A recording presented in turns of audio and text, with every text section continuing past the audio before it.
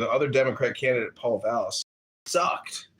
And I just think election fraud is it's a much bigger problem than we know about. And it really starts at the petition level, not just the actual voting booth and election day and the results. It really starts at the beginning of the fraud pipeline. But I'm going to pin a link to my Instagram. I have a day 3 plan. I got a day 10 plan. But my day 3 plan, on day 1, I will issue a mayoral proclamation to cut property taxes for all Chicago residents and homeowners by 25% immediately. And the system will have to rearrange how it's funding all operations across all programs and projects. And this is detrimental to the Chicago Teachers Union. And unfortunately, the Chicago Teachers Union is in a lot of trouble. They have failed audits for multiple years, and they have refused to provide accounting documents of all their activities. It's a closed union. They don't have to report their books. And in my opinion, to be a parasite on the Chicago homeowners, taxpayers, it's over. And we have to do it by proclamation. And the fact is, the system will have to readjust. There's no other way to do it. We're not going to lower it over 4 years. We're cutting it immediately.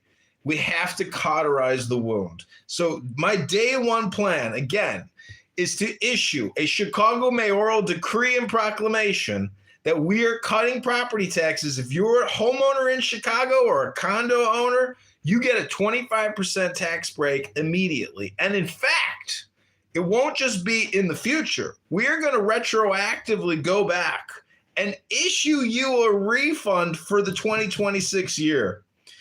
This year, you will get a 25% property tax. It's not in arrears. It's now. So vote John Kitover. Go to chicagomayorvote.com.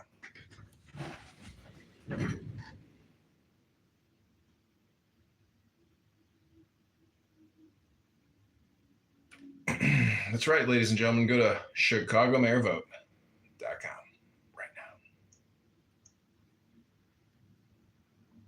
now.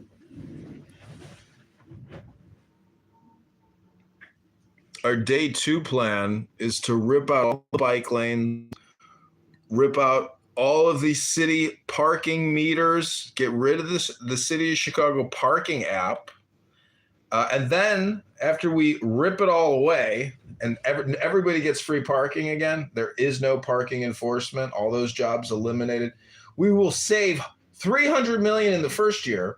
And then we're going to sue the Abu Dhabi Investment Authority, who defrauded and scammed Chicago, who has taken billions of dollars away from us. They control our streets. We pay for all the enforcement. But anyways, we're suing the Abu Dhabi Investment Authority on day 2. That's day 2 of the 3-day plan, if you're following along. Number 1, again, is cut property taxes by 25% day 1. Day 2, we sue the Abu Dhabi Investment Authority for fraud, and we take back our streets.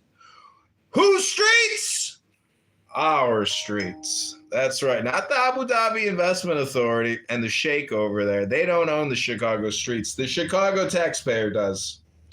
Richard Daley pulled a fastball and fucked us. Rahm Emanuel caught that fastball and fucked us again. And Lori Lightfoot took that dildo and shoved it up our ass. And Brandon Johnson is literally parasiting the city, defrauding us with nonprofits. $300 million TIF? $3 billion TIF? What's a TIF? It's a tax, stupid. There's no such thing as called an investment. You got to borrow, you got to steal, or you got to take to give. And that's the way this scam works, baby. So now you know our 2-day plan, our 3-day plan. Guess what we have in store for you on day 3?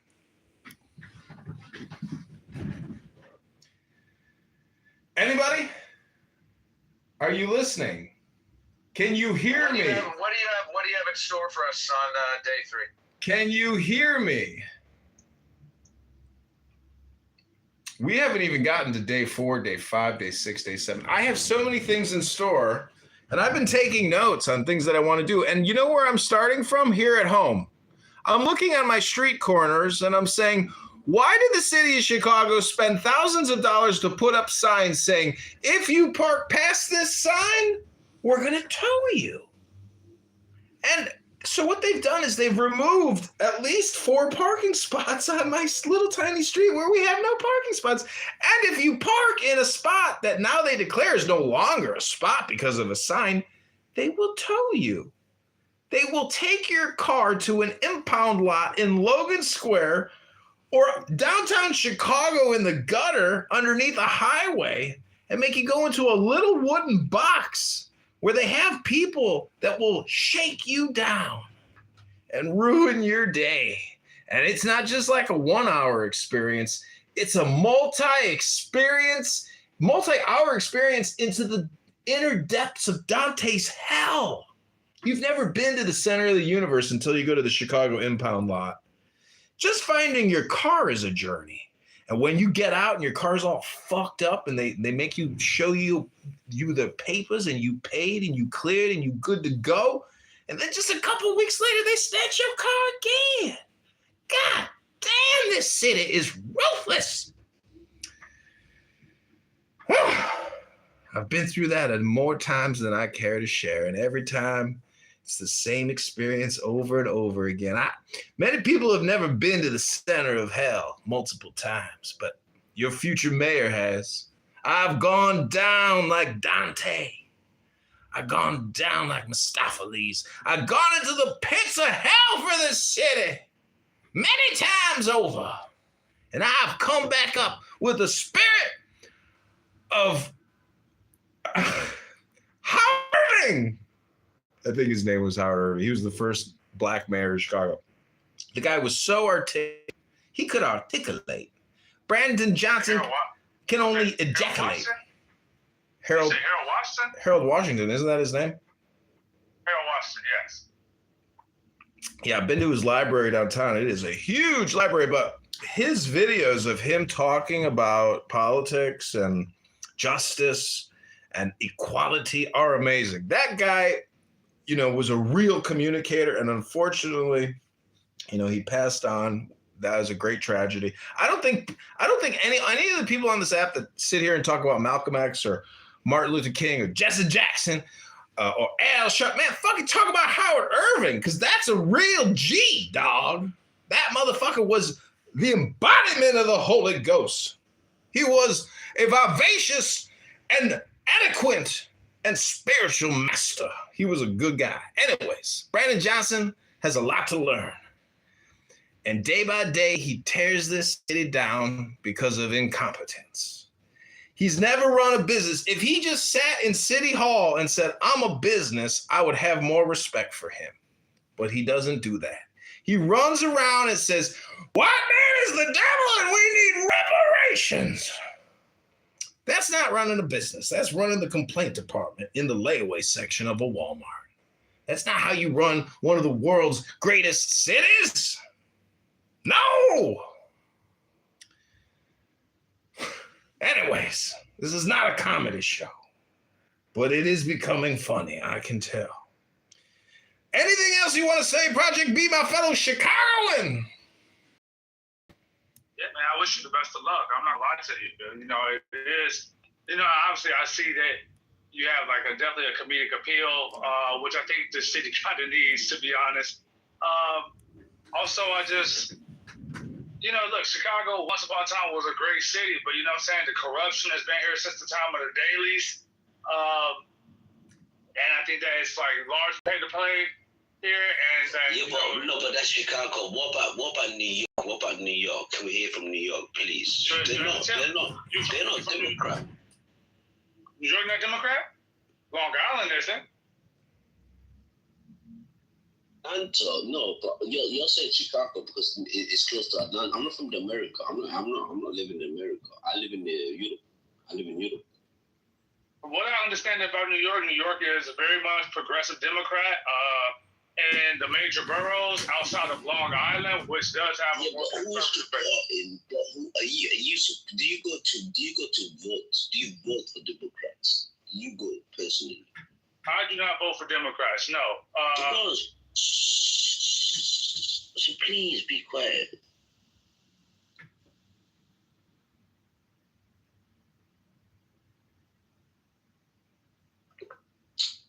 Obviously, I can tell you about that because I know how it feels like. We need difference. We need to change, and I'm involved in the Democratic Parliament. I'm in the UK.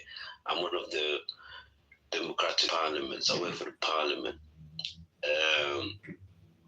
So sometimes we need to vote, but we don't believe as colored people.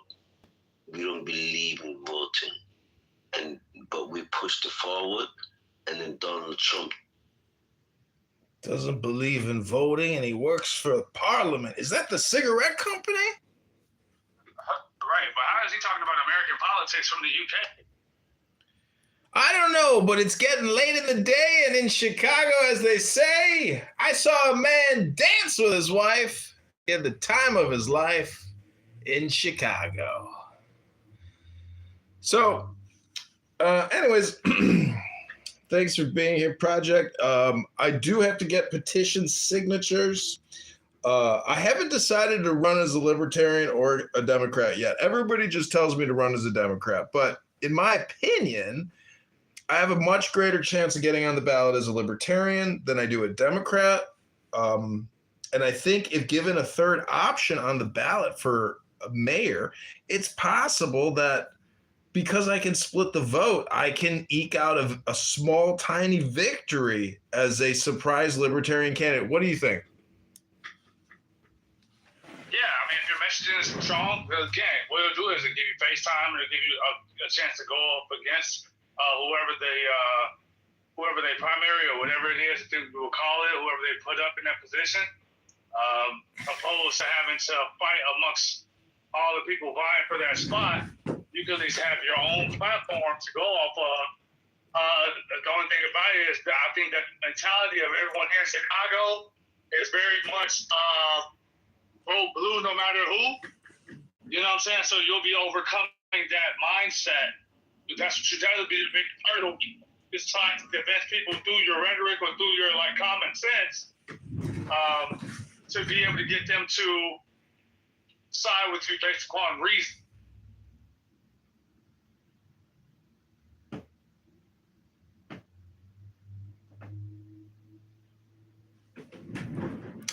Okay, so yes, if a legitimate strategy. I think that strategy is legitimate. It's legitimate, but if it's always vote blue no matter who, why don't I still take the message within the vote blue and stay out of vote purple? Because there is no slogan. It's vote purple no matter who. It's like it's better to bring the message in house within that network than to work in a network that has no network. Okay, you just say the same song on different things.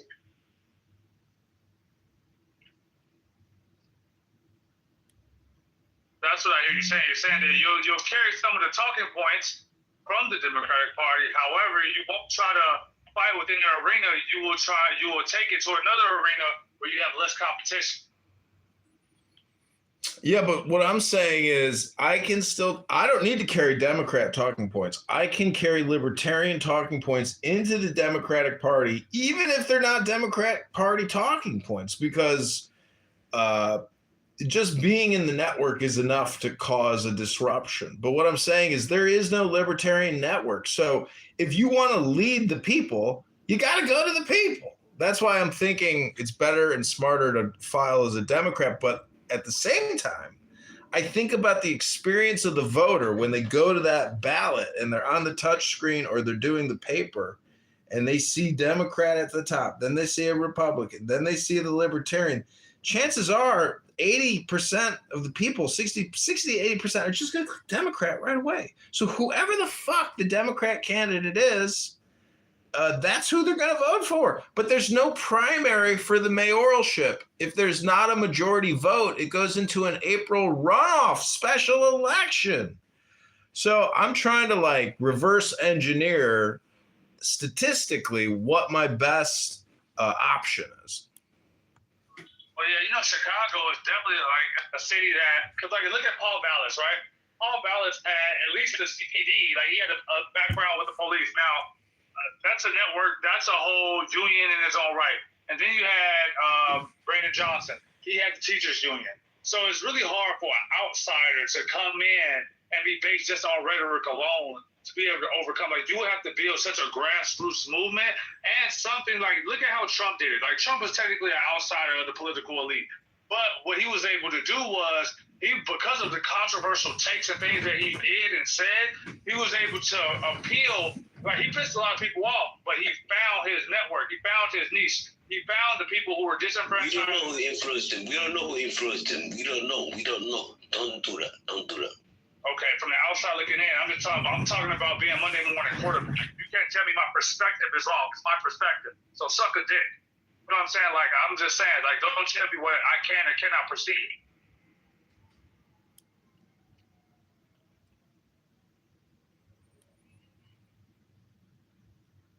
Okay, Rabboni Shalom, thanks for your insight. Yeah, I mean, I think maybe running as the libertarian candidate is the best option in trying to create or organize more of a liberty approach. El Norma, what do you think? I'm trying to game theory the filing for mayorship. Do I file as a libertarian that has no network, or do I file as a Democrat, which has a huge network, and bring libertarian talking points into the Democrat network?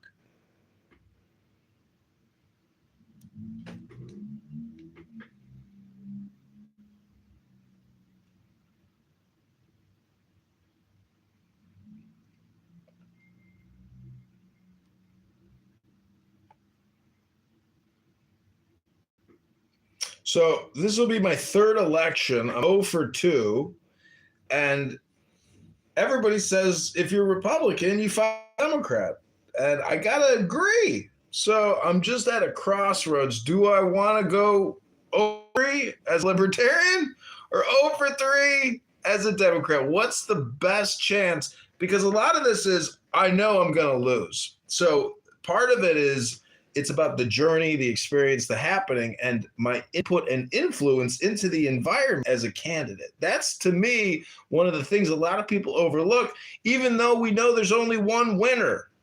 Out of the 55 mayors of Chicago, there are thousands of losers that their names are not in the history books, and no one knows who they were or what happened to them. Only when you go to Wikipedia, you only know the winners. So I'm just saying that the environment can be influenced, and even if I don't win, I can influence who the winner is by promoting the other candidate of my choice. So part of this is like an experiment. You could call it science. You could call it political science. You're going to say, okay, I was going to let Elmore go, but if you think about the history, you also have history going against you. The fact that you ran 2 other times as a libertarian and then you switch up, you don't think that would get brought up on stage and in debates? Well, I ran as a Republican twice, lost. And that experience pushed me to become a Democrat, or it pushed me to become a libertarian. It's all transformation. Are you anti-trans?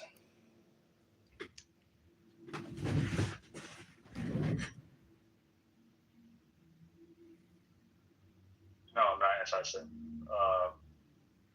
But yeah, I mean, I'm just trying to understand, like, I guess your position. I'm just saying, do you think that would be a strong position? Because what it is that it doesn't mean you really have a strong stance.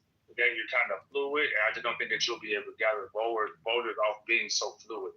Right, you will have to kind of pick a position and stand on that position. Now, don't get me wrong. Again, if we're talking about, let's just look at political history. Trump was a registered Democrat, voted Democrat, did all things Democrat. He made a sharp change to Republican, but he didn't flip-flop. He didn't go back and forth. He was a moderate Democrat. He was a moderate Republican, in my opinion.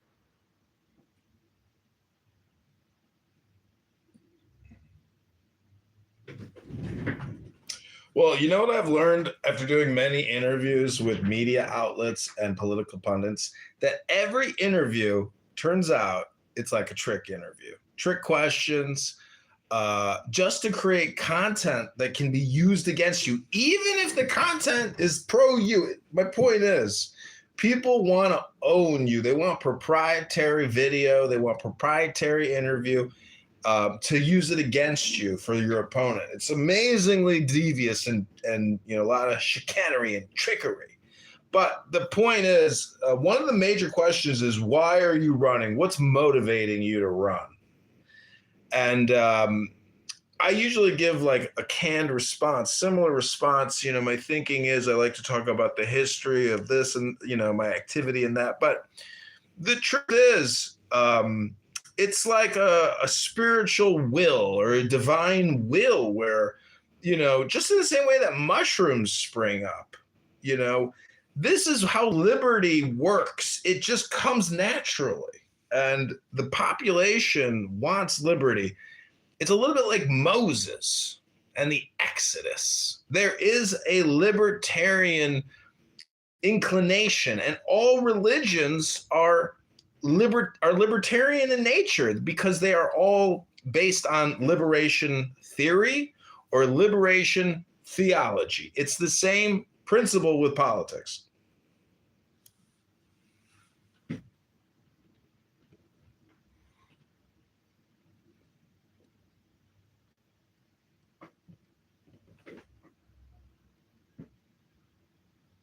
What changed you from conservative to libertarian? What changed in your ideology? Well, I supported Ron Paul when he ran because I like the concept of non-interventionalism, meaning we don't pick fights, we don't choose winners, we stay out of international businesses affairs. We're not the world police. We're not the civilization builder. If you don't want to educate your women and you want to practice Sharia law, who are we to say no? It's not the taxpayer's job to reconstitute your culture. So that's why I liked Ron Paul, but I also like small government. Small government, small problems. Big government, big problems. So I think we have to have real practical new management, business-minded people who are all pennies and cents and not feelings and propaganda.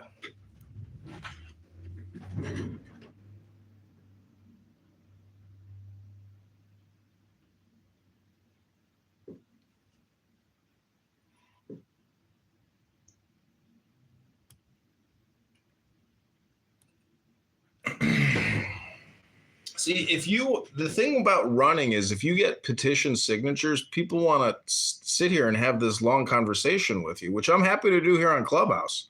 But on the street, when I just need a sheet, I don't have time to sit there and explain, my political philosophy, my historical understanding, my financial acumen. The point is, if the great debate is really, in my opinion, always economic theory or economic philosophy, which is really business 101. Who's got the better plan for running a pre-existing business? It's not Brandon Johnson. He has proven beyond a reasonable doubt he's a horrible steward, a terrible fiduciary of our financial well-being. He doesn't talk about it. He doesn't care about it. He just keeps borrowing and spending. We've got to have open books. We've got to have forensic accounting. We've got to have financial transparency. Taxpayers are getting crushed. Homeowners can't afford to pay their property taxes. And in Cook County, they will sell your house out from underneath you in a tax deed sale, and you're finished. Say goodbye to your house because you can't afford $10,000 in property taxes. It's blackmail. It's criminality. It's lawyers fucking feasting at the trough of our fellow citizens. I am running to liberate them from these criminal lawyers and Democrat criminal judges. The problem is the judiciary. It's not just the elected political establishment. Absolutely. We have all these election judges. What would be the counter argument? How would someone argue against what you're saying right now? Let's just play it out. Let's game theory this. Figure out, okay, what would the opposing argument be against what you're saying right now?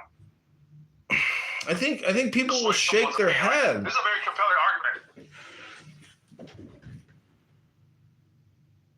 I mean, I could say, like, for example, if you were going up against Brandon Johnson, he would basically try to discredit what you're saying right now. He would give some sort of statistics that benefit what he's saying, some of them about low, medium income people achieving some level of success somewhere, somehow, some remote section of the city, and saying that this increase proves that what you're talking about is not happening, right?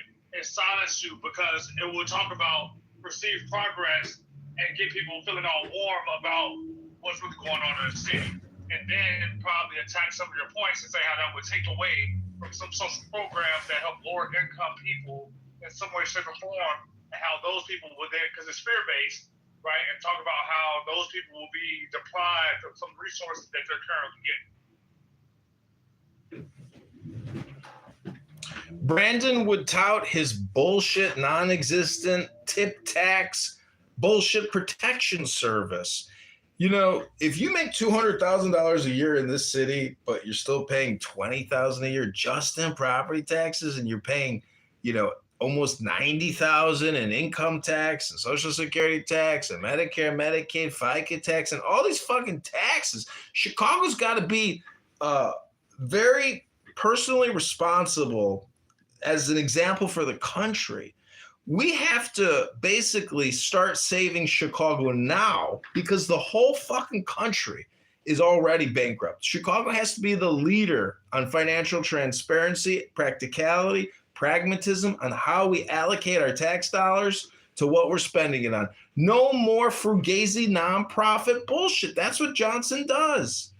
He's big in it, and it's bigger than Lori Lightfoot. Lori Lightfoot was more of a corporate criminal. Brandon Johnson has surrounded himself by crony capitalists who they may claim they're building houses for the future, you know, for Black Chicago or low-income housing. But the problem with the Chicago Housing Authority is they have board members who are living in luxury penthouses and getting a voucher for a condo that they don't even live in anymore, and they are on the board of directors.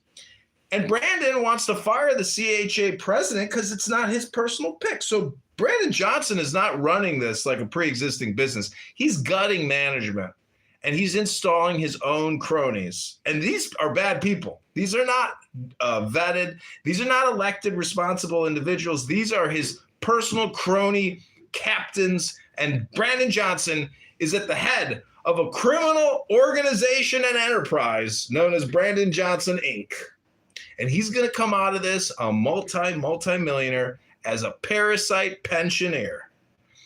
In my opinion, Chicago should just declare bankruptcy and seek debt forgiveness for the $200 billion in pension debt. Because when Brandon Johnson retires from being the mayor after I win, not only will I arrest him, but he will not get his pension because we're filing bankruptcy in federal court. We at least need some type of debt resolution. Do you watch television? Do you see how all these debt resolution specialists want you to call them right now to help you finally solve your debt problem? Well, that's what a vote for John Kitover will do as the mayor. I will take this city in a path that it has never taken before because it has no courage and no spine.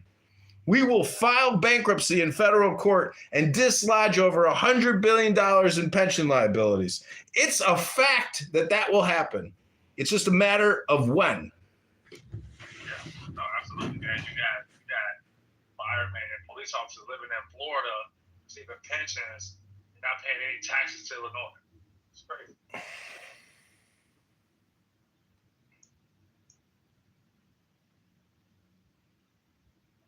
Do you think that Chicago should take a path akin to Detroit?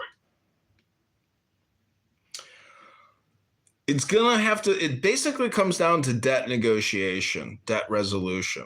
That's really reorganization of the pre-existing debt and discharging some of the debt to bring it down, which really just means that pensioners are going to take a cut on their pension.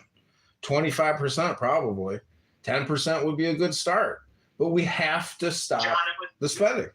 It was 6% in Detroit when they went bankrupt. So they initially proposed 10, but they came to a conclusion of like 6%. Right. Chicago's pension was much more fucked than Detroit's.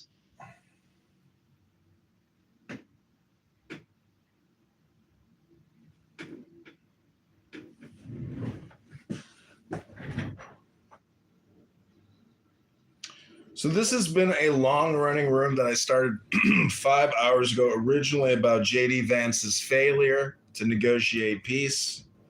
And it has warped and dwarfed into the candidacy for John Kitover as mayor. Thank you all for being here. We will run this room for 7 more minutes. Then we're going to do a hard out.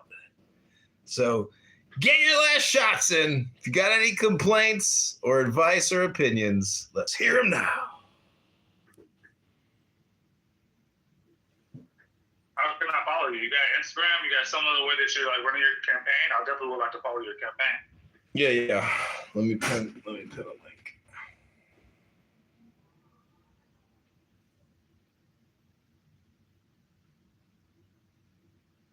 And if you have any mayoral proclamations or decrees for any day 1 through day 100, just tell me what you think I should decree, and I will post it using Grok AI to generate the image.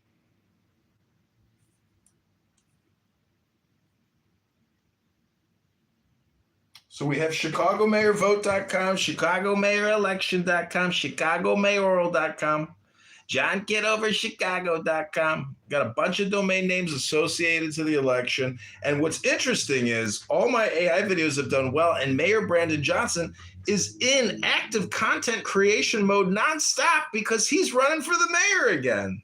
He hasn't officially said whether he's running or not, but based on the content he creates, it's obvious that he's running for mayor again.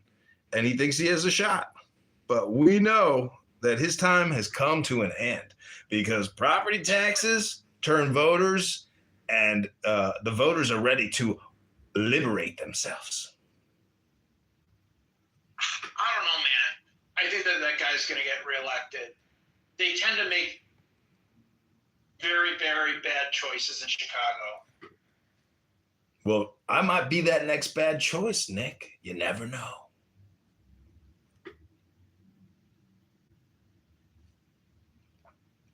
Because the whole thing comes down to the ballot, Nick.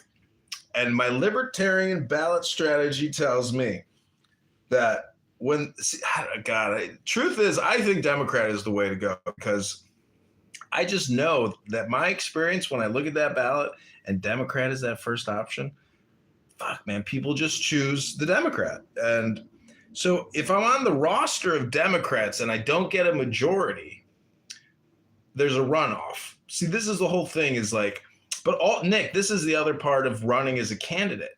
You can challenge other candidates. And I have been challenged so many times. I know how they have fucked me. And so now I know how to fuck them.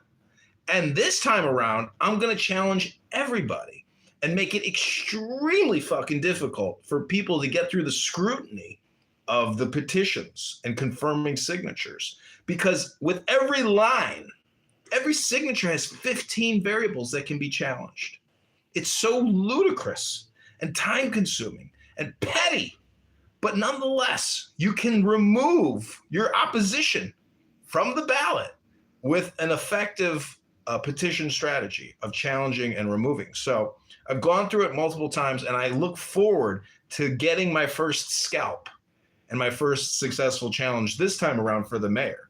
That's how you can also make history and change the outcome, is by removing people for bullshit signatures, because to get 15,000 signatures is a lot of work. And there are a lot of criminal, corrupt politicians that generate fake signatures. I've seen it multiple election cycles. Personally, I've never done it. I've been accused of doing it, but I've never done it. And I know my opposition has done it. And that is another reason why I'm running, because of that alone makes me so angry that Republicans would fake signatures on petitions. That really makes me angry. And that makes me want to take scalps. Hello?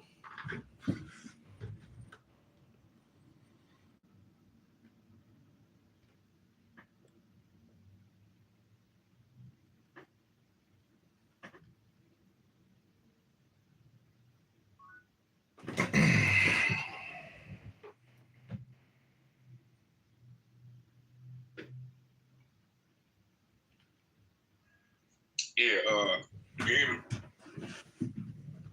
Yeah, University. Hello? You can hear me, University.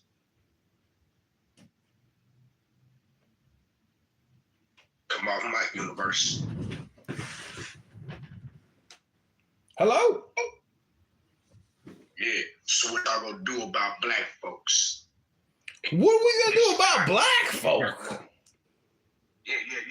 You know this they homeland. What?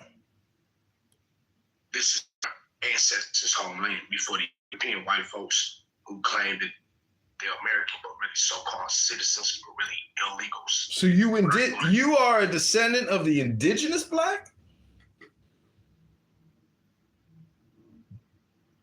Hello?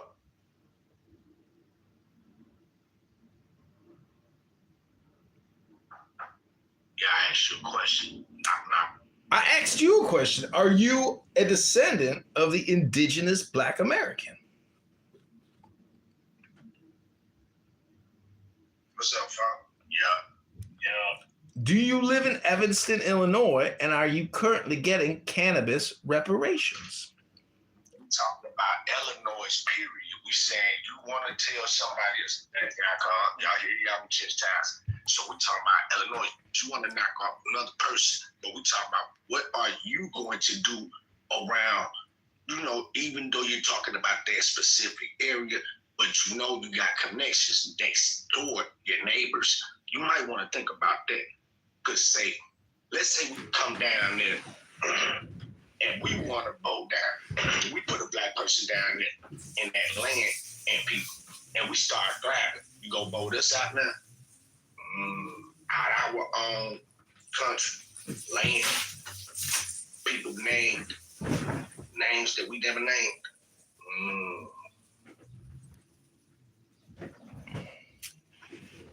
I hear what you're saying and I feel what you're putting down. I stand with the black man. I done been baptized by a black man in the name of the Holy Spirit. So when I say I know how to have fun, I know how to have fun, brother. Hey, but see what happened if we arrest you did on our soil for what you're saying.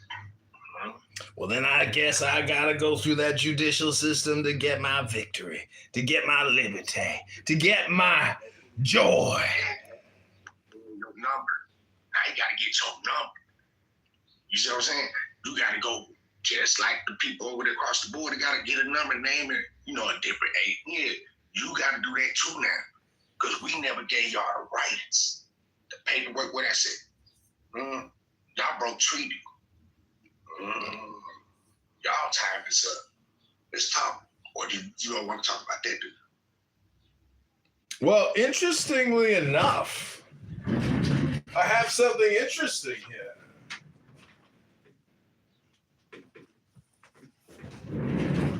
Listen to this. That makes sense, don't it? Damn. You come to some other people's houses and you try to tell them what to do in their house. What? Okay, listen to this. This is the Declaration of Indian Purpose from 1961 at the American Indian Chicago Conference. Listen to this. Since you brought up treaties being broken, a treaty in the minds of our people is an eternal word. Events often make it seem expedient to depart from the pledged word, but we are conscious that the first departure creates a logic for the second departure until there's nothing left of the word. Okay, let's say this, right? You just said until there's nothing left of the word. So your forefather set y'all up and in a position to try to take over people and keep it in so-called order in their own ancestors' homeland, right? But it's not working because people is arising in their own ancestors' land, and they looking at people who don't really belong here as, like confused, like, well, hey, y'all not from here, and y'all telling us what to do on our land. Y'all killing us on our soil. So y'all arresting us on our soil and getting paid for this. Think about it. What happened if we reverse our county and put it right back on you for the war crimes and things that y'all are doing? Think about what I'm talking to you about. I hear you, but the truth is the only way to bring a lawsuit is with filing fees in the court system. If you ain't even got the motherfucking money to file them filing fees and pay them attorney fees, your court case is going nowhere. Money talk, bullshit walk.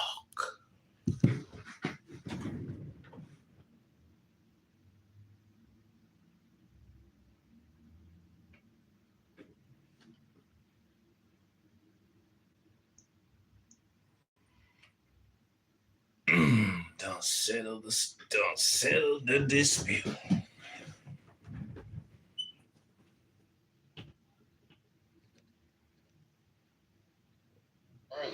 Yeah, so yeah, you feel me? And they think that they can do things on people's soil. They think that what they say is smart.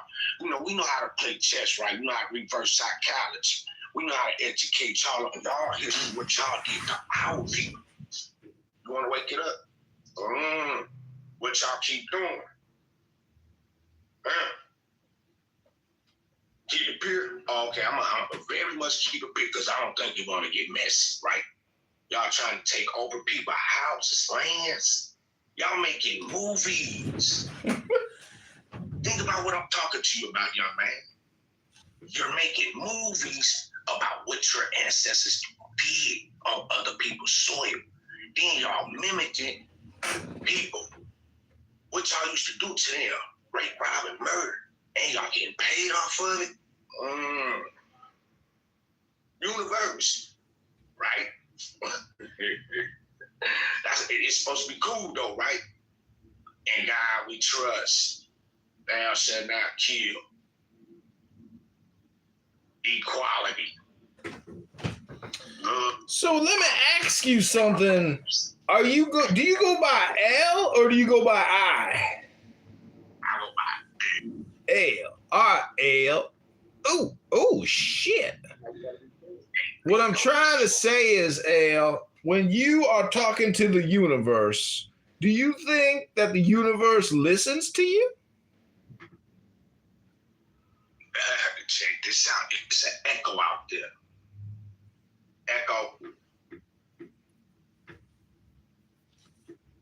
Doesn't sound like it replied with the word that you said. That's like, you ever seen a ripple effect? I know, but if a tree falls in a forest and there ain't nobody to hear it, well, was it recorded or observed, or did it really fall? Does it take an observer? Is it called the observer effect? Hello? It's called, we observe everything that y'all do. What the world do, we can see. Let's just say that. Everything on earth as it is in heaven, we can see. We got eyes and ears. Remember, created from the beginning. We can see, we can hear, we can see you through your word. It's either gonna be in order or out of order. And right now, you're thinking out of order. So let me put you back in order. Try that again. You own stolen land. And then you know what else? Well, you know what? Lifestyle. I got a magical instrument here called an opinion drum. Every time I think I hear an opinion drum.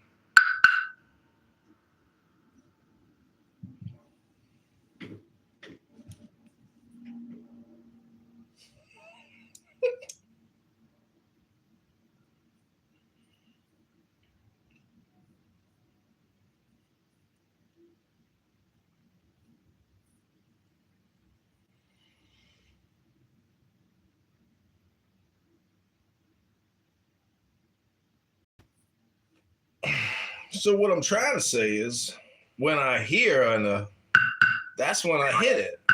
Whenever I hear for an opinion, I hit my opinion drum. Now you acting childish. Hey, but you're wrong-handed, right? That's why we know who got the mental health issues. Grown man alert, but acting childish. Could be projection. When you say that a grown man you talking to randomly on the internet running for mayor got mental health issues, that could be a projection on your part. It's just my... Who made that up? We never made that up in America. The real Aboriginals, we don't know nothing about no Democrat, Republican, liberal, or independent, or whatever bull crap y'all keep coming up with, rewording and trying to make so-called sense. We never did that. You're doing it. You're making up stuff. Y'all making up stuff and think they were supposed to, believe. We know how to read between the lines, son. So every time I say something correct, you better do that then. Now we gonna play chess. Bingo. Now you acknowledge. Right. So you keep teaching them kids how it's okay to take over and go to war, start things in America, knowing that the innocent, we are the innocent people. Detroit people is dangerous. Keep trying to say that we are all equal. We never said that. Y'all saying that. Y'all created that we are all equal. We are all as God's one. We never said that. Y'all forced that onto our people. Our elders never said that. Remember, y'all killed off our forefathers for y'all. Y'all raped, robbed, and murdered, enslaved our people. We never did that to y'all. Let me ask you something. Is that a fact or is that an opinion? Is that an opinion? Is it a fact or is it an opinion? That's for opinion. Y'all, at Universal, this is what I'm saying. This is how I love that echo. You know what I'm saying? You said it's the universe. A black man is telling you who really is the original creator. How do I know you? How do I know you're really black? Could just be an opinion. And a white man will take a movie of the black man parts, pieces, puzzles. No. And then make it and say it doesn't matter when people try to tell them, hey, that's not how it goes. The movie is just a play. What? That's what white people teach you. Oh, they ain't playing. Check this out. Hello. So, hey, you got white people making all different type of images of Jesus. What? He got blonde hair, blue eyes. He got brown eyes, brown hair. Well, otherwise, yeah, some similar. Yeah, they kind of Abraham Jesus. You know what I'm saying? They got all the Jesus. They don't even know Jesus, his word.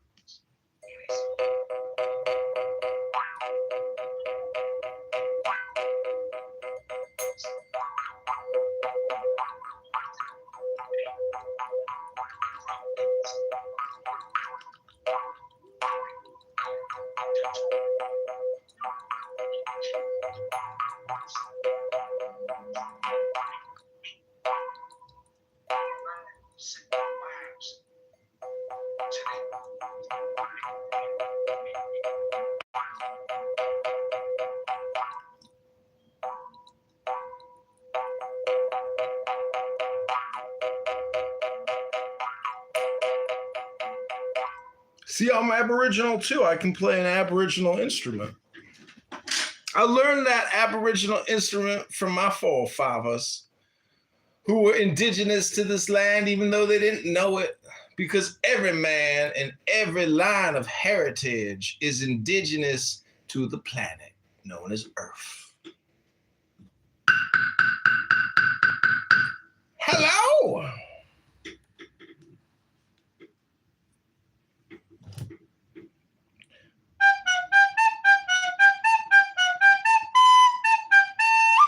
You see, El, I figured out your riddle. You thought you could fool me with your complicated riddle, but I figured out the truth of the earth. Yeah, it's an echo in the universe. And I bet you the world can hear it. It's a bounce back. You can even stand on Earth and look into the universe and watch that echo come back. You can yell out and watch that echo ripple effect. Watch. reading the book. And they start thinking about, damn, why white people keep calling themselves Jews or American, like this, that, and the third. Why white people just, stealing other people's languages and culture, identity, and names, and, trying to make this, that, that these people, they die, and then all of a sudden, they want to say this, that, and the third. We in the book, it says that he did keep with their own language, their own identity, their own race, their own history. Now, white folks want to take to the mix and say we all the same. What the fuck?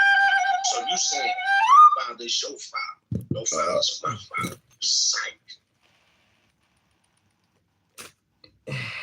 Well, I'd like to dedicate this song to all the voters in Chicago who have been fooled by the Democrats for far too long, since 1960. Over 66 years of lies, sucking away your property taxes like parasites, sucking at your water tax, sucking up your garbage tax, sucking up your sewer tax. This song is for your magical and your mystical liberation.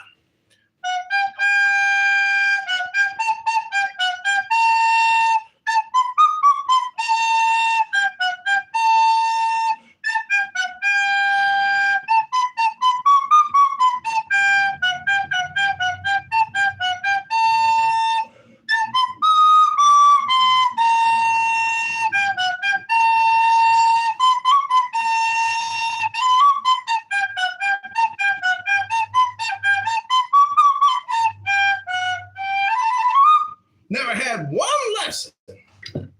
Hello? You did just hit that shit though. I ain't gonna lie, that was fire.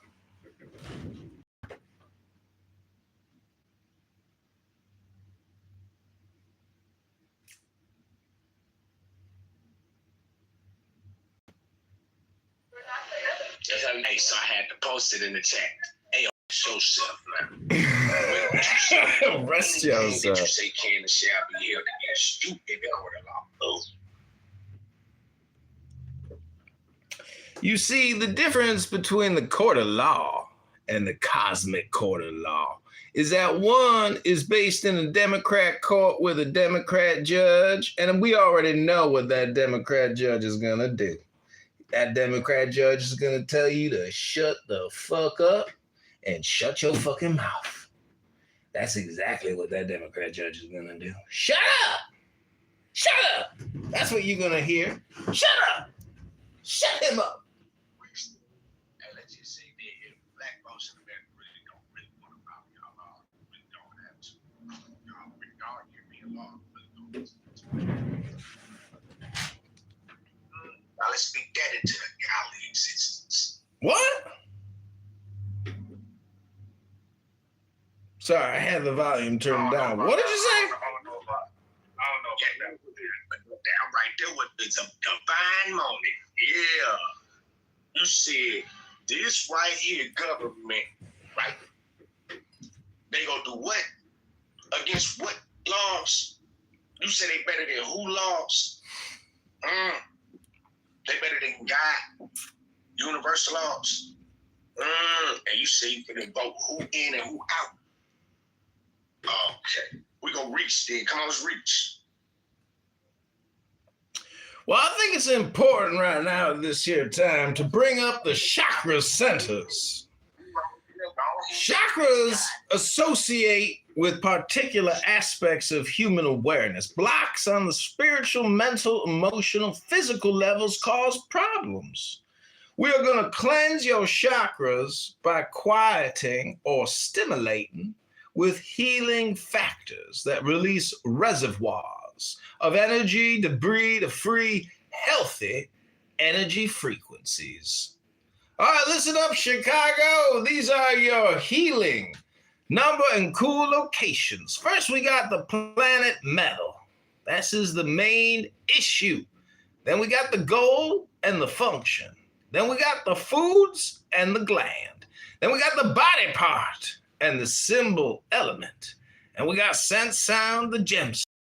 We got an angel, ideal, quieting stone, fragrance, and incense. And we got stimulating stone and aroma. The number one is your root. Just like that TV show Roots with Kunta Kinte. Root. Red, that's the color red. It is the base of your spinal column. The planet is known as Saturn, not Uranus, as many people think. They think we're talking about Uranus, but we are actually talking about Saturn. And that is lead. Lead, you might say. Survival is key. Next, we got stability and grounding. We are going to ground and stabilize. Up next, we got the protein, the adrenals, right here. A lot of women today, they got adrenal gland blockage, and the doctors are always billing the Medicare and the Medicaid for the adrenal glands. After the adrenals, we got the legs and the feet of the earth, a red square. Below that, we got the smell of the bloodstone. Then we got the aureole, the hematite, and the cedar myrrh. And we got the garnet and the cinnamon. Maybe that's why I like cinnamon on my beer mimosas so much, that delicious cinnamon. Is it a spice or is it a sugar? Up next, we got the sacral. Number 2, orange, the sacrum. We got the moon. The metal is tin. And the main issue here is sexuality, desires, and emotions. That is the goal and the function. For the foods in the gland, we got the liquid gonads. The body part is the abdomen. The symbol and the element is an orange triangle, which means water. Then we got taste and dew or coral, which is the sense and the sound. O is the sound. The gemstone is the coral. The angel is Gabriel. The ideal or the quieting stone is the quartz. The fragrance is the rose. And the incense is the saffron. The stimulating stone aroma is the carnelian and the dragon blood. Those are the first 2 chakras. We have healed together your first 2 chakras, the root and the sacral. Up next, we got the navel. The navel. All right, we're going to take a little chakra cleansing break and rest my vocal cords.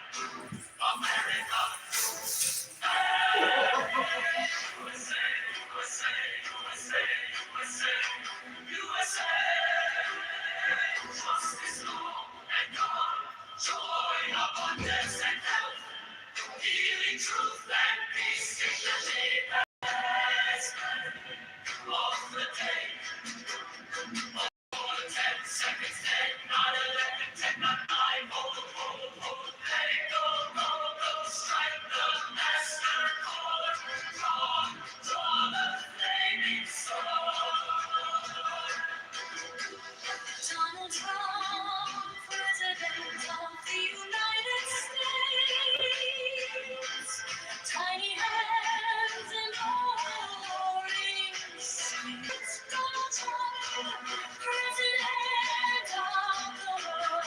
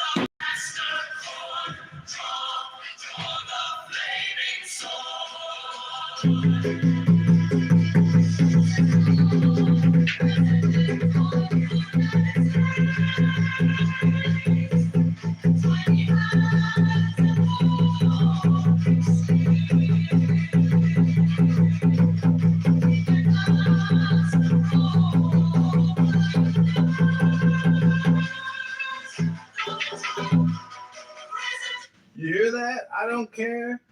Donald Trump is master of the universe.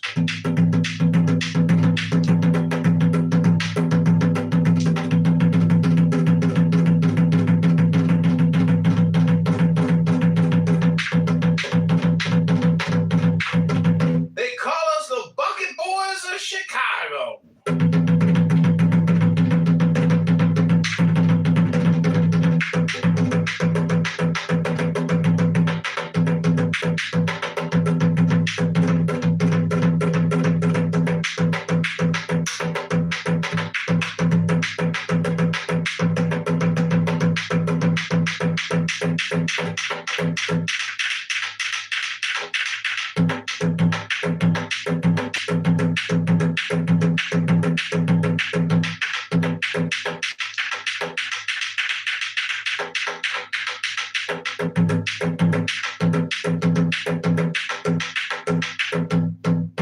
Hello?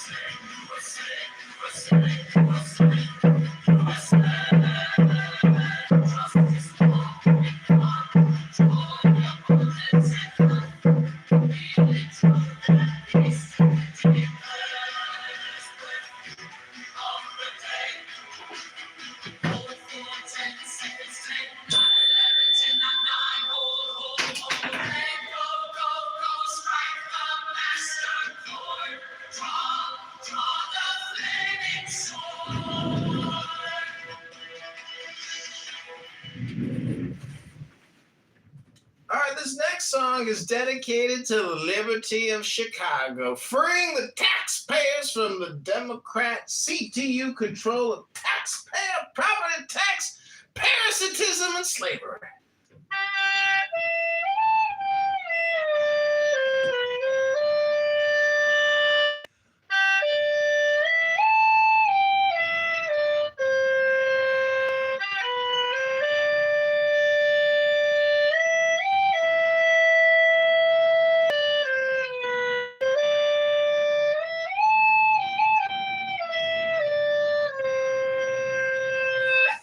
Then I had one lesson.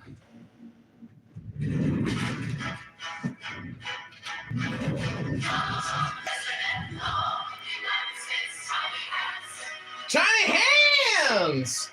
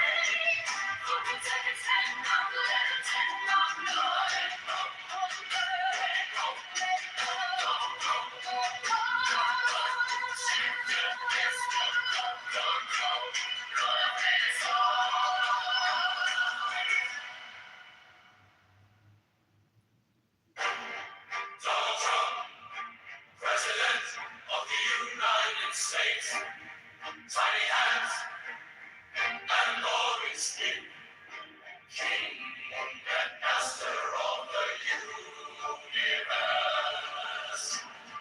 Donald Trump, President of the world, America, America, America.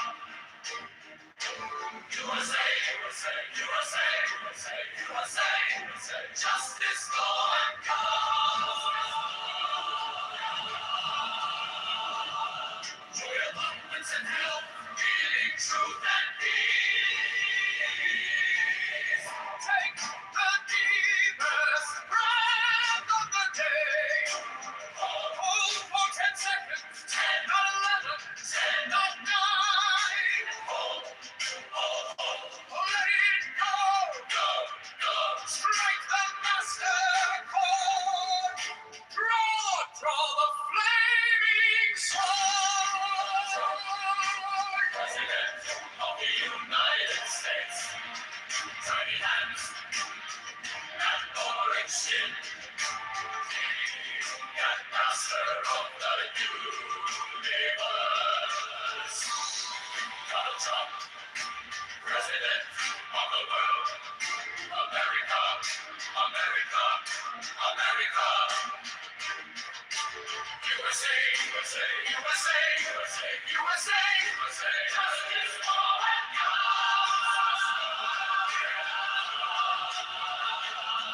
Joy, abundance, and health, healing, truth, and peace. Take the deepest breath of the day. Hold for 10 seconds. 10, not 11. 10, not 9. Hold. Let it go. Strike the master chord. Draw the flaming sword. USA, USA,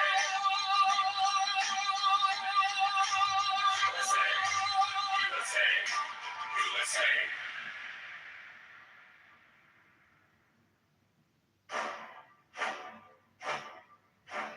Donald Trump, President of the United States, tiny hands and orange skin, King and Master of the universe.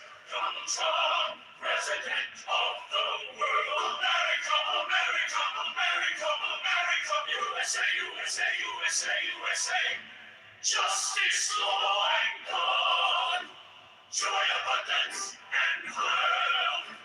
Healing, truth, and peace. Take the deepest breath of the day. Hold for 10 seconds. 10, not 11. 10, not 9. Hold. Let it go. Strike the master draw. Draw the flaming sword. President of the United States. King and orange skin. King and Master of the universe, Donald Trump, President of the world, America, America, America, America, USA, USA, USA, USA. Justice, law, and God, joy, abundance, love, health, healing, truth, and peace. Take the deepest breath of the day.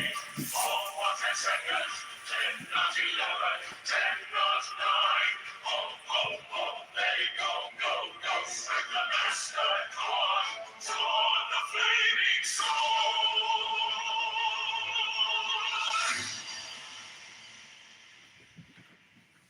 President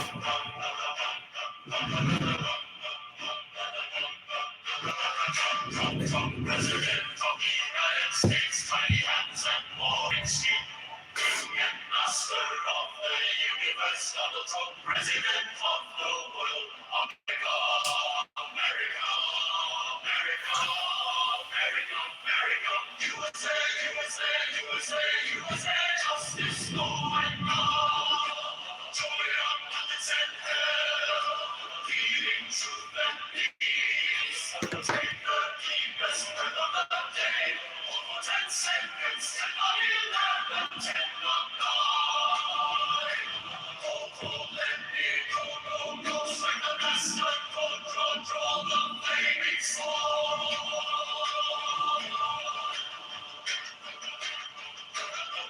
Donald Trump, president of the United States, tiny hands and boring skin. King and master of the universe, Donald Trump, president of the world. America, America, America, America, America.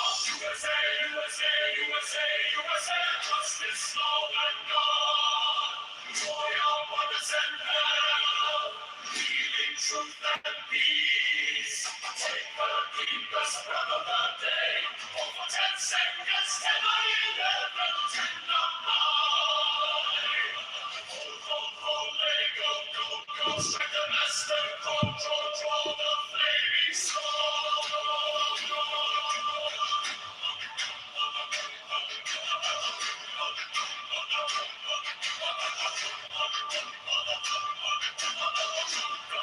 President of the United States, Outstretched arms to the sky. Deliver us. Deliverer, deliver. USA, USA, USA, USA, justice, law, and God. Joy, abundance, and hell. Healing, truth, and peace. Take the deepest breath of the day. Over 10 seconds, 10 on 11, 20 on 9. Go, go, let it go, go, go. Strike the master, draw the flaming sword.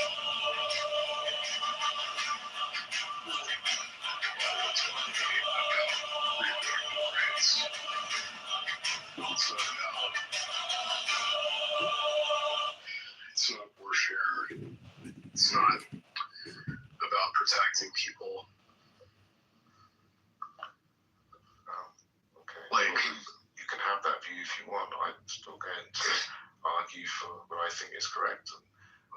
And I give the arguments. I mean, if you think the arguments are poor, then you can respond and tell me why the arguments don't work. But just saying that you don't think that that's the way to go, I mean, that's fine. That's your opinion.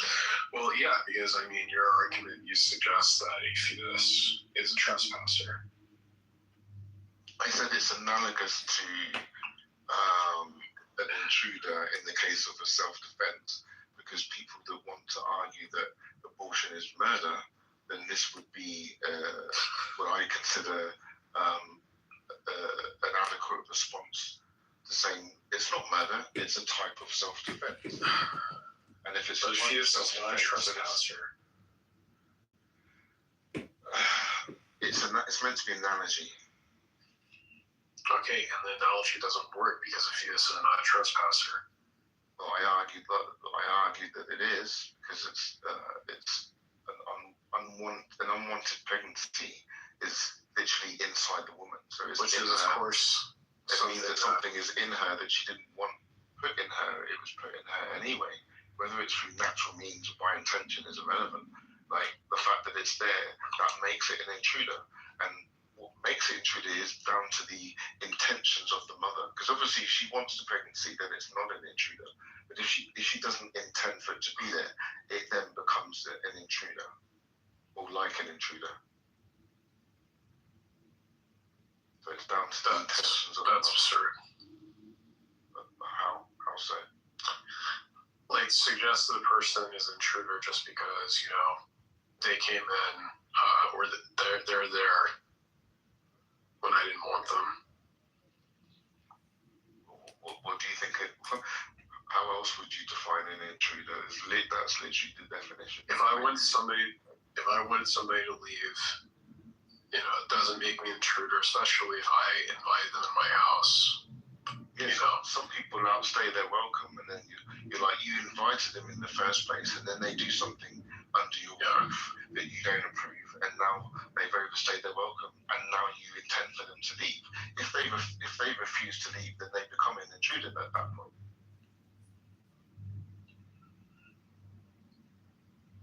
Yeah, so it's literally, you can literally track that. These are very good.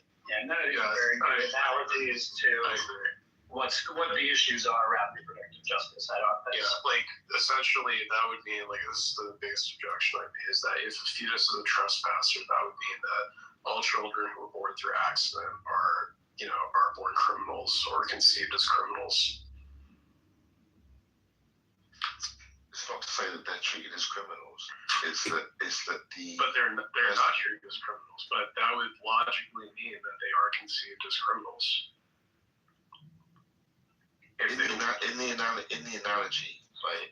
I understand the point. How was your time on the island? Terrible. I had to hook up with you. Want someone to be there, then they have the right to remove them. Whether we treat them as criminals or not, is not relevant. We should just use if it's a threat to her life or to her. You know, we don't treat it as something that is. I think a better analogy would be how a person with a chip in their brain that, you know, is programmed up to, as you said, shove the bowling ball up the individual's ass, and the person kills that person to prevent that from happening. Because you have it where the fetus is assume the fetus of the person is an innocent party.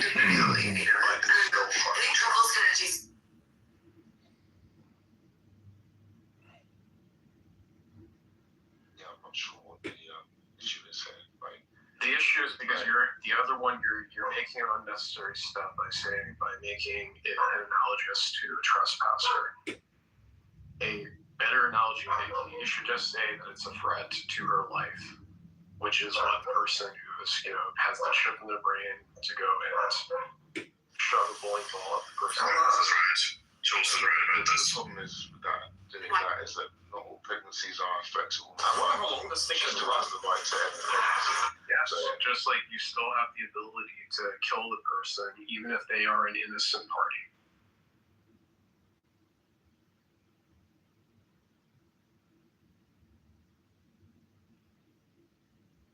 Not really sure what you're changing here. Like, I'm changing because let me just restate it. So you're objecting to me calling the fetus an intruder because it makes them sound like they're a criminal.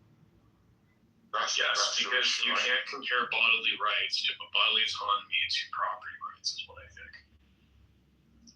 I think that's a category mistake. Is your body not your property? It is yours, but it's not property. Well, it can be analogous to property if it belongs to you. Okay, but I still can't kill somebody to protect my property. The relevant constitutional conversation around it is not about property, but about privacy. Yeah, well, privacy and bodily autonomy. Bodily autonomy, which isn't really, the analog is not being, the constitutional questions are not about property rights. They're about 14th Amendment and privacy and autonomy. Much more related to the life, liberty, pursuit, happiness part. Yeah, Carlos, what you're doing is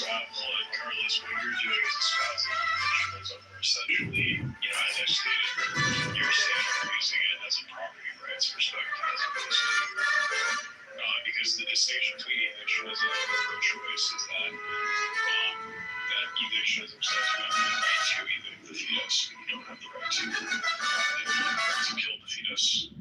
Is your problem that this, like, because the intruder's conscious? That's what your problem is. Like, if it was like a cat, if the intruder was a cancer, like, it's obviously not a cancer, not conscious. Like, do you have a cancer intruder?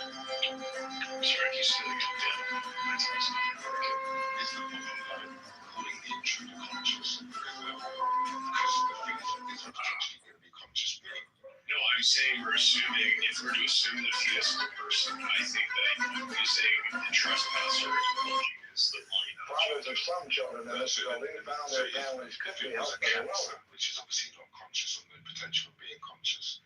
If we called a cancer an intruder, would you have a problem with that? No, because yes, I would. No? Yes? Oh, well, go walk your dog, bro.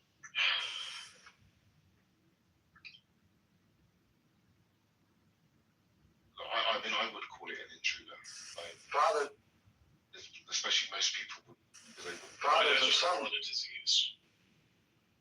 Because it's meant to be an analogy to an actual intruder. Okay, well, I don't see the point of being descriptive of what cancer is when it really is just a disease. That does all the work, right? Yeah, but the point is that you if you have a cancer in you, you have the technology to remove the cancer. But you should be able to remove that unwanted cancer. It's an intruder that's affecting you or whatever. You should have the right to remove it. The fact that it's not conscious shouldn't make a difference. And then obviously in the case of a pregnancy, you don't intend for the pregnancy to be in your body. You have the right to אלוף הפיצול כדי עובדה ועדי המילואים שלה. analogous to an actual intruder. להילחם ונלחמים היטב במלחמה נמשכת, כולל בתוך רצועת הביטחון בלבנון שבית לפני שעה קלה. מה שאנחנו רואים זה שאנחנו סיכלנו את איום הפלישה. סכנת וגם מטפלים בתמ"ס. אבל יש עוד עבודה לעשות, עבודה ענקית, אנשים מדהימים, יש עוד מה לעשות ואנחנו עושים אותה. So you're specifically talking about fetus, or are you talking about zygote? The unborn is what we're talking about. Yeah, but because there's many different stages of pregnancy, obviously, at the beginning. Essentially, Carlos is different.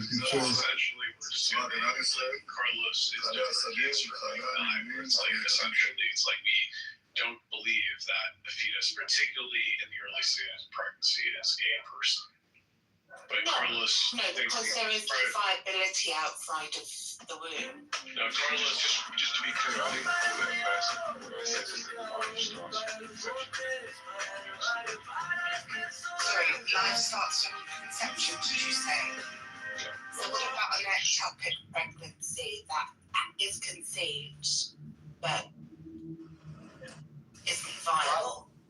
Would that be killing?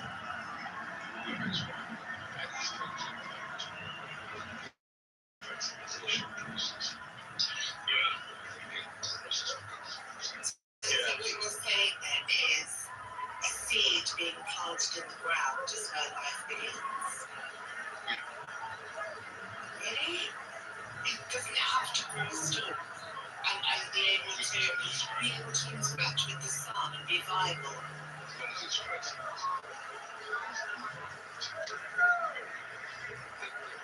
Process begins. I know this is the first time anyone is getting a view of what happened inside. And it's not the sun, it's the a air. year ago when Doge. But what you're mistaken on how trees and plants grow. And the staff They grow because of the air, we have known not because of the sun. They do once they get to the sun, but before that it's air. No, you're absolutely wrong. When a plant has developed enough chlorophyll in it, it is then going to, produce energy via photosynthesis. You mean glucose? But yeah, go ahead. To be honest, Yeah, I said energy, glucose, whatever you want to call it. it's going to be a bit difficult. No, be technical. You want to be technical. Explain how is it that we need energy, but for some strange reason, on this planet, a plant produces glucose on its own. It literally is the backbone of our ecosystem. No, because it sustains itself. On its own. It needs to be able to, it needs sunlight.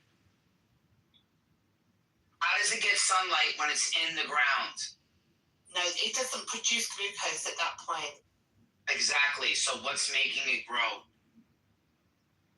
What do you mean what's making it grow? The nutrients that it feeds off of in the soil.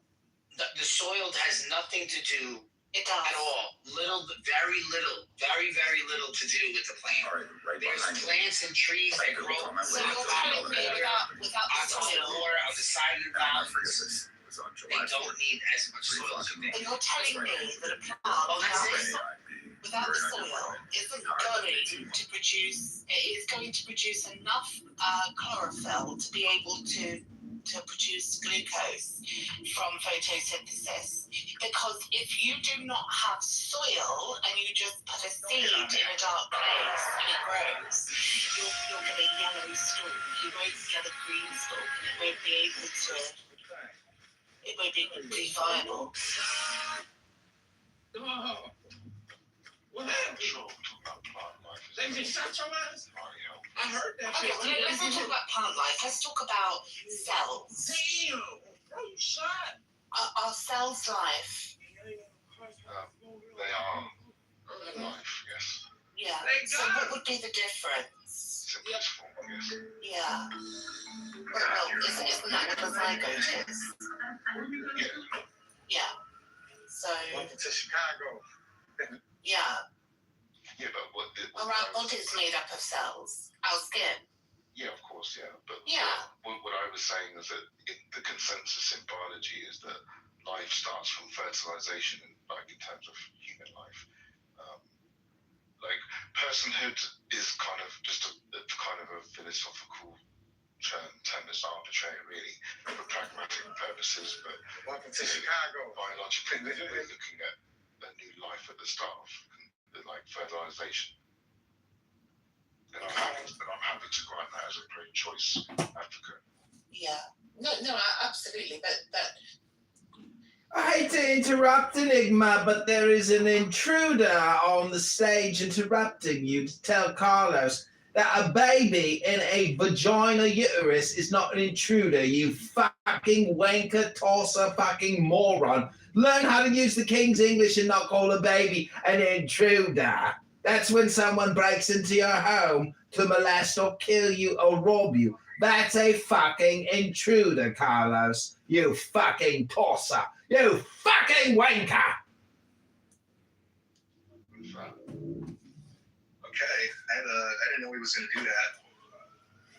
Okay, Where did Mr. Dippa go? I don't know. She jumped out. The fuck? Yeah, Thanks, man. If he wants to produce an argument for that, I'm happy to. Sure. I'll invite him back.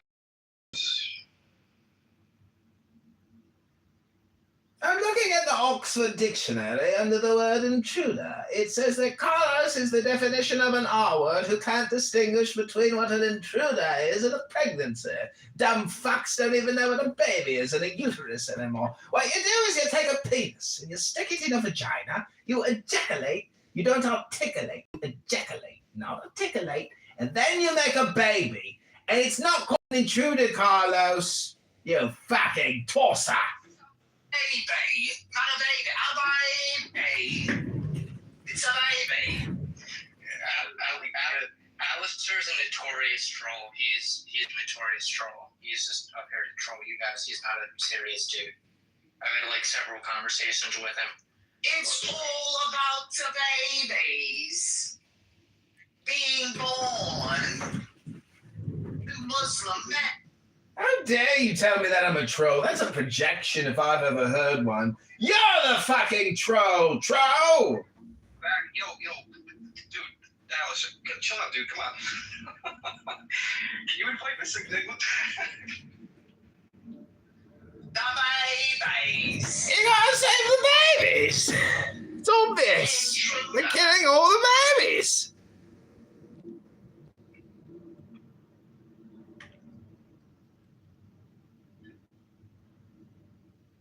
Yeah, that's pretty good, Buff.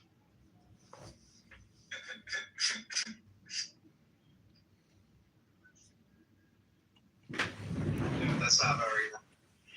I apologise, but you see, when people think that an abortion has something to do with privacy and not murder, people don't understand the definition of fucking murder anymore. When you take a fucking robot and stick it inside of a uterus and cut off the head, rip the fucking arms off, rip the fucking legs off, dissect the torso, suck it out into a fucking tube and put it in an oil barrel, well, that's called fucking decapitation and murder.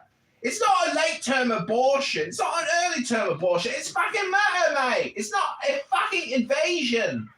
It's not an intruder. It's not a robbery. It's not a home invasion. It's not an invader, Carlos. Learn how to use your English correctly. Stop forcing your fucking bullshit on us by calling a baby an intruder. We've got to protect the babies. We've got to love the babies. If we can't love a baby, how can we love ourselves? How can we love God if we hate a beautiful, innocent little baby? Little babies. I recently wrote a hit song called Babyface. Do you know what a babyface looks like, Carlos? It doesn't look like somebody robbing your house, mate. It's a baby. We've got to protect the babies. It's an analogy. An analogy, dumbass? Are we talking about the philosopher Dumas? Because I'm not a dumbass. At least I know what a fucking baby is, you fucking wanker. Yeah, at least I know an analogy is. An analogy? Something analogous? Like an analog? A comparative paraphrase? Listen, you fucking wanker. You think a baby's an intruder if a woman determines that her reproductive rights are violated? You fucking tosser. Violated? Our rights violated. They don't have no rights in England. The Queen, I mean the King.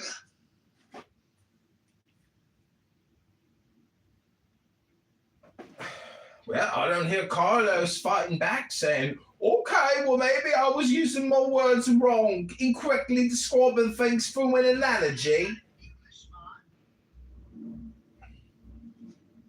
No, Carlos just sits there in silence. Carlos's greatest weapon is his silence. He's going to let the fools... This is what you've resolved to. See, this is your problem.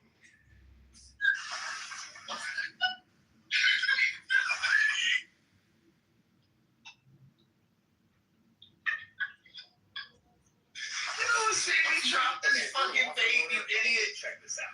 Oh my god, that was so funny. He did the Jewish fucking Long Island 80. She almost did the 80. That was insane. Oh my god, that just made me laugh. Oh my god, I almost cried.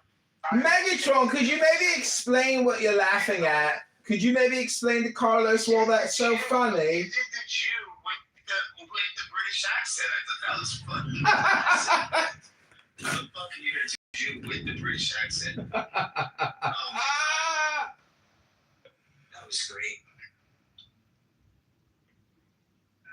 Oh my god, who was that guy that used to do the old Jewish lady's voice again? Oh my god, that guy was great too. He was a good guy. So funny.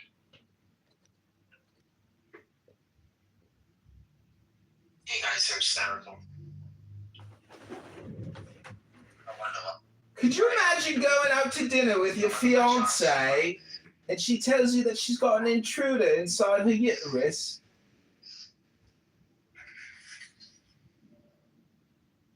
I don't know how you call a baby an intruder, but I guess, what he's trying to say is that my profile, they weren't expected. You know what annoys me the most?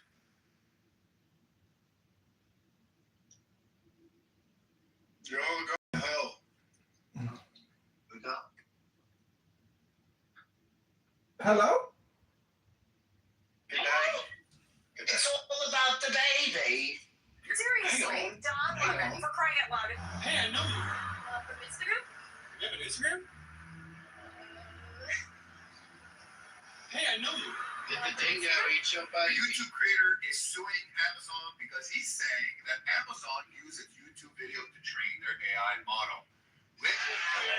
Oh my god, so the color in my daughter's room, just to let you know, is halfway. Wait, hold on. Babe, what was the name of the paint again? It's not baby blue, it's called, what is it? Yeah, no, mine, this one. What was it called, babe? Hinting Blue by Sherman Williams. Hinting Blue for the girls' room.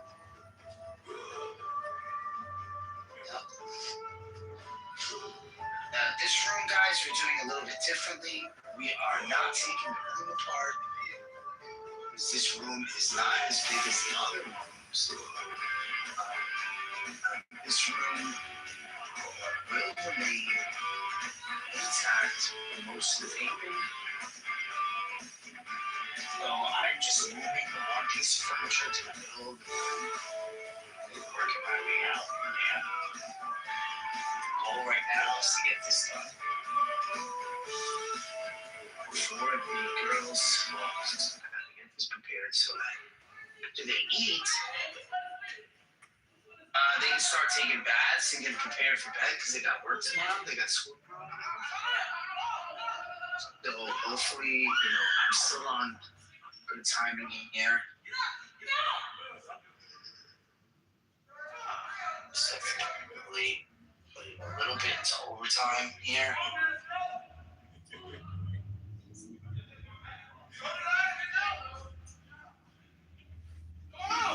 That's it. I'm using a Marathon roller,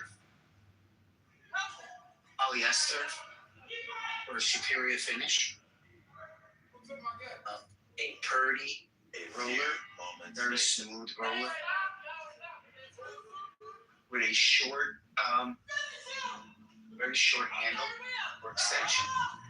So we can apply pressure on the roller as we're applying the paint to the wall. So remember, guys, to use a 3/8 snap so we don't get too much of the splatter. Very little splatter with a 3/8 snap. And if you know what the fuck you're doing and you're not a fucking tool, you can actually get something done. I'm sorry, did I curse? My bad.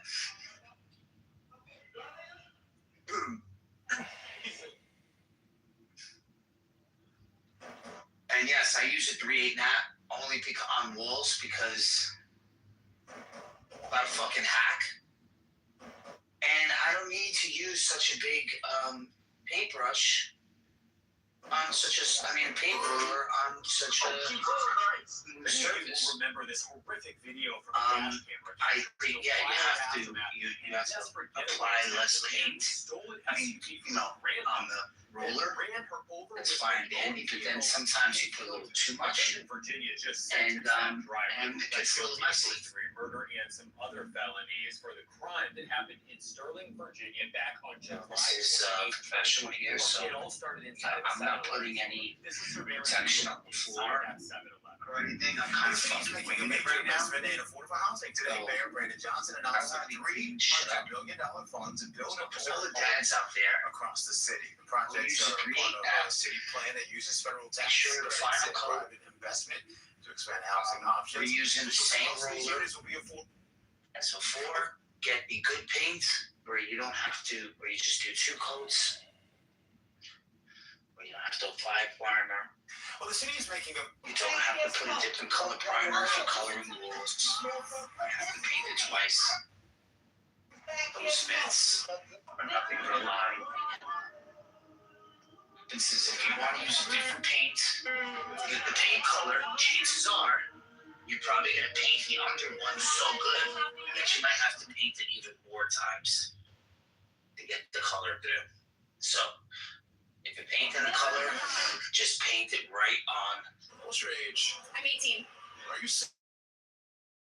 From color paint. We have a rolling tutorial right now. All the guys that don't know how to roll. I'm 18. Paint. Are you single? Yes. That are fucking useless. Would you rather date a man who is already established or one that's building? Both are fine. I would be fine building with them. Like, as they're working I ain't the light Why not switch. shoot for the stars and get the man who's already up there? We're in Miami, you're young. I don't need to. Oh. I don't need to. That's not Yeah. what it's all about. And I love money, but like I can get it myself.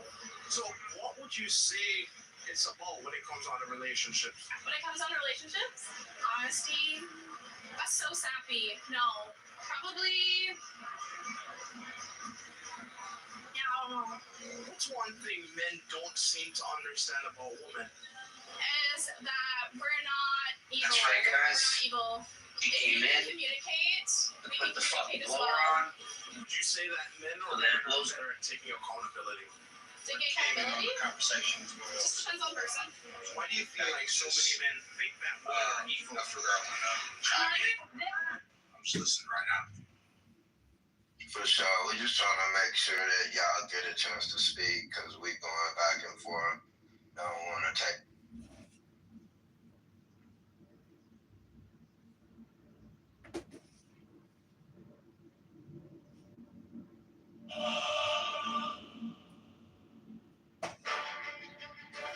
Donald Trump, President of the United States, tiny hands and glowing skin, king and master of the universe. Donald Trump, President of the world.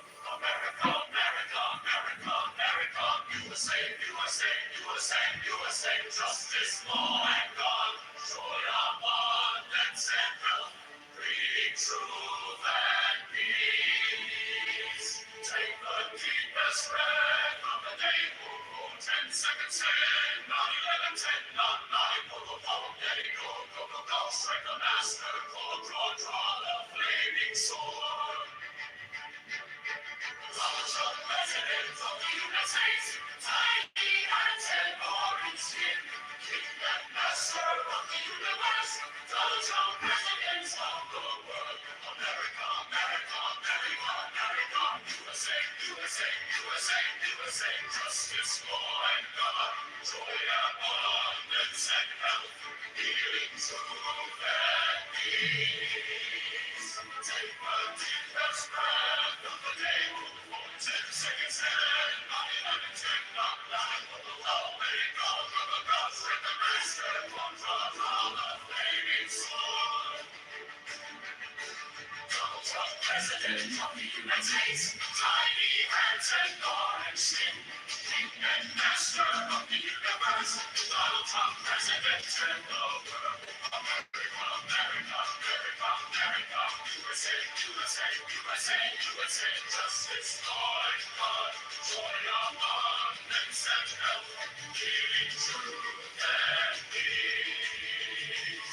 Take the deepest breath of the day. 10 seconds in, 9, 11, 10, 9, go, go, go, go, let it go, go, go, go, strike the master, draw the flaming sword. Take the deepest breath of the day. 10 seconds in, 9, 11, 10, 9, go, go, go, go, let it go, go, go, go, strike the master, draw the flaming sword.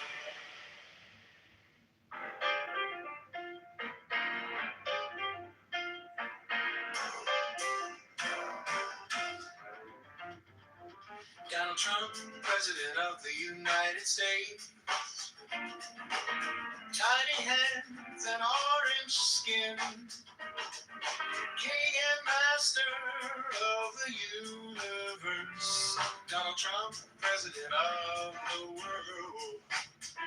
America, America, America, America.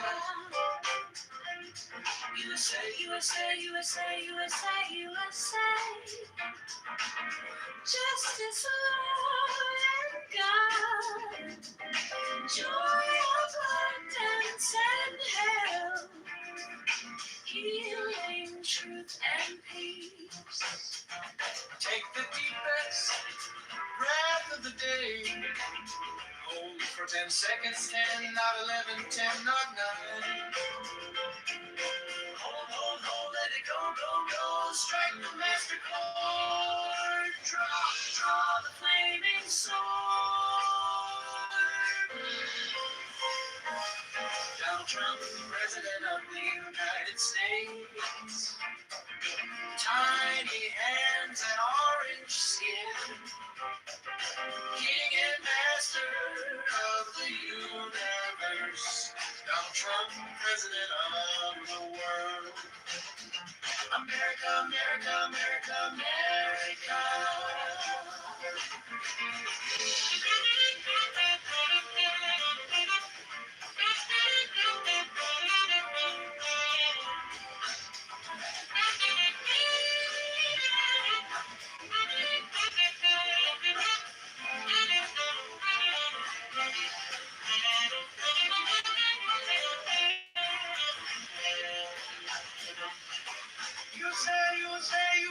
USA. Just as long God. Joy, abundance, and health. Healing, truth, and peace. Take the deepest breath of the day. Hold for 10 seconds, 10, not 11, 10, not 9. Oh, let it go, go, go. Strike the master chord. Draw the flaming sword. Donald Trump, President of the United States. tiny hands and orange skin. King and master of the universe. Donald Trump, President of the world. America, America, America, America.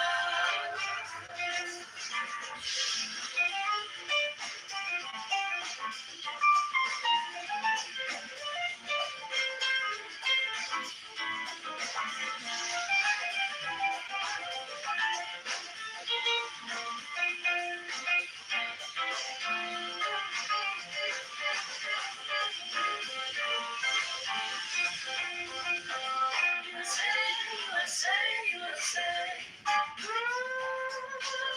Just as long God. Joy, abundance, and health. Healing, truth, and peace. Take the deepest breath of the day.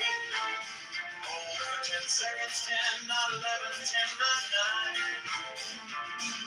Oh, let it go, go, go. Strike the master chord. Draw the flaming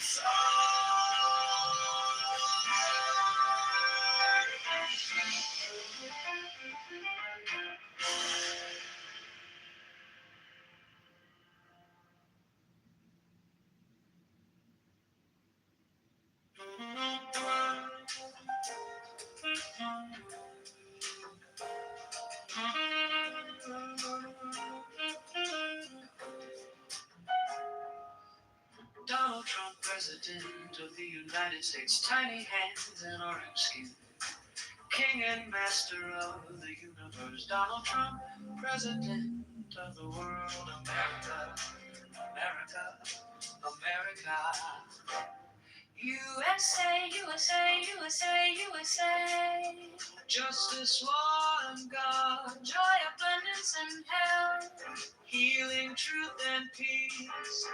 Take the deepest breath of the day. Hold for 10 seconds. 10, not 11, 10, not 9. Oh, Let it go, go, go. Strike the master chord. Draw the flaming sword.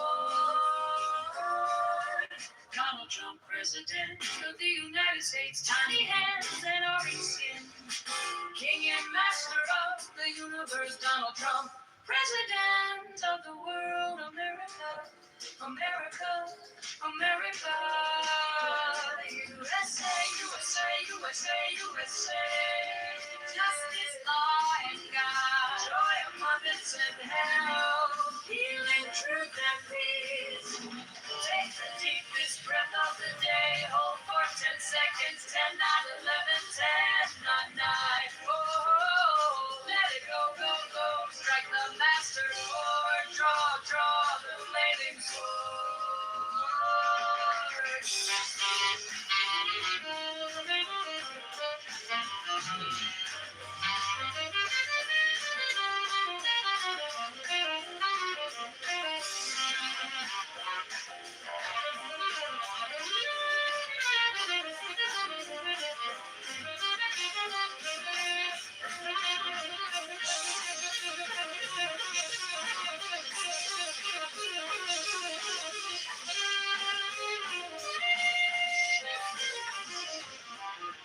Donald Trump, President of the United States. Tiny hands and orange skin. King and master of the universe. Donald Trump, President of the world. America, America, America.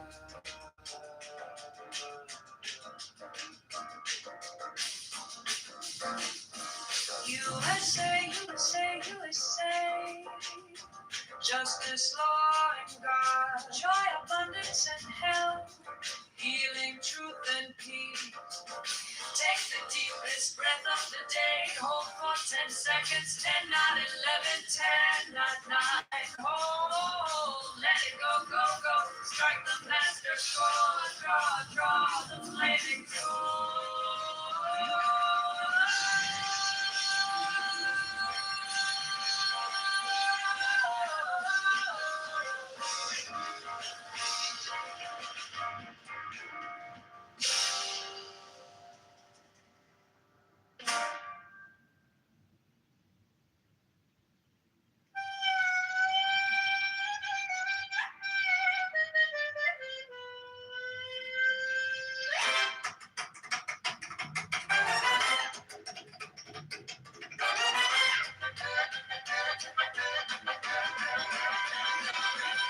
Walked into the deli, snow on my coat. Bell on the door, gave a tired little note. Old man at the counter said, "Kid, you look beat. Oh, I got something warm that'll knock you off your feet."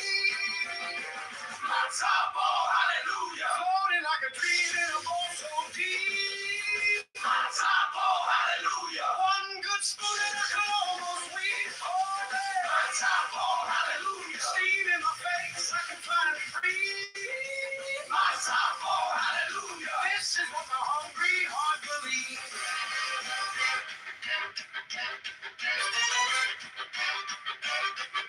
Rock gold, the sunset, parsley on top. Carrots doing circles, they don't want to stop.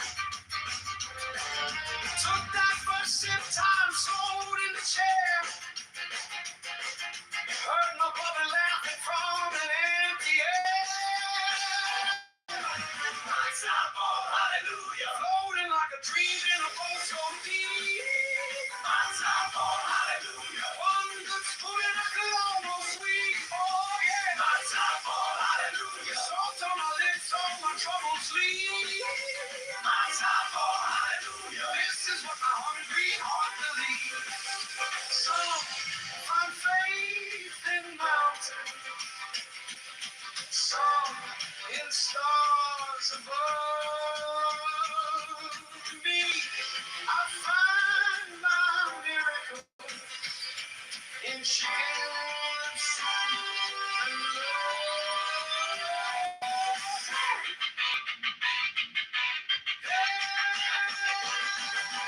My top ball, hallelujah. Floating like a dream in a boat so deep.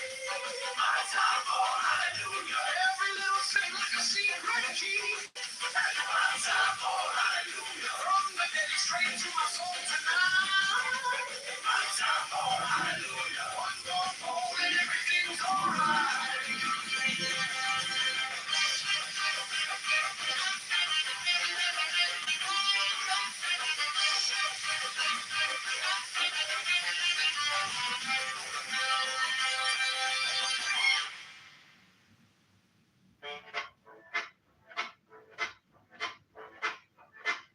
Corner deli, rain in the gutter, steam on the glass, coach by the door, bell gives a ring, old man mutters, "Kid, you look thin, you could use one more."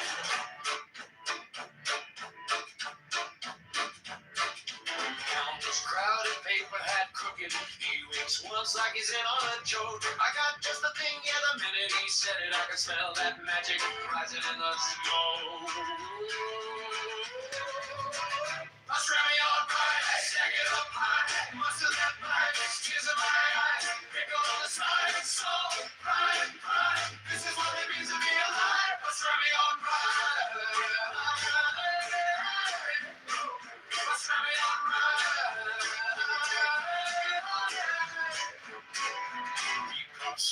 a family story. Leans and clothes, this one's on me. Says his father came here with nothing. Built this counter like a little country. Bread still warm from the back room of it. Grease on my hands, shirt getting stained. One big bite and the whole world's off the subway. Worries all go down the drain. What's really on right? Stick it up high. Mustard that right. Tears in my eyes. Pick a little side. So right. This is what it means to be alive. What's really on right? What's really on right?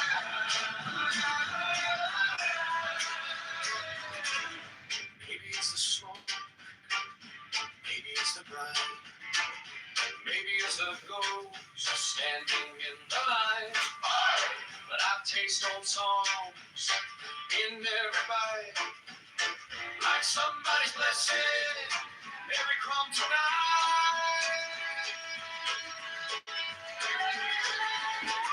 What's really on right? Shake it up high. Mustard that pipe. Tears in my eyes. Pick on the side. Salt, pride. This is what it means to be alive. What's really on right? What's really on right? What's really on right?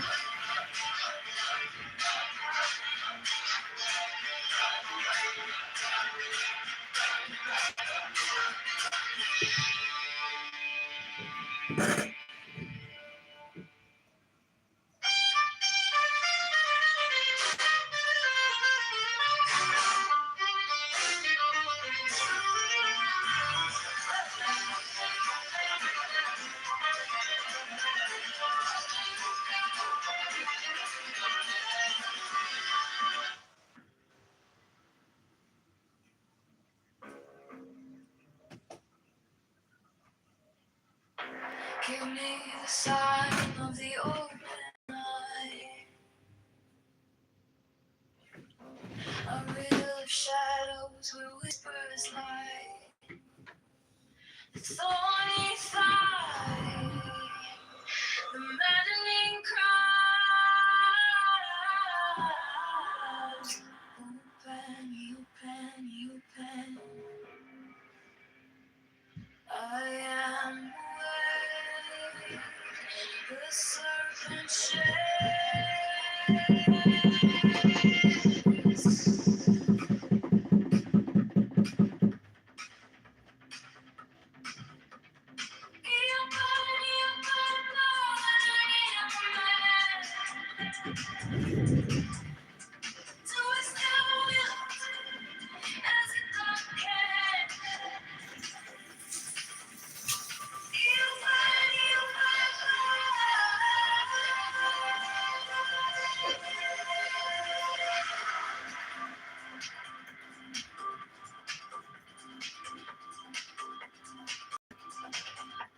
The eagle strikes with his jagged claw.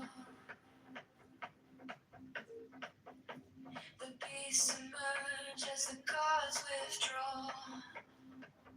A storm of silence, a broken love.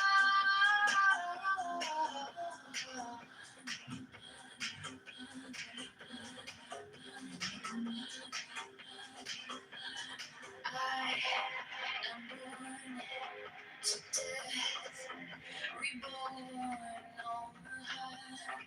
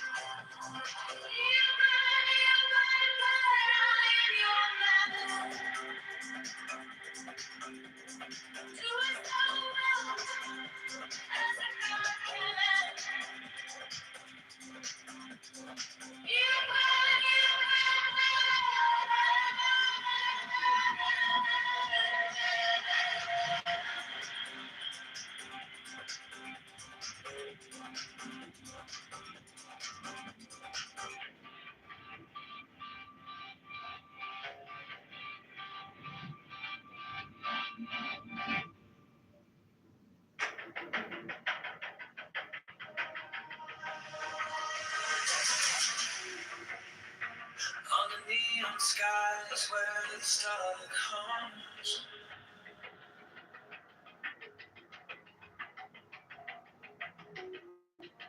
Shadows whisper truths as the bassline drums. Lower this fire, unchained, untamed. No path is written, no soul is blamed. Thou hast no right but to do thy will. Feel the stars, let the silence fill your will. On flight, alive, be still. Delivered from the lust of the thrill.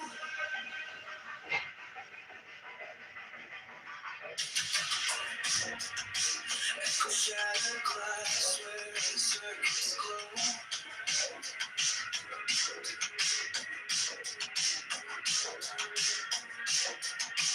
The clock ticks slow, but it doesn't show. No purpose, no turn, just a beat and sink.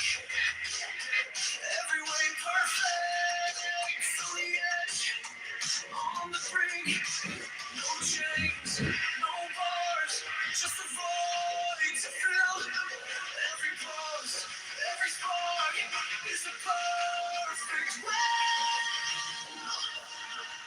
Thou hast no right but to do thy will. Feel the surge, let the silence fill your will. On its way, it's alive, it's still.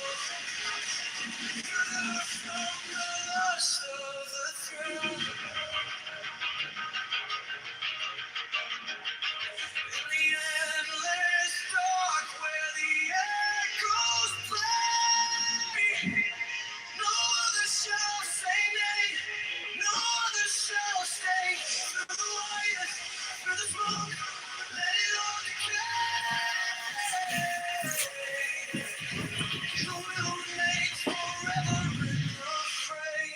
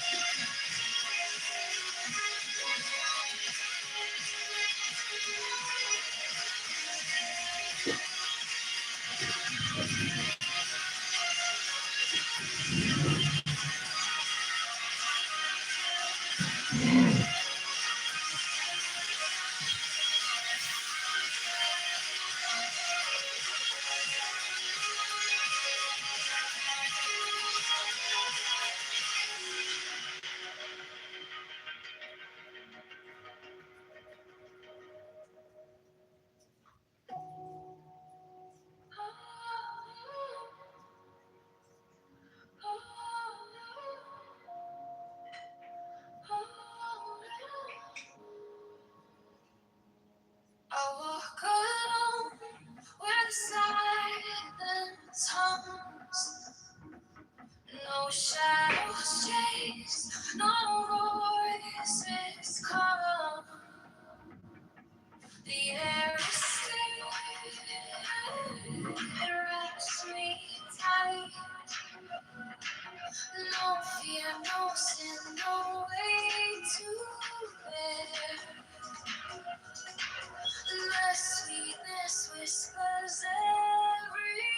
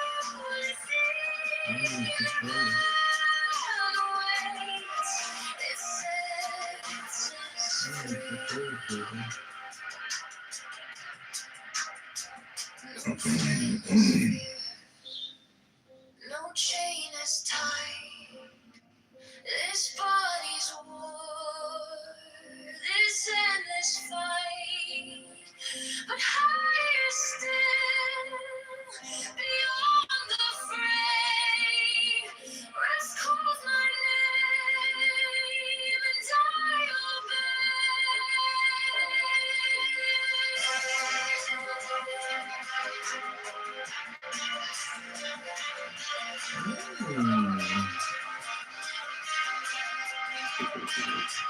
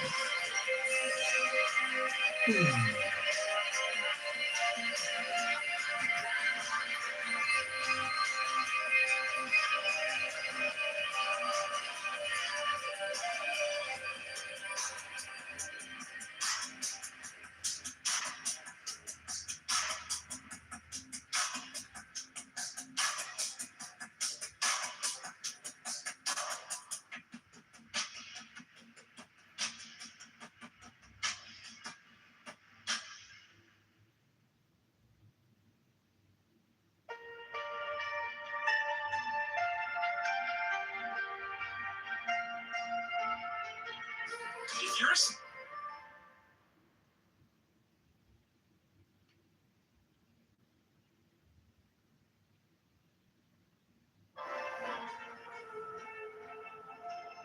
Let us start, let us breathe, free as air.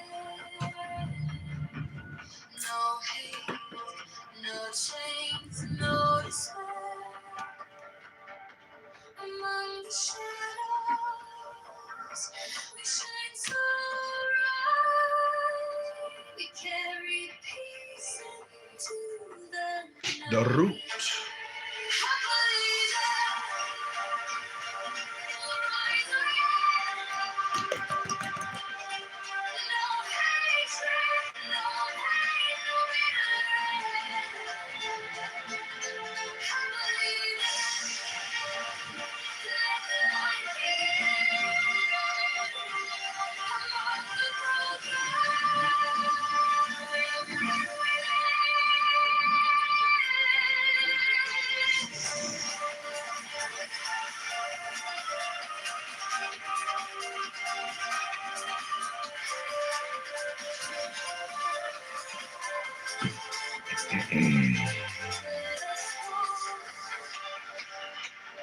Let us heal, free from strife.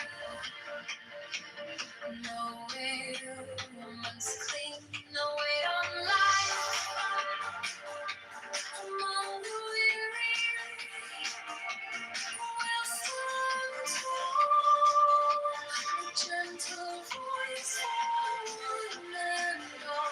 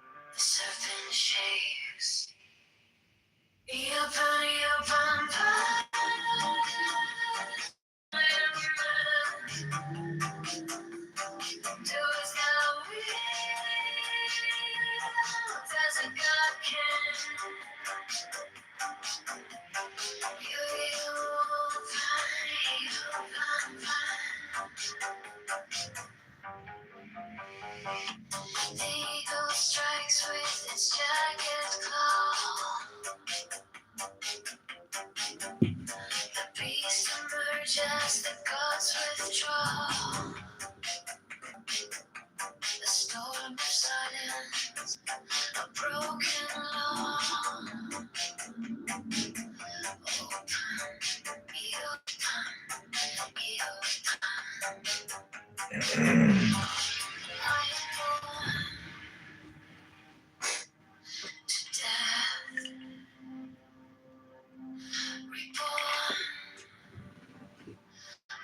the horn of the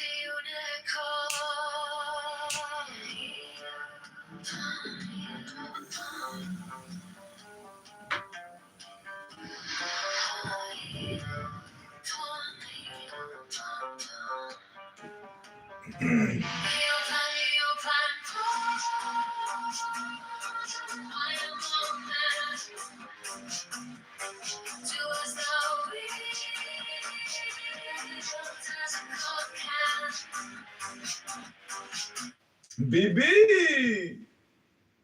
Baby!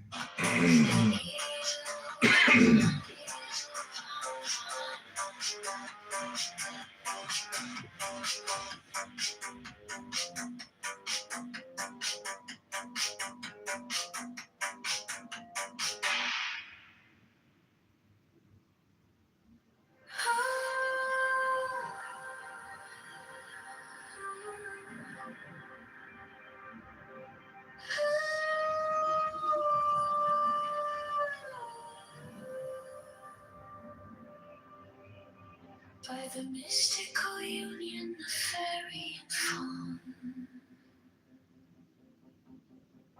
a dance in the shadows from dusk until dawn.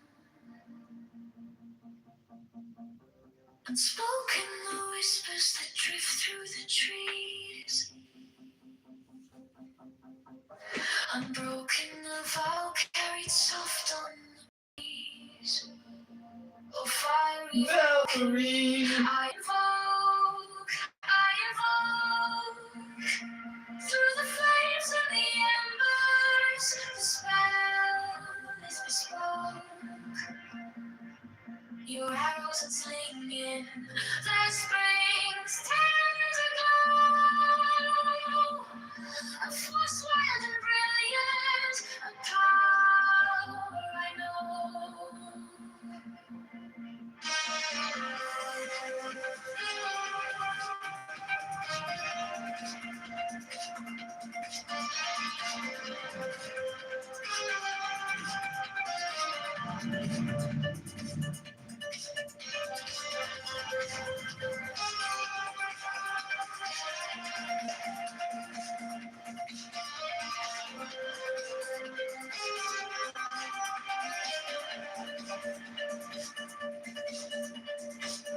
A secret communion of hearts left unsown. The listless, resistless, tumultuous tone. The veils of the morning, her armor does gleam. The warrior spirit ignites every dream. No godhead could charm her, no throne could command. But manhood awakened, she took up her stand. In brilliance resilient, a fire does burn, a goddess of spring, with the world left to turn. In violet marjorie, I invoke, through the flames and the embers, the spell is bespoke. Your arrows are flinging, the springs tender glow. A force wild and brilliant, a power I know.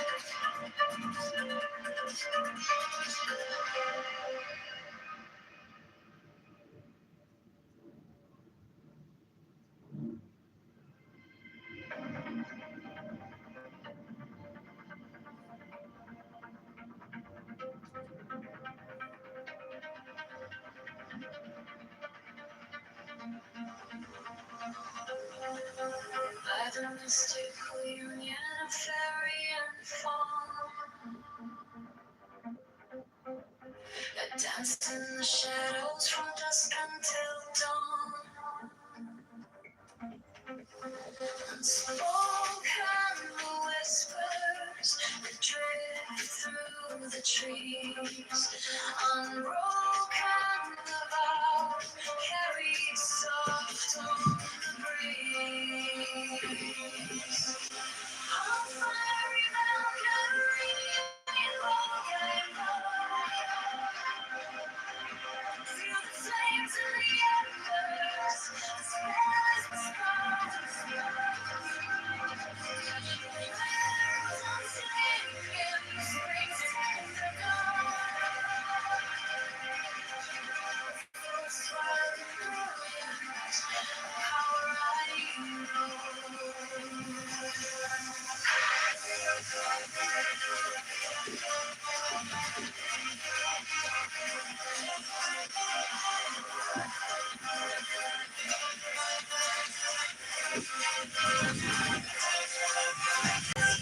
Communion of hearts left unsung.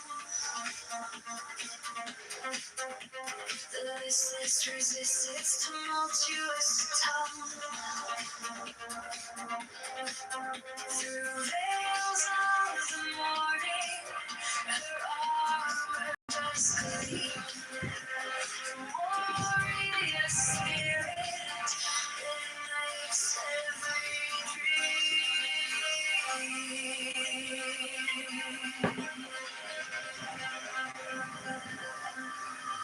No godhead could charm her, no throne could command, but manhood awakened, she took up her stand. In brilliance as the end, her fiery tongues burn. Her God is the spring, with the world left to turn. Oh, fiery Valkyrie, invoke, through the flames and the embers, still as the smoke. Arrows on flame, spring's tender glow. Fierce, wild, and brilliant, a power I know.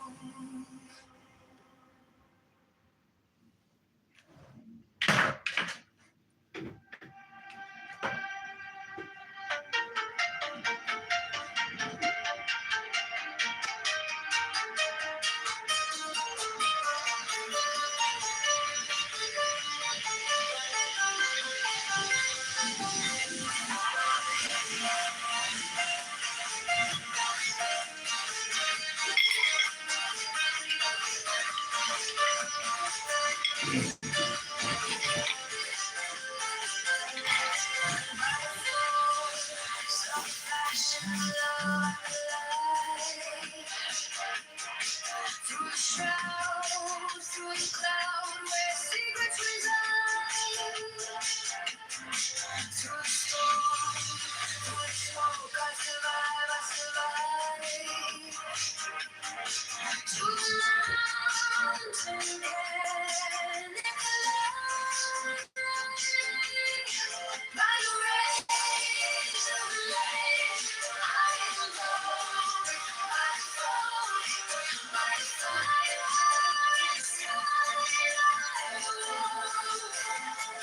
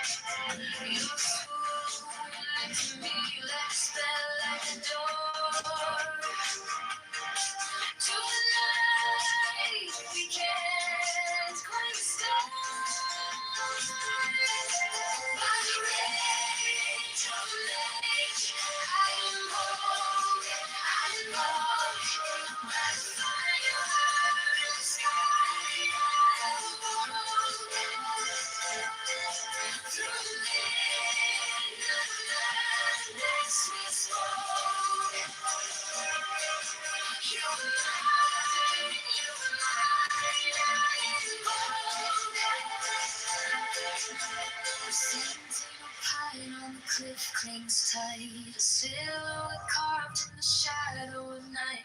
The stars overhead burn cold and bright, but they can't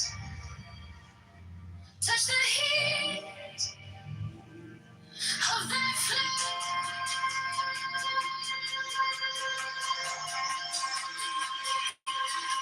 While the rage and blaze, I am bold. I'm the fire in the sky and the wall. Through the midnight madness we stroll. You're mine, I'm bold.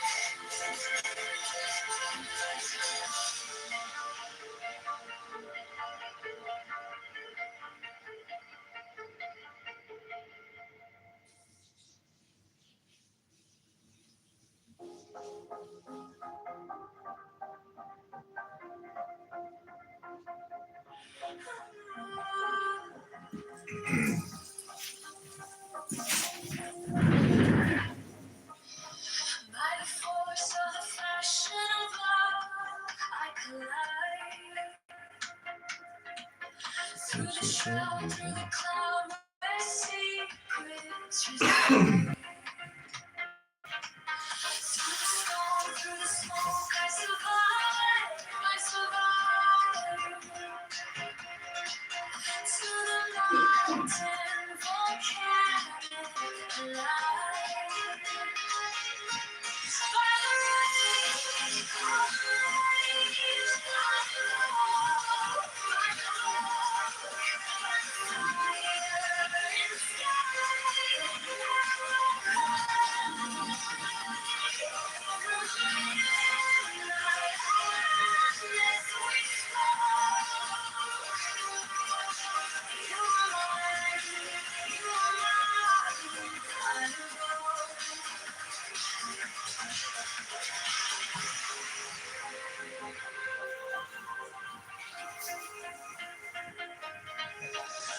the long line sea whispers low to the shore.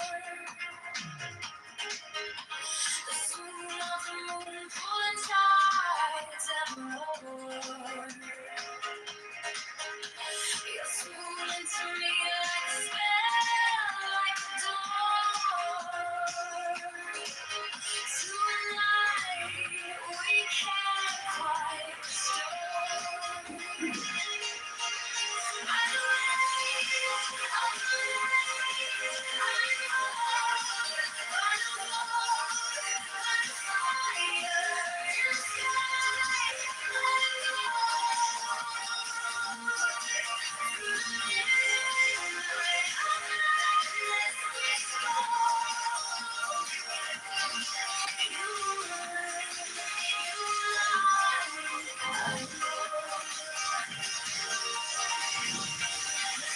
Sentinel pine on the cliff clings tight, silhouette carved in the shadow of night. The stars overhead burn cold and bright, but they can't touch the heat of that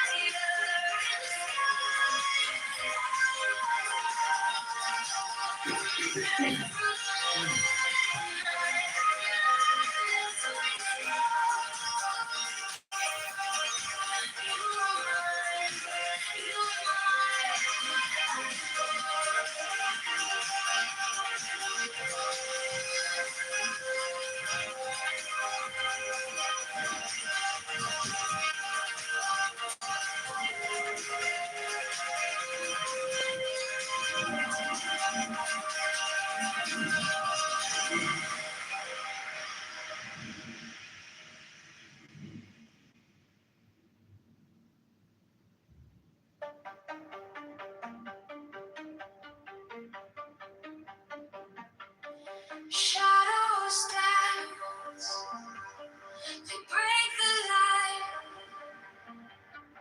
echoes hum, the stars ignite. I was yours, you were mine, a spell woven in the spine.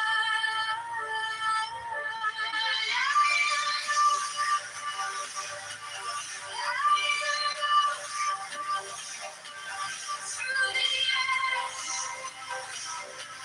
through the smoke, by the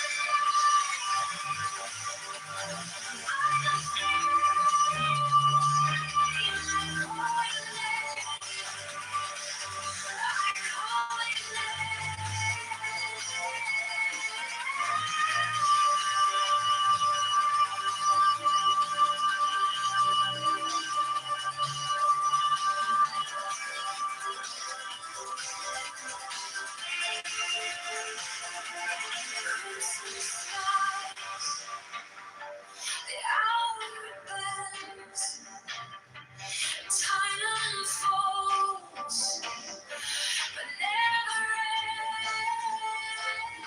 ends. Fingers trace the edge of fear.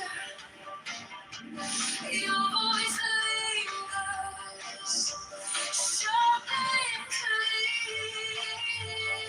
I fall, I fade through the fight.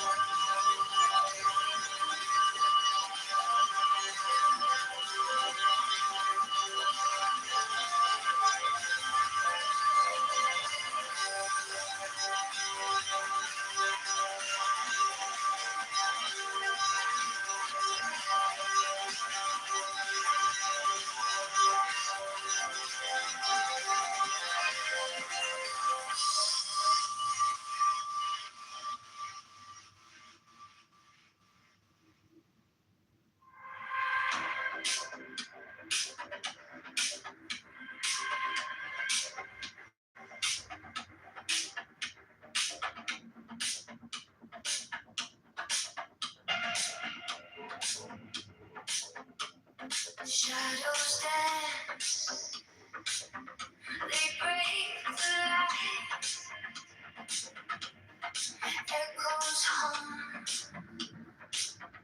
the stars ignite. I was yours, you were mine, spell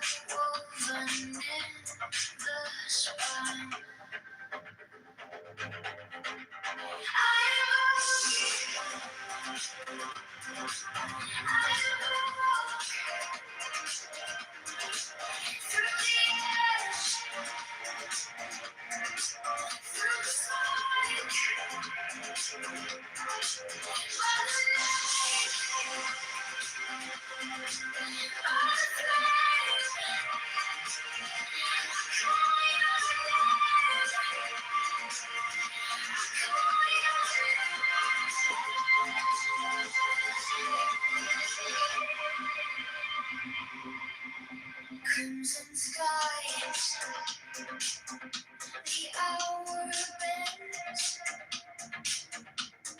time unfolds, but never ends.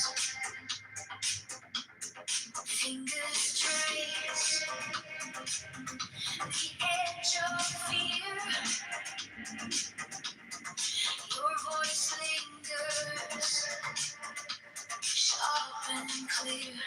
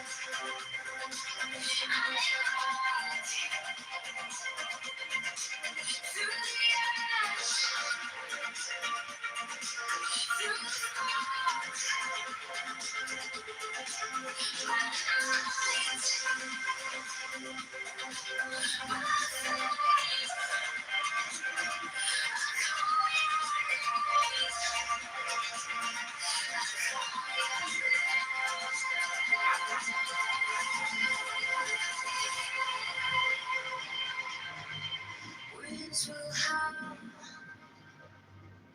the earth will quake, a promise held, a vow won't break. Though I shout, though I choke,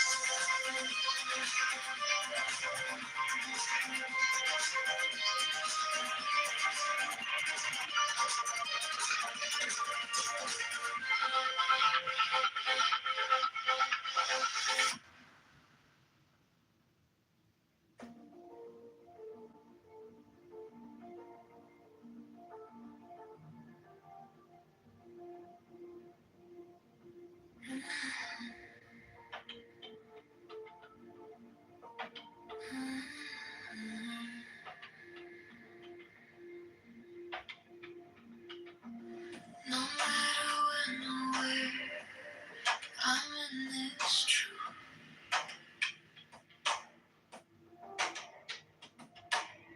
Breathing in the nowhere, breathing out the proof. One heartbeat on repeat, feels like it never moves. In a single thought, 10,000 years, I am right here.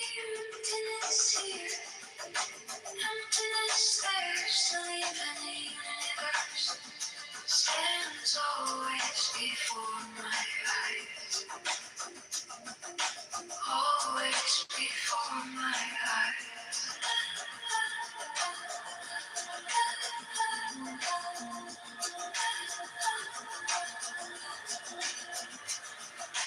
Infinitely large, infinitely small. I reach to draw a line and there's no line at all.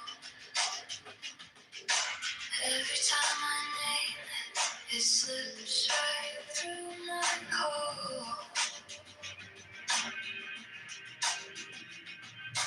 Distance now, more than an hour. Definitions vanish, hide or fall out.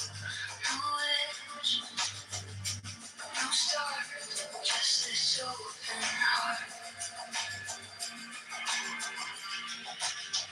In a single thought, 10,000 years, and I am right here.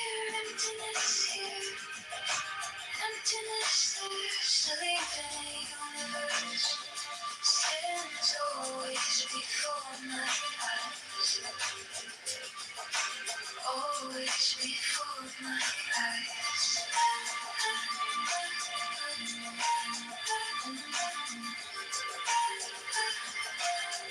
Always before my eyes.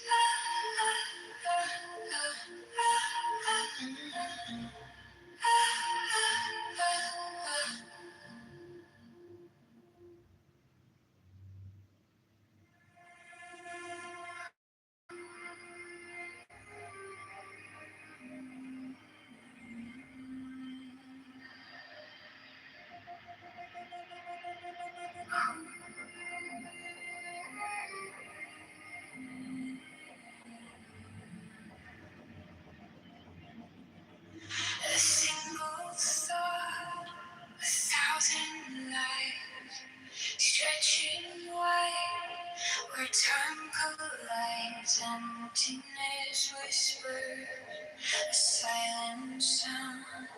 No up, no down, no edges found.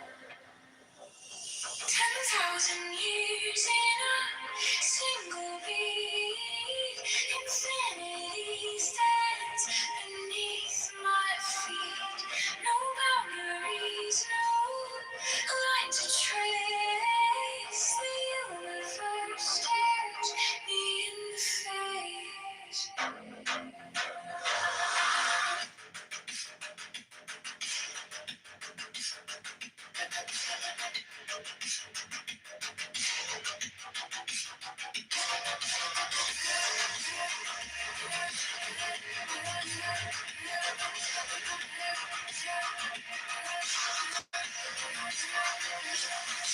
Infinitely small, infinitely wide. Where do I end? Where do I hide? Definitions crumble, they slip away. The truth is here, it doesn't sway. The thought that bends, a moment stays. No time, no space, no numbered days. 10,000 years in a single beat. Infinity stands beneath my feet. No boundaries, no light to trace. The universe stares me in the face.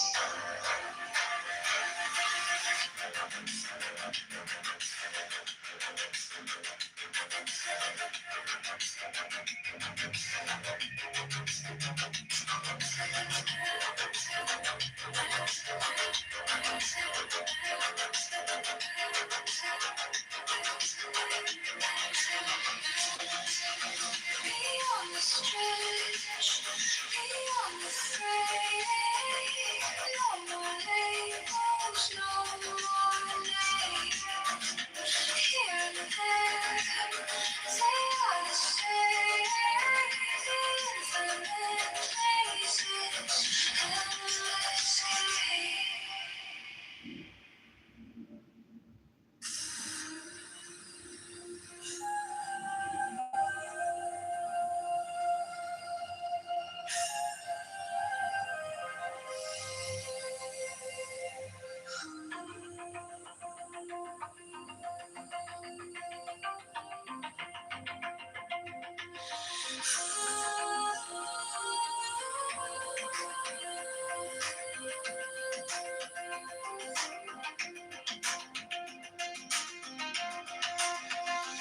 In this world of such mysterious all extremes, no self, no other, no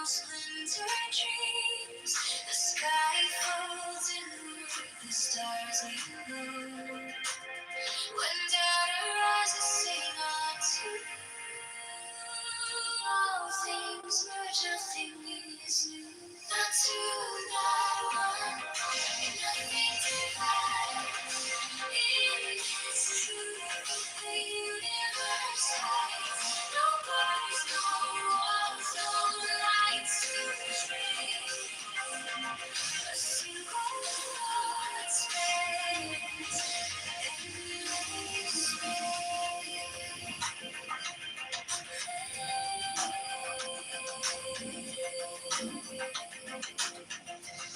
10,000 years in a heartbeat's glow. No coming, no going, no need to know. A ripple in silence, stillness hung. When doubt arises, say not to. All things merge, nothing is new. Not two, not one, nothing divides. It is true, the universe hides. No borders, no walls, no lines to trace. A single thought spans.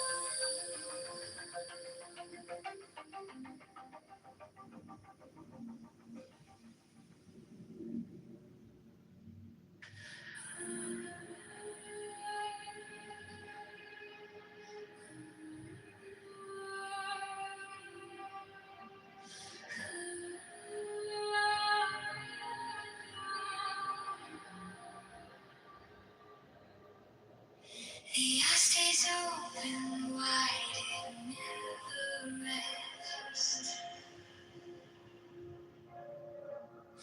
No dreams to chase, no fleeting quest. The mind unmoves, no lines to draw. 10,000 whispers, one single law. No answers, no seas. His soul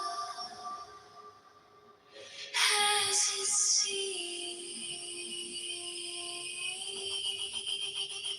Timeless essence, endless space. No entanglements, no race. Stillness moves, motion stays. Oneness speaks in endless ways. The mountain flows, the river stands. Grains of time slip through my hands. No need to measure, no need to guide. Self is timeless outside the mind. No cause, no ties,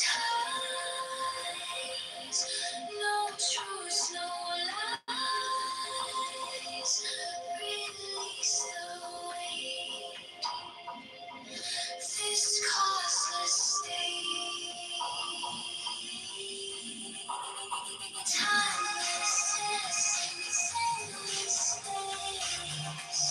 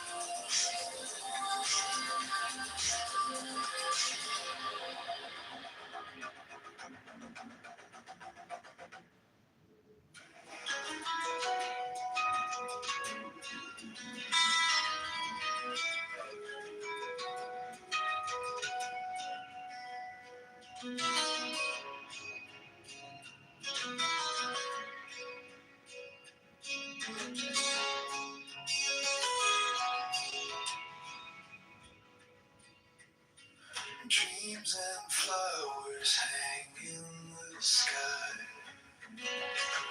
Reach to hold them, they float on by. Grasping shadows, it makes no sense. The weight of nothing feels so immense. Rest and unrest, they're just the same. A whispered echo without a name. No right, no wrong, no lines to cross. Let go again. Let go of loss.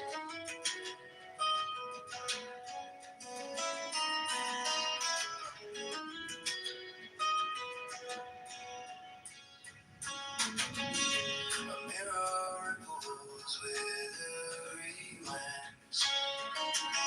Truth and fiction caught in a dance.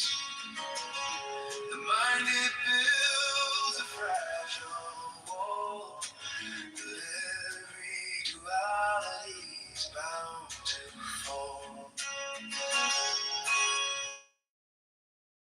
Change the air, but there's nothing solid there.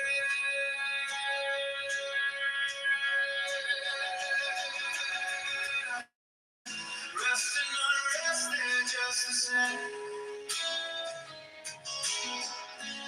Whispered echo without a name. No right, no wrong, no lines to cross. Let go again. Let go of loss.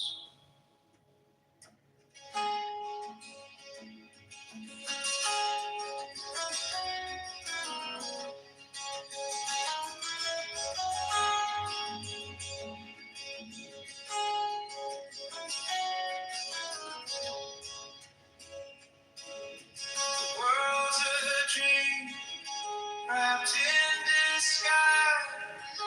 A fleeting moment before it flies. No liking, no disliking here.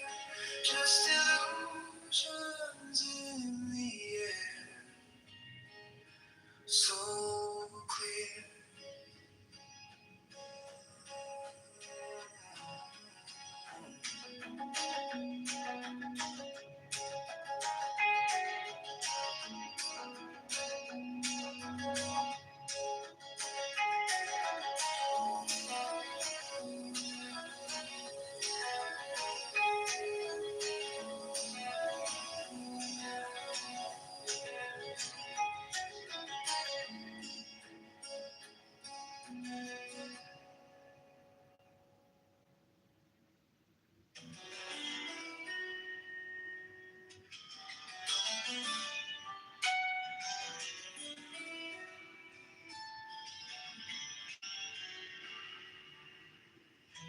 Dreams and flowers hang in the sky.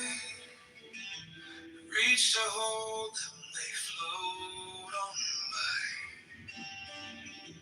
Grasping shadows, it makes no sense. The weight of nothing feels so immense. Rest and unrest, they're just the same. A whispered echo without a name. No right, no wrong, no lines to cross. Let go of gain, let go of loss.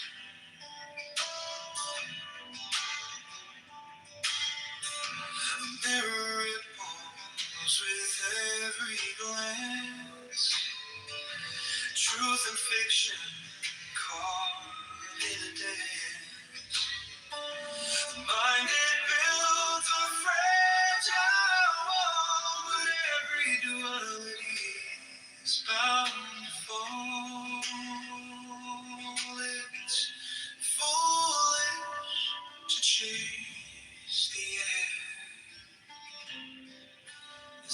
and saw that there rest and unrest, they're just the same. The whispered echo without a name. No right, no wrong, no lines to cross. Let go of gain, let go of loss. The world's a dream wrapped in disguise. A fleeting moment before it flies. No light, no dislicking here. Just illusions in the air, so clear.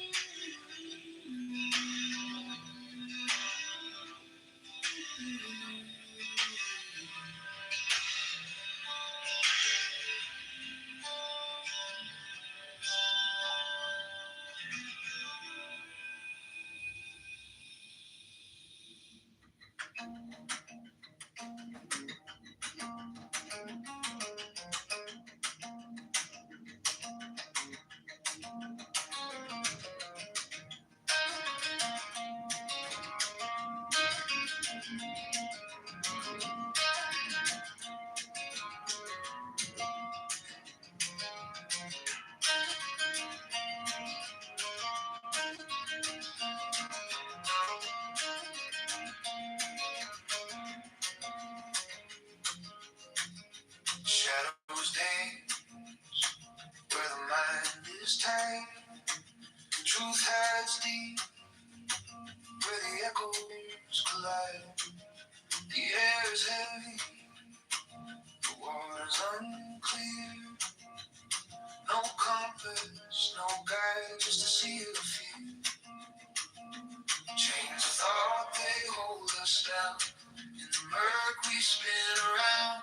What's the gain? What's the cost? In all this judgment, we're just lost. Oh,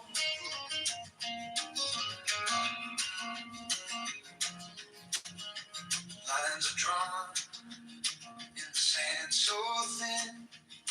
We chase the end, but they fall back in. The weight we carry, it bends the spine. But who's to say what's yours or mine? What's the point of walls we build? Do they protect or get us killed?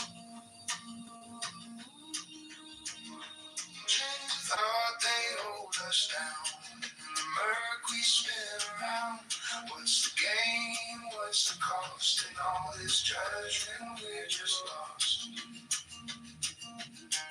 Distinctions crack like brittle glass. Separations of fleeting mask. Let the burdens fall. Let the echo cease. Only in freedom can we find peace.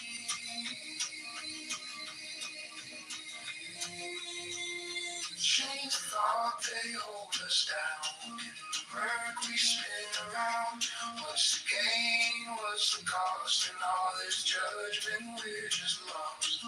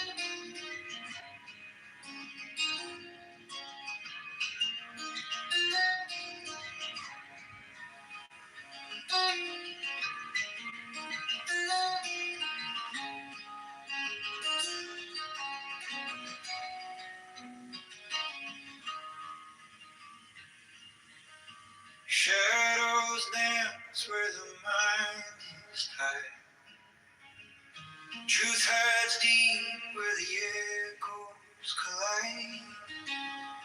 The air is heavy, the water's unclear. No compass, no guide, just a sea of fear. Chains of thought, they hold us down. In the murk we spin around. What's the gain? What's the cost in all this judgment? We're just lost.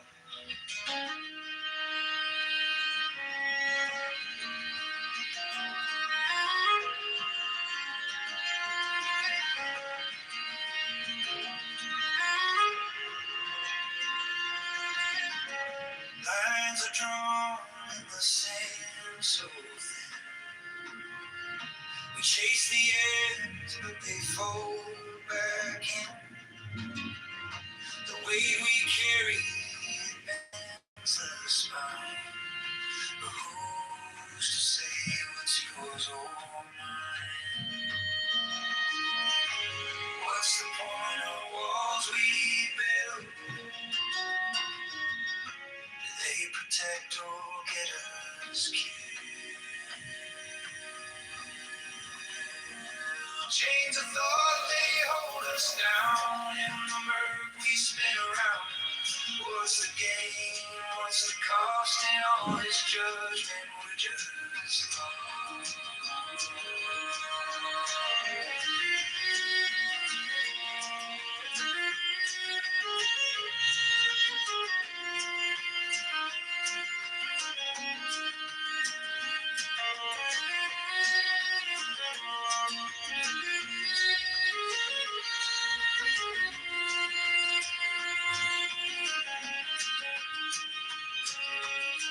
Distinctions crack like brittle glass. Separations of fleeting mass. Let the burdens fall. Let the echoes see. Only in freedom can we find peace. Can we find peace?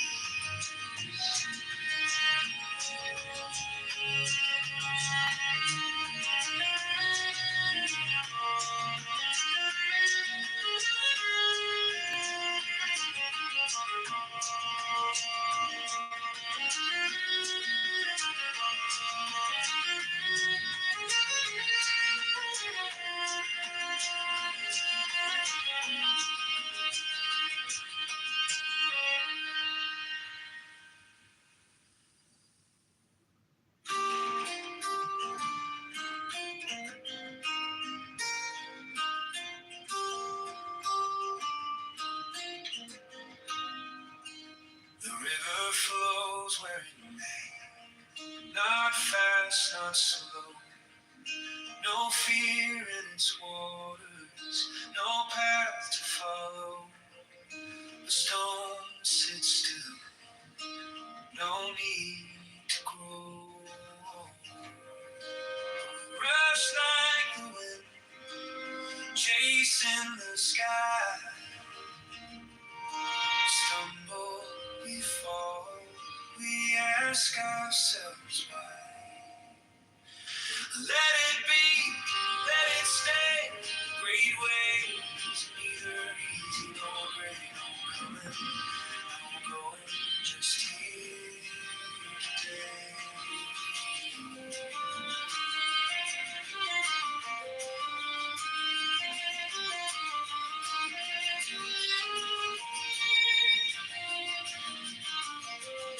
Grip to nothing, not even the dawn. The tighter you grip, the quicker it's gone.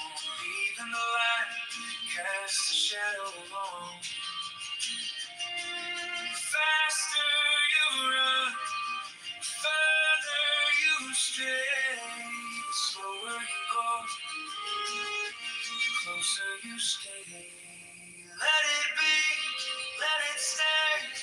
Great waves, neither easy nor great. No coming, no going, just here today.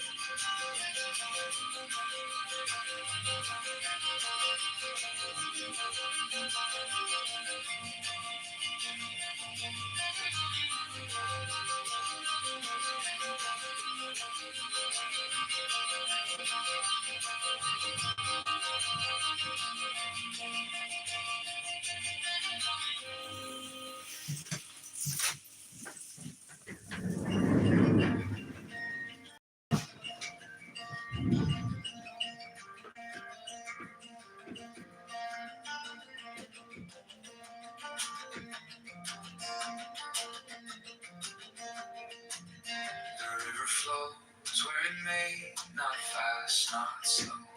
No fear in its waters, no path to follow. A stone sits still, no need to grow. But we rush like the wind, chasing the sky. We stumble, we fall, we ask ourselves why. Let it be, let it stay.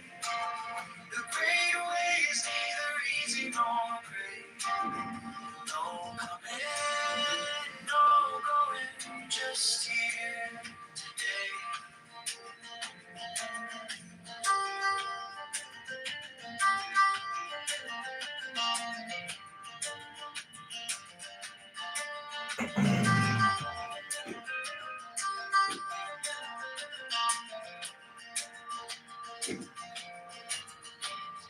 Cling to nothing, not even the dawn. The tighter you grip, the quicker it's gone. Even the light casts a shadow. The faster you run, the further you stray. The slower you go, the closer you stay. Let it be, let it stay. The great way is neither easy nor great. No coming, no going, just here today.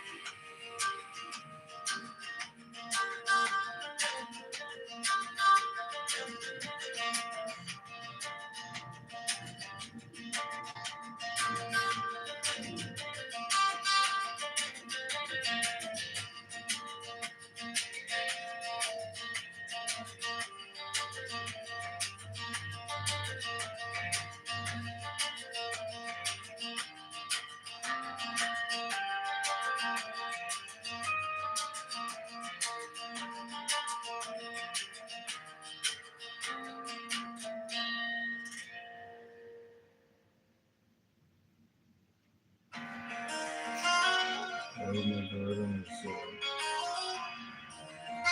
I'm so for the rain.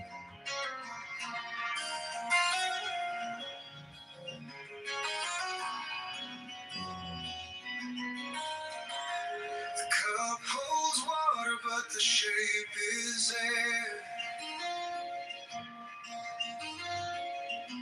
What's a path if no one's walking there?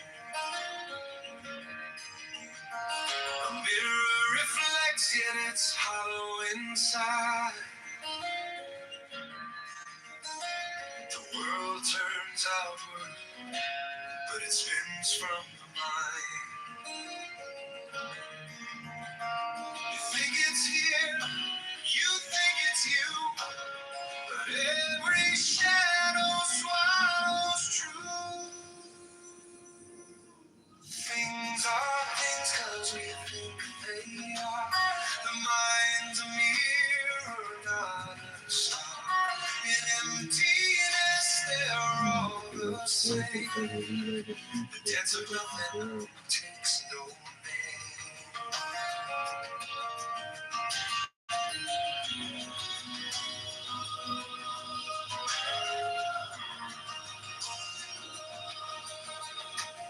The tree falls silent when no one hears. time slips sideways, it disappears.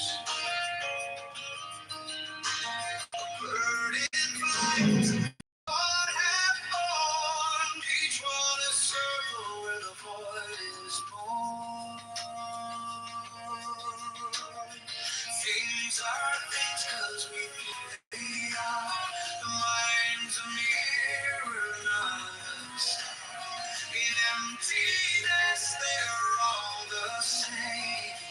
The dance of nothing takes no name.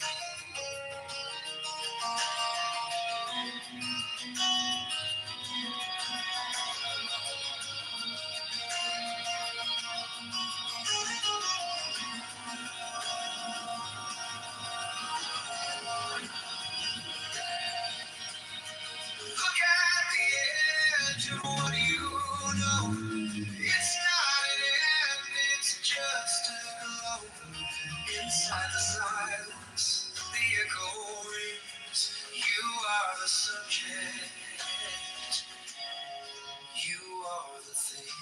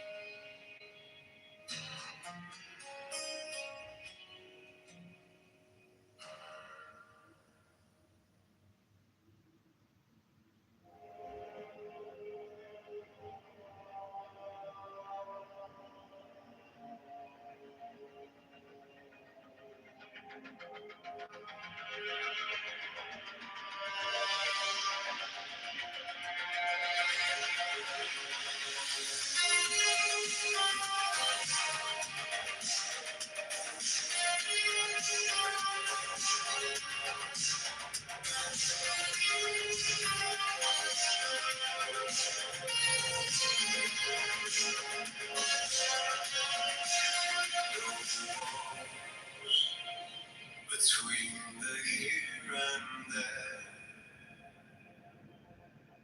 a hollow breath fills the air. The clock forgets to take its time. This world unravels line by line. When the mind vanishes, all the noise dissolves. When the mind vanishes, there's nothing left to solve. Just the echo of silence where we revolve.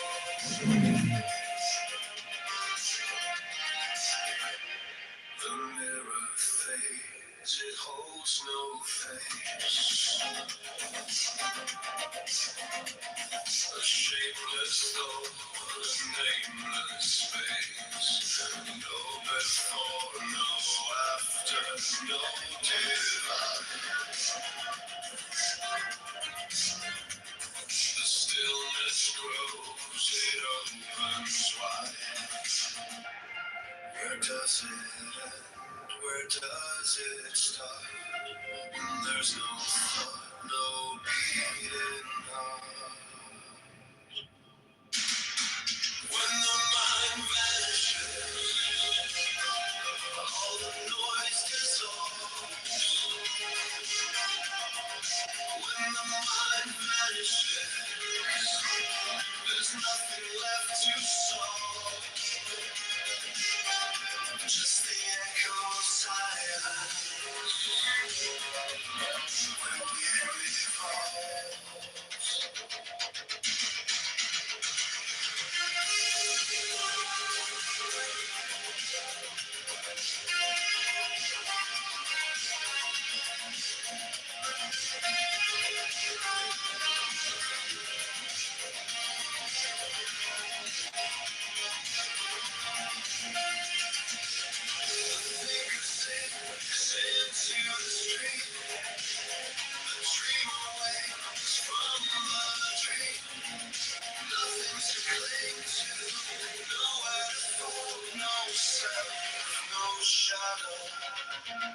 no edge at all.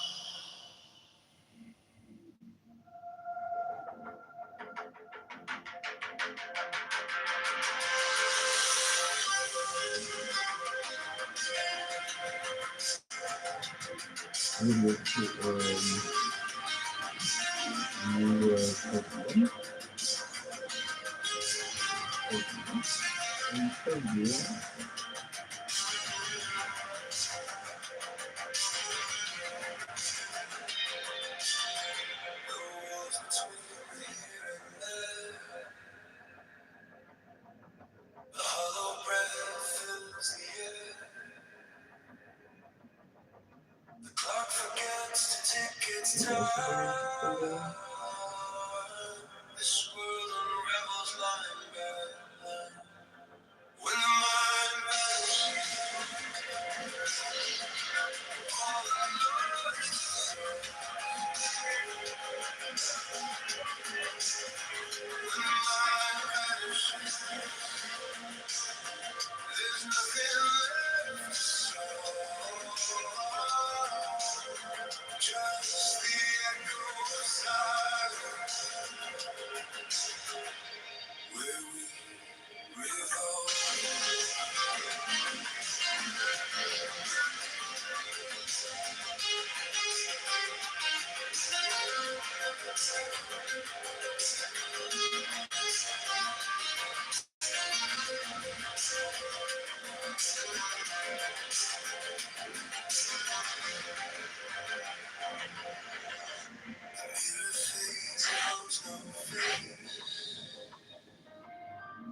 The shapeless thought, an aimless space. No before, no after, no divide. The stillness grows, it opens wide. Where does it end? Where does it start? When there's no thought, no beating heart. When the mind vanishes, all the noise dissolves. When the mind vanishes, there's nothing left to show. Just the echo of silence where we revolve.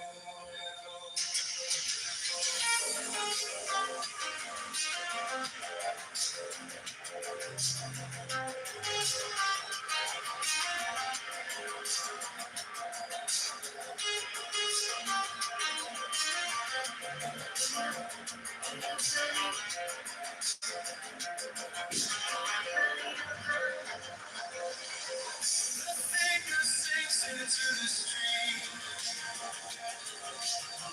The dreamer wakes from a dream. Nothing to cling to, nowhere to fall. No self, no shadow, no edge at all.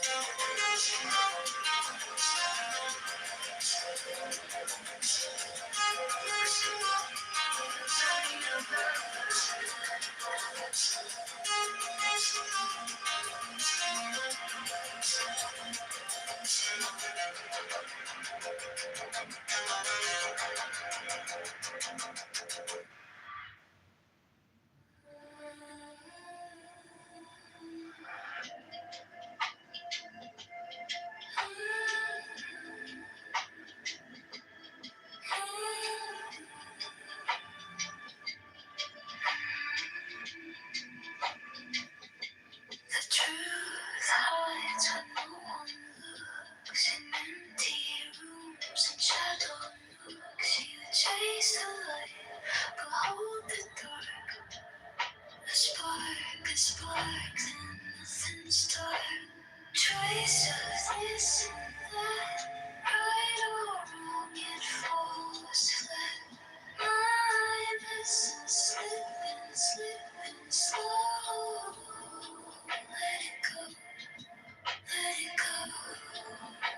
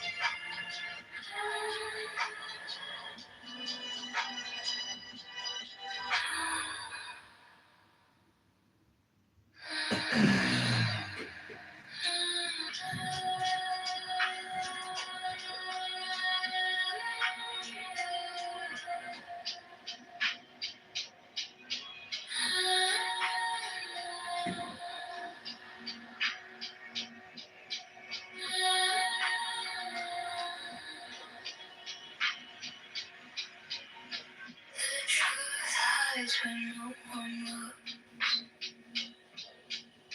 in empty rooms and shadow nuts, you chase the light but hold the dark. A spark, then nothing starts.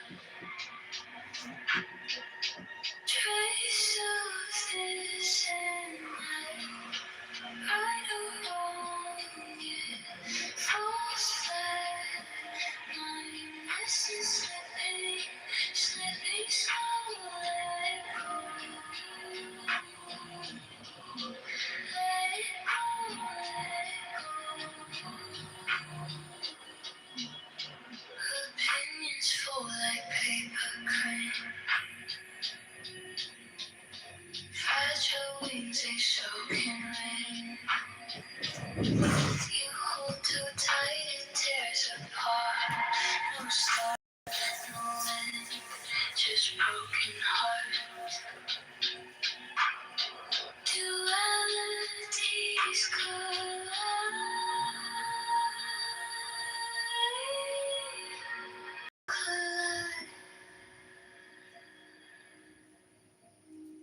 Let it slide.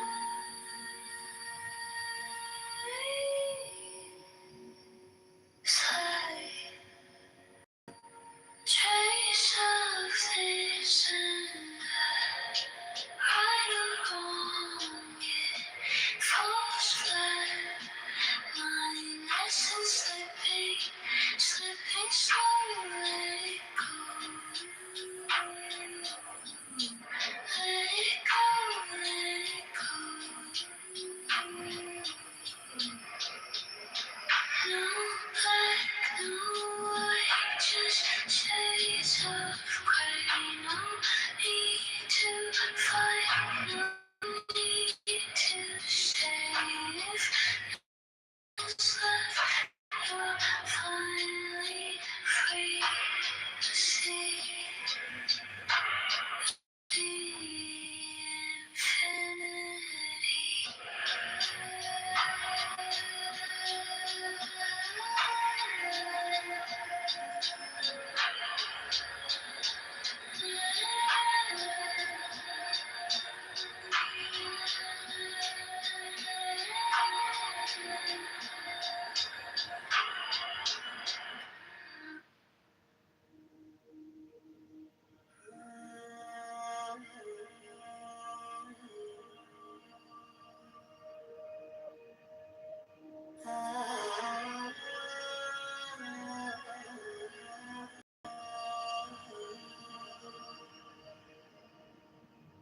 Chasing shadows in the neon,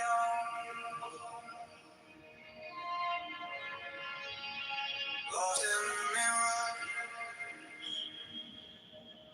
where truth won't show. Empty streets, they are inside. I see the surface, but I don't ask why.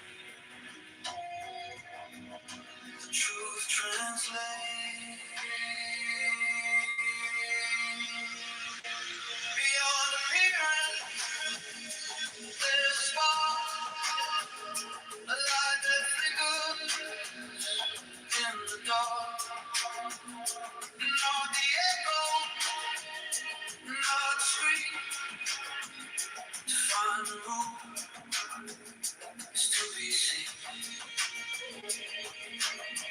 Ignorance that paints the sky, colors bright but born to lie. When the mind steps past the haze, the source of peace and quiet.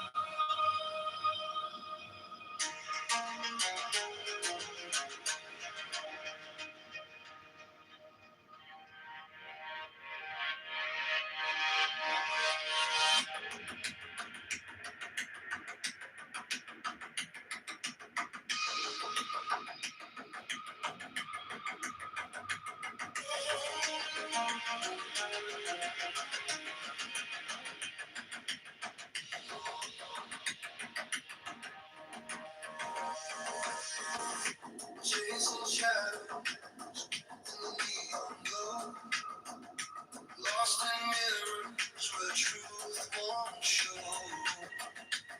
Empty streets, they hum inside. I see the surface, but I don't ask why. Beyond appearance, there's a spark, a light that flickers in the dark. Not the echo, not the scream. To find the room is to be seen.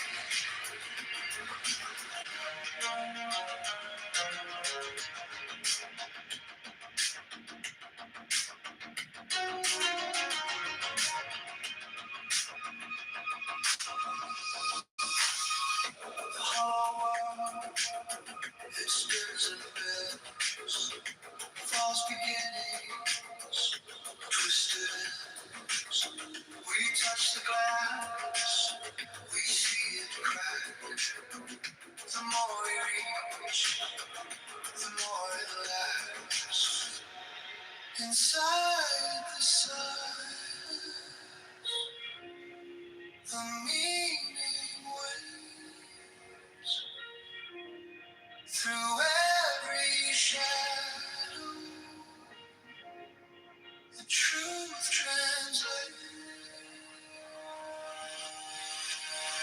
Beyond appearance, there's a spark, a light that flickers in the dark. Not the echo, not the scream. To find the root is to be seen. Ignorance, it paints the sky. Colors bright but born to lie. When the mind steps past the haze, the source appears in quiet place.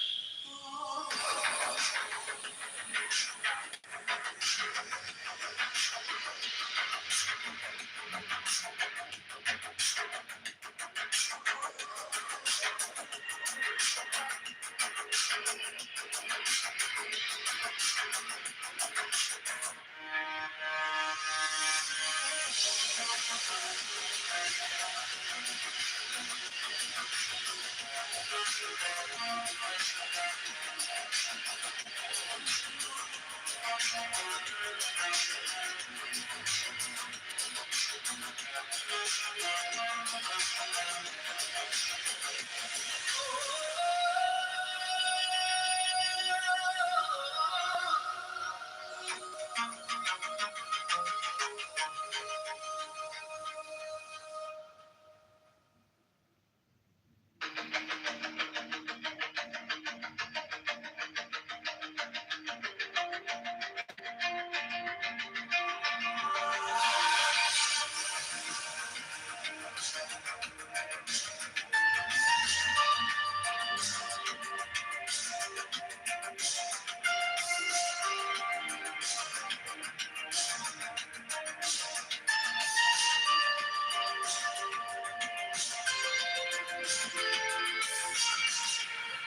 like echoes in a hollow dome.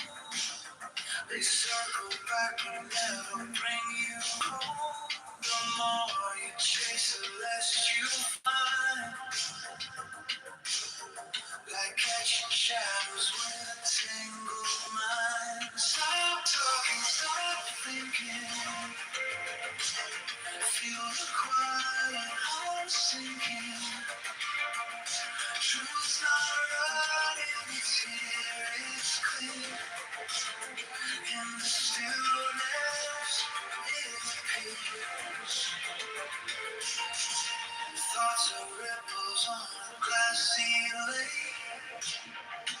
Each one breaks the calm they make. Silence holds when speechless go. In the empty,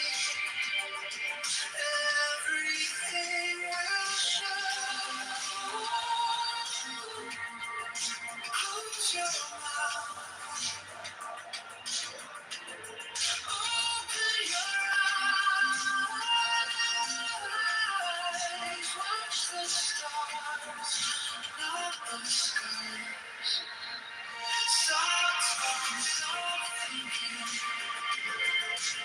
Feel the quiet heart sinking. Truth's not running, it's here, it's clear. In the stillness, it appears.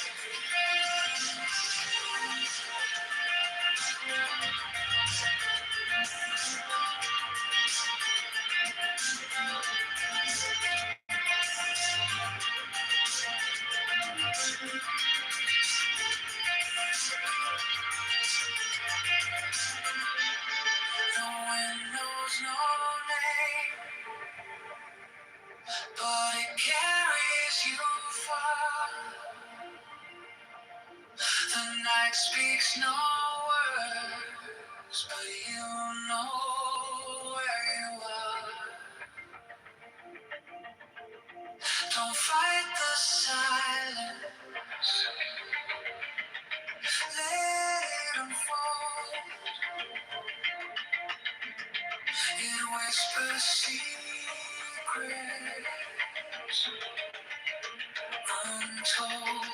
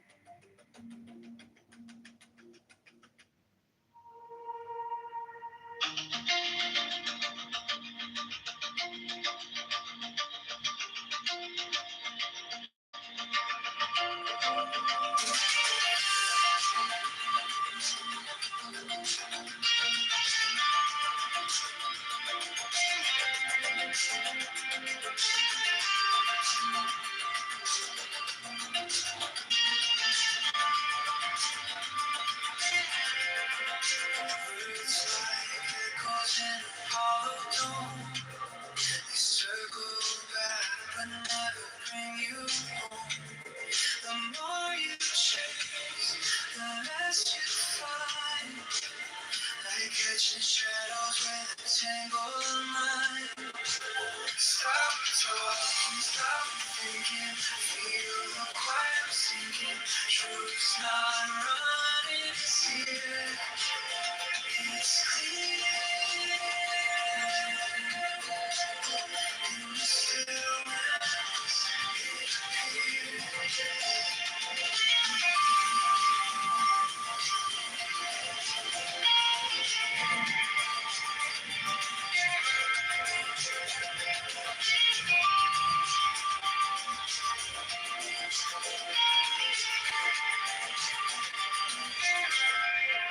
thoughts are ripples on a glassy lake. Each one breaks the calm they make. Silence holds what speech lets go. In the empty, everything will show. Close your mouth, open your eyes. Watch the stars, not the skies. Stop talking, stop thinking. Feel the quiet sinking. Truth's not on, it's here. It's clear. In the stillness, it appears. The wind knows no name, but it carries you far. The night speaks no words, but you know where you are. Don't fight the silence,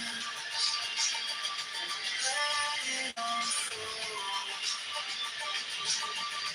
It whispers secrets untold.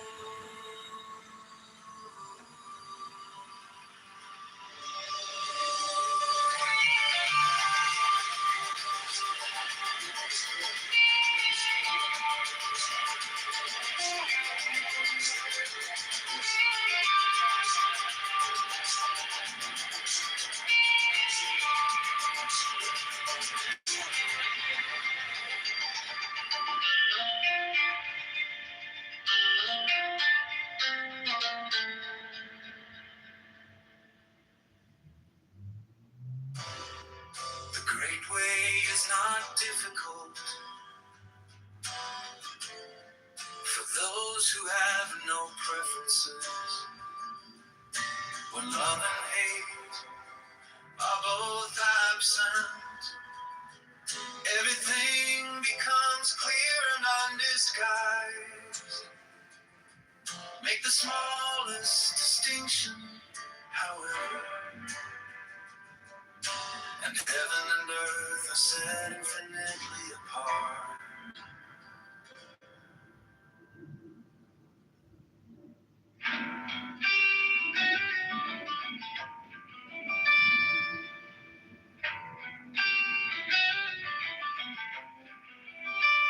The way is perfect, like vast lakes, where nothing is lacking and nothing in excess.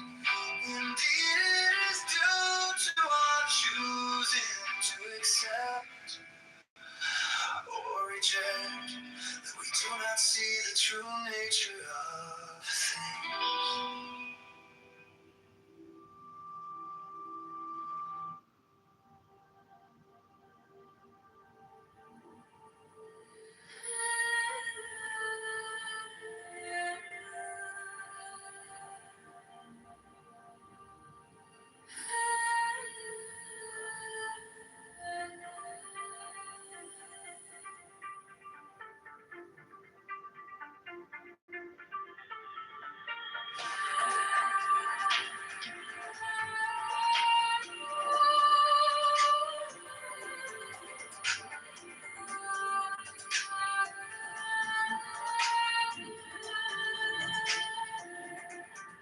In this world of suchness, we dissolve like streams. No self, no other, no splinter dreams. The sky folds inward, the stars lean low. When doubt arises, say not to.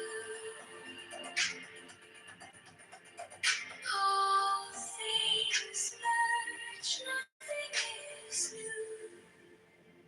Not two, not one, nothing divides. In this truth, the universe hides. No borders, no walls, no lines to trace. A single thought spans endless space.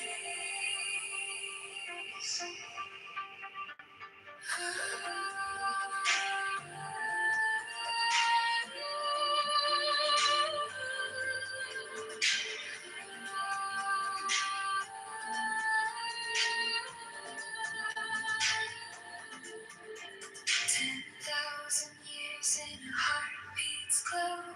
No coming, no going, no need to know.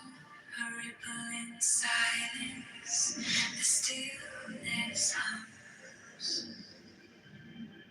When doubt arises, say no to. All things merge, nothing is new. Not two, not one, nothing divides.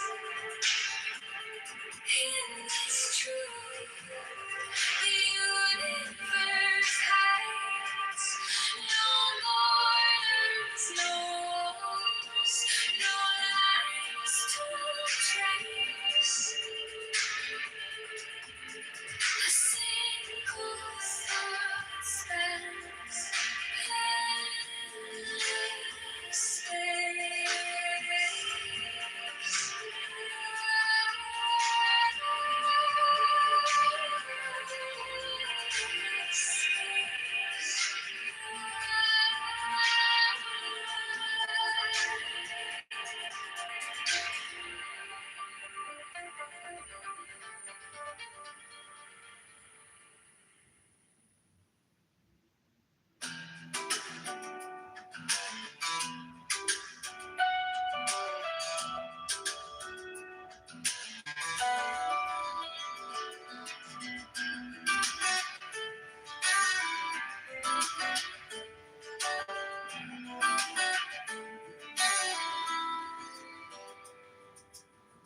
The cup holds water, but the shape is in.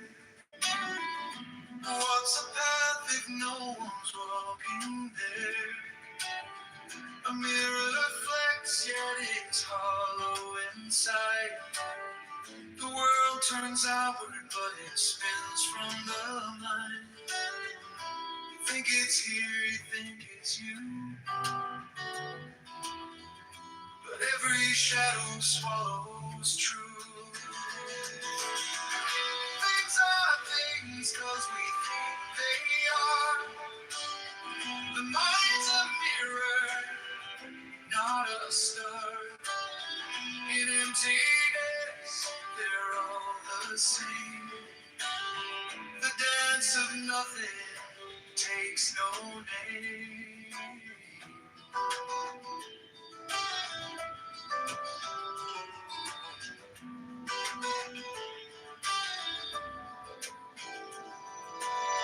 The tree falls silent when no one hears. Time slips sideways, it disappears.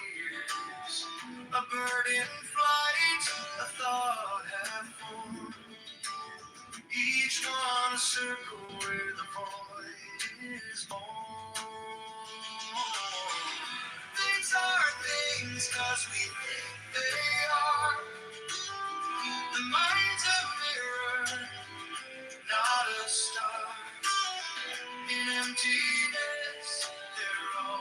same. The dance of nothing takes no name.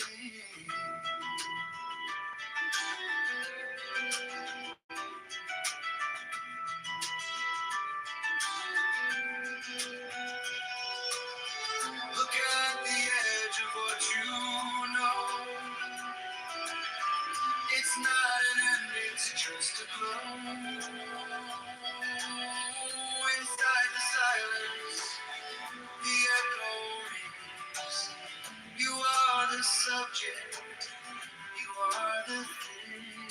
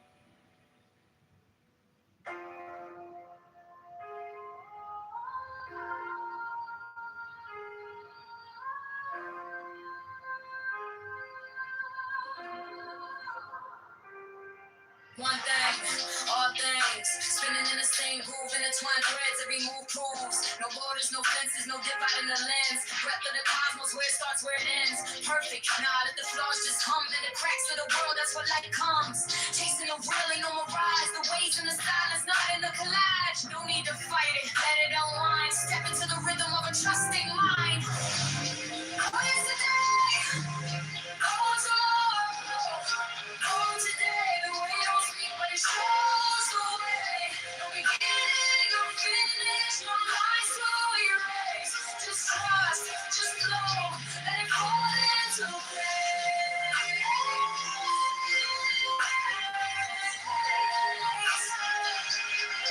Let it fall into place.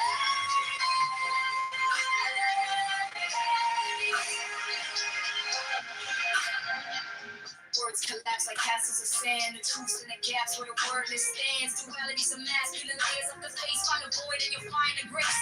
Tied to nothing. The weight drifts off, letting go of perfection. The chains unlock. Faith ain't a question, it's the essence of fear. When you lose the division, the path is clear. No yesterday, no tomorrow, no today. The way don't speak, but it shows the way. No beginning, no finish, no line to erase. Just trust, just flow, let it fall into place.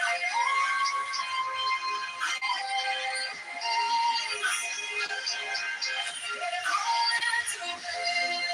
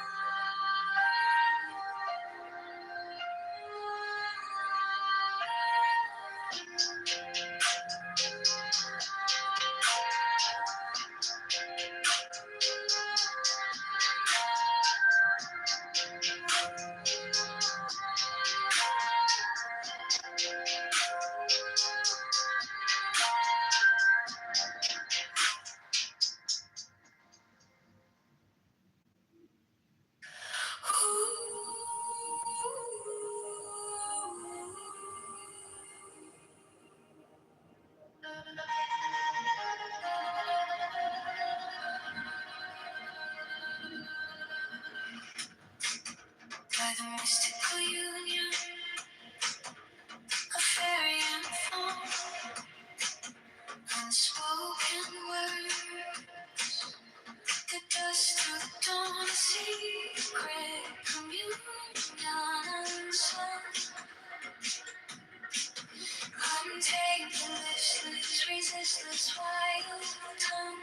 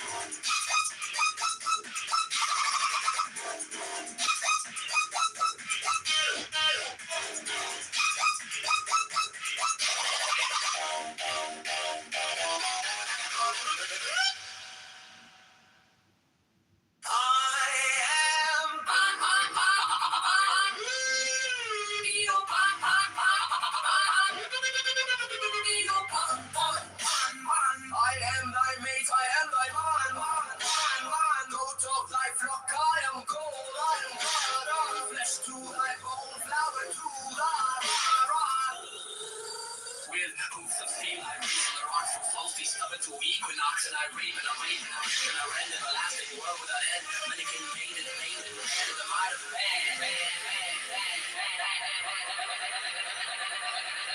the might of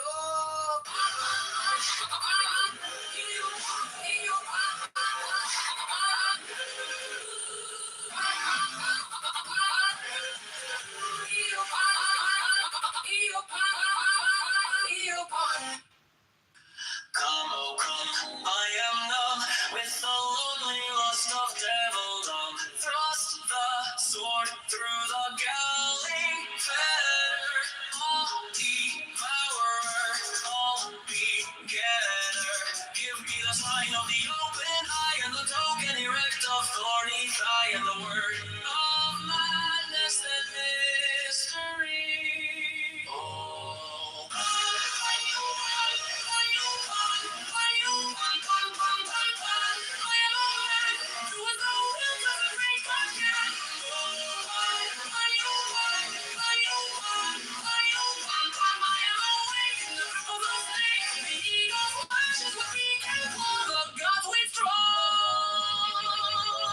great beast come home. I am born to death on the horn of the unicorn. Come, oh come, I am numb with the lonely lust of devildom. Thrust the sword through the galling fetter, all devourer, all begetter. Give me the sign of the open eye and the token erect of thorny thigh and the word of madness and mystery. Oh, run, you run, you run, you run, run, run, run, run, you have the will to desecrate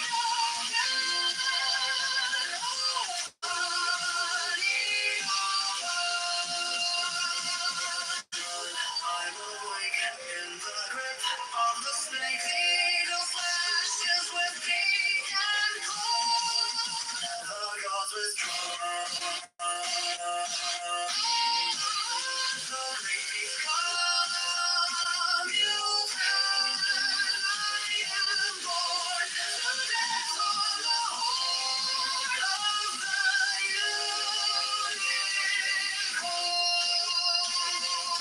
unicorn. Devil or God, to me, my man,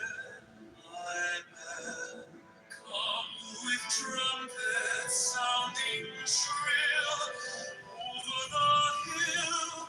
Come with drums low muttering from the spring. Come with flute and come with pipe.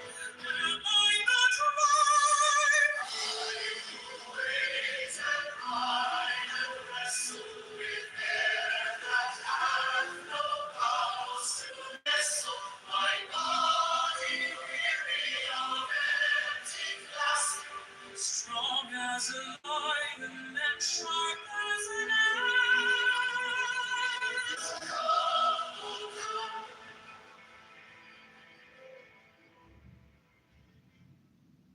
Come with Artemis, silken shawl,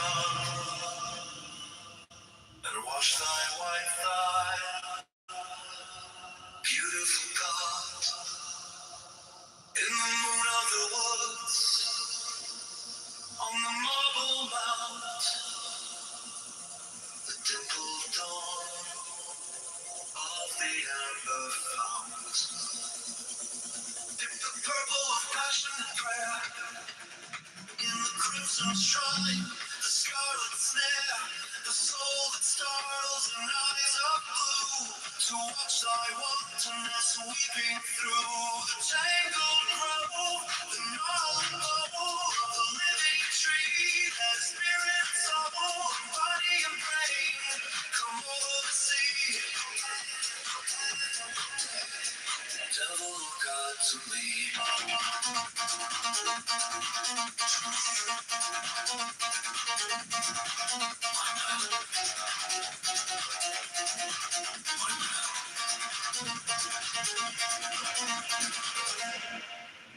Thrill with bliss on the lust of a light. Oh man, my man, come careering out of the night of pan, I open. I open, come over the sea. From Sicily and from Arcady. Roaming his Bacchus with fawns and pards and nymphs and satyrs. On a milk white ass, come o'er the sea to me.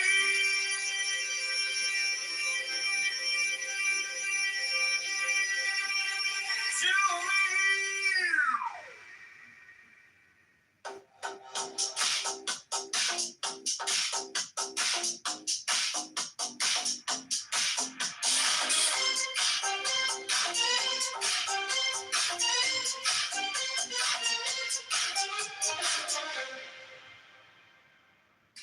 The great way is not difficult for those who have no preferences. When love and hate are both absent, everything becomes clear in the skies. The smallest distinction, however, and heaven and earth are set independently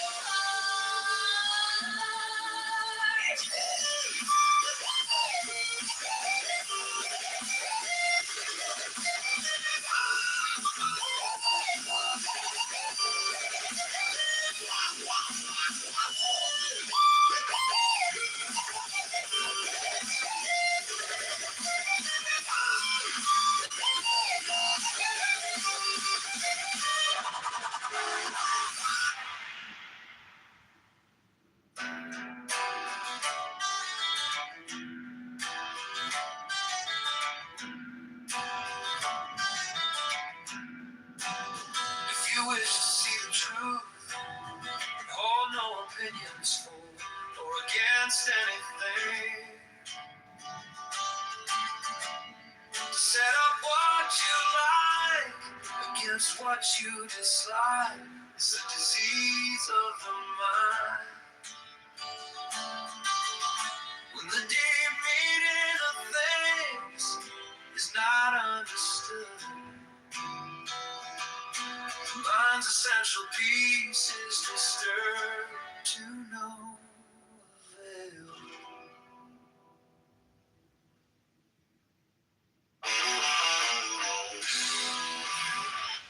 Know the self is the only reality, and all else is temporal and transient as freedom, peace and joy.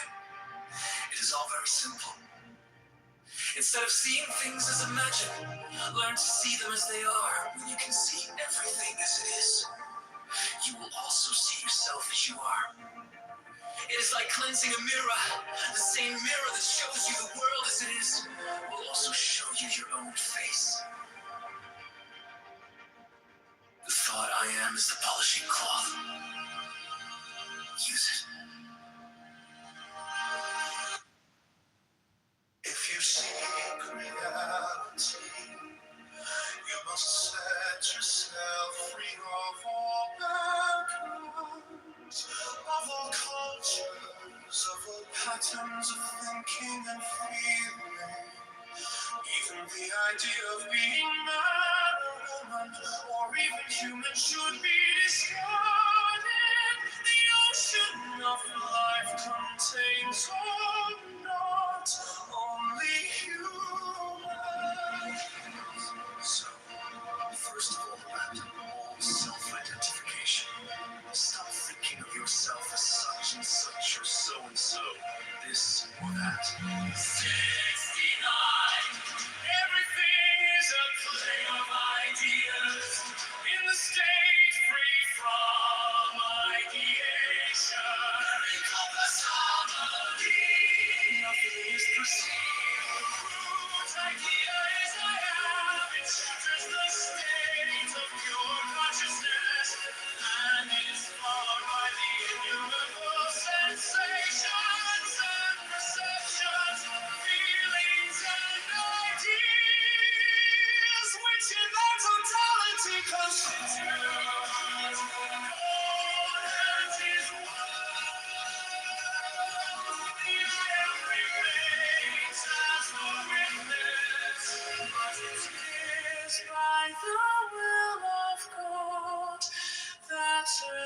everything happens. It is always the false that makes you suffer. The false desires and fears, the false values and ideas, the false relationships between people. Abandon the false and you are free of pain. Truth makes happy. Truth liberates. All that a guru can tell you is, my dear sir, you are quite mistaken about yourself. You are not the person you take yourself to be. 65. You may die 100 deaths without a break in mental turmoil, or you may keep your body and die only in the mind. The death of the mind is the birth of wisdom. 65. It is always the false that makes you suffer. The false desires and fears, the false values and ideas, the false relationships between people. Abandon the false and you are free from pain. Truth makes happy. Truth liberates.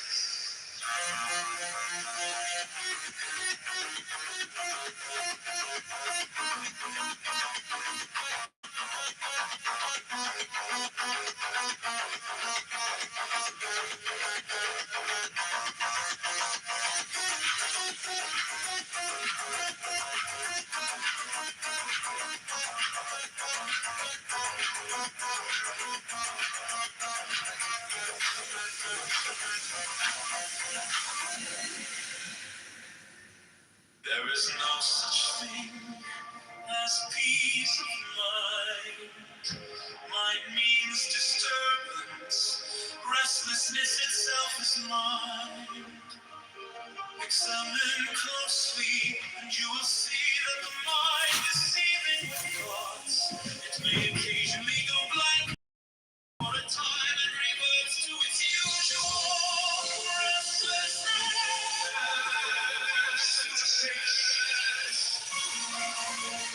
Oh, fantastic. Whatever is called God or self is because there is completeness. The feeling that I am. That is the fundamental principle, the basis of all your knowledge. But you are identifying yourself with the body. Oh, fantastic.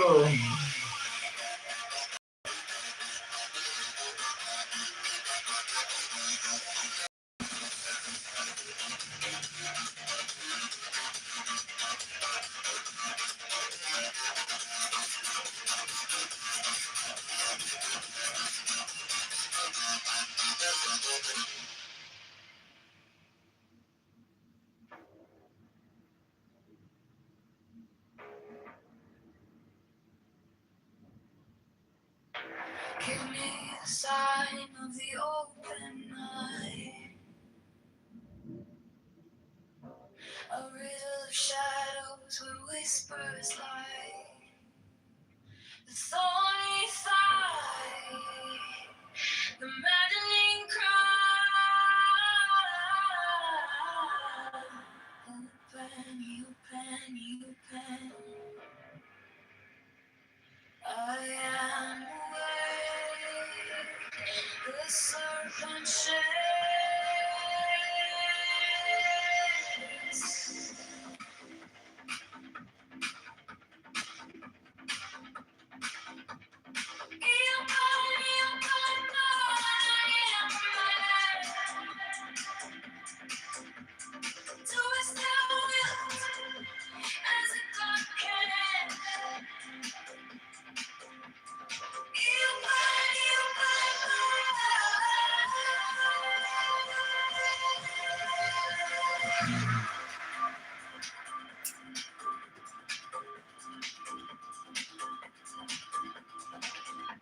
The eagle strikes with its jagged claw. The beasts emerge as the gods withdraw. A storm of silence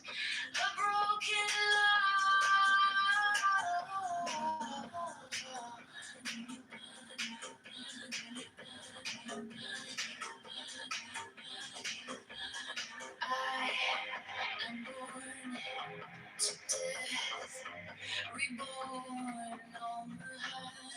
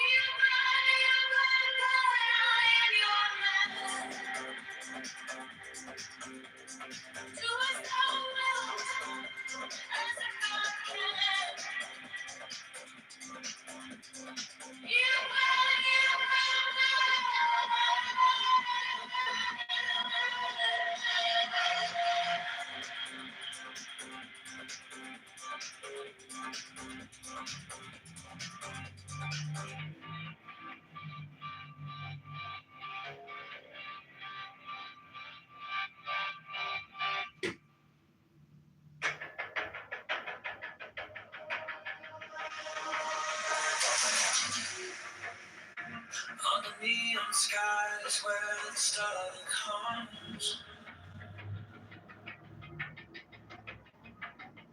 fire, unchained, untamed, no path is written, no soul is blamed.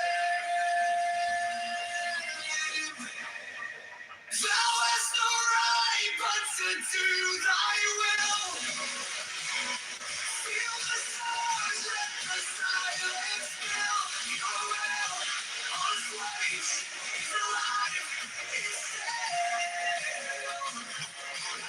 Deliver from the lust of the thrill.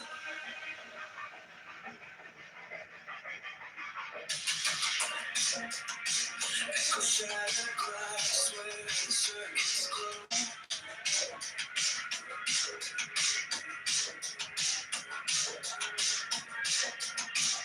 Clock ticks slow, but it doesn't show. No purpose, no telling, just a beat and sing. Every way perfect, on the edge, on the ground. Feel the stars, let the silence fill your will. Unafraid, it's alive, it's still. Deliver from the lust of the thrill.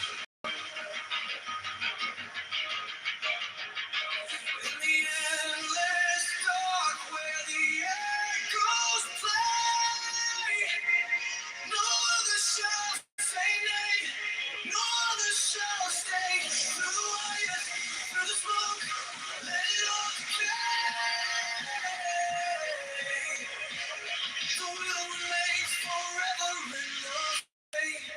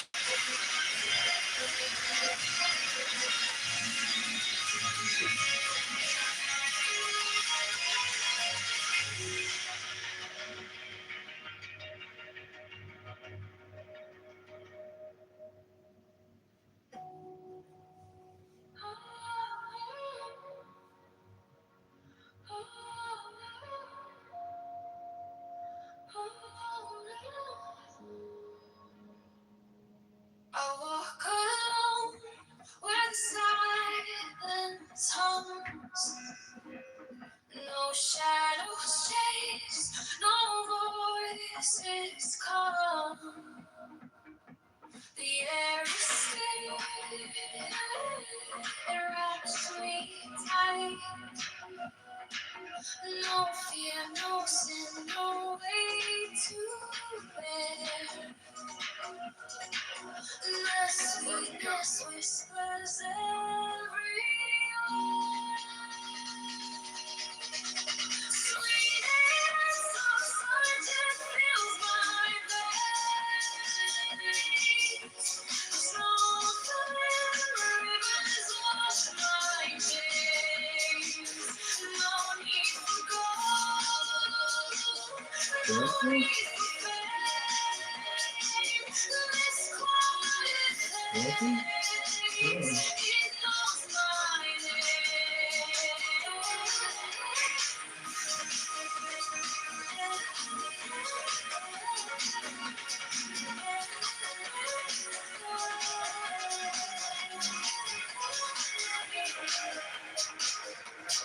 Gift of health, it lights my way. Contentment flows where I choose to stay. Sticks the bridge where hearts align. No fear, no sin, no way to bear. The sweetness whispers everywhere. Sweetness of solitude fills my veins. Rivers wash my chains.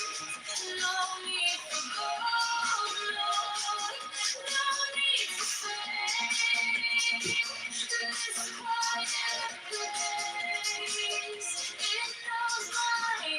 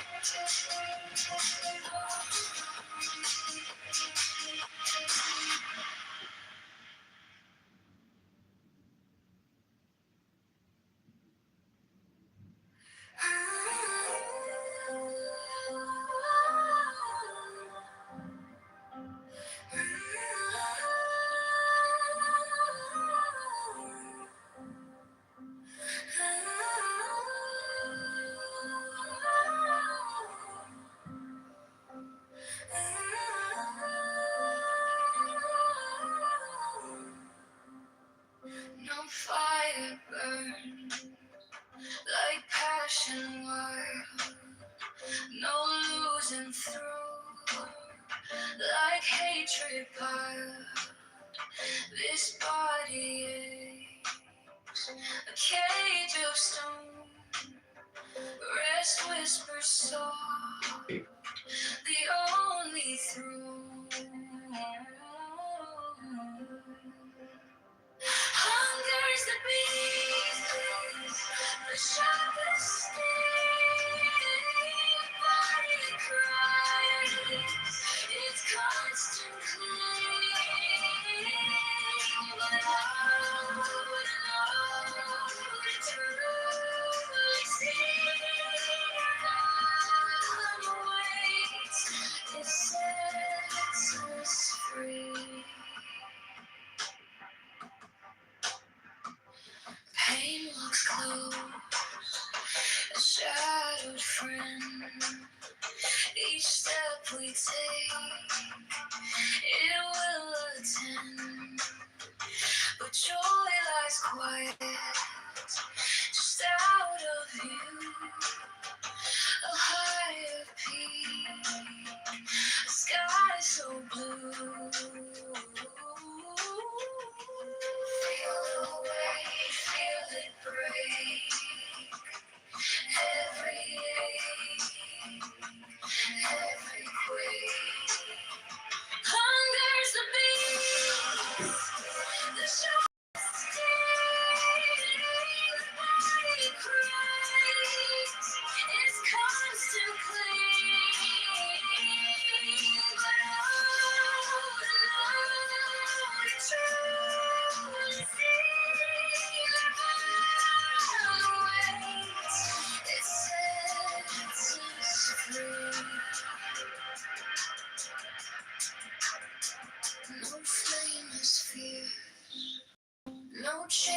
this time, this body's war, this endless fight, but higher still, beyond the fray, rest calls my name, and I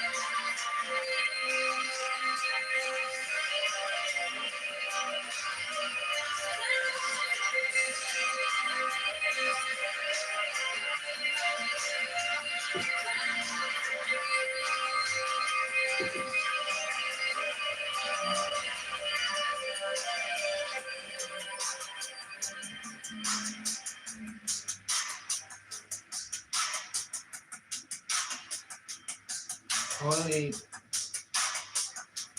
Okay, honey. Talk to you tomorrow.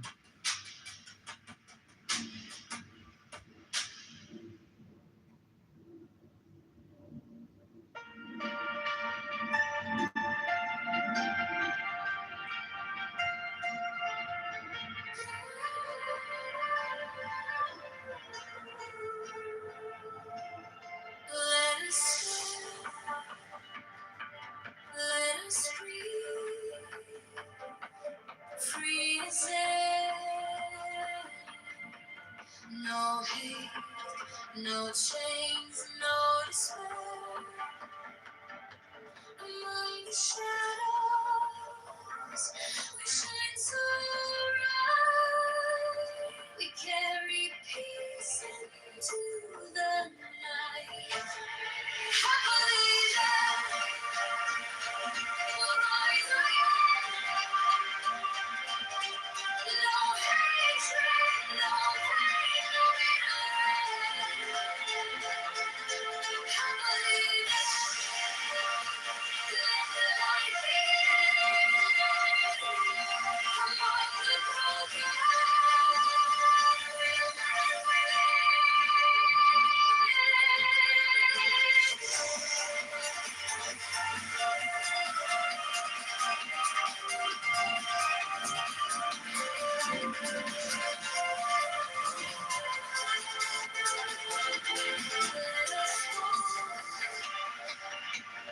Let us heal, free from strife. No wounds clean, no weight on life. Among the weary, we'll stand tall.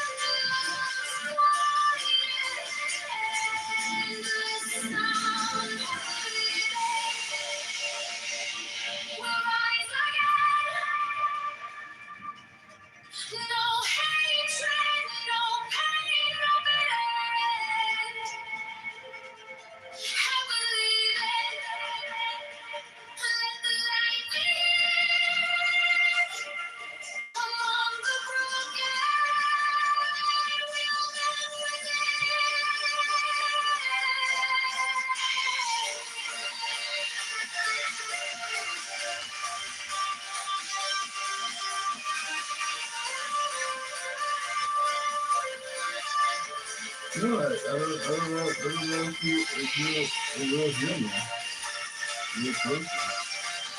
No, I don't know if you're a real person. You know, that was that.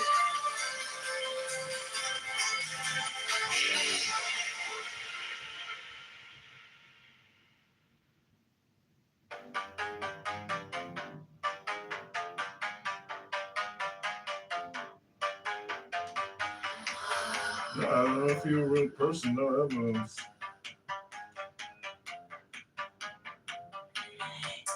Give me the sign of the open night. A riddle of shadows where whispers lie. Thorny thigh, the managing cry. Open,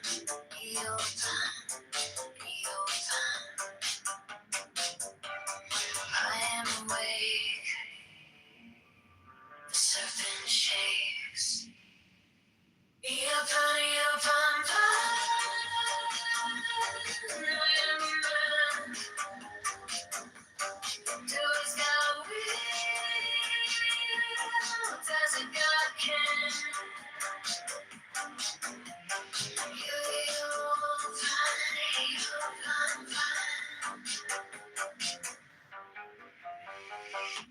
The eagle strikes with its jagged claw.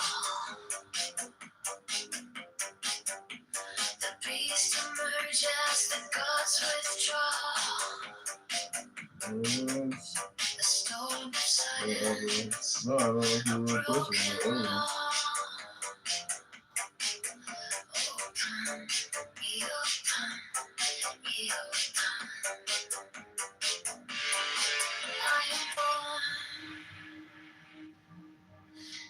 Real? Fake. Prove it. On the horn of the unicorn.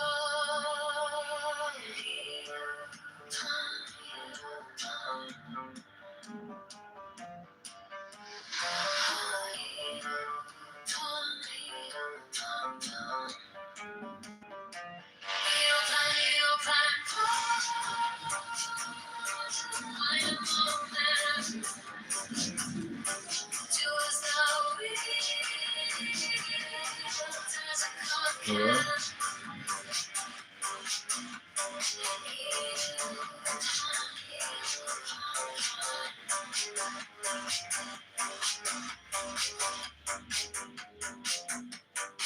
Bro, you gotta fucking stop.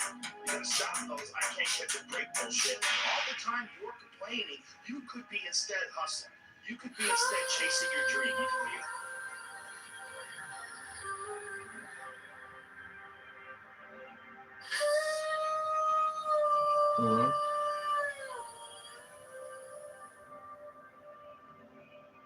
By the mystical union, the fairy and fawn. Okay, hi, I'm Rune.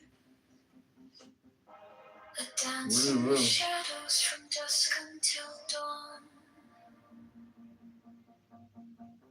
Unspoken whispers that drift through A the barrage of bullets and a deadly gun battle with a heavily armed man plays the life of a Tulare County Sheriff's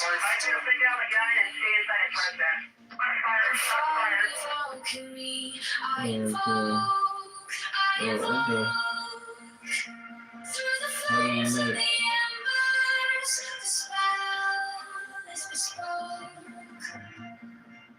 Your arrows are slinging, the springs tender glow.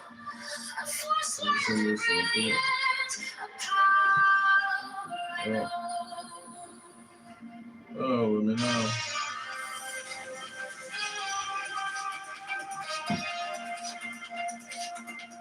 Okay, well, everyone grab some time.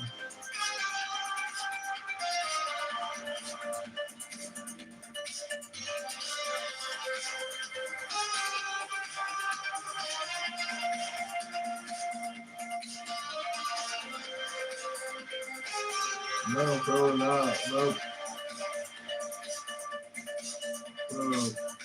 The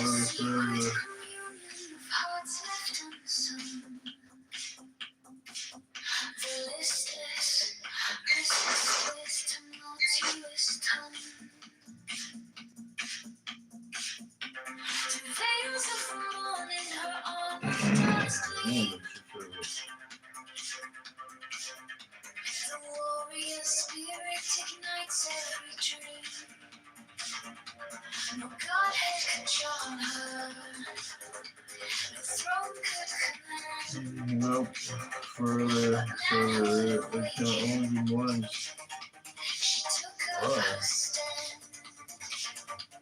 In brilliance resilient. Her fire does burn. Goddess of spring.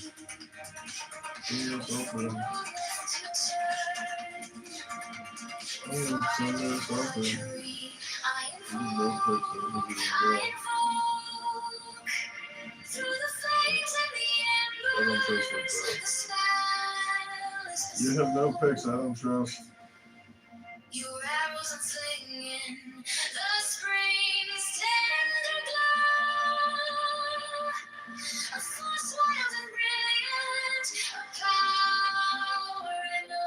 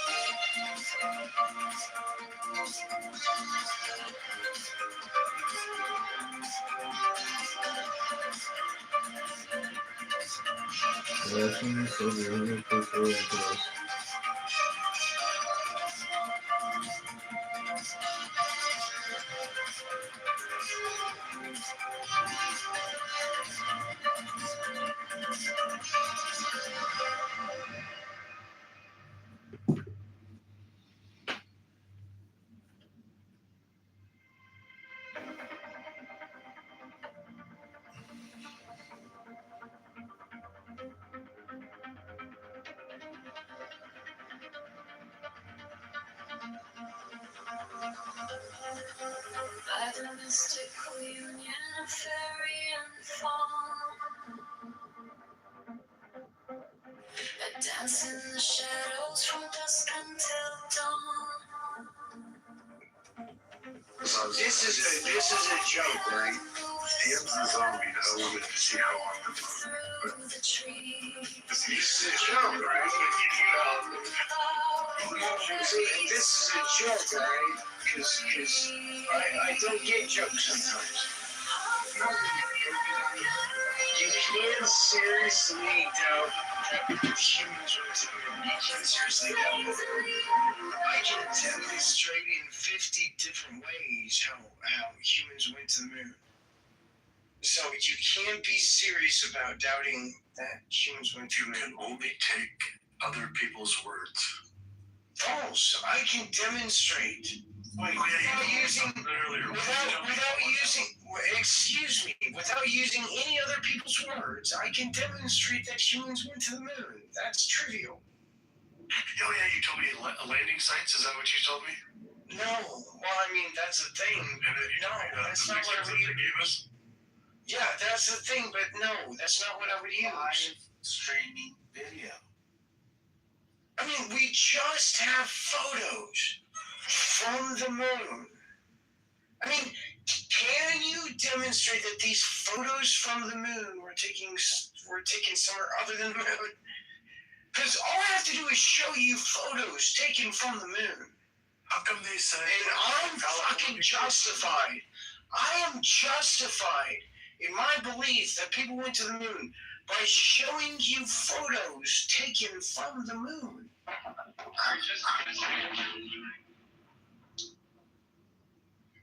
You're cutting out. You're low. But how come the Red Hot Chili Peppers said? Where are you from, man? Amsterdam. So how do you feel about living in Amsterdam? Good. There's nothing bad happening. Bad. No, never. Fucking science. You ever been to the red light district? No. Why is it haram? Have you ever smoked weed? No. Stop. Why not? Stop. Amsterdam. They are not scientists. I don't give a shit what they say. Yes. I know smoking and no cigarette, no fake, no snus, only girls. Only girls? Yes. Yo, bro, you from me? Hold on. Why'd you come here? Holiday. How different is Poland and Spain? It's trivial to demonstrate that people went to the fucking. Is it better in Poland than Spain? You're claiming you are Shut up. You from Spain? You're claiming. Hold on. You from Amsterdam, bro? How long you live here? You're born and raised. Are you happy in your life? I'm always happy. It's trivial to demonstrate that people did go to. Money is just a You're claiming that people can find in the world that was fucking inside of you. When did you discover this in your life? When did you know that? The second time I'm on this earth. The first time I died, I was 6 months and I died. Excuse me, guys. What's it like being parents in 2026? It's crazy with like all the AI stuff coming out. You're like, do you puss your kid? Do you not puss your kid? And things like that. But How much of it's actually gone? Excuse me. What's the worst thing about being a woman in 2026? that men act like women. Men are becoming more feminine. Men are becoming more feminine. What has led you to believe that? Just the way they act. You know what I'm asking? What's it like dating in 2026? It's trash. Everybody thinks they have options. If you're a pretty girl, most of the guys in your DMs, they just want trash. And also, everybody lies. Nobody's actually like transparent enough. People go on. Excuse me. What's it like being a woman in 2026? Great, independent. You don't have a man? No. I think men want independence. Just so you don't want to die, baby. What has led you to believe that in your life? I've been married or had a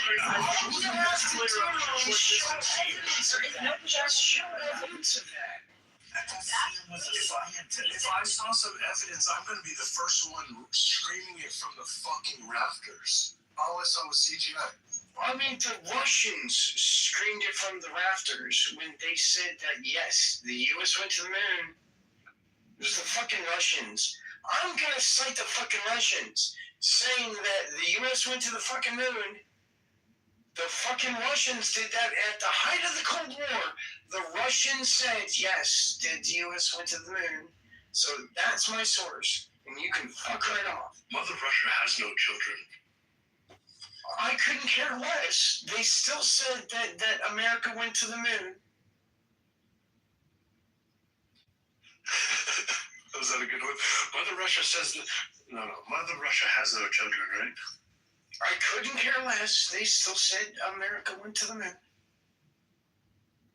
Yes. What you're saying is we're all in agreement. Nonsense. About Antarctica, these are the two agreements. What about it? Why are we pivoting? So I just want to acknowledge you're pivoting, right? Pivoting from, you want to see the video about space? I mean, you're pivoting, right? No, I got a video, right? Alright. You have a video of people on the moon. Amazing. So do I. What? No, I have a video of people on the moon. It's been a long time. No, well, I mean, it's been decades. It's been a couple of decades. So what? Hey, have you seen the one where the lander takes off from the moon? Yes. You know it took them They got that footage. Wait. You know it took them 3 tries to get that right? Did you know that it took them 3 tries? Do you know that they tried more than once to get that right? Did you? And they came back for their camera? Is that what you're saying? Well, no, on the 17 they got it right. They tried on 17, 16, and 15, but they only got it right on a shot of them leaving the moon, is what I'm saying. Because there's this thing called a rover, right? There was a moon rover, right? It had a camera on it. It was on the moon. We took it there. I don't think that's his question, Alligator. Or Donald. I don't think that's his question. Yeah, it is. He asked about the 17.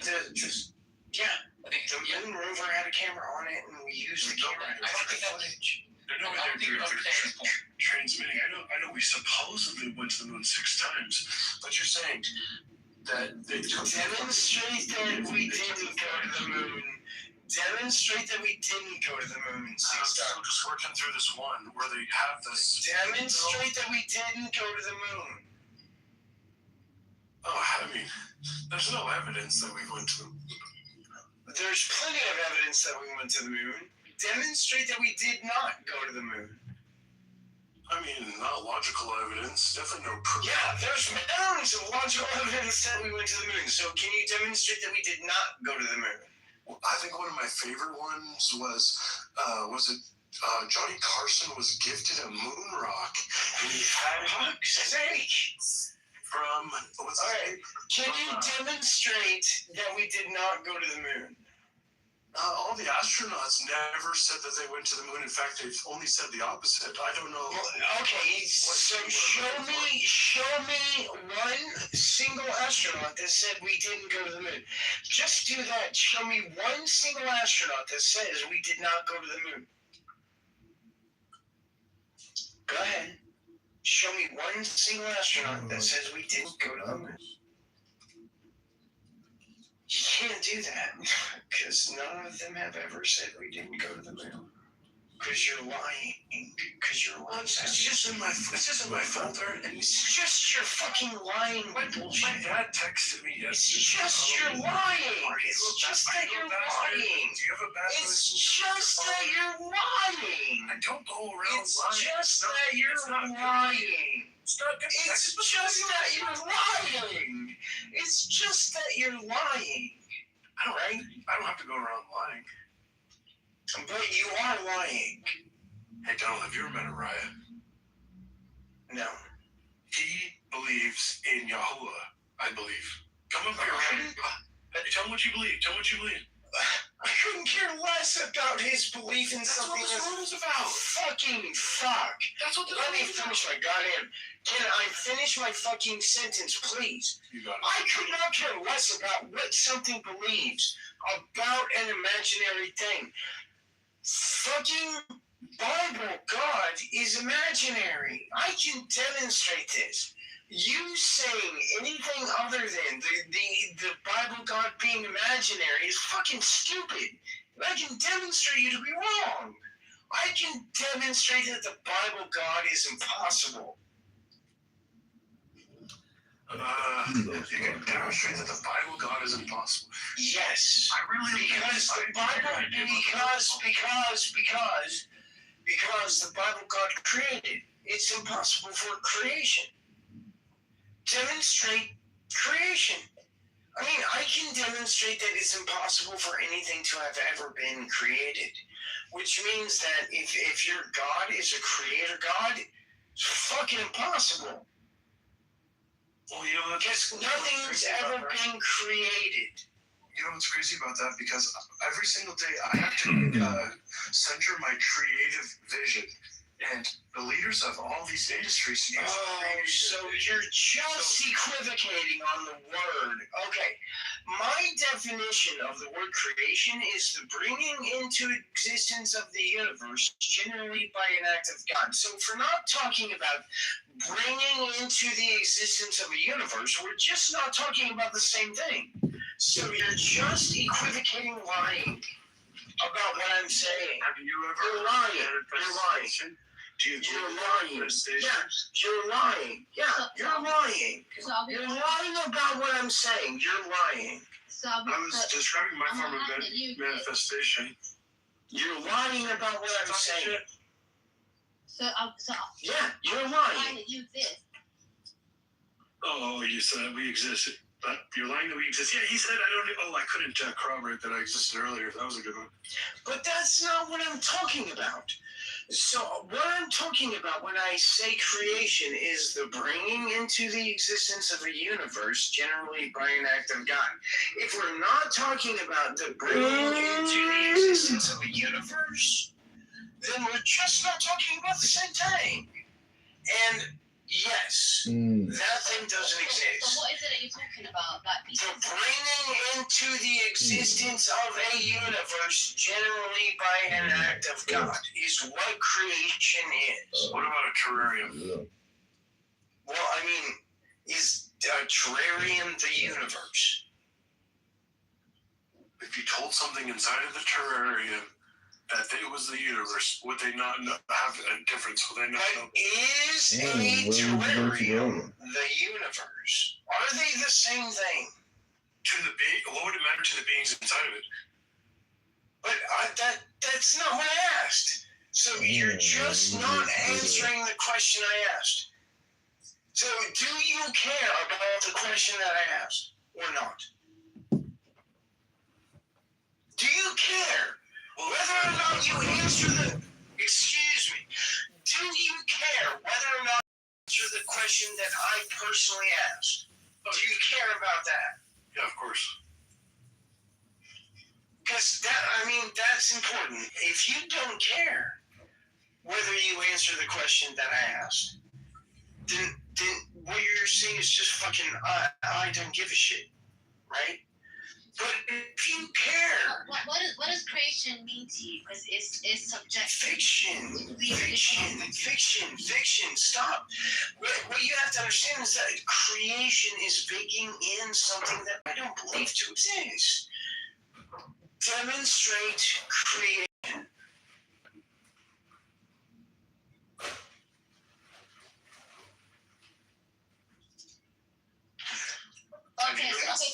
Okay, so for me, the way I could demonstrate creation, right, is from your mother and father procreating and having needs.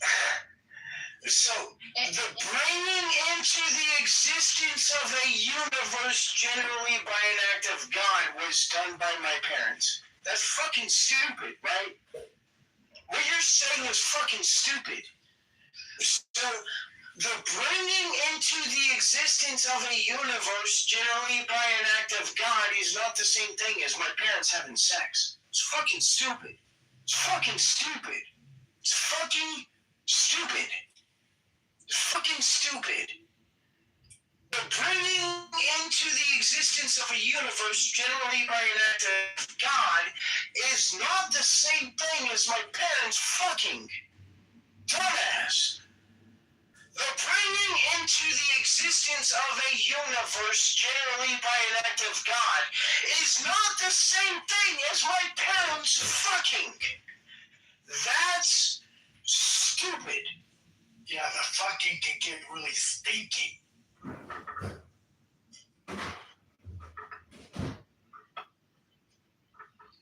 Okay, so what is it that you're like? What is the context as to what you're saying? The bringing into the existence of a universe generally by an act of God is what I am defining creation as.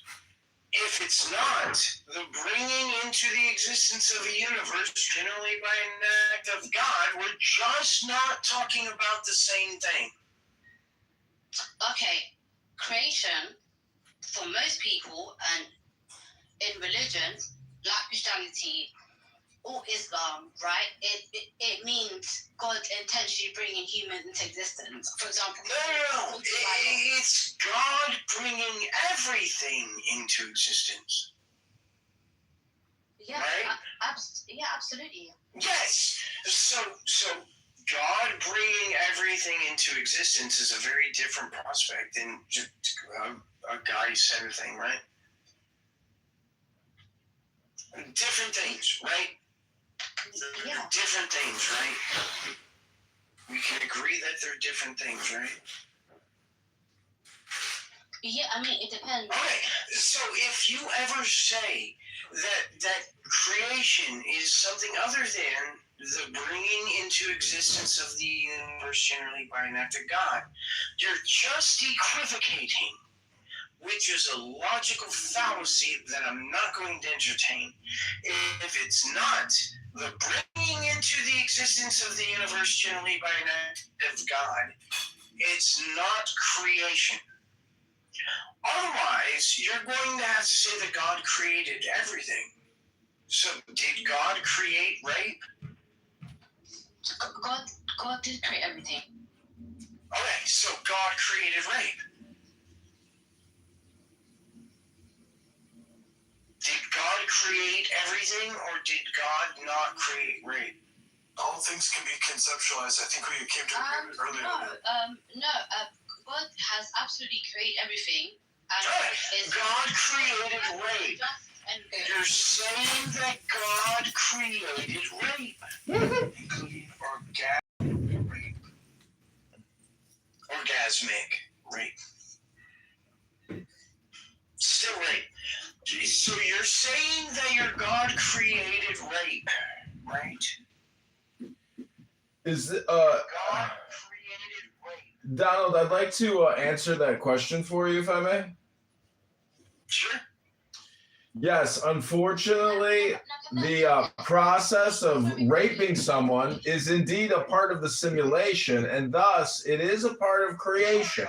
Unfortunately, very sad and tragic, though it may be. How horrible. Fuck right off. Fuck off. Okay, Donald, you asked the question, right? Yes, God has created everything. We're not Yes, God created rape. Yes. Wait. God has created the possibility of everything, including harms, right? Yes. However, it's us humans that are responsible for choosing. God created. What is wrong with you? God created rape. Yes. Yes, God created rape. Okay, continue. So like I just said, sorry to cut you off, right? God absolutely has created everything. Yes, God created rape. Yes, I agree that God created rape. You said it, and I agree with it, and yes, God created rape. Okay, so like absolutely, sorry to cut you off. Yes, God created rape. Can we move on? We got it. God created. Yes, God created rape. We can move on. Yes, we can move on from God created rape. That'd be amazing.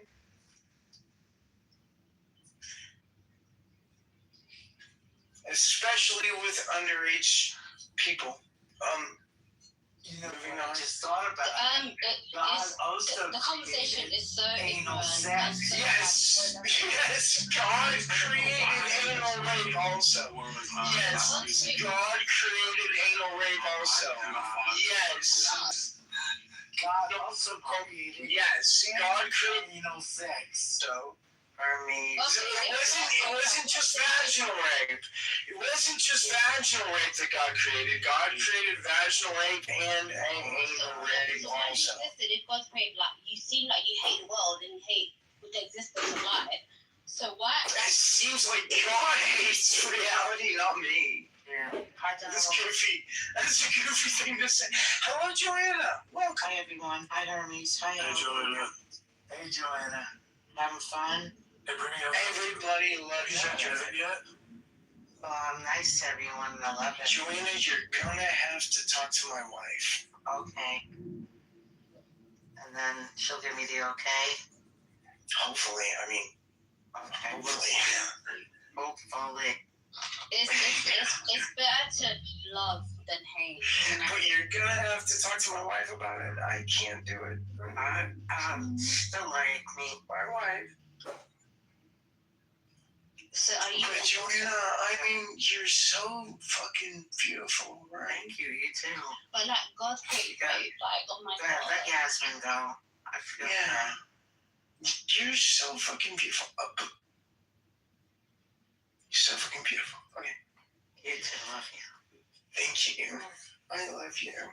Well, you saved me when my hamster died. Joanna, can I have a piece too? Of course, Hermes was my clubhouse boyfriend for about 6 months, and then I let him go free. I have no reason to be competitive with Hermes. If you want Hermes to be your boyfriend, I let him go free because he has mad women. Oh, yes. Hermes got lots of girls. Hermes got lots of girls. Yeah. Listen to the voice. That's why. It's just sexy. It's a sexy voice he has. Yeah. Hermes, you got a sexy voice. Hermes, say, would you like some hot sauce on that taco?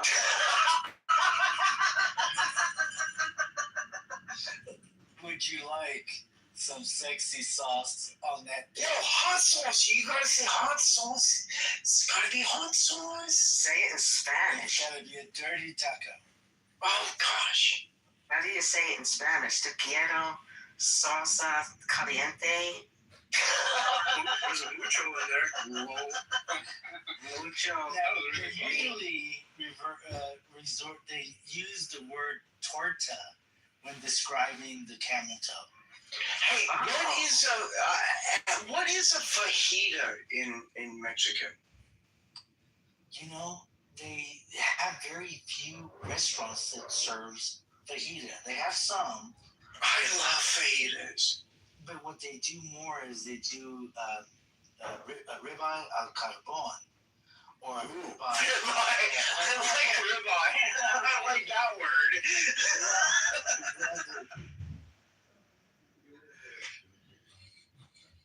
Yeah, because I think what happened is a lot of people that when Texas was part of Mexico, the wealthy lived in Mexico City, right? So they were eating ribeyes and filet mignons in the tacos.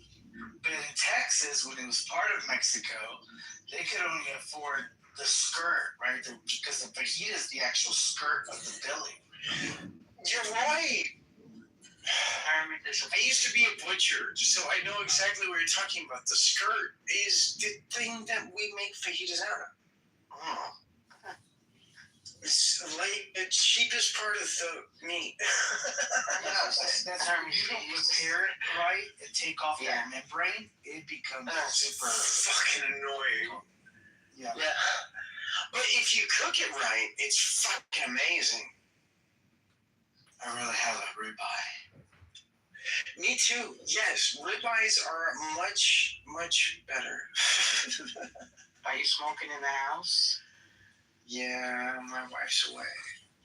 I hear you smoking in the house. Yeah, my wife's away. Oh, okay. Yeah, I was just smoking myself. Oh, yeah? That's good. You guys are in a good mood. I love it. Yeah. I'm glad you're back. Joanna, I love you. Oh my God, I'm so blushing. I do. You're an amazing human. Especially when you use cocoa on the torta. Yeah, a little cocoa. As long as it's hot. I like hot cocoa. Right? No, I'm talking about Coco Chanel. Yeah, sure. Okay. Well, I mean, that's different. Right? That's different. Cocoa is a thing that I like a lot. Maybe it's my Native American origins, but I mean, chocolate's fucking amazing. Dude, I never had chocolate milk before until I came here to Mexico City. I went You to a can't be restaurant. serious. Oh yeah, dude. Let me tell you.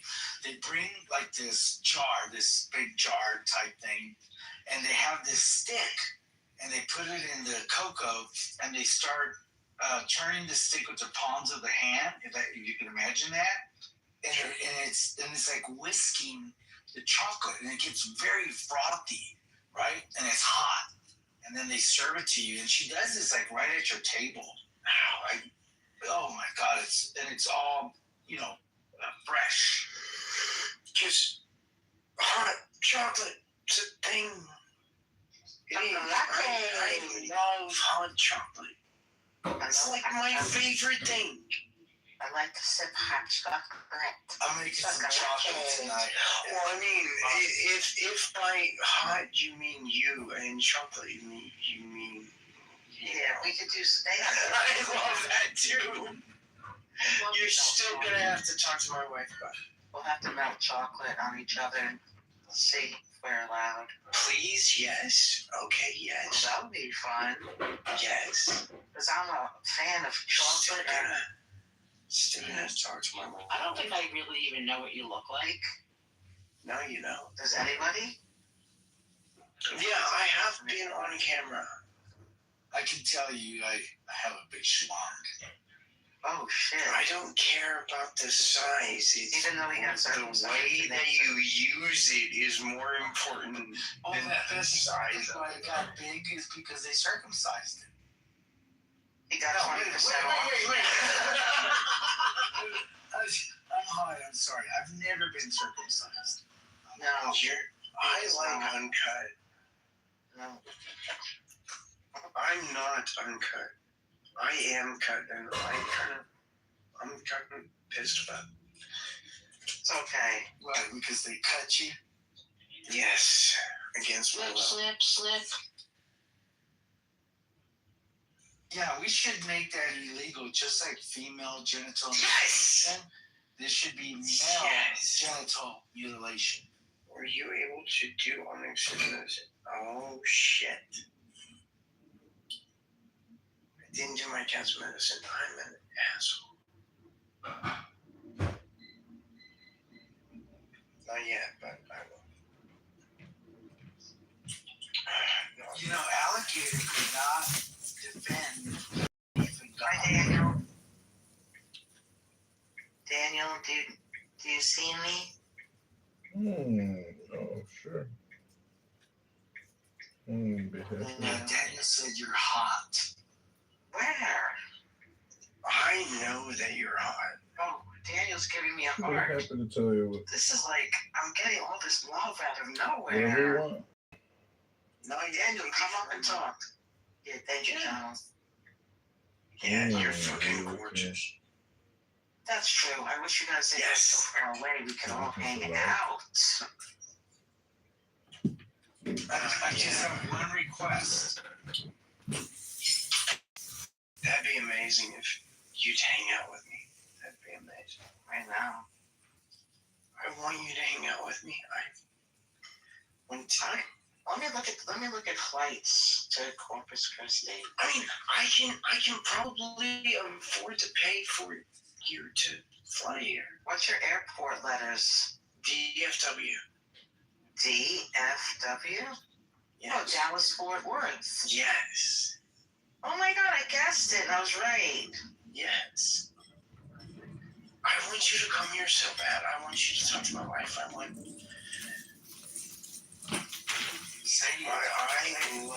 the photo that you sent me.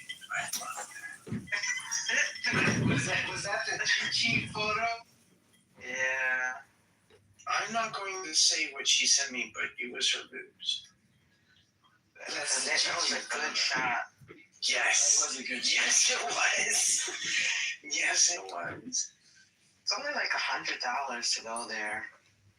You guys done? Sure, I can pay for that. Yeah, I can make that. Hey, why don't y'all do this? Why don't both of you guys come to Mexico? Yes. Why don't both of y'all come here? Well, I could come there. Nice. Yes. But I'd have to get a coyote because, you know, it had to be illegal. I'll pay for it. I'll be right back. I want you to be here, buddy. I'll pay for I'm that. ready to come back, dude. I've been craving I'll definitely pay for that. a double Whopper from Burger King. Fuck yeah.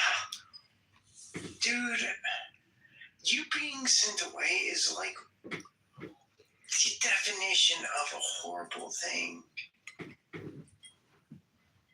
don't get it. I don't know why. Like today, I actually had a pretty good day. In my building, I met this woman. She's a young woman. She's younger than me. and we went to a museum today. And the museum that we went to is they're having the World Cup here in Mexico City, some of the games. So they created this museum in this building, and it was interactive, and it showed all of the World Cups since the 1800s, which I had no idea that they were actually playing the World Cup in the 1800s. So it was pretty amazing. The king, because they were showing... No, Mikhail, no. No, listen to this. They were showing, like, different legends players, right? And their uniforms. And so everything that you saw in there was actually used in the World Cups. But the king feature or exhibition was Pele, right? So they showed his uniform, his cleats. They had some footage from the actual World Cup, the last World Cup that he was in that they won. Yeah, it was pretty amazing. That's cool. Okay, Mikhail, no, fuck off. I'm not bringing you up because you're a piece of shit. Just so you know, you're a piece of shit. He's a God believer. Yeah. Bring him up. Let's every conversation will stop.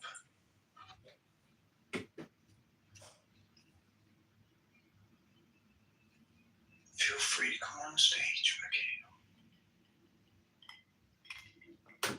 It's not even your fucking name. Well, Donald, I just want to say if this room has proven one thing, it's that there's definitely a God, because the chances of you putting this room together randomly is in the many hundreds of trillions. So clearly, if anything rules the universe, it's truly random chance.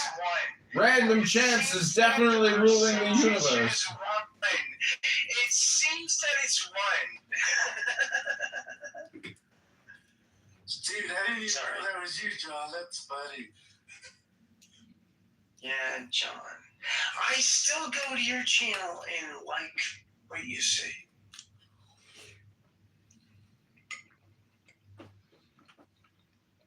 Yeah, so the date that I went on today, she was actually pretty hot. Nice. I am kind of sad.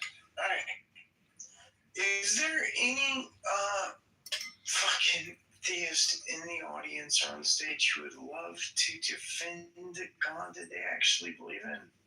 Well, you remember he's a theist. He actually believes in God. Okay, do you want to actually like defend the God that you believe in? Mm-hmm.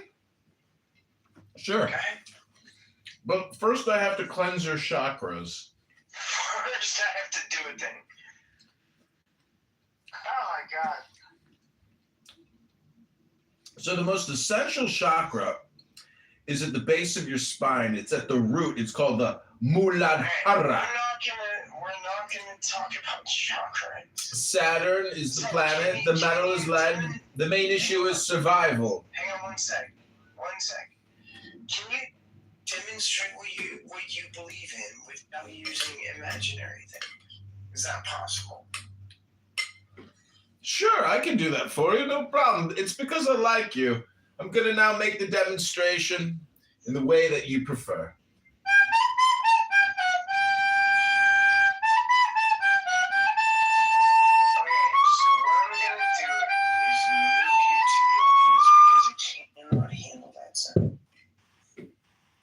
That was fucking awful. I mean, if you want to come back up, that's fine. But you can't make that sound anymore. There's a whole lot of people in the audience. Come on stage and defend the God that you believe in. Come on. Mikhail is afraid. Sure, they're all afraid. They can't help it. If they were not afraid, they would be on stage right now. But they're not. You know what I just noticed? John is usually like really intelligent. But when you ask him, can you demonstrate that God exists? He sort of fumbled around. He bumbled. It wasn't fumbled. He bumbled. They can't demonstrate the thing that they believe in. I can demonstrate everything that I believe in.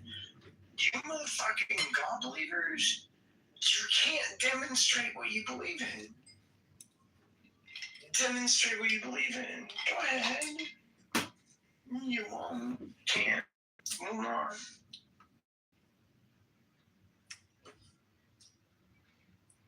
Ow! Okay. Here's a God believer. Alligator just came back. Alright, you guys done being weird? Welcome back, alligator.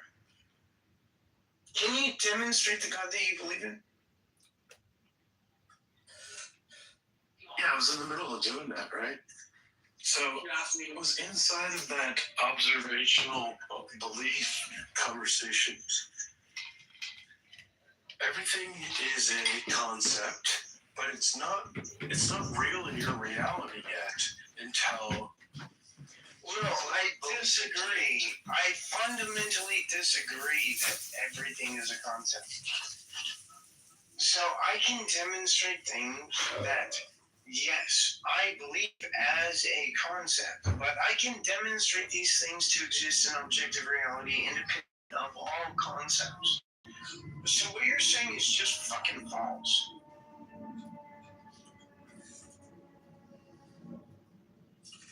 Not all concepts are real in everyone's reality. Alright, so what you said, okay, so what you said was false.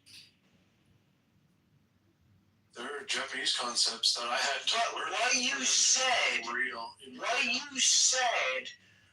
you said was false. What if your conception? But what you said, the thing that you said was false. Where? The thing that you said about not being able to demonstrate, that was false. I can demonstrate things. I can demonstrate that you're false. I can demonstrate that.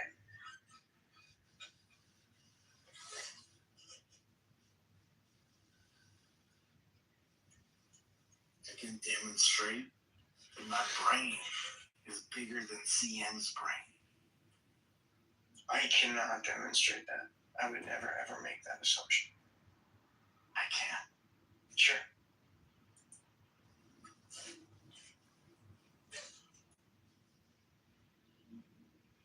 I can also demonstrate that alligator needs to go back to school.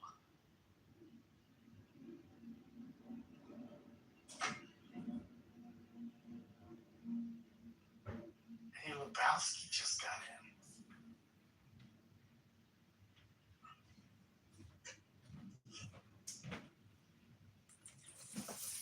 Does Lebowski believe in God? The dude abides. The dude abides. Seems yes. I'm gonna go with yes. See, the thing that Donald's not talking about, and never talks about because he's generally complaining about something, is that there is a mystical path that you can enter into, which is psychedelic. And that's the real experience that you're looking for. Demonstrate that. So just go watch the movie The Big Lebowski. Sir, did I miterate on your rug? Do you have a job, Mr. Lebowski? We're fucking done. Do you work, Mr. Lebowski? We're fucking done. Did I piss on your rug, Mr. Lebowski? Oh, there's a guy in the audience that has a Big Lebowski picture. Yeah. I was wondering, like, what is he saying? Obviously, you're not a golfer. Are you a Christian universe? No, he's Jewish. No, that's your opinion. He was asking me if I'm a follower of Christ Jesus, the most Lord High King on the planet who's ever lived, who did the best simulation of all time. Well, Jesus was Jewish. Yes, says the Romans. Are you a Christian or are you a Jew? He was circumcised. I was circumcised against my will. So was I. I'm old, guys. I was born in a Catholic church. That doesn't mean it was your will. Oh, God damn.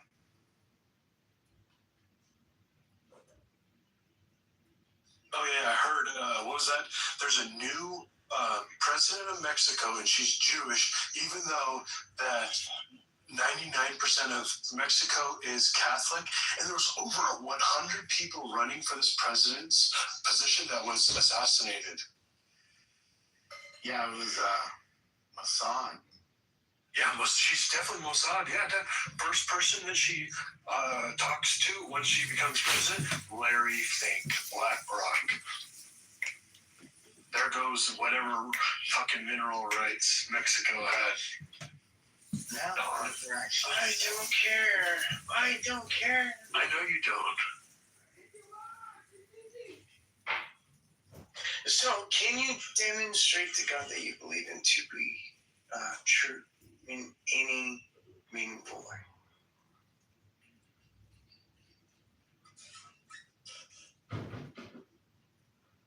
I think, therefore I am. Demonstrate that God is responsible for that. How else would I be thinking? Sure. Demonstrate that God is responsible for that. You can't. No, I can't. Of course not. It can be something completely creepier than that we all don't understand, and I don't have any evidence to prove it's not. Yeah. Well, you know, the people who invented this God, they claim that he's not the real God. I mean, only some. See what Donald. That goes back to the belief thing that I said earlier. See, Donald's problem, part of the problem with Donald's setup here is that to expect somebody to transfer the amount of information required in just a few sentences to prove to him, you know, his question, it's a ludicrous, you know, assumption that you can transmit all this information. I never, ever said that was a thing.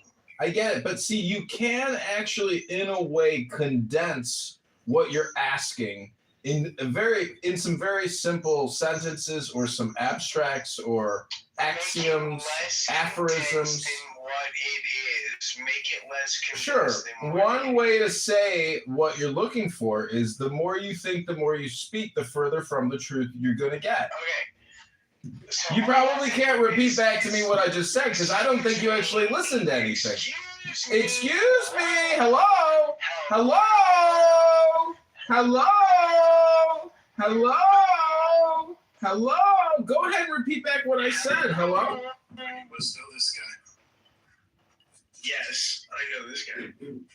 Yeah, John's been around forever. So again, I'll say it again because maybe. This guy is getting a lot of reprieves from the king. Oh, from the king? You mean the most petulant boy child, the angry tyrant king? Yeah. The angry tyrant king, King Donald. I was born with a disability. My life is pain. My life is suffering. My wife wants to meet you. Because that's what you say to me. I mean, he doesn't even know that I ask you how you're doing. You say, oh, it was worse than last time. No, I'm always the same, is what I say. No, that's good. Always the same. Yeah, you do say that. But then you say something about always in pain. Yes, I'm always shitty. But being shitty, different degrees of shitty, is still fucking shitty. Well, let me ask you this: what does personal responsibility mean to you, Donald?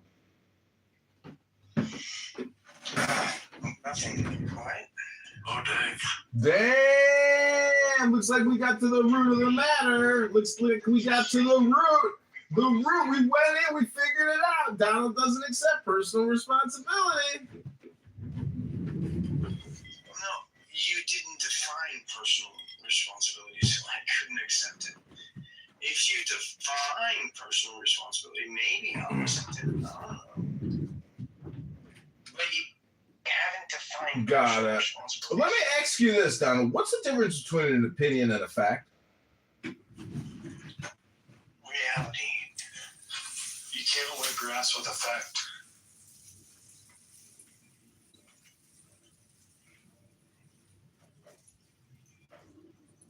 Reality is my answer. Last time Sam tried to wipe his ass with a fact, he has this theorem. Anytime you told him about if you can see it, if you can see it, Sam. I don't have to see a thing to know a thing exists. Just Wow, you sound like that I can Roman. demonstrate a thing exists without ever seeing it. You sound like the guy talking to Jesus who had the miracle done just because he had faith. Demonstrate that, motherfucker. Well, you know, I think that we are all living second to second. And on average, each human gets 2.5 billion seconds. Demonstrate that Word by word, demonstrate word by word. Go ahead. Excuse me. Second by second, please. I'm sorry that you spoke. So, you asked me to demonstrate,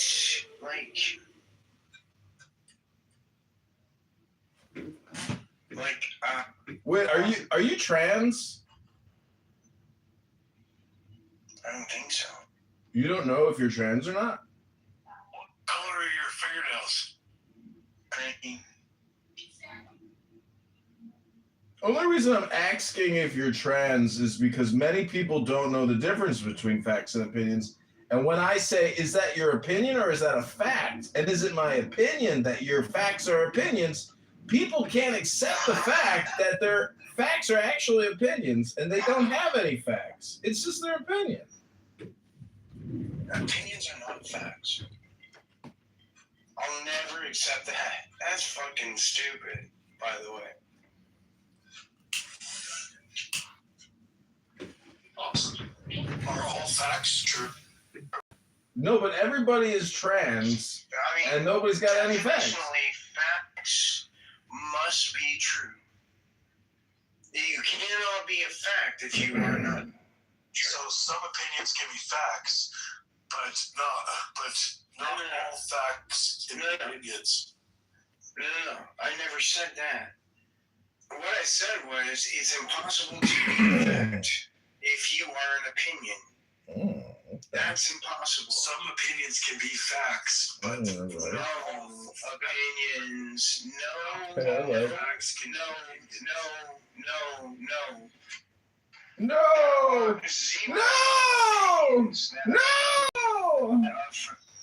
That are facts, and there are zero facts that are factually correct. Statistically, maybe, but I don't think so. Do you hope that your opinions are factually correct? Donald, when the Donald, when the Social Security judge granted you the disability, was it his opinion that you're disabled, or is it a fact that you're disabled? His opinion.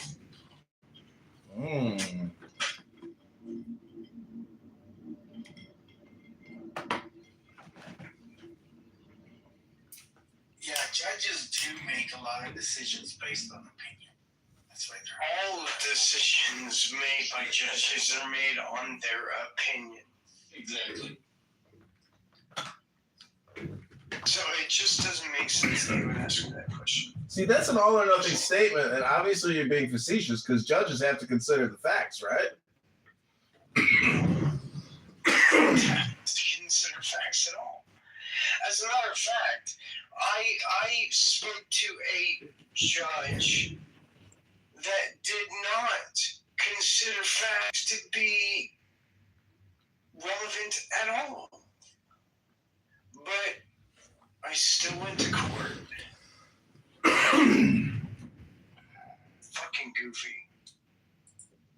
So basically, the heavenly court or the cosmic court is arranged in the same way in which a Christian Protestant legal court is set up. The judge has his back facing to the wall because he's worried about possible attack in the same way that a king is worried about possible attack. Excuse me? You are excused, sir. You are, hello? Hello? So Hello? judges don't have to have the opinion that they support. Just so you know. Hello? Hello? What I don't understand is okay, so right now I'm baking mastacholi and the package says 25 minutes, but I just checked it with a fork, it's still frozen solid. So was it the package's opinion or is it a fact that 35 minutes is enough time to cook the mastacholi? Did it say from frozen or did it not say from frozen? They didn't specify. I think it's imported from China, so they're cutting back on costs by limiting the instructions. So if you follow the directions. All I'm trying to get at is to the root of the matter, which is it's just your opinion that God doesn't exist. It's just your opinion. It's not a fact that God doesn't exist. It's just your opinion. Hello? It's your opinion. It's my opinion that it's your opinion. Hello? I'm trying to tell Hello? you. Hello? Are you a fascist? Are you fascist or are you a socialist? Hello? That's a false dichotomy. No, it's a question. Which one are you? I'm not a fascist. You know that homeless jester, the video? That's from the homeless jester video. Oh, baby. Hello? Hello? That's from that jester video. Have you seen it? No. I'll put it in the chat. See, people are saying that you're a character, and what they're really saying is you have persona. And then we have to get into what is persona, and do you have an aura? And what's your aura made of? Can you answer any of these questions, Dr. Dime? You know, it's down to particles. No, it doesn't. Everything that this person said was fucking imaginary. He made it up, which means I don't have to answer it. No, there's a comment in the chat. They said you're a character. It was all fucking imaginary. Hello? Hello? See, this is what you say when somebody says something imaginary. You say hello? Because you know that it doesn't exist in the real world. Hello? Is a fart a word or is it a smell? Is a fart just air passing over a turd? Hello?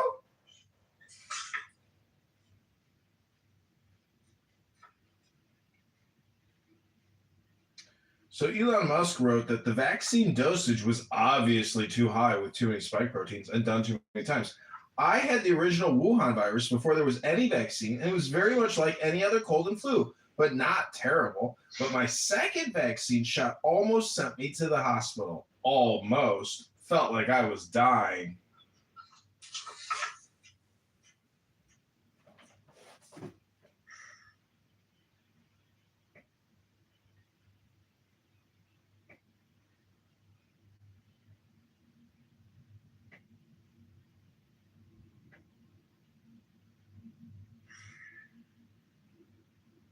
Yeah, I ended up in the hospital for 2 weeks with COVID. And while I was in there, they gave me some vaccines that were like updated.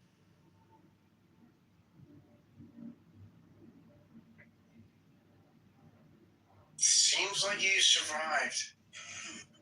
Now, I'll tell you the scariest thing, dude. This was crazy. So I get out of the hospital, right? And I masturbate, and it's fucking blood.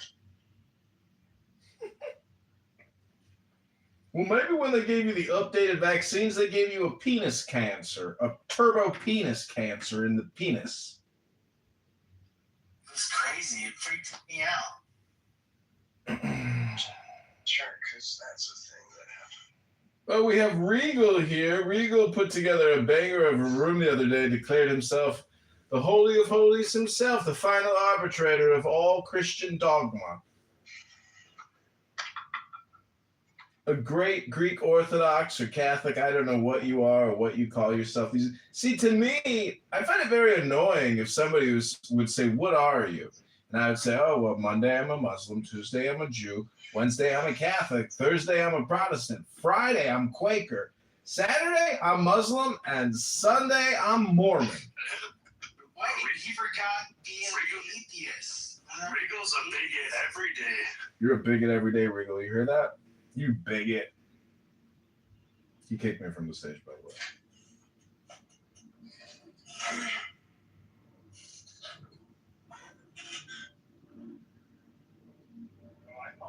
Yeah, you know what's weird is sometimes for some days. What is God live on YouTube with Dr. Donald?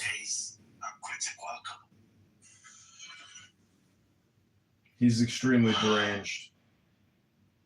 He's very annoying. He won't let you get a sentence off. Oh, Donald. Donald.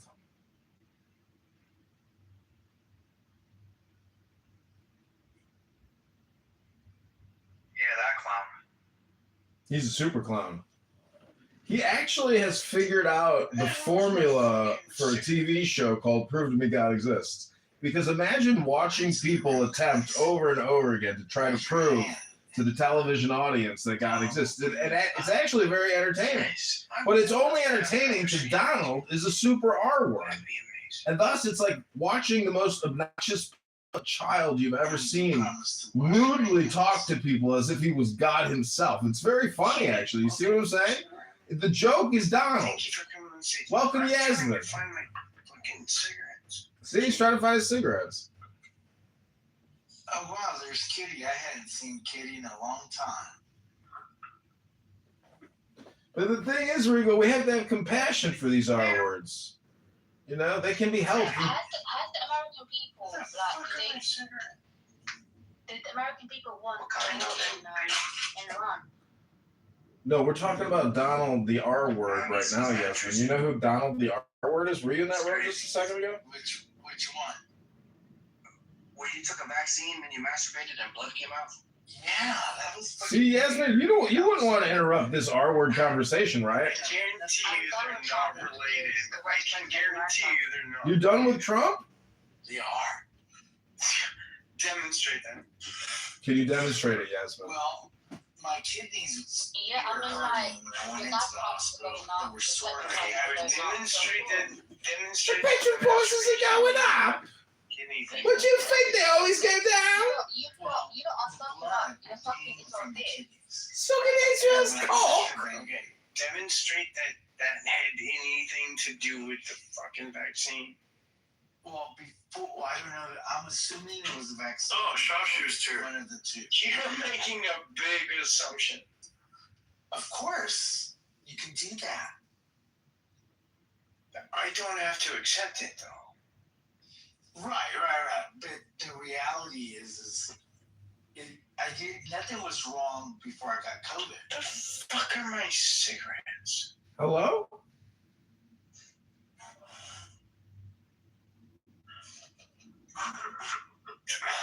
Yeah, I got so scared. Well, let me tell you this. This might be the evidence for you. So I got so scared, I called up the hospital. I spoke to the main nurse, and she told me that. Not evidence. Well, here's what she said. She said that it was because of the COVID, because it had affected my kidney. Still not evidence.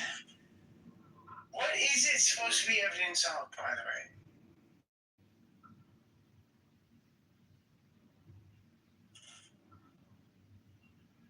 What is it supposed to be evidence of?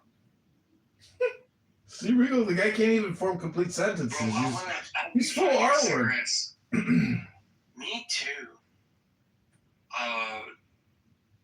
Check your dresser. Yeah, I can't even see that room Check at all. your bag. Check your back pocket. There's so many rooms, and that's probably why you can't find it. He doesn't spell it God, he spells it G0D. He also has YouTubes in the title, so you can type in YouTubes. Or you're not And the house name is Convince Me G0D Exists. He's full R word. He's full D word. If we predict where your cigarettes are, that's evidence for God.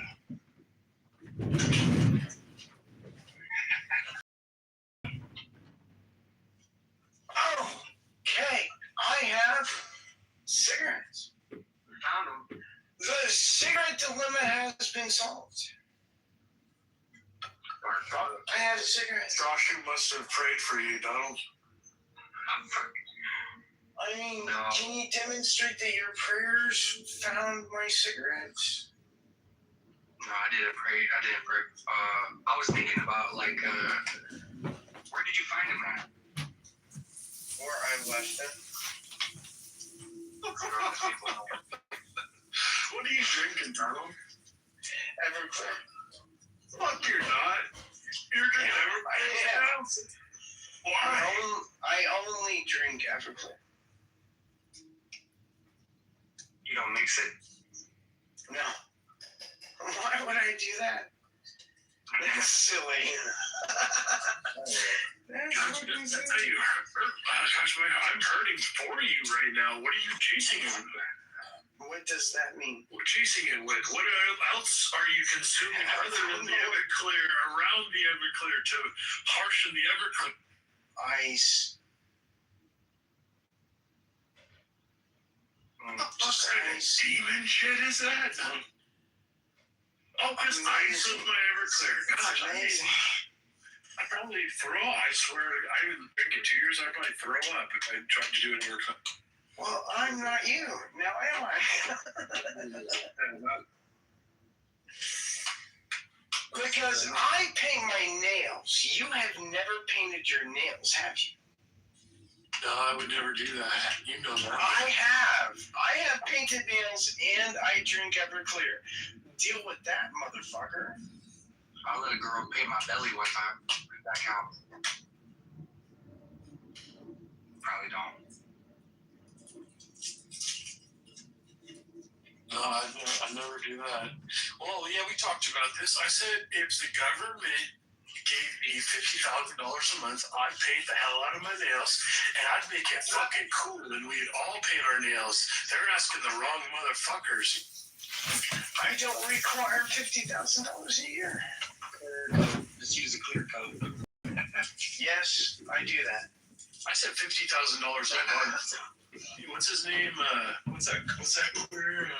Jeffree Star. That Jeffree Star motherfucker probably makes millions of dollars a month, dude. I have no idea what you're talking about. Oh, you've seen Jeffree Star. You probably don't know who he is, but I know you've seen. You've seen Lenny Lizard from the UK? But I do paint my nails.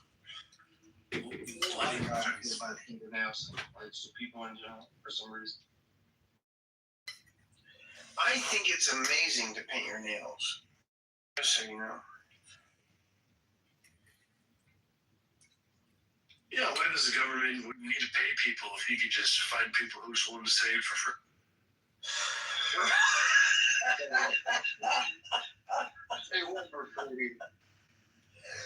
Demonstrate that. Once you hit a tipping point of people like Donald willing to say, yeah, I kind of paint my nails sometimes.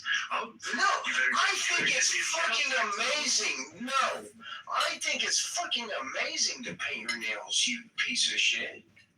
Why do I gotta be a piece of shit? Because you think it's not amazing to paint your nails.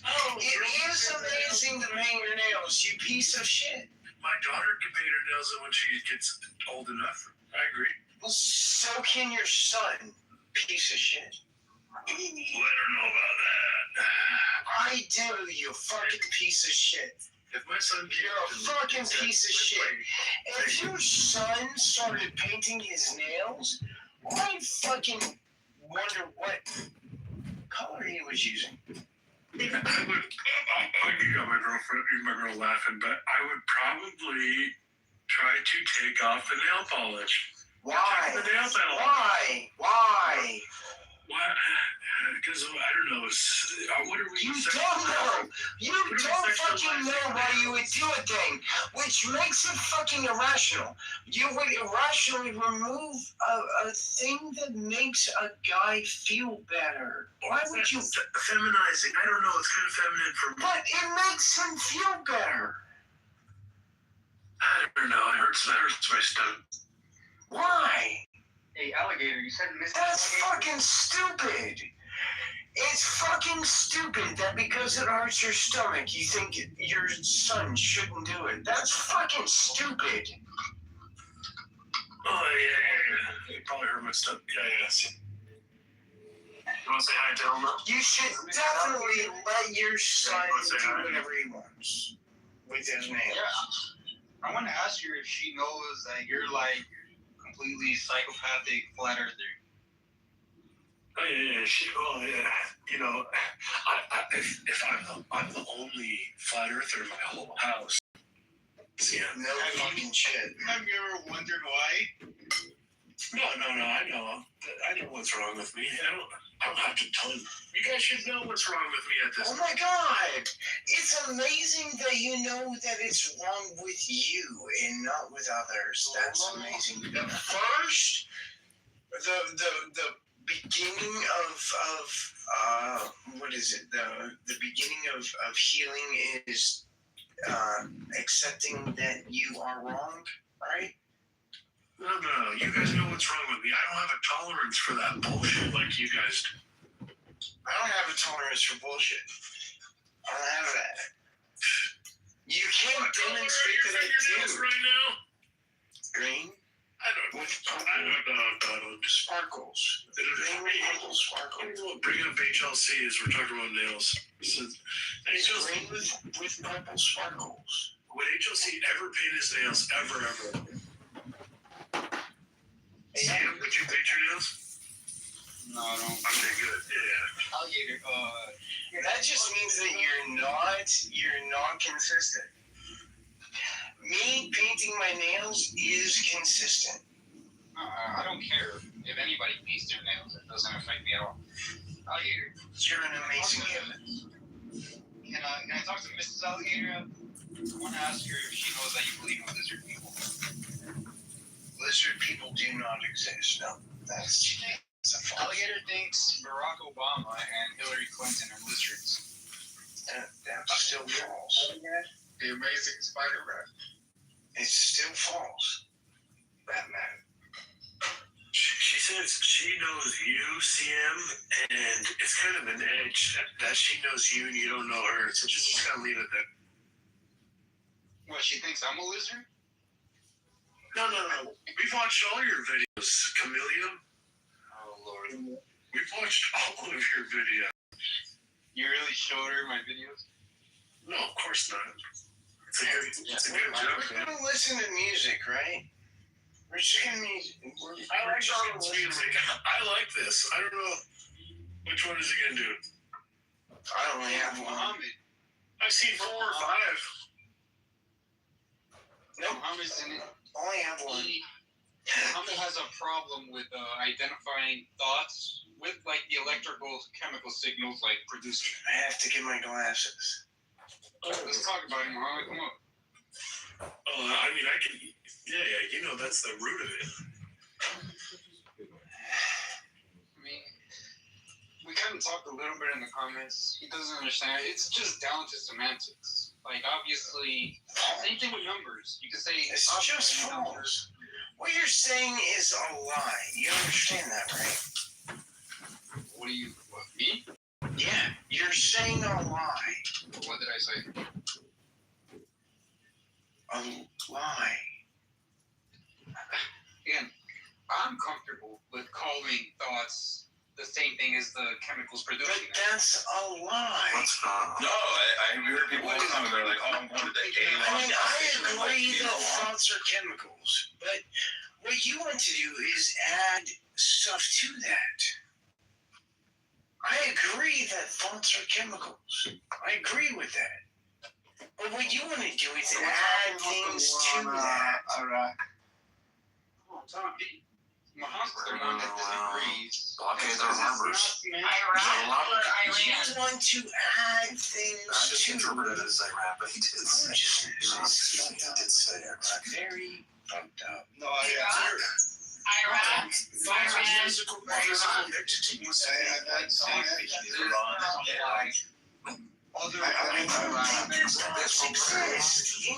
know it's pronounced Iran. What you're doing is what's called I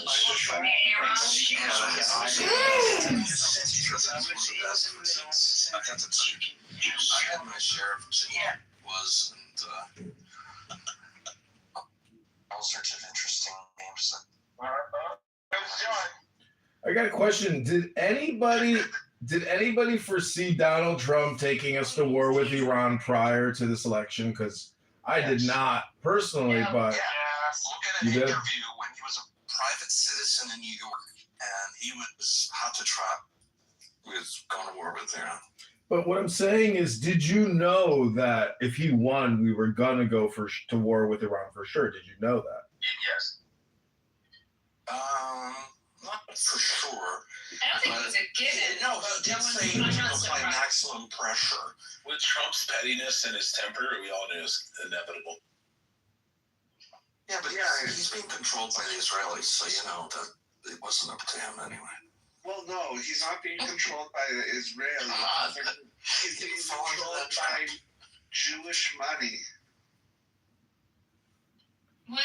Is race shy? What? No. Never mind. Okay. Sounded like him for a second. No, it's definitely not shy. It's not Israelis necessarily. It's just Jewish money. Can we agree on that?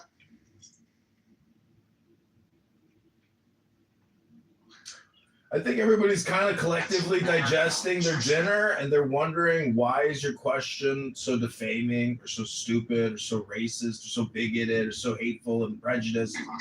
You know, do you have anything nice to say about the J words? Well, I think the reason they're reacting like that is because I am a member of the J-word communities. And for J-word adjacent. Wait, how many J-word communities are there?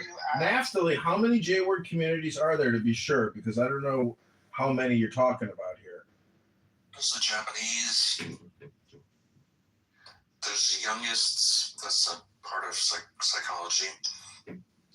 Wait, which J-word community are we talking about? I don't know. Which one are you in? You said there were many. Which ones? Which ones are you talking about? You know, like the conservative and the reconstructionist and the reform and the humanists and don't forget the logical positivists. Israeli.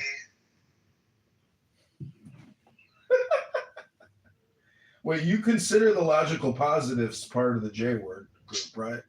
Logical positivist, you get it? Hello? They're logical, and some of them are also positive. Is there a difference between a logical positivist and a positivist logicalist? Oh, I don't know. What do you think? Ribono Shel Olam, I'm not so sure, but if we're sticking to the topic, Iran, that terrorist evil empire, that Islamic republic. Back off the mod and then bounce and finish up his dinner with his family before he comes back to the room and starts it up. Bibi moved on to dessert. He'll be right back. I understand completely. He left to go have dinner. He went to go have dessert, like me. Vanilla ice cream with walnuts and honey and cinnamon and raisins. And then rice. That's how you pronounce it. Rice. Yeah, rice-roni, whatever. Rice-roni left. Oh, I had to do something real quick. No, here he's back on. That's Richard, right? Yeah. Well, I never heard it called Richard. I don't hear No, what are you asking exactly, Alex? Because it kind of sounds like you're speaking in riddles to me. Well, if you can tell me what the answer is to the riddle of the Sphinx. I'm gonna blast you right now. Somebody told me that you're being He can't run for Congress. Can't run for Congressman. I'm running for mayor now. We transitioned. I'm fully trans now. Tuna's mad because No, Hope said this. I know, and they all got it from Tuna. This also. Okay. So John called out Tuna because Tuna's son is trans, yet he hates trans people. And then I called him out because he hates Muslims, but he lives in Dubai. That's hilarious. Yeah, I'm not being investigated. He's the pretentious British guy who lived in New Zealand and now lives in Dubai. I was being politically attacked by my enemies. As a politician, you develop many enemies on the path to liberation. And his son is actually trans, which is kind of fucking wild. That he hates trans people. Well, it's always a projection, isn't it? Oh yeah, he's definitely at least bi. And again, when we say projection, we mean that when other people cast disparaging remarks against other people, that's actually them talking about themselves. Hello? Probably about 90% of the time, 85%. Love that Jasmine hello, don't you, John? Hello? No, that is Spendrick. Remember Spendrick from the app? Hello? Oh, I remember Smendrick. Hello? That was actually my favorite sort of Spendrick. line. Yeah, I hope she's good. I miss her. Schmendy. You know what's so funny? Up until she came on this, I always thought Schmendrick was a guy. But then I spoke to someone who spoke Yiddish much better than I did, and it's genderless. What does Spendrick mean? It's like Is it a name? No, it's like a quality. It's like an adjective. You Schmendrick. It's like Schlemiel Schlemazel. The fuck is Schmeasel Schmuzzle? Schlemiel is someone who spills something accidentally. Schlemazel is the one who gets it spilled on. Remember? Shirley Schlemiel Schlemazel, Huff and Puffer Incorporated. Remember? Yakov, isn't that Gollum from Lord of the Rings? Oh, shit, it is. Kind of sounds like Gollum. Schmeagle Schwankle. Hold on. Schmendrick or Schmendrick is used term for a foolish, ineffectual, or contemptible person. Okay. A small-time fool or a pipsqueak. Although I wouldn't consider her a pipsqueak. It often describes someone who is inept, out of their depth, or a pathetic sad sack who attempts to do more than they're capable of, rather than a malicious person. I don't love Yiddish. Yeah, Yiddish has some great put-downs, They're very specific. Yeah, I think I read one. Did you tell it the other day, or something like, may all the rooms in your house be infested with mice, or something? It's really strange. Why would you adapt that as your, I guess she was just... I know there's one that's may you kill yourself in peace or something. If you look up on Google, there's a whole list of Ribono Shalom. Don't you know Ribono Shalom? Oh, wait, is this that crazy guy that would come in and play those? John? Ribono Shalom? You gotta start off the compliment with crazy guy Ribono Shalom? How many times have you said Ribono Shalom today? There Ribono was a Shalom. dish, my grandmother was obsessed with. May all your teeth fall out except for one to give you a toothache. That's the Yiddish one. My grandmother was obsessed. They have such great... Yeah, she was she always thought it was so creative. Yeah. Earlier today, I looked up some great Talmudic put-downs that are in the Talmud. My grandmother, my booby, used to say, "Geh kachen lichtigen dein Augen," which means go take a crap, it'll open your eye. My grandma didn't speak Yiddish. She just looked at Yiddish curses. She thought they were funny. This boy speaks Yiddish. Wrap him in the tefillin. All right, Yakov, there's 61 Yiddish insults that everybody needs the article in the chat. Excellent. Good to know. I can see that. So when... Really What I don't understand is when you say this conflict is biblical, and people get so upset and they say, "That's why I don't believe that fucking book." Don't they understand the power of mythology? and the fun of a good story? Are they that angry? Do they live their lives road raging all the time, getting angry like it's a complaint department at the layaway line? Anger is the problem. Anger. If these Iranians in Tehran who have all the rockets and they're still alive and they're fighting, don't they just know that anger is their problem, that they don't have to be angry about anything? They can just let it go. The Ayatollah is dead! The Islamic Republic is crumbling! Why do they have to hang on to their anger? Just let it go! For the sake of the world and peace, let it go!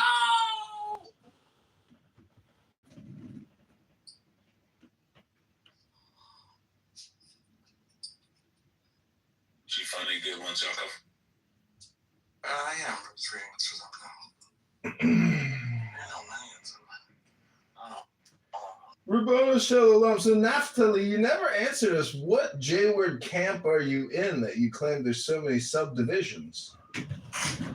There are tons of different Zionist philosophies and Jewish streams.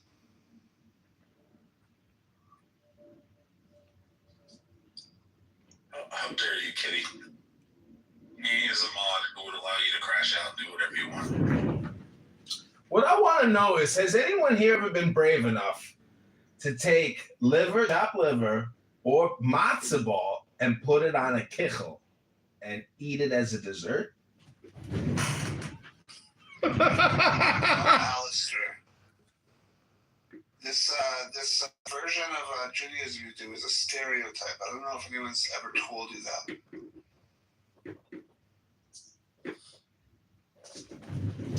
You mean your booby never got you kichel on a Saturday with a nice cup of coffee with whole milk?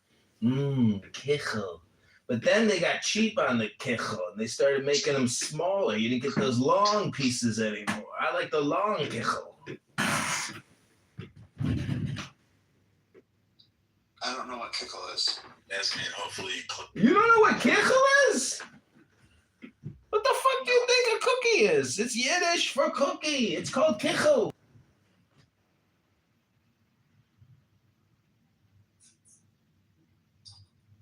It's a sugar cookie. It's an elongated cookie. It's delicious. You put it in your mouth. Like a long box. It's not a donut. It's like a dried pastry cookie with sugar on top. Think about that for a second. Think about that? Yeah, think about a donut and then make it long. Think about that. Are you thinking? I'm thinking of a peach. A perfect peach. Peaches agree. Does anybody know the story? Does anybody know the story of Daddy and Peaches? No, but I know you're going to tell us. No, you should Google it and look up the story of Daddy and Peaches out of Manhattan. It was like this really rich real estate developer who married like a 15-year-old girl. You should Google it. It's called Daddy and Peaches. It's a love story. It's a love story. A story about heartache and heartbreak, money and love. Grace can tell you all about the Jewish complaint department. We have fielded hundreds of complaints against the Jews, against Israel, against all kinds of stuff. And they keep on coming.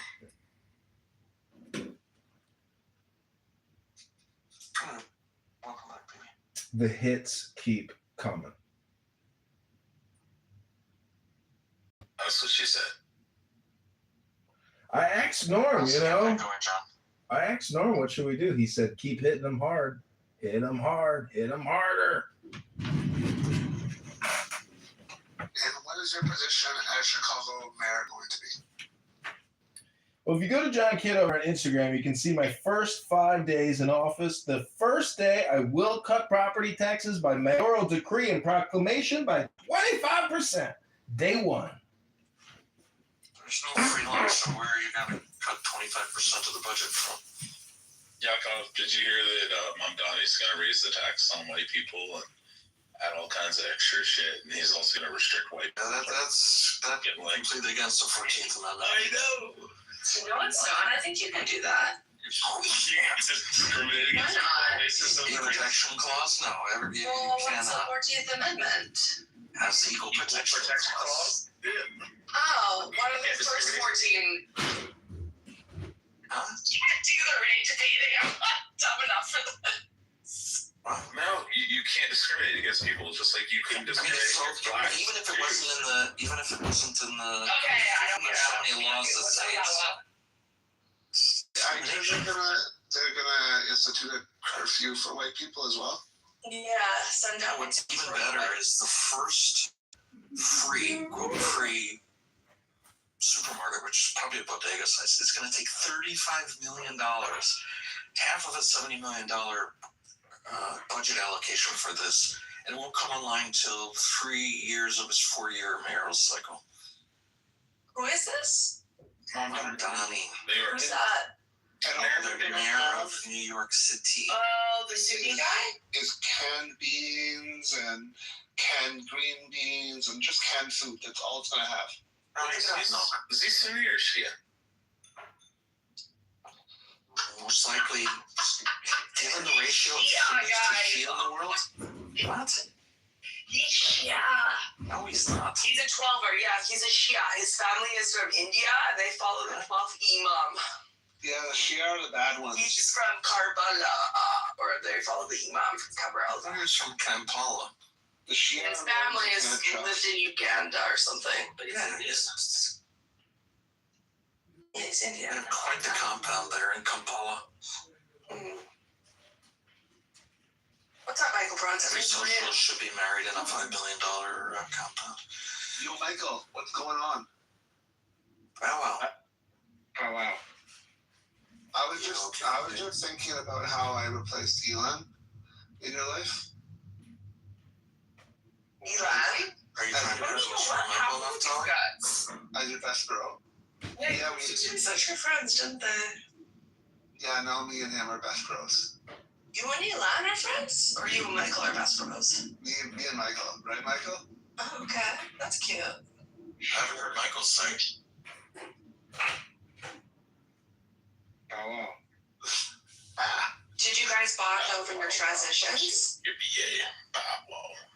You know, at one point I did think that Michael was a trans man, to be honest. I think it's crossed all our minds. Why? Because you're so beta that it's almost like female.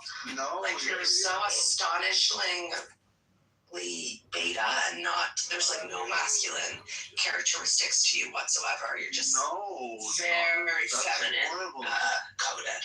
That's a horrible thing to say. No. It's because you're it's very female coded. If you were to ever fuck pussy, you would probably cry the whole time. I actually do fuck pussy, and I don't cry. No, I'm sorry. You like to see pictures from my transition? Have you had the bottom surgery, or if it's just the top? Oh no, the bottom surgery. Was there even a requirement for a bottom surgery? You want to see my pussy, Yasmin? No. Cool, I'll send you some pictures. I have you muted on my phone. That's awesome. Does anybody else want to see my pussy? Yeah, Rebby does. Rebby's seen it. Not touching that. I'm good. I'm gonna pass. No, send it. Send it to Rebby. No, Rebby. Send her a message. No. Send me your cake box. Yeah, send her where you're gonna go. He's scared. No. Rebby, is that a official term? Rebby's taking first off, okay? And, yeah, no, it's By perfect. who? Yeah, you know something I don't know? I don't know. Who is she taken by? The Lord Jesus Christ. What? Kill yourself. Oh my god.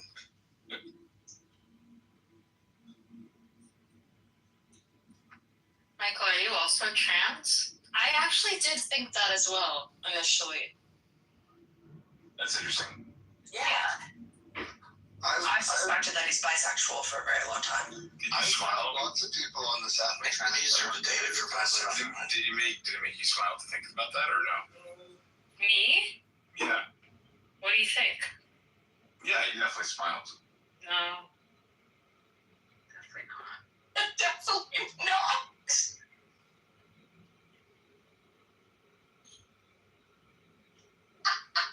Yeah, I've actually thought a lot of people on this Dude, I thought Neftali was gay. That's why I said if you were suck a pussy. Or you're like a golden ticket or something. No, I'm What's a golden ticket? I'm not gay. I love. He's never fucked women. No, that's Raised, would you yeah, but then there's one that's never been what's the term? If you were a C-section, you've never even been through a vagina. One's platinum and one's gold. I can't remember which is. One's a gold ticket, right, or something. Raised, would you ever fuck a trans woman post-op? Gross, no. What if you Post-op. You're transphobic until you date a trans woman. Yeah, that's not how that works. Post-op. Yes, that's How excited my I like a good old-fashioned woman. Just a box in your mouth. I'd like a snatch too. I like that. Don't need to make it complicated. Tragus. I'd love to finger blast. I'd love finger blasting. You know what's interesting? Number one on our list. I would like to teach you all a new English word today. It is tragus. Many. Or they attracted to that black woman aura.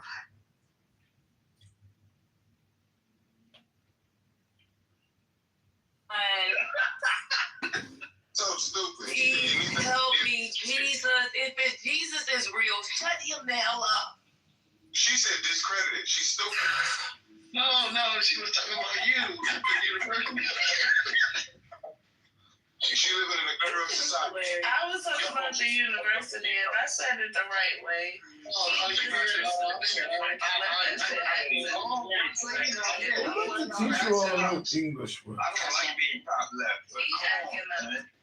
All right, let's move it around. Look, there's something called DNA, brought to you by yours truly. You don't have to be gay. What happened? I hope you try. No, but someone was going on something when you changed it. That's what happened. No, someone had a new subject, and I went back to Melania. What was it? It was a lady. Go ahead. What was your topic, man? Oh yeah, Christina's husband. It came out that he has a dominatrix that be shaming him and saying shitty stuff about Christina and how she's better than his wife and stuff. And he also wants to be a transgender woman. He wants to transition to gender affirming surgery. It's so democratic of him. I put that video in the chat yesterday. Women reported it. That's progressive. She a big titty, big white girl.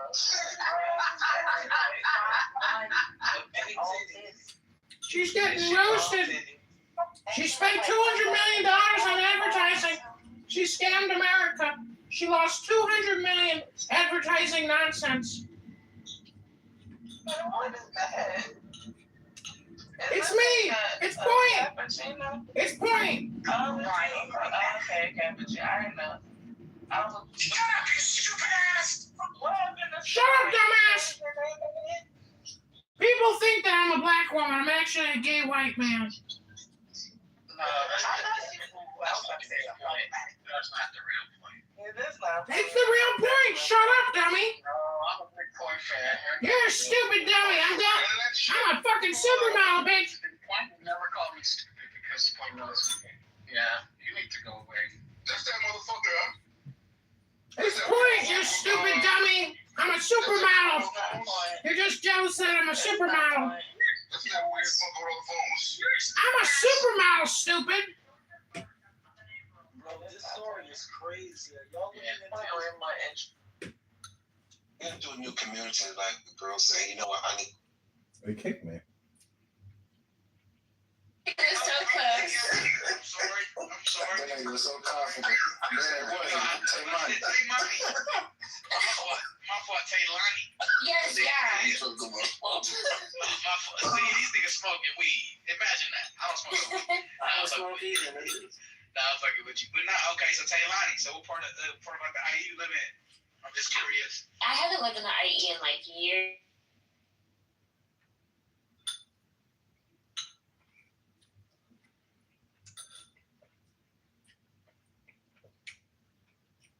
لا إلا الله محمد رسول الله. There is but one God named Allah, and Muhammad is his messenger. Oh, sure. Yeah, the God's gonna send pedophiles. Sure. Because your prophet put his penis inside of a 9-year-old. That's fucked up. Revelation of it. I didn't say he was my prophet. I said he was just the last. He's the final messenger. Yeah, your messenger put his penis inside a 9-year-old. That's fucked up. But isn't that God's fault? That's the Christ. Sure. Okay, it's God's fault also. No, I mean, I think that's a lot of people say this, and I don't know why people who are Muslim get offended, but I thought the whole design of that argument is that if he's a final prophet of God, probably that's God's fault. If the man existed, he had an original thought. It's your fault for calling him your prophet. No, you can't. Calling someone a prophet doesn't necessarily mean that they're.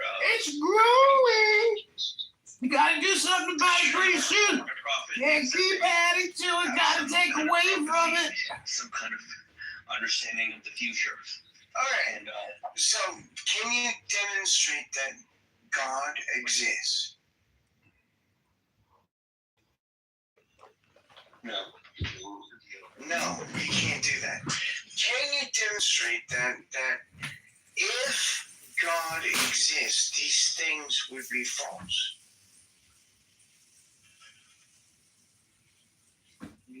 I think whether or not God exists, that's orthogonal to whether Muhammad would be his final prophet. Okay, even if that has nothing to do with what I asked you. Would you like to repeat what I asked you, or no? You asked me if God exists, does any of this matter? Does any of what matter, though? Well, maybe I misunderstood. I thought we were going about how. Yeah, does any what matter? Aliens? Pass? No, you're a fucking idiot. Alright, so there is a way of understanding humanity that requires zero actual fucking humanity. But what you understand has nothing to do with what actually exists. What you understand is fucking stupid. I want you to know what you understand is objective reality can't be disagreed with, just so you know. I mean, if you want to say a thing, go ahead. You can't disagree with them, what makes it objective. Reality based on how you see it. Okay. Objective means based on stance. Doesn't make sense. See? What you're saying is fucking stupid. What you're saying is fucking stupid. What you feel. Yeah, you're saying that opinion is based on not opinion. That's fucking stupid.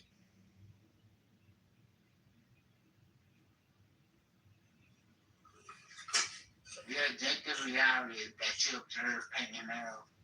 My subjective reality is that I observe you painting your nails and disagree with it. So objective reality is a thing that exists, right? But your opinion. But excuse me, your opinion is something that doesn't actually exist.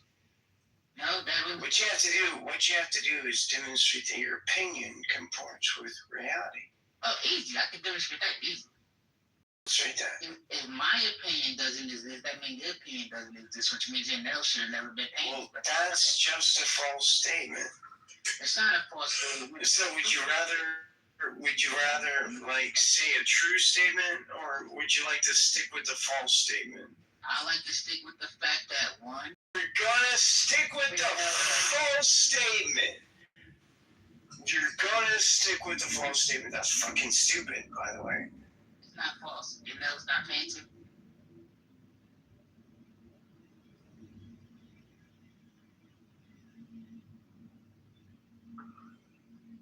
Excuse, I have no idea what you said. What?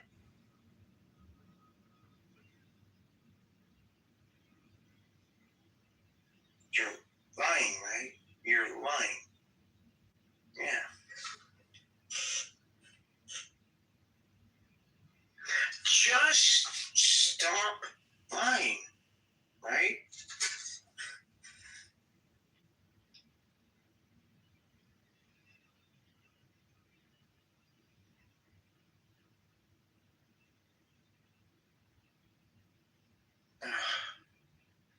The fuck?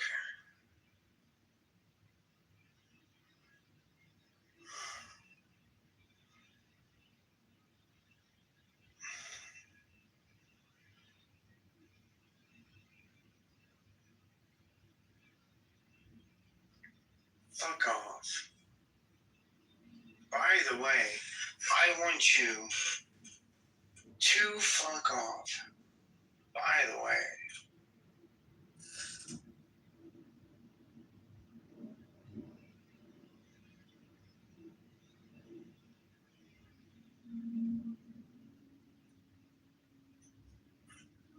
Cannot fucking believe that I'm sitting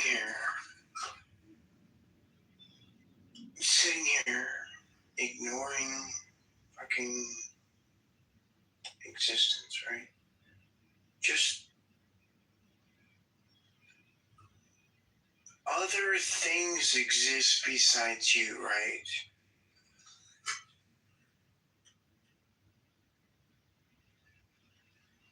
Yeah, Is it possible? Yeah, but if you conceive it and believe it, you'll achieve it. So believe fucking.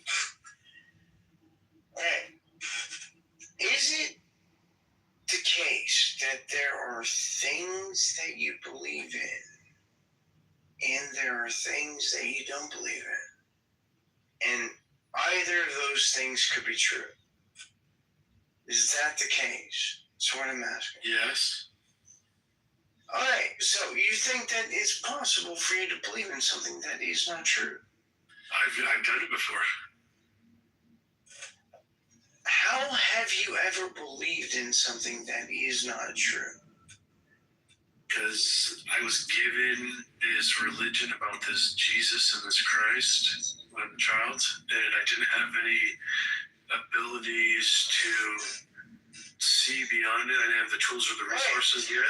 So all you're telling me is that you did not believe. You're not telling me anything about, like, I used to believe it, but excuse me, I'm in the middle of a sentence. Stop talking. So you don't think that there is like a way of believing that, like, encompasses something other than? Do you think that it's possible to believe something?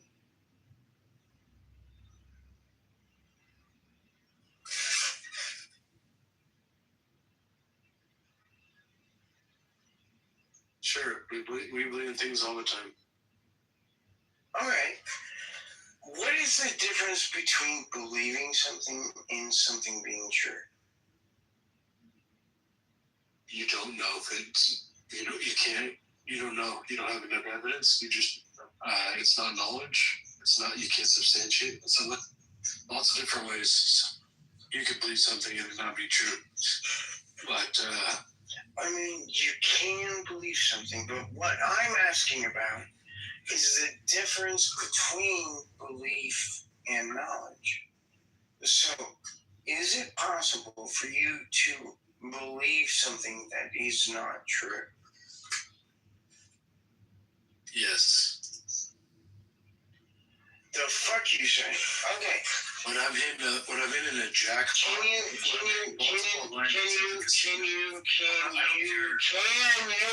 Can you please define knowledge? Wisdom shaped by understanding.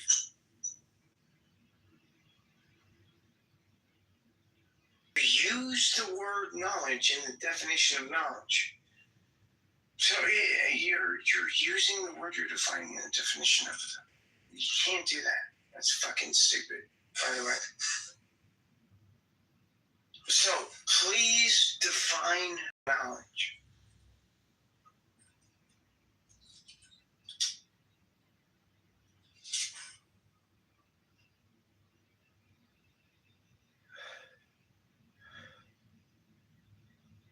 So you're not going to do that? I was wrong. There's only 3 types of wisdoms. Godly wisdom, earthly wisdom, can you do me a favor? Can you do me a favor and define knowledge? I don't define the word A without using A. I've heard some people say that knowledge is power. All right. Cite your source. Where'd you get that definition? So, you just made it up.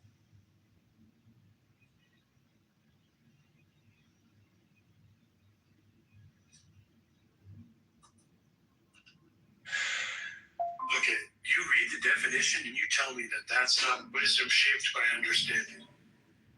I want you to define knowledge. Wisdom shaped by understanding. I don't accept that as a definition. Doesn't make sense as a definition. So, can you define knowledge?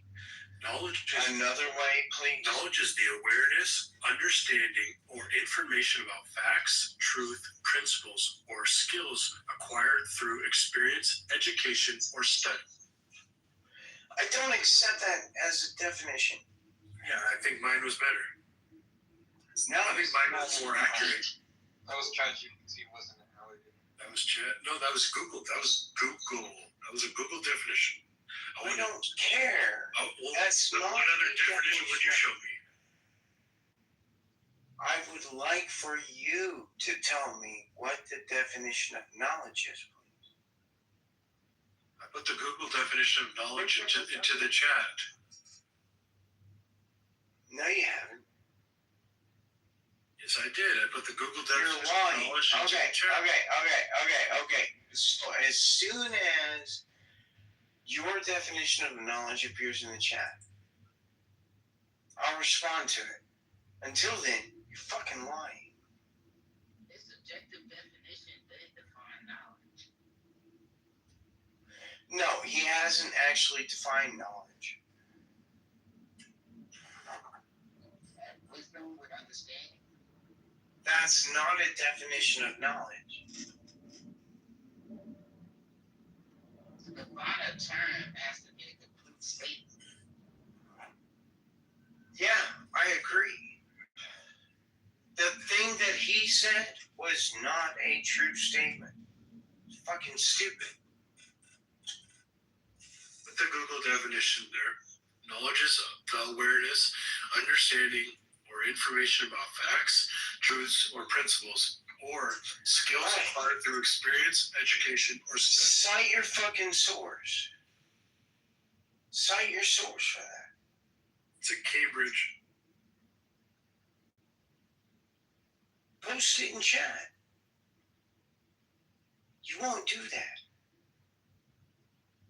Post it in chat. Post your definition. Why wouldn't I do it? Why haven't you? That's the question. Why have you not done it yet? I've posted it twice now, Donald. You haven't.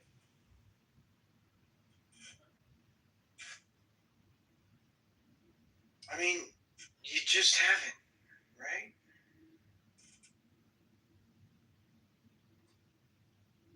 Okay, there's the link. They want to get way more specific to guide you away from accuracy.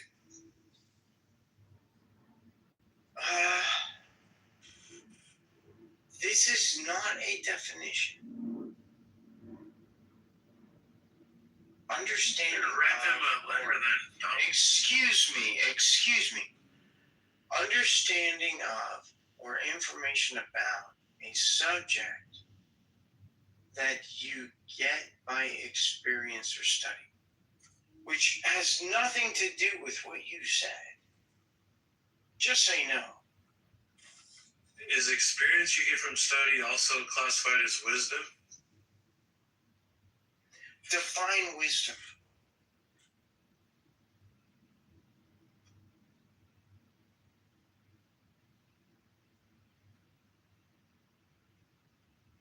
Wow. Define wisdom. I know how the world's going to define it, but there's only 3 types of wisdom, and I said that a couple minutes ago. I wanted to see what the Congressman said. Your religious opinion doesn't mean shit. We'll look together for the first time. I'm sorry that you keep talking. But you should shut the fuck up. So, if you cannot define wisdom, I just don't fucking care. Put it in the chat. In insights. So, how does that apply to God? This is the first time that he ever shows up with you in your mind as the dyad, wisdom and understanding, the dueling forces. Demonstrate. As a baby puts things in their mouth. Excuse me. I'm sorry. Take the path of the monad through the dyad, be able to rationalize heaven and hell. What is a monad? Monad is the Ruach HaKodesh, the spirit. The fuck does that mean? The number 1. Demonstrate. Okay. Demonstrate spirit. The first time you'll ever see spirit shows up, it'll show up as a dot. Okay, can you demonstrate spirit? The alchemical symbol for the monad is a dot with a circle around it. Okay, can you demonstrate spirit? Your breath. My girl like that one. She loves it. So, can you demonstrate spirit?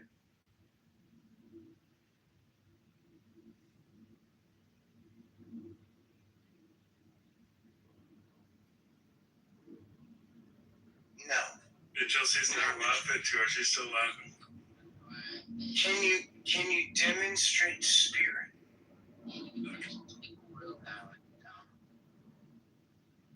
Okay, demonstrate spirit.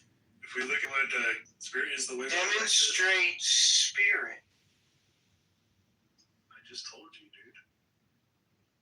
Okay, you telling me a thing isn't a demonstration. Can you demonstrate? I'll say it's slow because there's a lot in here. Hello. Can you demonstrate spirit, please? Spirit is the way of the righteousness. The righteous. Demonstrate spirit. Spirit. Jeez. Like a 2-mile run. If you don't own Bitcoin right now, the chances of you owning Bitcoin in the future will be demonstrate spirit. I'm demonstrating spirit right now. No, you haven't done that. Demonstrate spirit, please. I wrote these things down. Oh, yeah, you wrote a thing down. To me, so I demonstrate spirit, please. Demonstrate spirit, please. It's like holding in a long fart. Okay, you need to shut the fuck up. Can you please demonstrate spirit? Unless you can demonstrate spirit, then you can talk all you want. That's what I'm demonstrating, man. Okay, demonstrate spirit, please. Wait a minute. Have you ever lost anyone? Can you demonstrate spirit, please? Have you ever lost anyone? Can you? Now, how do you define spirit? Fiction. Demonstrate spirit, please. All I gotta demonstrate is fiction. Demonstrate spirit, please.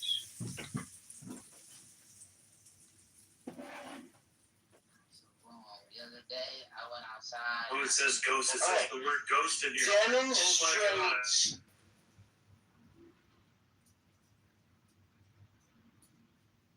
Sick and fucking tired of this shit. But they center themselves.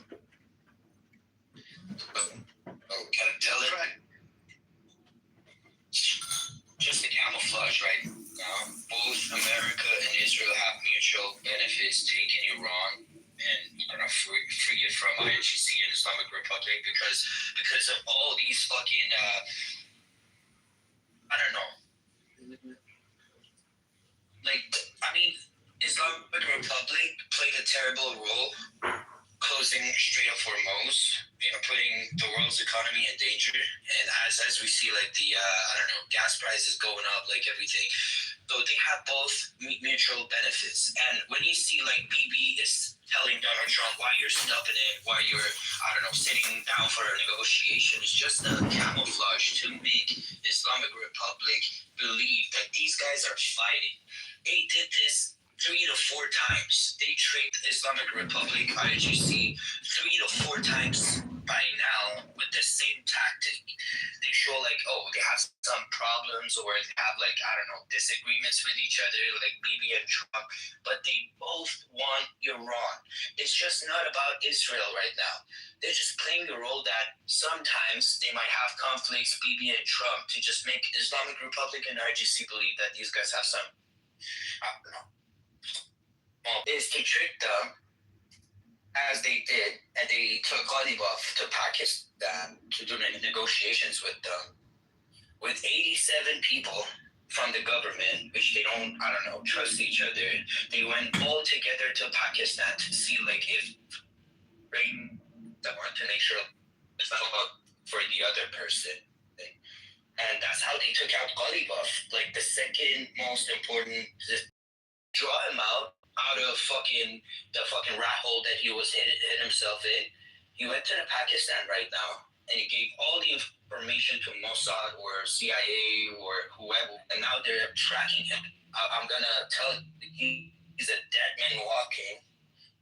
It was like one of the tricks to get him out, and now with this ceasefire that happened, already inside of Islamic Republic, we see like the biggest fights, even worse than what the United States and Israel did with the war.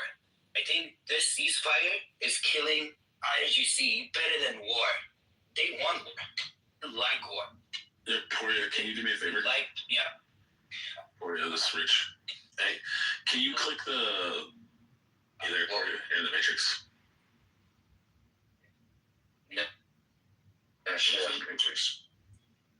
Click the link in the chat. Hold on, John. I was going to ask Poria a favor. Hey, next to the lead button, there's that up arrow. Can you click on that and then click invite people and click all the Iranians in? Invite all the Iranians in here. And any of the Iranians, can you all do the same thing? So you're saying there's internal fighting. Who is this internal fighting happening between in Iran? You're in the Matrix, Poria. Yeah, you're in the Matrix, dude.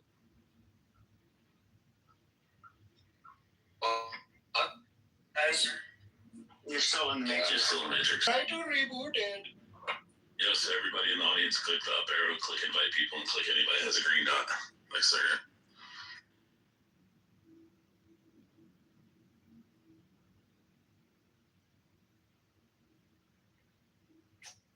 So in the chat, you'll see a link to the history of the Ottoman Empire and their secret sign language amongst the silent eunuchs that served the Ottoman king and emperor.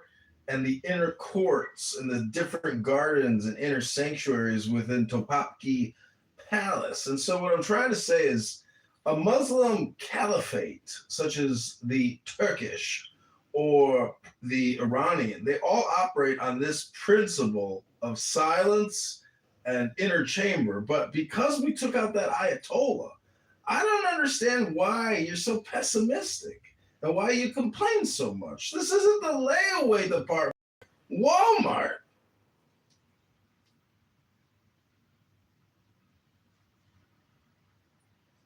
Were you agree on that, Pepe? Did you listen to me, or I was bugged the whole time? No, I was saying I don't know about the internal fighting happening in Iran, so there's no I don't know. Are a lot of internal fightings because none of them trust the other one. Because one person think that, oh, this Ali Buff is going to go to Pakistan, is going to deal with JD Vance, like, you know, he's going to sell all of these rats out.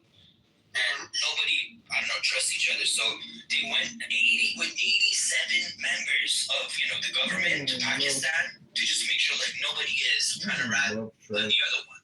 Oh, gotcha. Okay. Yeah, BB's here is going to be chill, but we're just mostly probably being so we control the Iranians. Yeah, so BB, I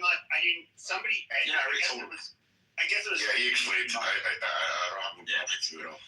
Yeah, Yasmin was running her mouth. And Pepe was being chill. He just came up and said, hey, what's up? And she started crashing out.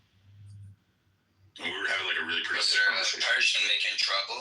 Oh, yeah. Hey, Poria, hit the up arrow and then hit invite and click everybody in Iranians with a green dot. So you have these people who don't trust each other, and so how is that playing out on the ground? Is it just causing tension amongst the members of the IRGC? Actually, we have like the terrible, the highest percentage supports war inside of Islamic Republic and the decision makers, right? The leaders, right? They want some war, but they're realistic. They're seeing like their missiles is fucking, like their missile facilities is fucked up. They cannot launch any, they don't have any shit to fight. It's realistic percentage is trying to convince the radical lunatic Muslims that, hey, we have to fucking chill. We don't have anything to fight. So they're coming to Pakistan. Hey, Puria, are you guys still waiting for Trump, Bibi, and Reza Pahlavi to tell you to come out of your homes? I do believe right now it's not the time for that. They're making everybody ready for the ground invasion. As their Navy SEALs, like, you know, come into the Middle East, as we're following it, they need some time to get their troops settled in the Middle East to get ready for taking the southern stripes, or I don't know, the So how many American and Israelis, how many of the Iranian men will come out of their house to take over back their country? I'm just curious, and I'm not insulting. I'm not insulting. Don't take it personal. Because I've been hearing for the past 2 months that they're waiting for them to be called out of their house.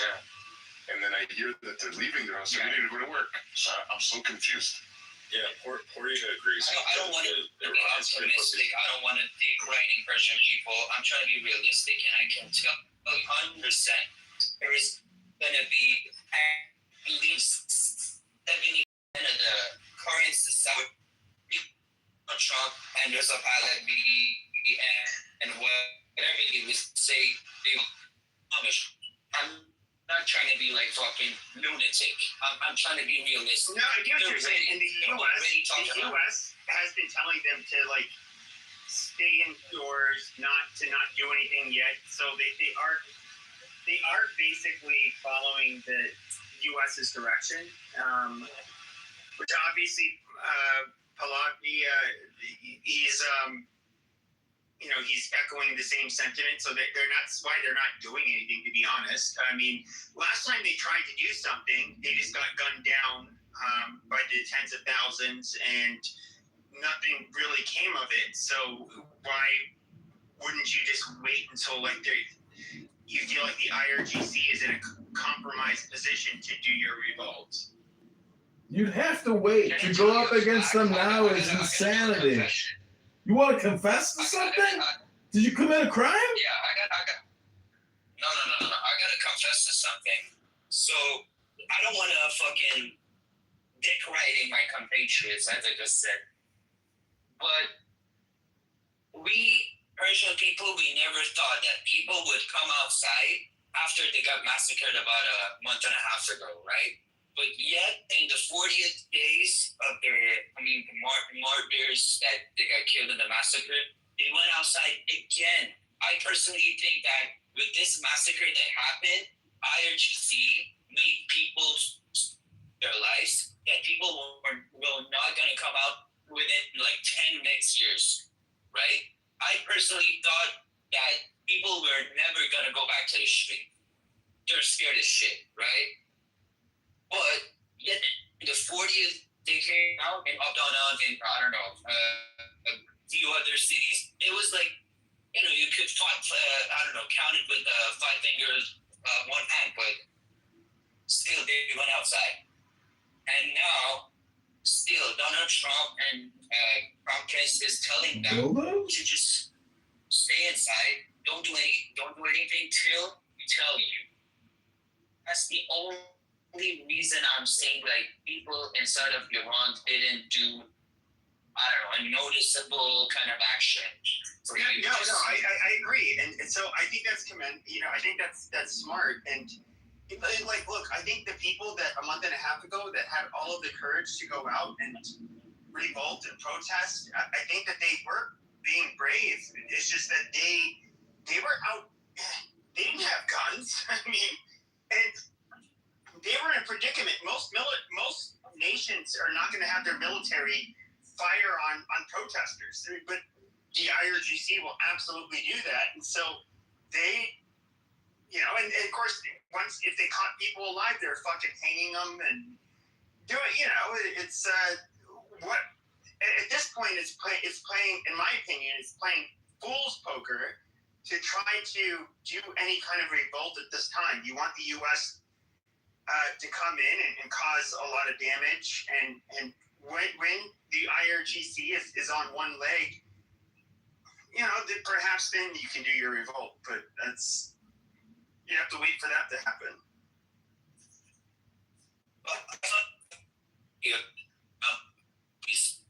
I don't know.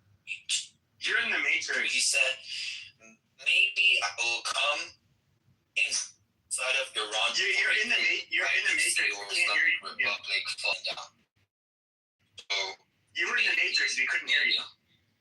Just maybe. United States trying to take the southern parts of Iran, especially for the Karg Island, and as we see, like they sent some disposable, what would you call it? Like,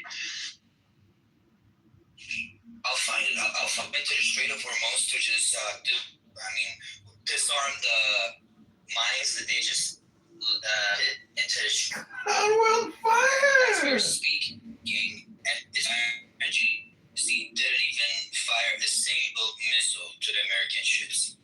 So that's, as far as we see, we're seeing like negotiation between JD Vance and also Volleyball actually happen behind closed doors that nobody is aware of them. But I think personally Trump is doing a smart thing because JD Vance was apparently the only person in the Congress who was against the war, right?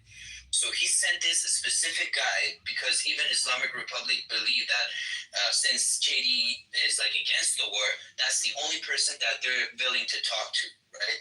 And yet he went there, and what we suddenly, he said, I don't know, agree on negotiation with the United States with an agreement or whatever. That makes the only person against the war rooting for them. It's like Rubio. I would say this though. With every opinion. Yeah.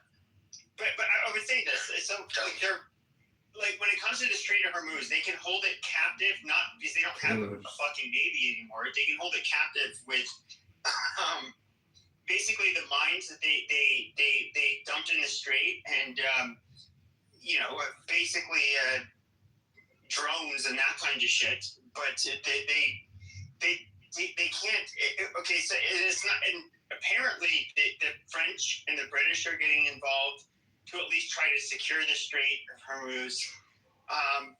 They're bringing a lot of equipment that can I supposedly find the mines. I don't know how that works. It's not my. I have zero experience with that. But in terms of like them having any teeth to actually enforce a holding the Strait of Hormuz hostage, they can't.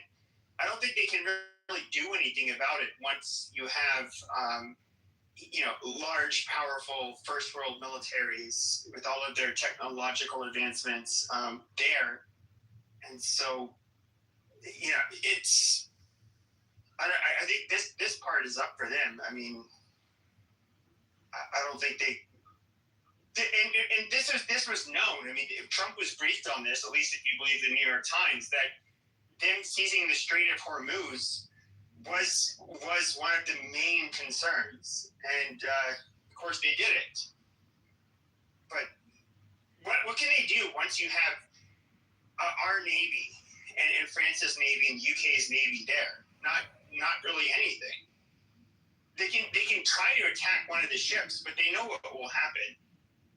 If they attack one of our naval vessels, or the UK's or the French's, I mean, they can dish it back times 100. They can't. It's a losing proposition for them.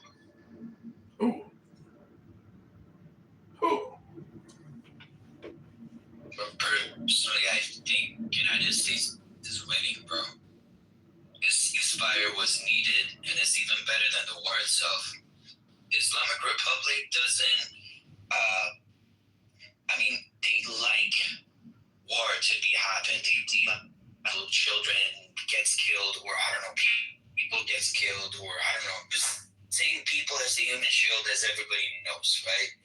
But the only thing that makes them apart from the inside is to just bring some of them into the negotiation table and promise them like a lot of fucking fairy fantasy, I don't know, big fugazi deals to just make them fucking understand who's the daddy, who's the boss, who's telling you what to do, which is Trump, realistically.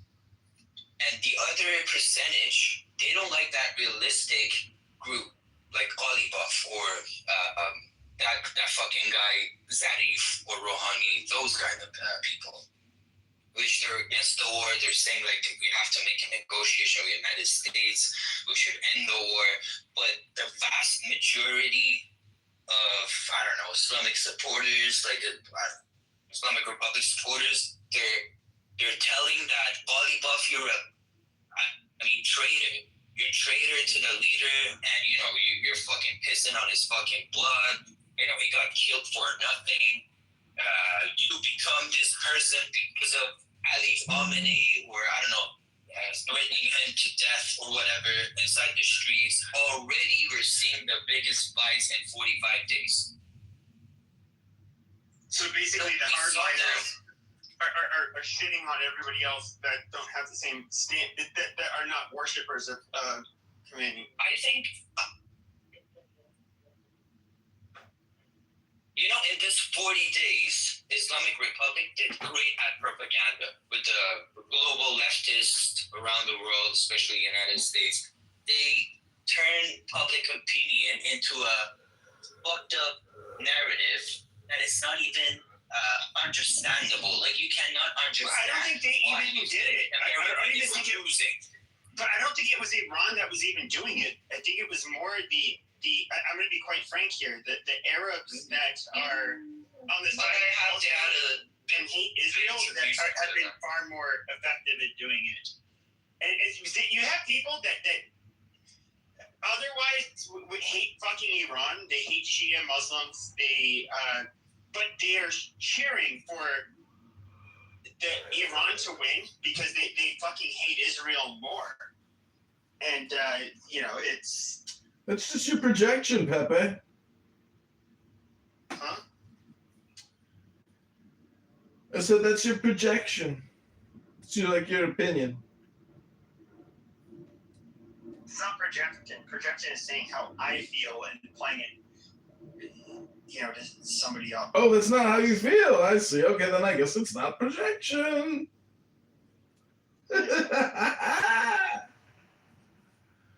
Puria, what's it like being the only albino over there? How many other? To say that you don't want to be in endless wars forever. I just want to know how many albinos are there out there, Puria, in your community? Meaning, like, are you targeted by the Islamic Republic? I'm not even an albino, bro. Trust me.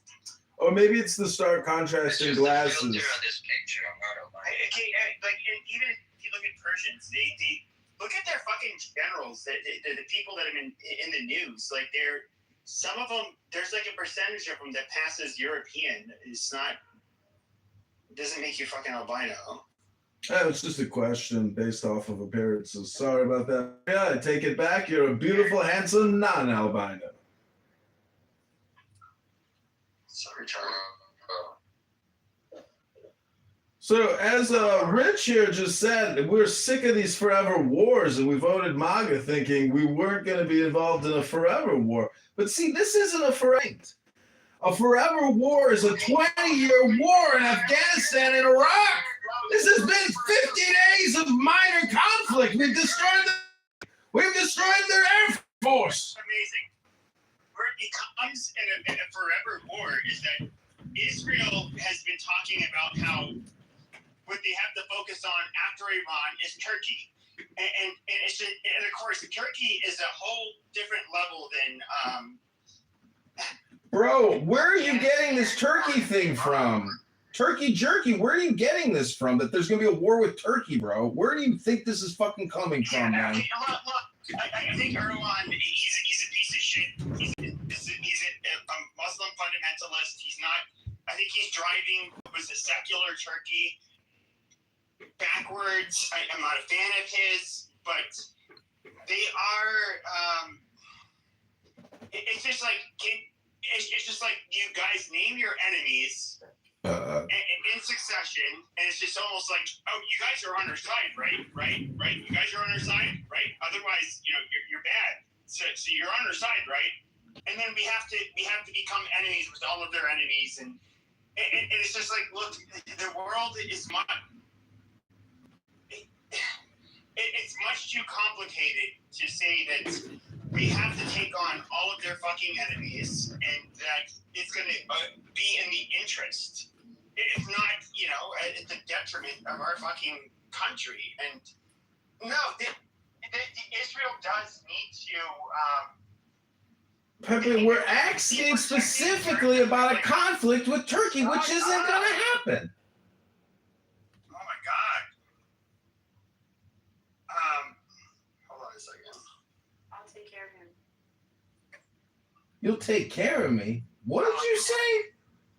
Oh shit, it's the tag team. They're back together again. I said, carry me to meeting. That's fine. Daniel will fix you up real good. Daniel will tweak both of you perfectly. Daniel, have at him. Okay, so if you look at one of the biggest complaints when it comes to Israel, at least from the United States perspective, only United States perspective, is that, well, you gotta fucking stop. I can't get you. We were allies all the time. You were complaining. You could be instead hustling.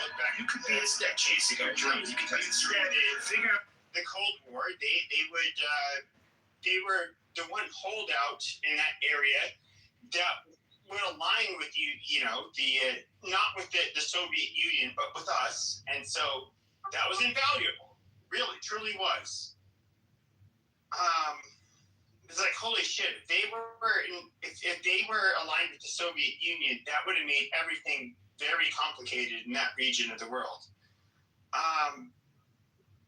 The Soviets tried. The Soviets tried. Oh, of course they did. And so that was where, like, our original allyship, I would say, largely was. After that, American. It's more complicated than that. The American alliance with Israel really started after 1973. Did America, provide some supplies to Israel prior to 1973? Yes. But it was really like the first really big, sort of formal alliance began after 1973. There was too much of the traditional sort of realpolitik saying these guys are never going to win. They're this tiny country and they're surrounded by hundreds of millions of people who hate them. And the odds were certainly not in the nation state's favor, except to say that the Arab states are pretty incompetent, and so. One of the biggest critiques, though, whether it was Nixon, obviously you put him on the right, Carter, one of the worst presidents, but he's on the left, obviously. We can talk about Clinton. We can talk about a lot of presidents since Yom Kippur War in '73.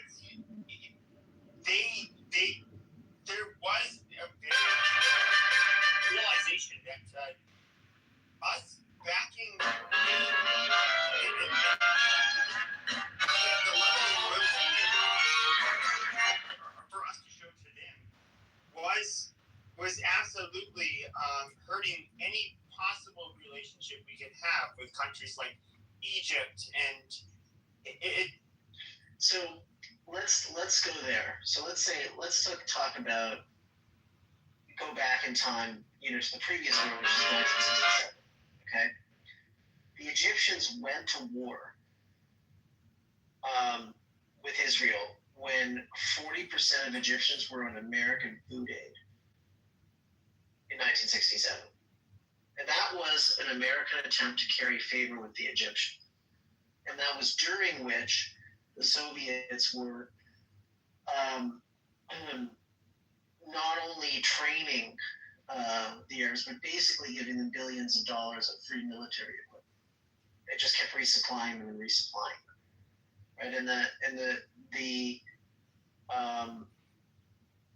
the logic of all of that was there was this sort of natural anti-Americanism which existed in the Arab states post breakup of the post 1945, right, which is the breakup of the empires, the disintegration of all of the European empires.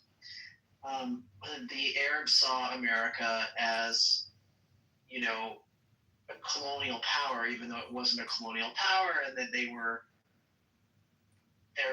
culture trended towards more sort of tribal and dictatorial forms of government, which is exactly what the Soviets were, so they could cut deals with each other in the same ways that they wanted. And back then, I mean, there was still very much, and going back much farther than that, an American fantasy that you could have conversations with them and say, you guys should really have elections, and Arabs resent being told that they should be told anything about how to run anything that they do.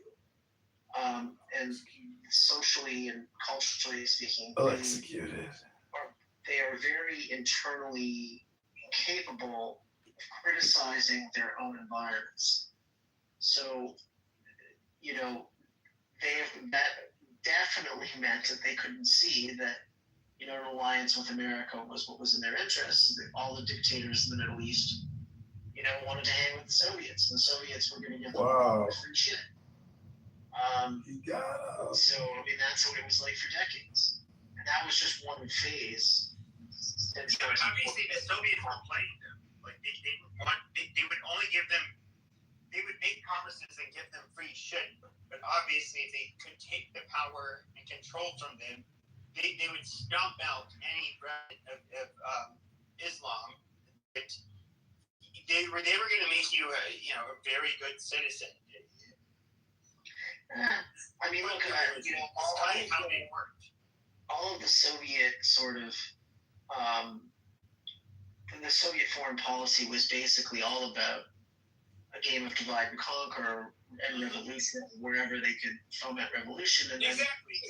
whatever. I'm talking about that post-revolution, that their rhetoric will shift drastically after the revolution. But the Arab states were never really socialist, right? There was the dictators that you agree, right? It's the Islamists, and have much more in common with Soviet ideology and communist ideology than the dictatorial regimes did.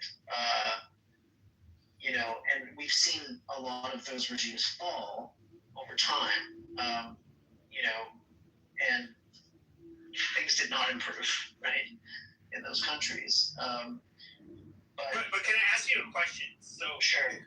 So we can look at, these are all bad actors. I think you agree Saddam Hussein was bad. I think you agree that Muammar Gaddafi was bad. I think you agree that Assad was bad.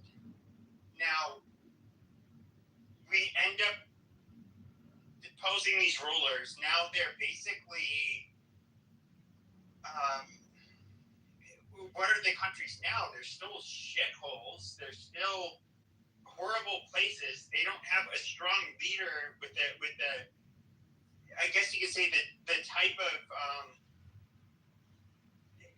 national unity that you would have seen before, which obviously having that intact would be more of a threat to Israel. But I do not see what we're doing in the Middle East. I actually think we're causing far more problems. Well, if we look at American interventions, right? Certainly, Libya was not only an American intervention. I mean, it was an American and European intervention, and they bombed Libya for 7 months. I'm not sure exactly what they thought was going to happen, but that was, I think, very typically, really based on a Western fantasy that that there's going to be some sort of that the future could be better than the past, right? Now, no one liked Gaddafi, right? Most other Arab states really didn't like Gaddafi either because he was crazy. And all of these guys were competing with each other, depending on the states. But, there was like a long-term historical bone to pick with Gaddafi in particular. The so-called Arab Spring, right, where there were all these revolutions, did not yield any positive results for any of the countries that had these Arab Springs. The Arab Spring, and what happened in Tunisia, what happened in Egypt, what happened in Syria, really didn't have anything to do with the United States. What happened in Libya did not have anything to do with the United States. The United States and it did have a lot to do with the United States. It had to do with, the UN did tell him that he had to restore basic human rights and civil rights, which is more of an American term, but basically freedom to protest, all of that shit, which was his downfall, because that's exactly what I'm saying is they killed him. Yeah, what I'm saying is they saw it opportunistically as maybe there was some sort of win there. Had I been a fly on the wall in the room where these conversations were happening, I think I probably would have laughed in their face. But there's just a significant and common, very misunderstanding among Westerners about what Middle Eastern culture is like. Well, no, I think one of the biggest misunderstandings is that we look at Middle Eastern cultures, they almost always need whether they have a king that's ruling them, a dictator like Saddam or Assad. They need those are actually the countries they prefer to live in.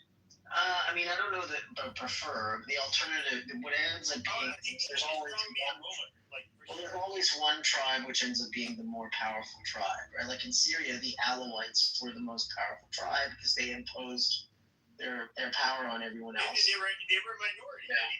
but they were a minority that protected the Christians and the what do you call those people? The Druze.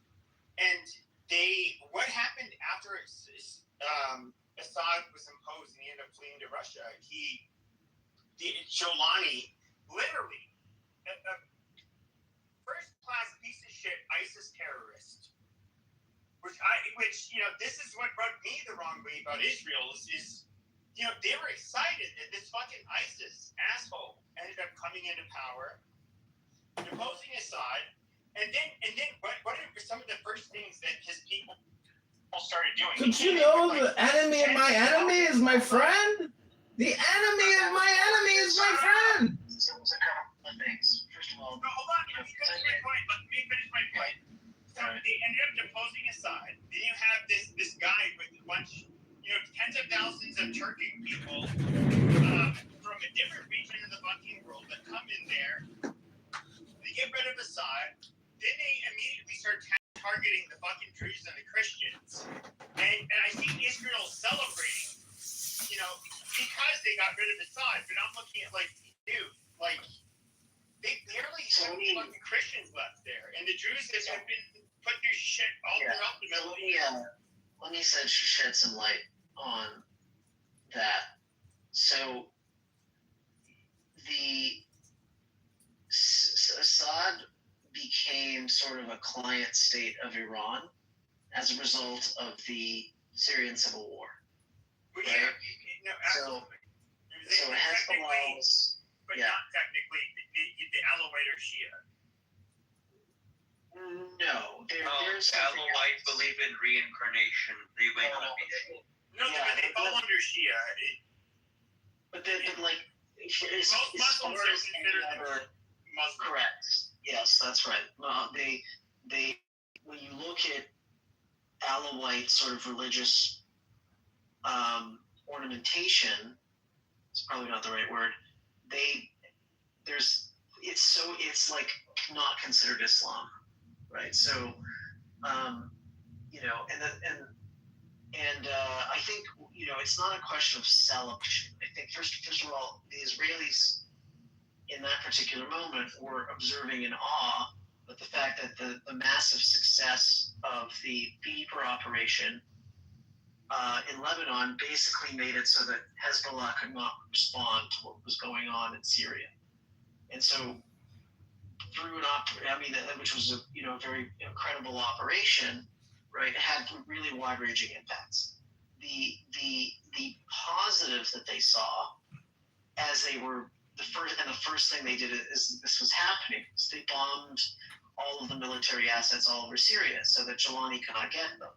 So it's not so much about them being in favor of Jolani as it is that the guys in Syria who were taking over were extremely anti-Hezbollah and anti-Iraq, meant that it was a reduction of Iranian power, further reduction of Iranian power. The Israelis subsequently bombed Syria a whole bunch of times after Jolani went. After a couple of atrocities, they did bomb. I think there was one there. I don't know, is there Ministry of Defense building? Yeah, they bombed the Ministry of Defense building. But I'll say, I don't know if this is true, right? But I have heard it on a podcast from a guy who was former Al Qaeda, who turned and started working for the CIA, or he was British intelligence or something like that. He was on Haviv Rettigor's podcast, Ask Haviv Anything. They had this long discussion, and he said that Jolani actually works for the CIA. Now, I don't know if that's true. He said it on the podcast. And I can't, it's very, I have a friend, actually a former employer who's a Syrian guy, a really good guy. He's Christian, and we've had a conversation going back and forth about the things that have been happening in Syria because we're seeing, these crazy Islamists there, and they are absolutely interested in turning Syria into an Islamist state. How much power those guys have versus the current government is unknown, and whether or not it's at the behest of the current government is unknown. I should say, I mean, I may have a bit more information on that soon, but no one seems to have a clear idea of whether or not, you know, it's a good thing or a bad thing. However, the general consensus I can tell you among my crowd of people is expect disappointment in the Middle East. And, you know, I mean, the Alawite revenge killings were unsurprising.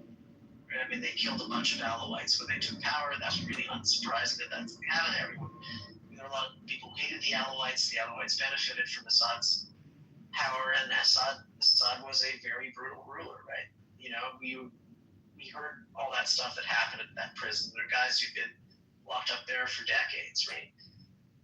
And Assad also is the reason that ISIS became a thing, because when the civil war started, they let out all the crazy Islamists out of the Syrian jails. So, I mean, so look, when you have a situation where you have nothing but bad decisions, you take the small wins where you can and you deal with the rest, right? And you know, I know for a fact that there has been constant IDF activity in Syria. A lot of it we don't hear about. You know, since Jolani took power, so there are Israeli military units in Syria all the time.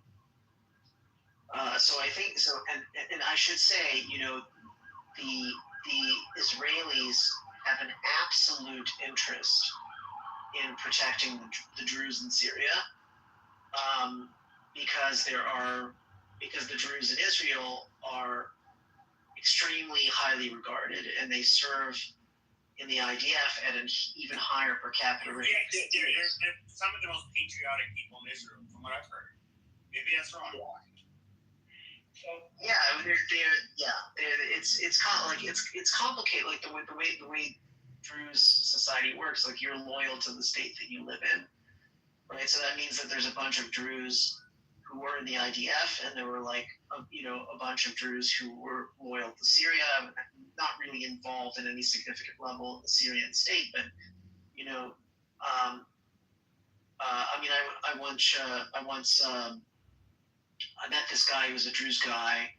You know, not all of the Druze were necessarily pro-Israel, right? And so they, you know, there's this town called Majd al-Shams in northern Israel.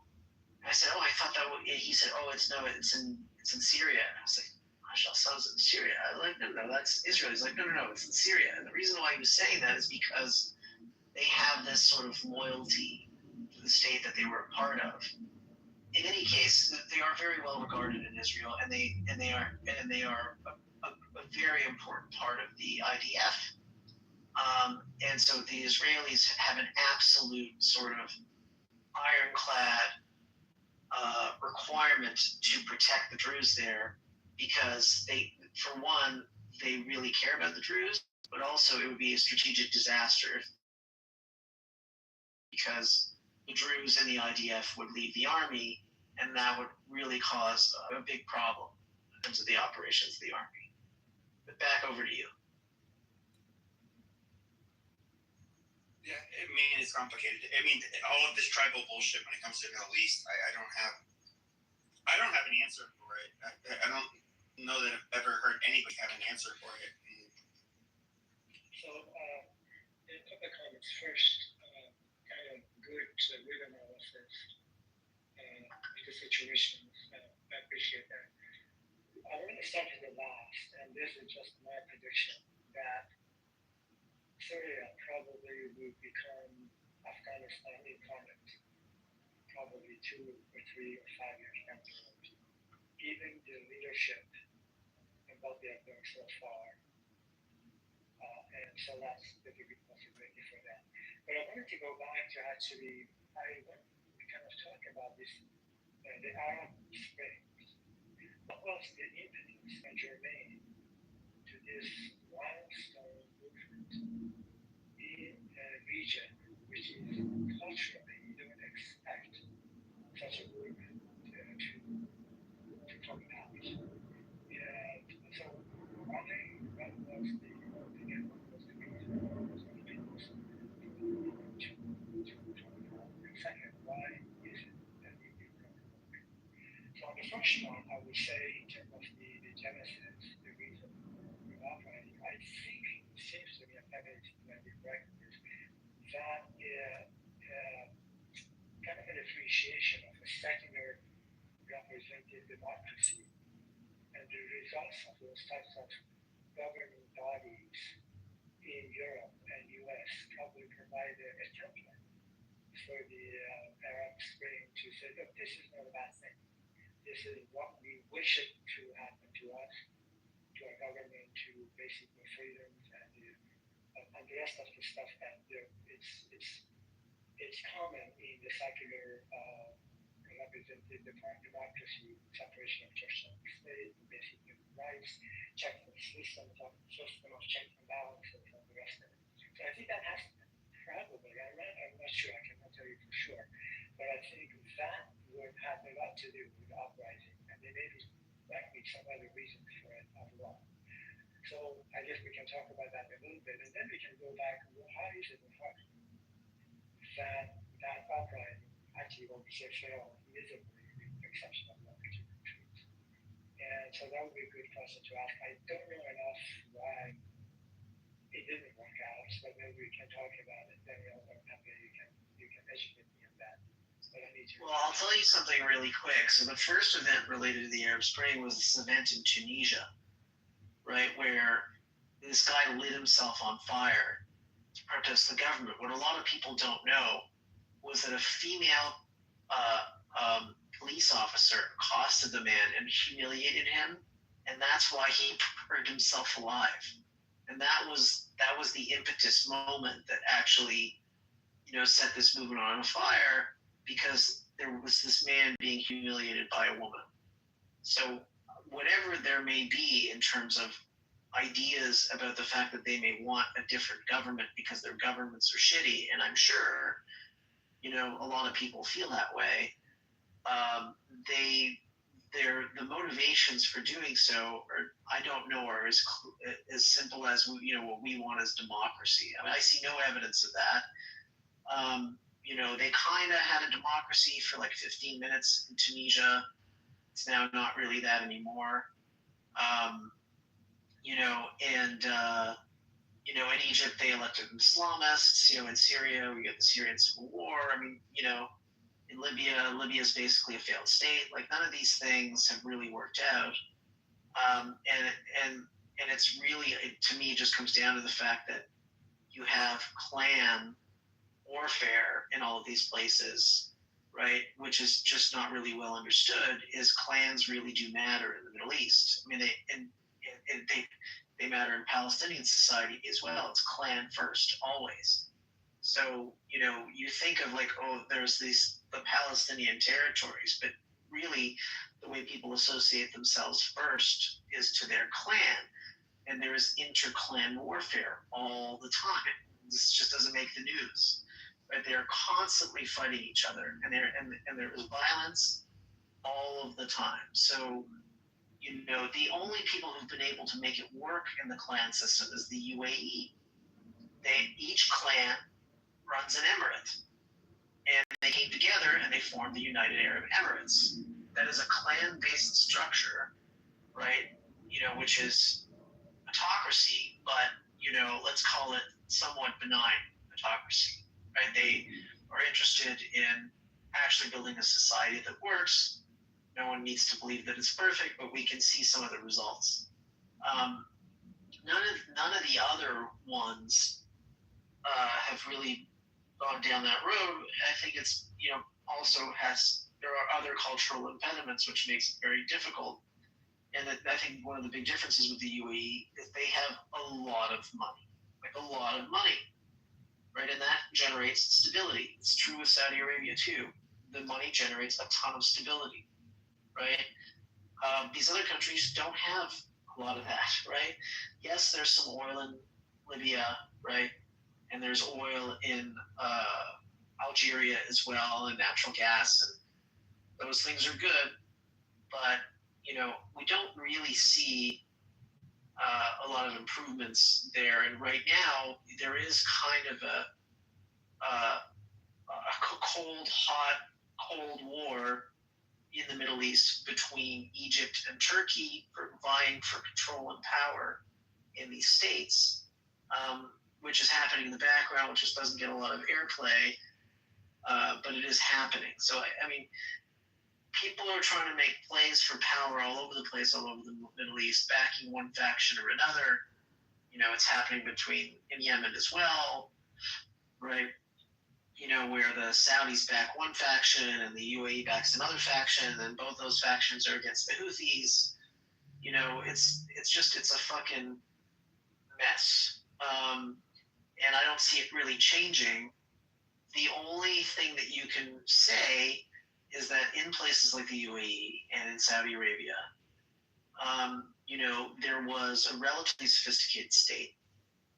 And all of those guys were educated in the West. And so maybe they didn't want to live exactly like the West, but they know that life's pretty good in the West, right? I pay pretty proud of. And, they want to, copy the things that work. And I think it's clear at this point that most of the states in the Middle East, they don't want to be really under the umbrella of the Chinese. They want to be under the umbrella of the United States in terms of security. And they've sort of figured out that that's what they want to do. So they've thrown their lot in with the West. And let's say these are the more powerful, stable states in the Middle East. So the Saudi Arabia, the UAE, Bahrain, right, Oman, and apparently now Qatar. Although while the Qatar showers money into America, into American politics and all sorts of other things, and there's a giant military base there. They also finance all sorts of anti-American stuff all over the United States. And now all of a sudden, what happened to them is the same thing that happened to the Saudis, which is you fund all this stuff and eventually it comes back and bites you. Well, the Iranians have now bitten the Qataris. And we don't fully understand exactly all of the damage that has been done by what the Iranians have done to oil and gas facilities. But I have it on good authority that in Qatar in particular, there are contracts that are 5 years out that are going to be broken because the damage is so severe, which means, pretty bad shit, right, for those guys, because they're not going to be able to make any money. So I don't know, but they're now saying, oh, America, please protect us. Or now we're against Iran. I mean, the Qataris were like really close with the Iranians, and this isn't very well known, but the ruling family in Qatar is Persian, not Arab.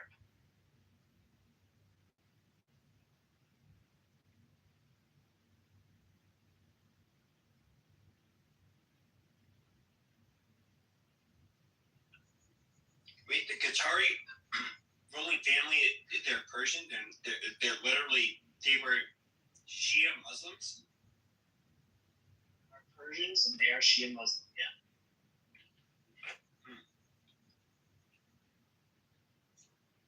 Can I ask y'all a question?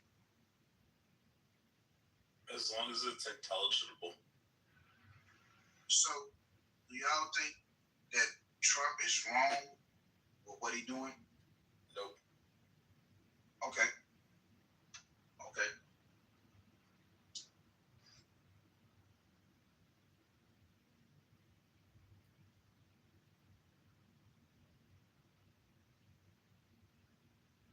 I want to plant an idea in everybody's minds, okay?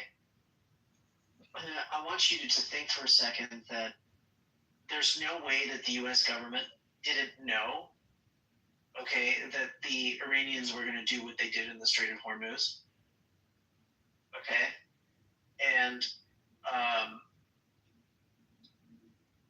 that they expected this and they have let it go go on, and I think you should ask yourselves, why did they let it go on? Like, why didn't they, create a whole bunch of specific troop deployments specifically set up to prevent the Iranians from doing that ahead of time before the war even started? Because we wanted it to happen. Because they wanted it to happen. So what are the reasons for that? Power over mainland China, power over the Gulf states, controlling the Strait of Hormuz eventually. Backing up the U.S. petrodollar. My answer would be rather appeasing Israel. It would be they just don't want, first of all, like, I'm so against the IRGC. They're pieces of fucking shit.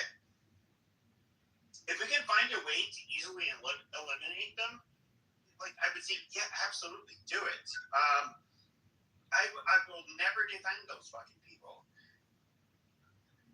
But this war, do I think it's as cut and dry and as easy as Trump may, and of course the people, the talking puppets that like to say, like, oh yeah, we're just gonna go in, we're just gonna like bomb them and kill Khomeini, and then there'd be a change.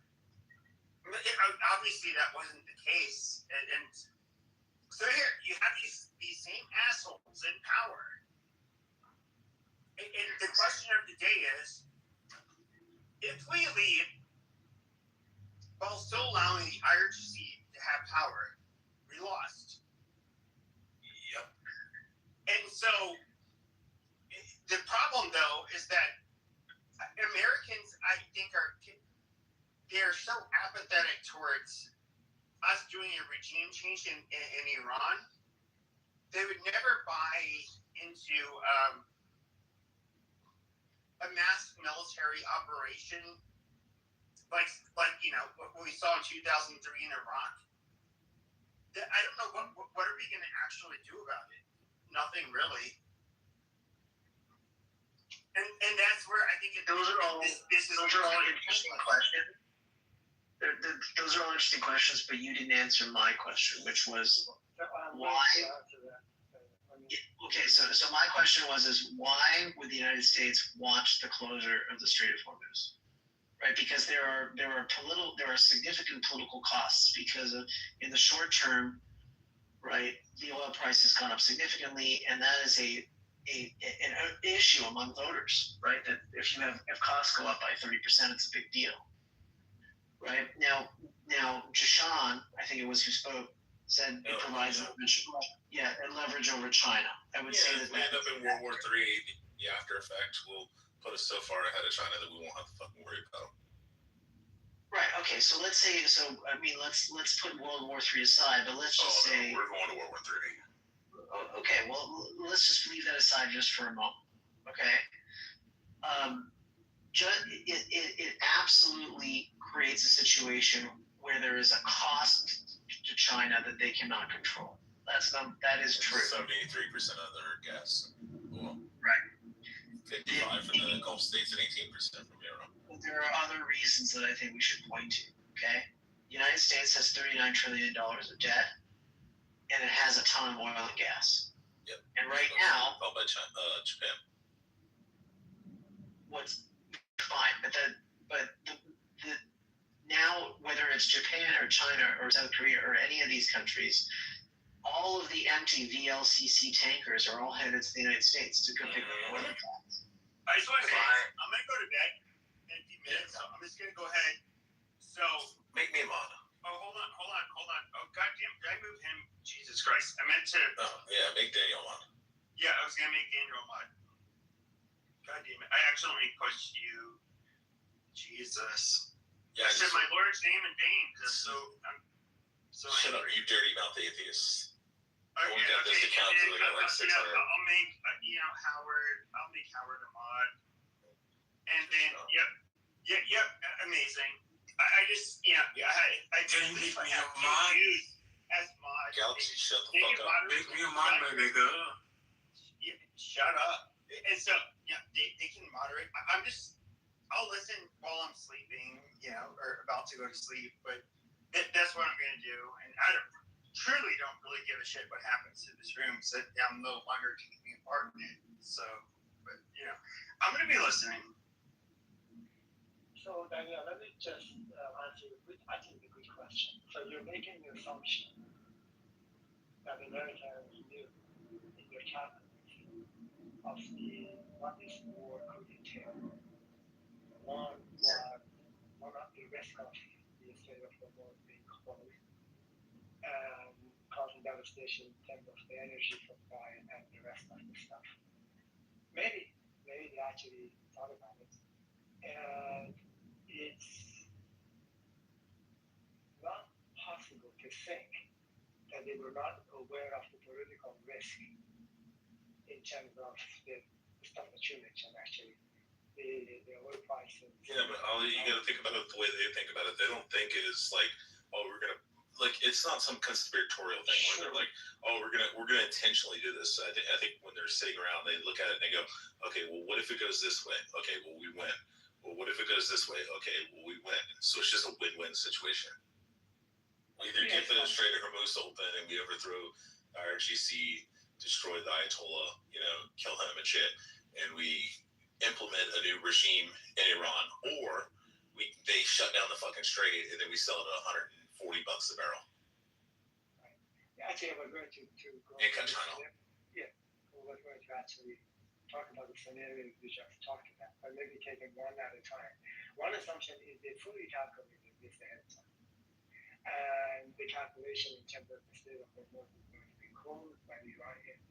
And then what that would entail X and Y and Z. The prices going up, inflation going up, and also putting some pressure on our allies to participate in this, which they are not effectively for all, not in a material way, but substantially. And for the midterm elections also coming up. So those are kind of risks that one assumes they can. Maybe not. We just make an assumption. The other is the one Josh, exactly what you mentioned is, as we all know, the U.S. is energy self-sufficient, although we do have many pockets of import and exporting oil and LNG, natural gas in the form of LNG, liquefied natural gas. We at the minimum, at least there are about 6 or 8 terminals in construction right now to export natural gas in form of LNG to various places. So with this Strait of Hormuz being closed for some time, who knows for how long, then of course that provided boost to energy production in the United States and also exporting that. And also the price of oil, as somebody mentioned, going up to maybe 130, 140. And so these are possible scenarios, but one could not say for any level of certainty that the Americans really, maybe they thought after they have caused devastating damage to all sectors of Iran, military and the rest of it that you know, and also assassination, killing all of the leaders, that perhaps the Iranians would not even last that long. So maybe they had the closure of the Strait of Hormuz on their risk list, but probably was not on the top of it. I don't know for sure fact. I don't know.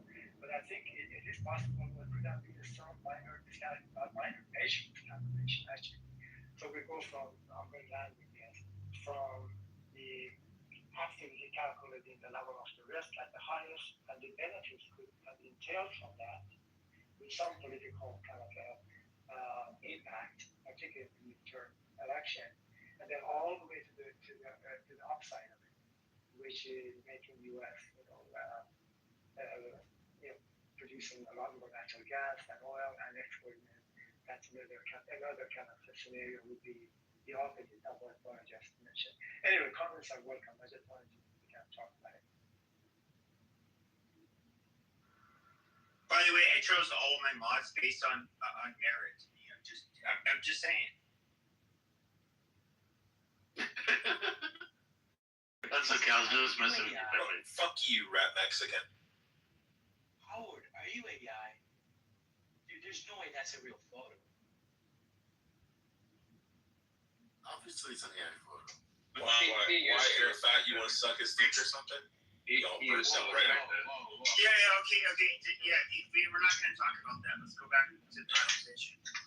Let's not talk about how gorgeous Howard Yeah, is. okay. Let's go back to the conversation. I'm sure that they. I'm sure that they. Okay, I'm on mic on Jason. I'm sure that they hoped that Iran would just collapse, but I'm not sure that it was actually something they thought was very likely. I mean, I'm not sure why they would think that, right? I mean, the U.S. has tried this a bunch of times, and usually that doesn't happen.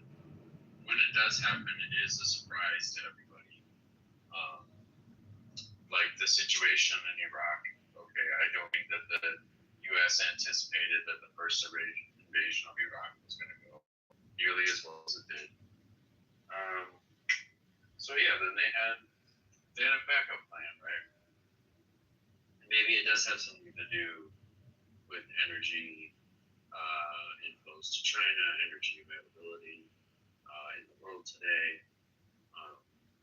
Yeah, it does reshape how Europe and Asia now think about their reliance on that trade route and on those energy partners. And this is, I would say, especially for Europe, this is a big problem with European policy in the last, 30 years. Their approach to energy has made them friends with people they shouldn't be, made them dependents on people they shouldn't be dependents on. Yeah, I mean, it's wild how Saddam in '98 switched over from the U.S. petrodollar to the euro. And then the day we took Baghdad, we switched it immediately back over to the U.S. petrodollar. But there's 3 elections in Iraq.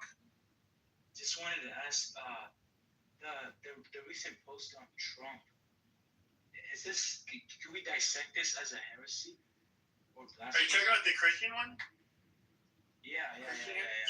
So Trump crashed out. That's what my room title was about. So first of all, he went in and like, you know, I was raised Catholic. I'm not a religious person, but the amount of disrespect that he showed was jaw dropping. I just like I think like such a lack of fucking class that he has. And then he to the Muslims or the Christians? Towards both not, of us. Well, towards Catholics, but then hold on. No, he said praise be to Allah. Oh, shut up. Hold on. So, but then afterwards, he showed a picture of him as Jesus, and I posted at the top. This was something he posted. I went back to his Truth Social account, and to me, it's just like, really, like, what on God, green earth? Do you think that even if it was you're trying to be funny, that is even appropriate? Like that is fucking is so bizarre. It's the savior to the Iranians. I mean, you like why not just put the happy merchant? Of course, you know, Jewish faggots. And then also, shut up. Okay, I don't want. I'm not. Okay. Do I have to put people to the audience? Yes, put the anti-Semite in the audience. This Mr. Okay, shut the fuck up. I don't care what either of you have to say. Shut the fuck up. By the way, the people I made moderators, you guys can move people whenever you want. I'm about to go to bed. No, the fact is though is that you showing your face as Jesus and after what you said to the Pope, like that is the level of disrespect there is it's called gerontocracy. It's when you have old people running the country. No offense. It's called what? Gerontocracy. I don't understand. Right, yeah, I believe he said Jew-ontocracy. I don't think He it's like sounded like I think he made English maybe his second language, and he most certainly pronounced he most certainly pronounced Jew-ontocracy as if it were government by Jews. But in fact, I do believe he tried to say gerontocracy. Yeah, I mean, obviously. But I'm just really amazed that English is not commonly taught in the Arab world. Okay, but when is a fucking Jew been this overtly disrespectful in America? I'm being serious. Where they post a picture where you have some Jew motherfucker that has a picture of his fucking face as Jesus. Okay, after he trashes our fucking Pope. I can't recall such an instance. But here you have this guy Netanyahu did say that Jesus that was has done it. Netanyahu did say Jesus Yeah, was weak. no, he said he was insignificant. He added like a layer on top of it. He said he was weak. He said we don't need to be peaceful. Yeah, okay, we get it. But where do we have an American? Okay, fuck Netanyahu. He's not one of us. He's not American. He's playing a big part, eh? No, he's not. But with that being said, okay, where do you get a Jew or a Muslim openly? I'm going to say Muslim even.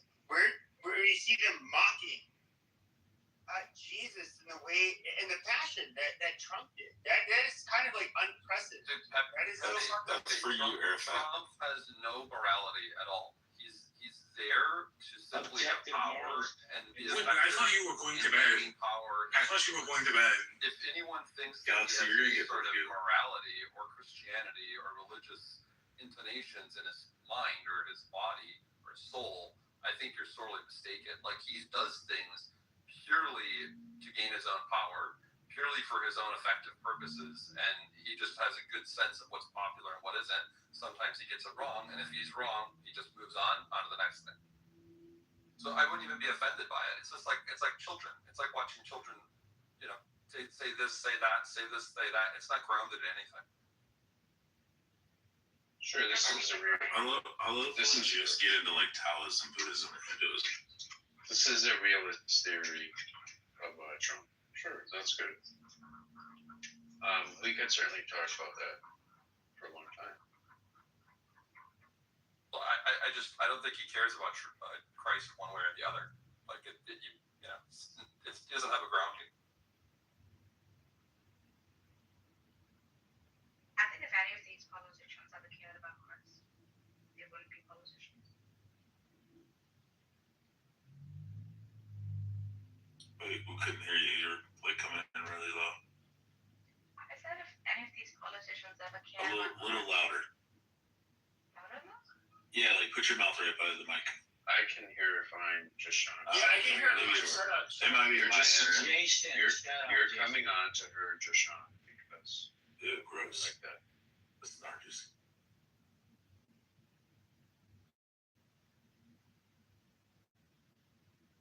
Now, Nargis was saying something serious. She's like, well, these politicians, they don't care about Christ, so what do you expect from Donald Trump? I mean, what you shouldn't expect any more from him than you expect from other politicians. And that's maybe not unfair, right? I mean, they're politicians. They're not priests. They're not saints. They're not, there's a whole lot of things they're not. So what do you expect from them? I mean, they're a kind of dog or, animalistic human being, just trapped in the struggle for power. They made the struggle for power their life. Okay. And that's what they choose. That's what they choose to do. That's how they end up in a role like that because of a kind of barbarism, of their character, of their soul.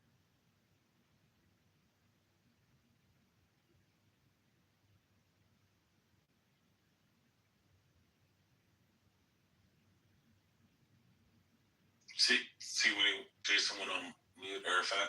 That's your time to speak. Well, Nargis, what do you say to that? Was that a fair summary? Was that unfair?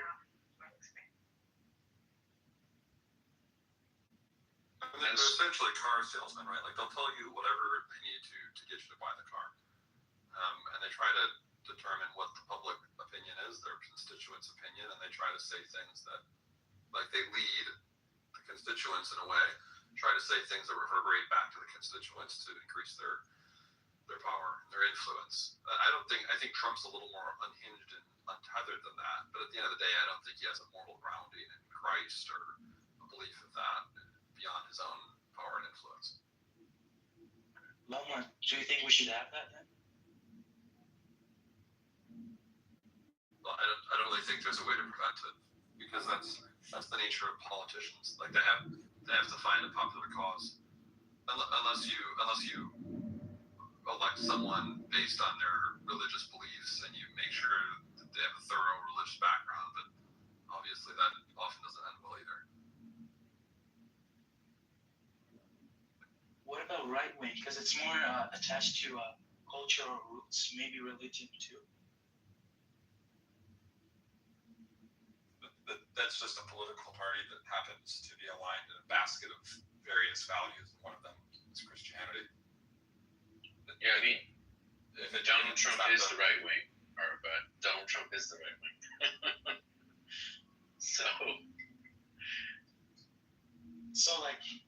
So we're all abiding his own morals, huh?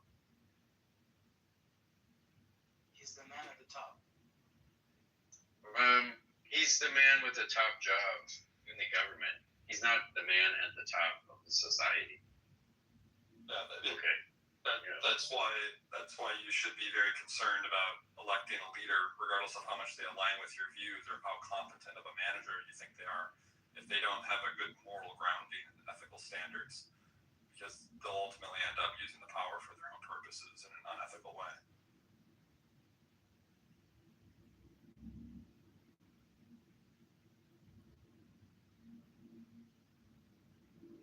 I've lost my confidence in democracy. Like, it's really sad. What is that system then? Who lives in a democracy? Who lives in a democracy? That's what we are exactly. Like, it's such a... Oh no, you said you lost faith in it. I said, who actually lives on it? I got your point. I'm just saying, like, as an idea, that's so lovely. But it's quite disappointing. But we don't live under one. Well, look, Nargis, I'm sure you're familiar with the Winston Churchill quote on this particular point. You know that democracy is the worst form of government except for all the others. So like democracy disappoints in some ways relative to heaven, relative to the ideal form of government. But think about what Arafat was saying earlier. You have a government where you have religious figures who are picked, or people who have undergone some selection for their background or whatever. We had those governments for a long time. They were even worse. The government, the democracy in the U.S. managed to get the Democrats out of power. Okay, and the Democrats had become basically completely corrupt in their own. They were basically trying to handpick a president. Okay, they were trying to make Kamala be president, even though Kamala could not even win their primary. They were trying to engineer this. Okay, and they got booted out. And that's that's democracy doing what it can do, which is democracy is not a good way to select policy. And which is why we don't have, democracy is not like everybody voting on the best shoe size or everybody voting on whether we can smoke or not or whatever. But democracy is a good way to remove a manifestly illegitimate government, to remove a government that is unacceptable to the people. That's its only job. And when Trump was unacceptable to the people, guess what? They removed him. Did I parallel shift to like a different alternate dimension? Maybe. One instead of keep calling America a democracy. So, if it's kind of interesting. I mean, we expect in principle that our leaders to be people, person of character, with good moral compass and good, wise, and good sense of judgment and knowledge. But if you look at the Constitution, there are only 3 conditions for being a candidate for the presidency. Number 1, 35 years and older. Number 2, born in the United States. Number 3, have resided in the States, in the United States for 15 years, I think. Those are the 3 conditions. Nobody, the founding fathers, they would not have, they had no other qualifications or attributes in terms of the morality in the Constitution. Otherwise, they would have said something. So it seems to me there was an assumption that perhaps not a good one, that a man who rises to the level of presidency, vice presidency, or senator, or a representative of the people who have shown a character that is admirable, again, as I mentioned, wise, good people. I think in the recent time, and maybe perhaps in the past, we've seen more of people actually, get elected. So it's interesting. My question is why and how these attributes were not in the Constitution. So it seems to me with an assumption, again, I'm repeating myself, I think I want to be clear here. And the assumption was made, I'll be finished really quick here. The assumption probably was made in the founding fathers that the person rising to this level would have some of really good attributes, that qualifies them without a question to lead us, the rest of us. And it turns out this is more often not the case. Well, I don't think it should, right? I mean, a democracy shouldn't be presuming a moral standard or an intelligent standard or anything like that. It should be open-ended as possible. In fact, some in the country would even argue, not me, but some might argue that even a citizen standard shouldn't exist. That it should just be of the people, by the people, regardless of the so-called qualifications or moral standing of those people, and it's a representative of the people, for good or bad. Some people would argue that we don't actually live under a democracy at all. Well, I think it's just a level of degree of democracy, right? I mean, if we were in a real democracy, if we were serious about democracy, we'd already be employing, and probably could have been employing for the last 10 years, an electronic voting system where you just download an app, you put in your social security number, and then it records everyone's vote and with a unique identifier, so there can't be voter fraud. Or it's voter fraud is constitutional federal republic. That's what we live under. I mean, technically. Yeah, but not a democracy. Otherwise, not a direct democracy. I forget the term for it. Direct democracy is a kind of democracy, and what we have is also a kind of democracy. And so when Ali is talking about democracy, I understand what he means. Okay? And I'm not going to try to pick apart what he's saying or what other people are saying. Okay, what Narjus was saying. Okay. And that is, I don't think, a productive direction to go down. But Ali, I think your point maybe could be interpreted another way, which is that the founding fathers did not assume any of this. They did not believe that our elected representatives should have good moral character, or that they would. Maybe they believe that they should, but they didn't think that they would. And that's why they built a system of checks and balances.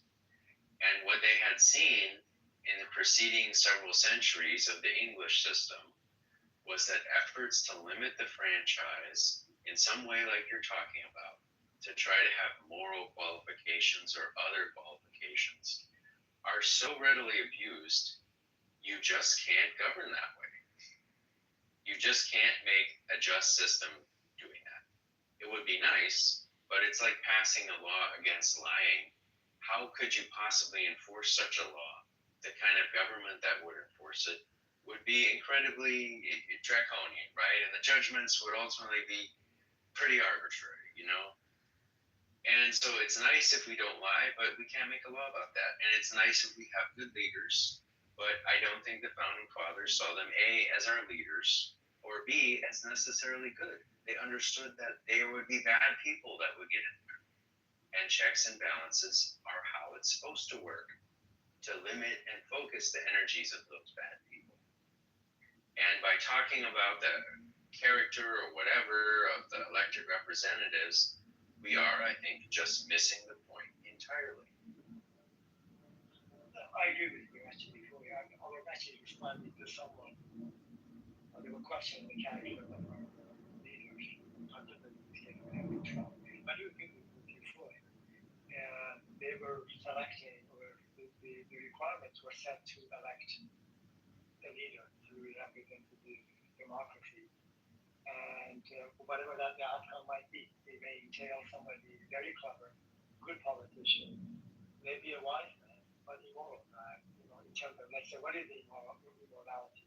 Not having, some could say, not having any kind of a religious underpinning, number one, or could be having affairs, or it could have, marrying and divorcing many times. It could be so many other things, which I think in the U.S., for some reason, people put too much value on these types of behaviors, which in Europe, and other places, Latin America, other countries, actually the leaders are well liked when they are a little bit, how can I say, playful or mischievous, particularly in the realm of sexuality and having affairs and doing stuff like that.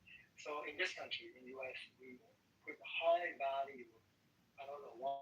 I don't think it should not be the case, but we put the voters on high value, some voters, on people not having done drugs, no extramarital affairs, no abuses, and the rest of it. Again, in summary, Jason, I do agree with you. And I think it's a wise thing, actually, in the Constitution. There is not much explanation. In the First Amendment, basically, not abridging the freedom of speech and the press. There is no further explanation of what is the freedom of speech and what is the freedom of the press. You just leave it at that, and you're better off for it. Pepe, are you awake? Try to keep it as simple as possible. Yeah, that's it. Pepe, Howard, are you all awake? Earth to Pepe, Earth to Howard. Ollie, I think though you're onto something, because I think in the last 20, 30 years, maybe slightly longer in the United States, there has been, I think, a moral righteousness of the president, right? Like, we think they're of a moral, righteous character. And I think that's been, not fully, there's a lot of carelessness and personal greed and power grab reasons for this, but it's probably part of the reason why the executive power has expanded as much as it has over the last 30 years. And now we can just executive order like a dictator pretty much anything. And now that's being, I think anyone who's argued this is kind of delusional, frankly. That's being used by Trump to expand his own personal executive power. And I highly doubt whoever gets in after Trump will slow that down. That'd be kind of a miracle. Only the moderators were awake. They could bring people on stage, but now they're both asleep. Go ahead, Nargis. I do agree with Jason's posit, right? And Ali too. So there is this, I think, quite a brilliant system of checks and balances, which either zeroes out eventually, or it has, at least one would hope for, like a positive outcome, right? More positives, less negatives. Like Ali says, lesser naughty, but more good, right? However, what happens if the reverse happens, where we have more negative outcomes and less positive outcomes? And I don't need to be saying this in a moral judgment value. Just the way, does the system really cater to the well-being of the collective, right? So we forgave Bill Clinton with Monica Lewinsky and the blowjob. Can we forgive the Epstein files? I think that would be a good question. Okay, there's a black man breaking into your apartment right now. He's there to murder you. So, That didn't work. Nargis, I think if the system really ceases to be functional at all, then we have to become pretty resourceful. Okay, then the government's gonna break down. Okay, the system doesn't really have a story for what to do about that. Right? There's gonna be like a level of out of specness that the system gets into that it cannot get back in spec from it. But in terms of like how do we get back in spec?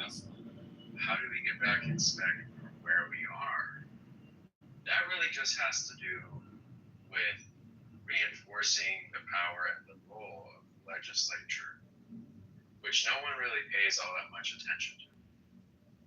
Jason, do you think we're at a place of no return? Because I think I do not. We're pretty fucking close. No, I do not, because the legislature has plenty of power. They just don't exercise it. Well, no, I know. Yeah, right. I agree. But the problem is that's just a social.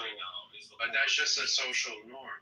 That's just a social norm. Imagine the polarization diminishing. But that's just the social norm. That's not something where structurally the system you can't imagine a social pressure that brings it back into balance. What social pressure do you think would bring it back? Can you give me a few examples? This has to do with what the electorate focuses on. And the electorate is just focused on the wrong stuff. And it really has a lot to do with our norms and how we engage in public dialogue.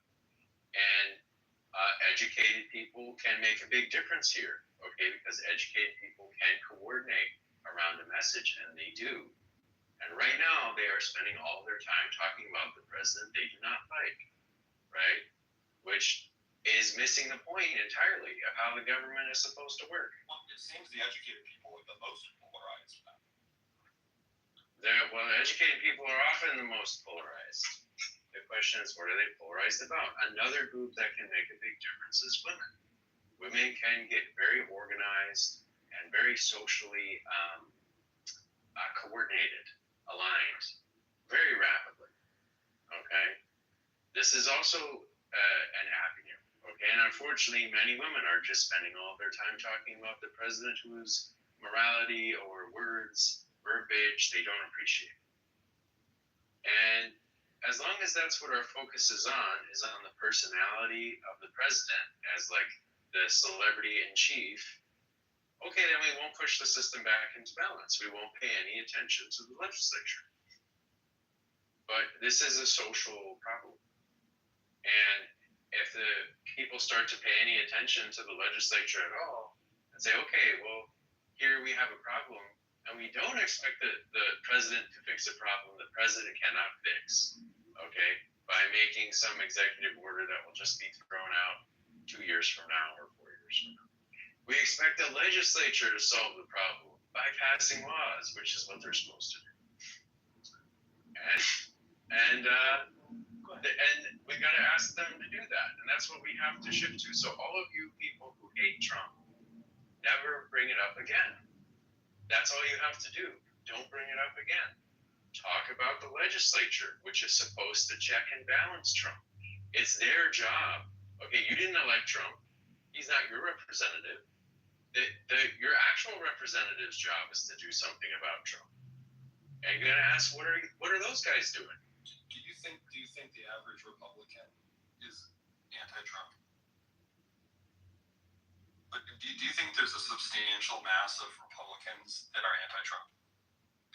The reason I ask is because if there's not, I mean, they're just going to continue to align with their representatives that then align to Trump, and it's a functional dictatorship.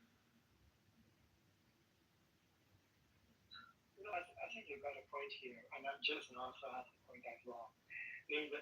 I would say substantial failure in terms of the policymakers at the Senate and the Congress in terms of coming up with policies, for example, immigration, which has been on hold for decades.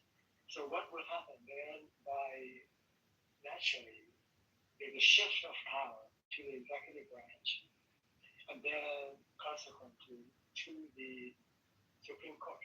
So in a sense, the Supreme Court actually making the decision, legal ruling in the area that actually would have been responsibility of the legislative branch. So now we end up, to your point, Norma, hopefully I'm pronouncing it correctly, that the three branches of government, now we are in a situation we actually have a super branch, which is the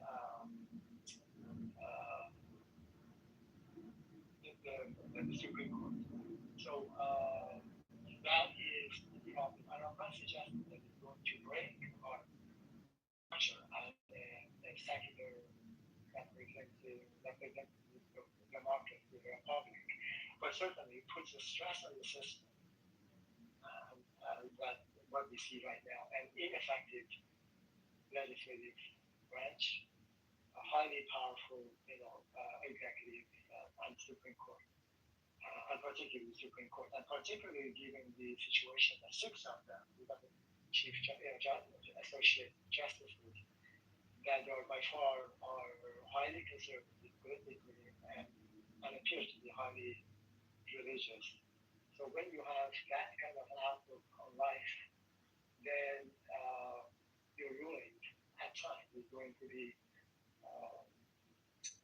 kind of tarnished by your belief system and your political kind of way of thinking. And no human being is immune from that. We all are impacted by the way we think, our upbringing politically and religiously and so on and so forth. I'm not expecting people to go with a completely blind, kind of way of looking at things. We do expect, in principle, from our justices to actually act that way, but that's far too ambitious to expect any human being either consciously or subconsciously, not bring in some of those underpinning concepts into their way of life.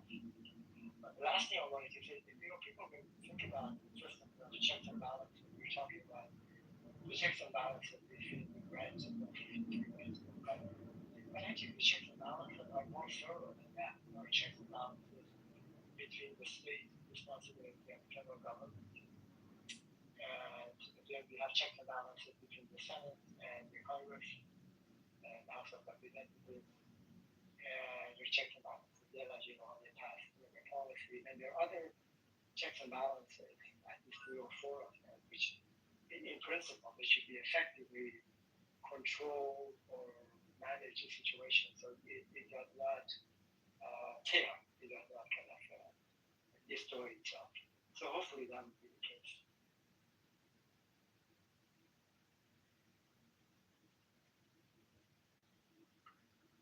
Well, wait. Sorry for interrupting. Do you guys believe in? Have you ever taken a break in just overall political conversations? Like, would you say that was less stressful? we are taking a break from our regular conversations to have these conversations are back. I just turned 17, and I think it's really stressful. I think it's a lot. This sounds terrible. So, Ali, I don't think though this is like a. So one way I've heard the government described is in terms of a separation of powers and a duplication of functions. So all the parts of the government have the capacity to stand in informally when the part of the government that is supposed to do a certain job is not doing it. So, the Congress can set up all kinds of committees to figure out how certain things should be done, even though notionally the executive is supposed to figure out how to do what Congress wants. But Congress can and does set up committees, and they come up with recommendations for basically how they want the executive branch to do certain things. They're like, well, you're not going to figure it out. We're going to figure it out. And this is more broadly like part of how the system is supposed to work. So if the legislature is not doing its job, it only makes sense that the Supreme Court and the executive branch fill in the vacancy. It only makes sense. And it's not a permanent situation. okay, that they do that. It's like if you have an airplane and it has 4 engines, 2 on the left, 2 on the right, and you also have the control surfaces, you have the rudder. And when the rudder is not working, you can use the engines to steer the plane. That's not good for the engines. Okay? It makes the way the plane flies very weird, the way it gains speed and all that kind of stuff. But it does mean the plane is able to get home. And that's not a bad thing. And this is where I think that so many people are making a mistake. Is what the healthy response of the system, they're treating it like it's sickness, but it's not sickness. This is the healthy response to this in the system.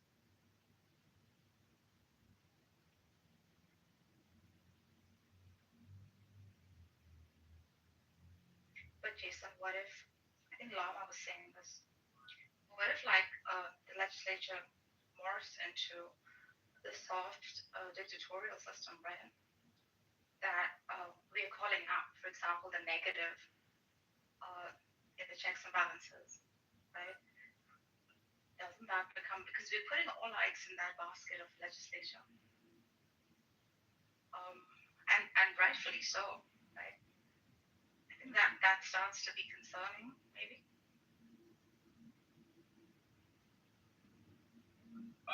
The legislature, if it becomes a soft dictatorship, it can be voted out. It's very hard to coordinate control the legislature. And what has happened here is not that we have a soft dictatorship in the legislature, okay? It's that we have a relatively inactive legislature. And we have an inactive legislature because people don't pay attention to the legislature. And they're spending all of this time fretting about, I don't know, a shift into dictatorship when none of our institutions have changed. I mean, if we're a dictatorship now, we were a dictatorship 120 years ago or more. I'm giving a hypothetical, Jason. I agree with you. It hasn't morphed into it yet. But in circumstances by such an event might take place, then wouldn't that be like a downfall of democracy itself? What constitutes a downfall of democracy? Maybe that's the question I'm asking. Well, I'm not sure what it means if we're real definite about it, for the legislature to turn into a soft dictatorship. But I'm going to imagine two things along those lines, okay? And then I think you'll see how different they are from anything that anybody is talking about, even considering. Okay, one is that the legislature simply strips the executive branch of all of its powers and starts to administer the government itself. And so, if something doesn't go the way they want to in terms of law enforcement or whatever else, they, pass a law right there. They can pass a law before case even comes to court. They have that feedback. Okay. And they just get in there and maybe they become judges as well, right? And so they unify the branches, okay? And that's one way that the legislature becomes a dictatorship, and this is what happened. This happened at some point in England's history. The other direction could be that the legislature just gives up all of its powers fully, in a way that they can't take them back. Okay, like they have given up their powers now de facto, but every session they could pass something and it would limit what the president is able to do. They could. But they don't. But they could give away their powers forever. Then that's another way you get a dictatorship. And yes, then democracy would have failed, right? At that point, they could never pass the law again that says, no, the president can't do this. Okay, let's just say, yeah, that would be if failed. Okay, another would be if they undermine the courts. right? You know, they got rid of the courts, so they shut them down, or they made the courts part of the legislature, right? So that's another way, right? But yeah, if the legislature insists that people have to show an American ID in order to vote in an American election, I'm sorry, this is not tyranny. Okay. Yeah, agreed. I actually do like the way you think because I think it's grateful, right? Because we have complained a bit much. However, like I know this is really bad equivalence when we start with whataboutery, right? And we start to see, well, there are other governments who also call themselves democratic, and we've done fine.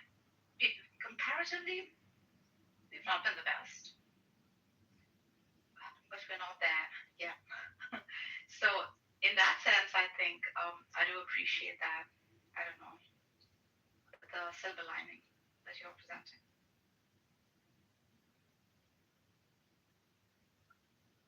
I think that the silver lining is important, just because it actually helps you to focus, right? If the way you evaluate the U.S. government is you say, well, the United States is very bad compared to what I imagine heaven is like, then, you know, and there are variations of this that they don't sound that way, but they are that way, okay? Then you have a big problem, and you start to come up with, you have the problem basically that life on Earth is not that great. And then you try to solve that problem. You think you're trying to improve the government, but you're actually trying to solve a problem that is just beyond the capability of the system. And that is the kind of lack of focus that leads either to getting nothing done or leads to terror. Actually, it leads to people trying to impose all kinds of solutions on people that are completely unnecessary. And yeah, so that's why you want to really ground things out against other kinds of governments and other achievable political arrangements. So, you know, and ask yourself what is good, right, in the context of the world we actually live in. Jason, can I say something? You may not agree with me on this. I don't think in the recent past we've conducted ourselves very ethically outside of ourselves. Like, I really don't think we have done that. And I'm being very generous here. We have really been like quite a bit of quite tyrannical outside of ourselves. To certain people and certain places, I think. Perhaps because of maybe just leadership or ignorance of these regions, not understanding that perhaps democracies do not work in every system, right? For example, much of the Middle East, minus Iran, works well with tribalism and always has, right? They've conducted themselves in such a way within tribes that a lot of progress and well-being sort of comes out of it. And that word is not a negative within the context. However, like we think because democracy is such an ideal, right? We need to sort of like impose that on these systems, which find it pretty much alien so far as like governance of a system goes. Maybe we need to think about these things also.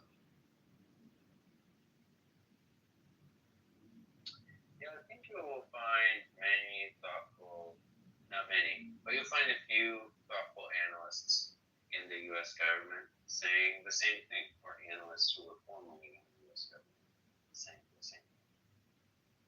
And I think that's basically right. There's no reason to impose our ideas about good government too narrowly, about the ideal form of government too narrowly on people.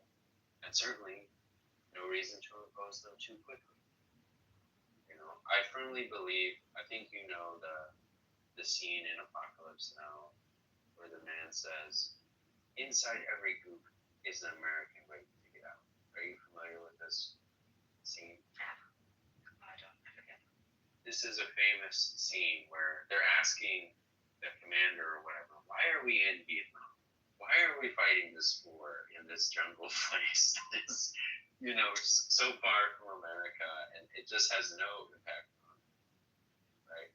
And the commander says, "Inside every goop is an American waiting to get out. That's why we're fighting, okay? Because inside everyone is an American." And I believe that's true. But I don't think that needs to happen, you know, this year, right?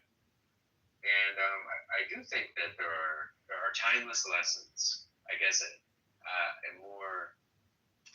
less comical way to say what that man was saying is that there are timeless lessons embedded in the system of government, and everyone has to come to the realization of those, you know, and we'll live in a better world if they do. But the way that America has approached bringing that about has basically not worked. Basically, it's not functional. In many cases, the countries that we invaded and tried to impose governments on, we get along better with them since we left, you know, and we get along really well with countries that we didn't invade and that we didn't impose governments on, and that have their own very distinct form of government, you know, like some of our best allies in the Middle East are like Saudi Arabia, okay, which is a monarchy, right? Like an Islamic monarchy or something like that, okay? And Israel, which we have very little to say about the way the Israeli government is structured. If Israel had been like our other allies, the leftists would have been killed a long time ago. Okay, we would have gotten the right to exterminate the leftists, I don't know, in the 70s or the 80s maybe. And we have never done it, okay? And it's full of leftists. I still think Netanyahu should kill all of them. But, you know, it's not going to happen. And and Vietnam, okay? We actually get along very well with Vietnam and have good trade relations. Why don't you like the leftists? Why? But the leftists are very bad for your country. They are very disloyal. Okay, they weaken the defense establishment. They weaken security and law enforcement. Okay, they bring in drugs. They bring in foreign saboteurs. Leftists just don't have any common sense, and frequently, to have a secure society at all, you have to kill all of them. Sometimes more than once. Oh yeah. But that's what Taiwan had to do. That's what South Korea had to do. Okay, and after you get to a secure state of society and law and order, okay, fine, you don't have to kill them anymore. But yeah, and maybe Israel got there. Okay, but I was just gonna say the other example is Vietnam, which we got defeated by Vietnam, and now we get along with Vietnam. You know, so there you go. Jason, do you think morals change over time? No. America has the best morals, and we always did, and we always will. I have a big argument for that, but I think I'm not gonna present it. It's really big. It's that big, but I'm just gonna say, can we link that to gerontocracy? Because if you think about it, these people are influencing their own past. Because I believe morals change over time, right? Example, like the age of consent. Example in Delaware, I think it was 7. But now, of course, morals change, times change. We adjust to society. So my stance is that throughout time, when we have people in power, gerontocracy, do you think they could be influenced with the past and couldn't be aligned with us? Do you think we should maybe put a limit on these people? That's just a form of discrimination, really. speculate, it's a very disappointing politician. The reality is that old people are not the majority of the population. Younger people are voting for these old people. If younger people want old people to represent them, maybe that doesn't make sense, but that's what they choose. And we get the government that we deserve in a democracy, but we can't get a government that's much better than the government we deserve. Let me put it that way.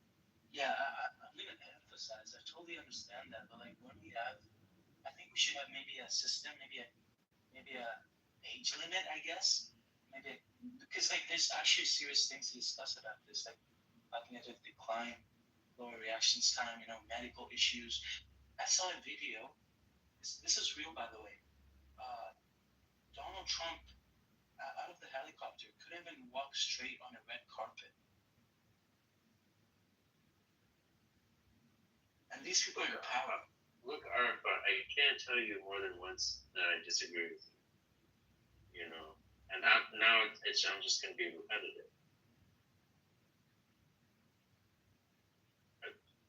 The people voted for this person. I mean, they have a right to do it. They have a right to the representative that they want. Yeah. And if the people make a bad choice, the people should face the consequences for it. That's another part of accountable government, right? Is you get the leader you chose. Exactly. If you choose a bad one, then you get bad results. Okay. Otherwise, you can't. Democracy is not going to work if no one has to face the consequence of their vote. So we can agree right now. The trend with Donald Trump is massive. There's a lot of contradictions he made, the things he promised or the things he said, and the things he says now. But end of story, you're right. We chose it. So 2 points. Quickly, you do not have to be an old person actually to make bad decisions, do crazy things. I mean, there are younger politicians that they do horribly a bad job. That's number one. Number two, again, in order what you're suggesting to happen, age limitation, upper age, for selecting a leader, let's say the president or senators, that's requires absolutely a constitutional amendment for this to happen. I'm not suggesting this is good or bad, but it requires a constitutional amendment, so there's no way around it. And there are requirements for the senators, congressmen, and the president in the Constitution, which has something to do with their age and their place of birth, and for how many years they have resided in certain states and United States. And that's it. There are no other restrictions at all for that. I wanted to say something else, Jason. I kind of forgot, and now but I'll come to it. Oh yeah, I wanted to talk about this potentially. People now I guess was talking about the soft democracy. Soft dictatorship in the Congress, their policy making, and also Jason was saying, well, the Congress can make a whole bunch of policies to diminish substantially the power of the executive branch. And I am not quite sure that's in principle, all policies that are passed by the president, by the Congress, by the legislative branch requires presidential signature for approval. And if he signs, as you all know, then its policy goes into effect. If not, it goes back to the legislative branch with probably some recommendations from the executive branch that whether it should be added or taken out of the policy for the president to sign it. If the legislative branch do not agree, they have the supermajority, 2/3, I think, they could veto of the president and pass the policy. So in a sense, there are pretty robust checks and balances are in place to kind of and on the other side, the president is responsible for electing all the cabinet members, the Supreme Court justices, and then they go through the process, confirmation process through Senate for the president's nominees to be confirmed or rejected by the Senate. So these are pretty good checks and balances in place. There are, for example, take, and I'm just not going to talk about that right now. But the reason, well, let me just give an example. For example, in Minnesota, I'm not going to talk about my position on ICE or anything like that, but I'm going to talk about when there is an intrusion of checks and balances. So 2 Minnesotan citizens were killed by ICE, and their case is being investigated totally, entirely by the federal government. In cases like this, almost always, there is a collaboration, a teamwork between the federal government and the state to investigate the case, to see exactly what happened. And so the reason the federal government is involved in the case because an ICE person killed a Minnesotan citizen. And the reason the state is involved is because a Minnesotan citizen was killed. So they have every right to say, look, what happened? So in this particular case, we see a breach of the checks and balances in the federal government.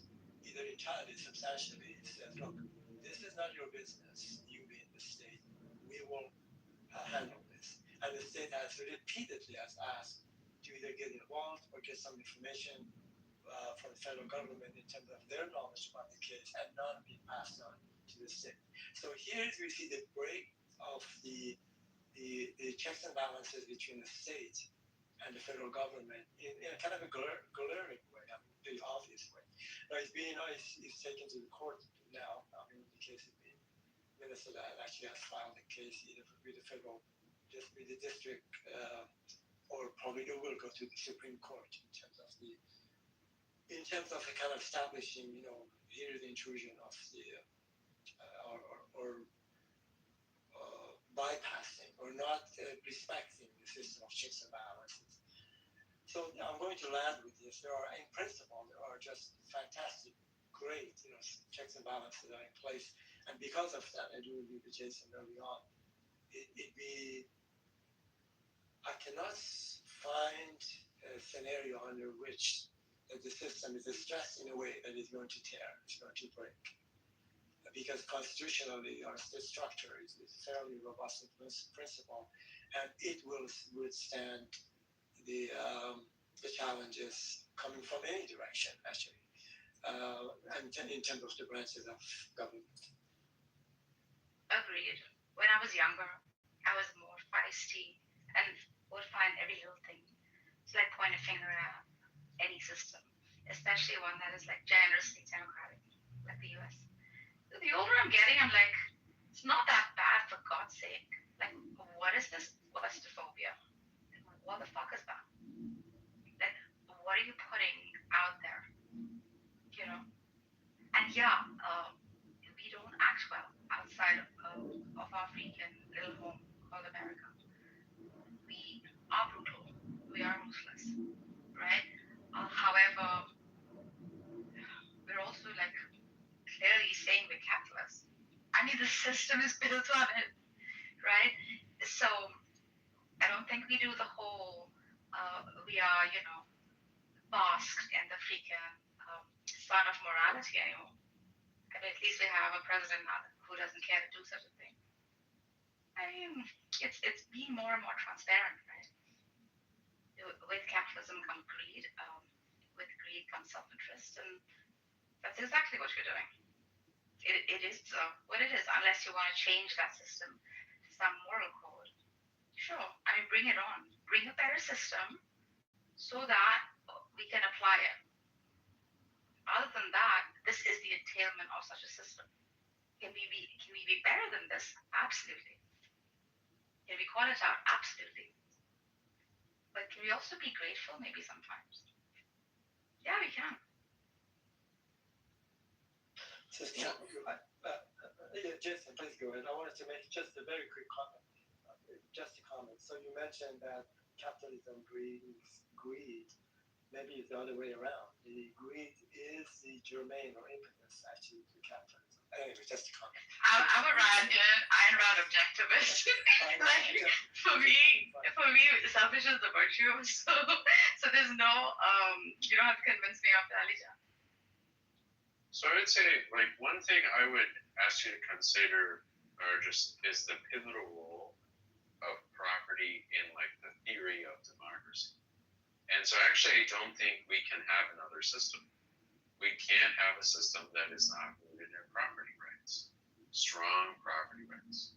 The English theoreticians, some of them said more or less, there is no freedom without property. Every right is rooted in property. All liberty is rooted in property. And there is a way to make that argument that's pretty robust. So actually, if you try to find an alternate foundation for a just society, you won't be able to. And the intuition here is like, well, if I have freedom of speech, but the government can just take my food because I don't have any entitlement to property, then what good is my freedom of speech? And this argument does extend in certain lines of thinking to our arms. And so I hope you will consider buying a gun, Arjus, and carrying it for the founding fathers' sake, to do your duty like everyone else needs to do. And if you have any questions about guns, I'm happy to answer them. But be that as it may, I'm not sure that we can do without property. And that actually has to be integrated into your fundamental understanding of democracy. What kind of society is America? It's a society with several elements. Okay, one of them is representative government, but the other one is rule of law. And that rule of law is attached to strong property rights. We are a market democracy. And those strong property rights are also, another way to think about them is like, your property rights are your exclusive domain that the public cannot intrude on. So the mass cannot vote to impose things on you in certain ways. The mass just does not have the power to do that. They can't decide what shoes you're going to wear or what shoe size or many other things. And that's a big part of being free. A big part of being free is the domain that is carved out from the public's control. And like if you just had democracy in the sense that everyone can vote on anything, and what the people vote for goes, this would not be a very free society. It would be what is called a consensus-based society. And those are not very free societies. So I would say, you really got to integrate the property rights, not capitalism really, but property rights into your fundamental understanding of democracy and freedom. Yeah, I think that's absolutely correct. And the Fourth Amendment actually directly addresses the importance of the property. And I'm just going to read it to emphasize. So this Amendment 4 says the right of the people to be secure in their persons, houses, papers, and effects against unreasonable searches and seizures shall not be violated, and no warrant shall issue but upon probable cause, supported by oath or affirmation, and particularly describing the place to be searched and the person or things to be seized. So in a sense, that requires extraordinary action in terms of being able to intrude in the intrusion into the private property of people, either in terms of their belongings, their homes, and the people themselves. And this is something where we have seen some drift in recent years. I think maybe you guys are familiar with the cash seizures, the contraband seizures that the government frequently conducts. Someone is speeding and the police find a reason to search their car, and those people have cash in their car. They just take the cash. They never give it back to them. They never accuse them of a crime. They say, well, we took the cash because it might have been due to drug trafficking, right? But But often these people are not able to get their money back, not after many years of litigation. And this is an area where something that very clearly is spelled out in the Constitution, well, the practices around it are drifting. And these, I think, are things that we should be more concerned about than, I don't know, Donald Trump tweeted something that sounds very dumb. But we don't really talk about those things very much. I think, Ali, I wonder about the thing that you highlighted. It is something that is the norm. It is the usual practice, right? But maybe it's one of those things that needs to find its way into law and hasn't yet. Maybe the Supreme Court, or there is a court case that will actually formalize this, right? I'm sorry, Jason, which one are you talking about? The first yeah, because the Minneapolis thing, right? Yeah. Because does the federal government have to should the government do it? The federal government do it? Yes. Do they generally do it? Yes. Do they have an option under current law to just kick them out and say, no, this is not your business? The truth is, I don't know. I've never seen it decided. I don't know what law would say one or the other. Which is there a constitutional amendment that says? Is there something in U.S. code that says maybe this is a gray area? And maybe it's something where the legislature should have acted a long time ago to preserve the rights of the states. Yeah, that is actually a good case. As I mentioned, I think the lawsuit, something has been filed by the state of Minnesota in terms of challenging the federal government's approach to this case, and it probably will go all the way to the Supreme Court. I was just looking for this as you were talking. I'm looking actually, I had the Constitution in my hand here. It talks about, here's the amendment number 10, which is really, actually two of them are, the 9th and 10th are important. Here's amendment number 10, exactly talks about what we're talking about. It says, the powers not delegated to the United States by the Constitution, nor prohibited by it to the states, are reserved to the states respectively or to the people. So if there is something in the Constitution that the power is not given to the United States and is not prohibited by it to the states, United States and states, then they're reserved to the states respectively or to the people.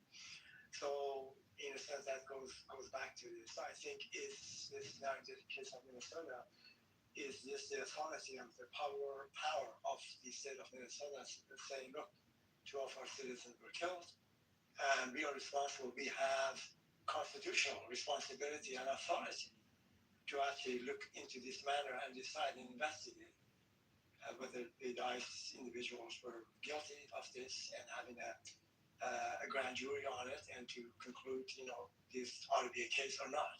So that is a kind of a serious matter in here. I don't know if it's been challenged, because in the past, almost every time the federal government and the state actually collaborate, investigating these types of problems, when a federal government or federal individual or federal officers, agents acts in a given state, then it gets always a team investigation. So that's interesting to see what's going to come out of it. But what I wanted to also mention just briefly, not completely related, but maybe it is somehow.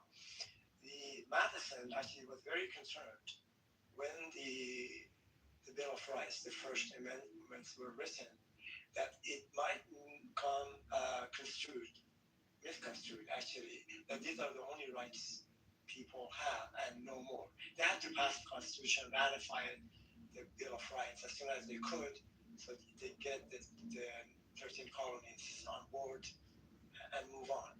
So in the Amendment 9, Madison being very concerned about this in terms of these are not the only rights that people have. So here is what he says. He that the enumeration in the Constitution of certain rights shall not be construed to deny or disparage others retained by the people. So in a sense, it provides a bridge for other amendments, other rights to be recognized as society progresses. So basically saying these are 10 that we can think of, but provides a bridge, a venue to be able to, if other rights being challenged, then they could become part of, amendments to the Constitution, or they could be challenged in the court, which I think is an extremely forward-looking amendment number 9. And that was written specifically by amendments themselves, the entire provision.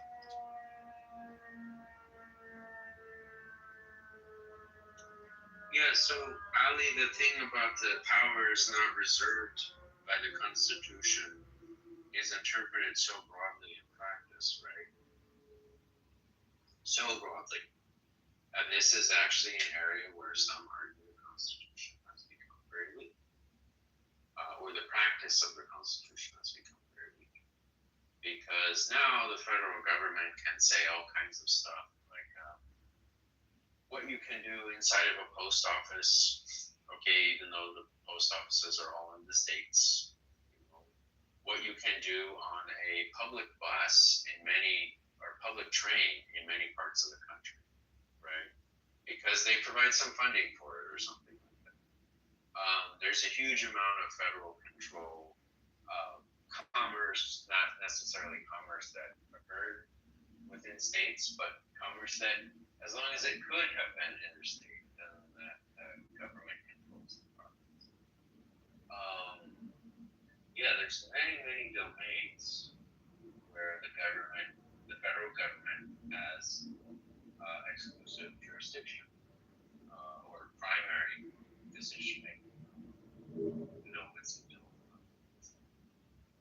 And that is something that has occurred relatively recently, probably the last 120 years, right? This vast expansion of what the federal government decides and its involvement in our daily lives.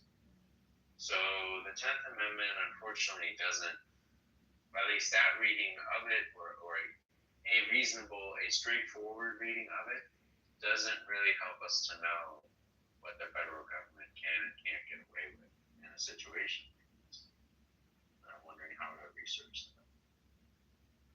Yeah, maybe, but I think in this case, I would say for sure the way I read it, the power is not delegated to the United States by the Constitution.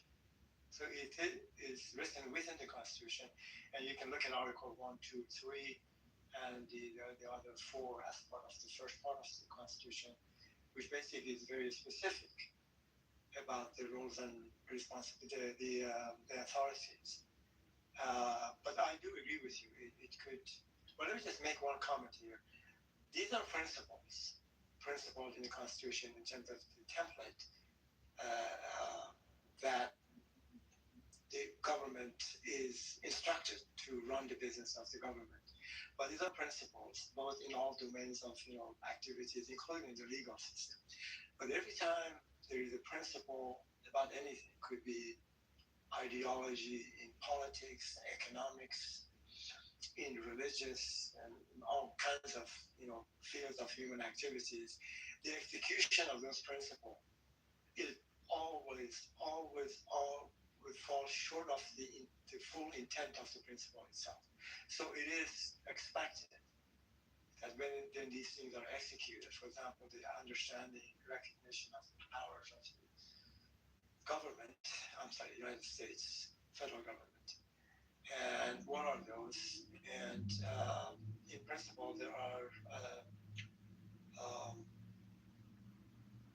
they may not be clear at times or stepped over. And it's difficult to, but then again, the powers are in the Constitution, actually. They're written there in terms of which branches of government, what are their powers.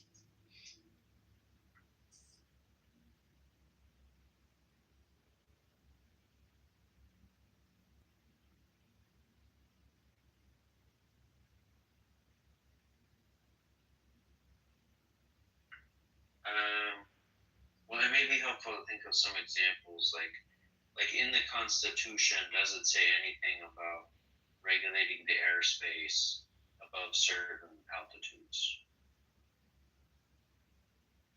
No, of course it doesn't. Right. Yeah, And sure. Yeah. but it would be very hard for states in practice to assert any control over this thing, right? And this is where and there's a wide range of examples like that, a huge wide range. Okay. But before we go, Jason, let's just take that one example, which actually is a good example. The authority or the control over the space of a given state, the altitude, in, let's say, California or whatever the state is. Now, I'm just wondering if there would be any challenge, hypothetically, from the states say, look, if the federal government planes or the commercial planes are going to go over our states, we have a say about that. And that would be kind of, hypothetically, in kind of really unserious way, could be a case, an example of what you're talking about. There's nothing in it, in the Constitution, about it. And so it seems to me that falls along the categories of as society progresses, technologies, ideas, human rights, and the rest of it, then people, the Supreme Court and the justices and the legal system make an attempt to kind of to see exactly what the Constitution has to say about it in a very broad sense, and then we'll interpret their understanding of the ruling. And at the end of the day, everything has to be within it has to be constitutionally correct or interpreted according to the Constitution. Now, when people may interpret it differently, but certainly it has to have the constitutional authority for it. Otherwise, it's just not going to stand. I know that's what it sounds like, right? But I'm saying, as a practical matter, there are domains of federal authority. Yeah, I agree with you. Yes. That scope way beyond what you see there. So, like, if we try to find, like, so for example, in this situation with Minnesota and the federal government, the DHS, it's not even clear this question has been asked before, right? So it's not even clear there is a legal answer. Generally, the federal government cooperates with the states on things like this, so it doesn't come up. So a lot of these kinds of things are like, we don't know the answer really until there is a case about it. But there is definitely a broader trend of the federal government having more and more power, far more power than appears to be delegated by the Constitution, at least at first glance. But there are ways that the courts have historically interpreted, delegated by the Constitution to mean, like, well, basically, like, any power directly delegated, but also any power which the government obviously needs to do the job that the legislature asks it to do. Now, the power that it obviously needs is like, well, what do you mean obviously? And they have a different way of framing it to try to make obviously a little more robust than obviously. Okay, obvious is not the operative standard. But, and that's really where you get into, like, the fuzziness of this. And this is where I think, the way that I look at this is that there have been a lot of changes in society, and the legislature has been very uncreative in responding to those changes, and done a very poor job of remodeling the house, as it were, to keep it up to date, to keep things ship shape, right? Putting in a new roof when you need a new roof, and changing the way the plumbing is when the plumbing systems change, so that the house keeps its character and charm, but is a fully functional house which you can easily get repaired and so on. And they have not really been doing that. And that's what I think is the real problem we face is the legislature has not been working that preservation effort in a sincere and thoughtful way. And that's what we kind of need to be pressuring them to do. And and then the Supreme Court and the president, they do have to pick up the slack. You know, they have to get work done. They have to decide cases. They have to do something, right? The legislature doesn't have to do anything if they don't want to. It's kind of sad, but they don't.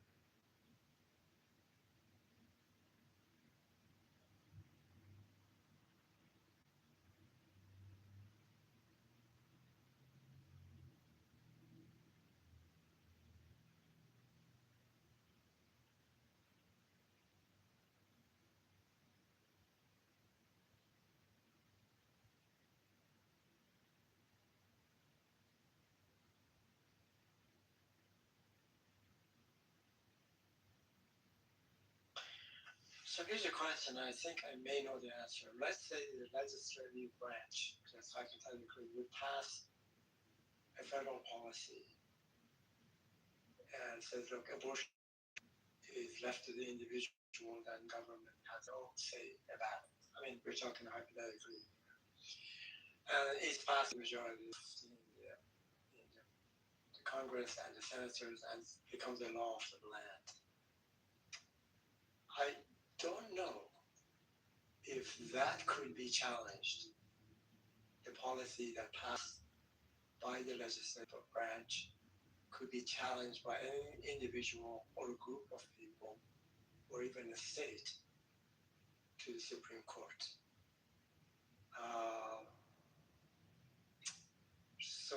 Or maybe an immigration policy. I mean, a broad immigration policy addressing all of the immigration issues, which this Congress has failed miserably in the last 50 years to address it, maybe 40 years, and been taken predominantly by the federal government, by the executive branch, which immigration is the business of the federal government. In terms of immigration policy, things like that. So just going back to the first example, if the Congress has passed this, the law that I talked about the abortion, could any individual or agency actually challenge the law and take it to the Supreme Court? I'm not sure. I gotta look it up. Well, I don't know that they could challenge the law. I didn't think so. Yeah, go ahead. But what you would see instead is they would pass laws, and then those laws would be challenged, right? So states would pass laws, and the states would try to pass laws that do not run afoul of this law, okay? And then the question is like, okay, well, what is the appetite for challenging that? And what does that process look like? And that process is not necessarily going to get satisfaction right away, okay?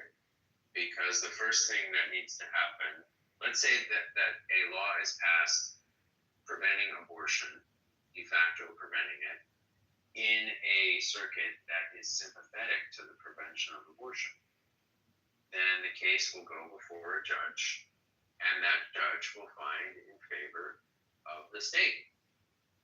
They will say, well, this is not against the universal abortion law because, we don't find that this law prevents good faith efforts on the part of the legislature to protect the health of the mother. And, okay, so they could say that, okay? Or they could say, well, no, it does go against it. But then the state will say, okay, well, we want a panel of 3 judges. And the 3 judges will look at it, and it's a jurisdiction that is favorable to this law. It's a circuit that is favorable to this law. So they will say, the 3 judges will tend to say, no, it's fine, okay. But okay, let's say, all right, then another case comes up, another law, and another challenge is raised, okay, in a different state, in the same circuit, does the same thing. And by this time, the legal scholarship is somewhat different. The case is somewhat different. Okay, maybe it makes it past the first judge, and it makes it past the panel, and they can ask for another panel, I think. But then they decide, okay, we're gonna do an en banc hearing. Okay, everybody in the circuit is gonna decide, and then they will generally say, no, it's fine. It doesn't violate this or that law because of this, that, or this other reason. Okay, and in other circuits where they are fine with the abortion law, these cases never happen. Okay, they don't happen. So you never get what is called a circuit split. You never get the first circuit saying a law against a medical abortion at any place that is not, this specific place in the state that is in a remote location, okay, is that law is unconstitutional. You never get that in the First Circuit, and then in the Second Circuit they say it's constitutional. You never get the circuit split. So the Supreme Court is very unlikely to take the case, because the places where they accept that constitutional right, they don't pass laws against it. And the places where they don't accept that constitutional right, well, their circuit supports them. Right? So you never get the circuit split. So, or it takes a very long time to get the circuit split. Okay? It takes 10 years, 20, 30, okay? So then what you will see is a huge range of laws that are passed to hobble this right. And you might say, Ali, how do I know this? And, so I'll pause here. Maybe you can guess how I know this. How? Because this is exactly what liberal states have done to try to undermine the right to bear arms. And this is exactly why there are so few Supreme Court decisions about it. Because in the circuits where they care about the right to bear arms, they don't pass these laws in those states. So there never is any ruling about it. And in the circuits where they have a problem with the right to bear arms, well, the judges agree with them. Jason, you're not concerned about children, like smaller children, teenagers, because of the arms. Like that would be. See, I learned how to shoot when I was very, very young. My dad took me to the range. I learned the pistol. I learned the air gun. So it's not new. It's not that I'm afraid of it. It's just that I think when parents start having children and those become teenagers, and you hear of school shootings in America where the freaking eyebrows rise, the big question of safety sort of pops up. You see what I'm saying? That's it. Yeah, but that's a different question here. Okay, if you read the Constitution, the obvious reading of the Second Amendment is like everything California has done is illegal. There can't be magazine limitations, limiting pistols, this roster, whatever else. Okay, this whole weapons ban. Okay, and the thing is, once in a while, you even get a judge in the Ninth Circuit who says it's illegal, but you get one. And then there is an en banc hearing, or there's a panel of 3 judges, and they decide, no, it's fine. Okay. And what I'm trying to describe here is the way that you have a constitutional right on paper, but as a practical matter, the states have a lot of capacity, or localities, okay, really the circuits have a lot of capacity to beat down on that right and make it impossible to exercise. Okay, so I'm not trying to persuade you about the right to bear arms. I'm just trying to describe a mechanism to you, like the way that it works. Okay, and because even if you you feel like the right to bear arms is a bad idea, I think you will agree it's still in the Constitution. Yeah. You know, okay? And the way that some states interpret that, it's actually almost impossible to bear arms. Like Massachusetts, and for some time, Massachusetts and one or two, Hawaii, okay? And the way it was interpreted in New York City for a long time, it was basically impossible to bear arms. And, you know, and then you have like a rainbow of options in between that and Texas, okay? Where, I mean, if you read it doesn't really make any sense that the way you read the Constitution, that like the policies you have in Massachusetts are the way that they are, or in New Jersey or whatever else. So to come back to your example, Ali, I think that could be done, but then what you would see is, for example, in whatever circuit Missouri is in, it would just be massively much more difficult to get an abortion. And the constitutional challenges needed to get that straightened out would eventually play out, but it might be like 150 years from now before all of them get settled, you know? Well, I would say dick in hand. Jason. That's your screen name, sir? Are you responsive? Lester, are you here? He is responsive. He's responsive. Are you here? Lester, are you here? I'm here. Brock, what's going on, bro? We having a good I'm good. I'm just trying to see what Jason was talking, So, Brooke, if you don't mind, let me. Oh God, here we go. No, here we go. We like to hear what you have to say. But I don't care, but what do you want, Ollie? What? I don't want anything from you. I'm talking to you. Okay, well then, let's quickly do this. No, I'm not holding on. I'm not free. If you Okay, wait well, a little we bit. should hold on. Did you notice that just? Oh my God, you're so in control. Okay, well then if you are in control, then you should know how to calm people down. Well, do that. There's no calmness on the stage. People were talking. All right, so let's do that. All right, let's do that together. Can you do that together? Can you calm down a little bit, maybe? Yeah, I'm right here, brother. Can you hear me? My voice? You'll be fine. Can you come to my voice? We know how to treat you. Right here, man. Don't worry. Right here. Okay. Thank you. So let's do it. Like together. So what is your suggestion? No. So you want to take control? Okay. So what do you want from me? All right, Brock, what's your question? No third person. What I want from you is what I want from you. What do you want from me? What I want you to do Tell me, brother. Well, yeah, I'll tell you. I would like you to allow Jason and I to finish the discussion about. So you're saying shut up?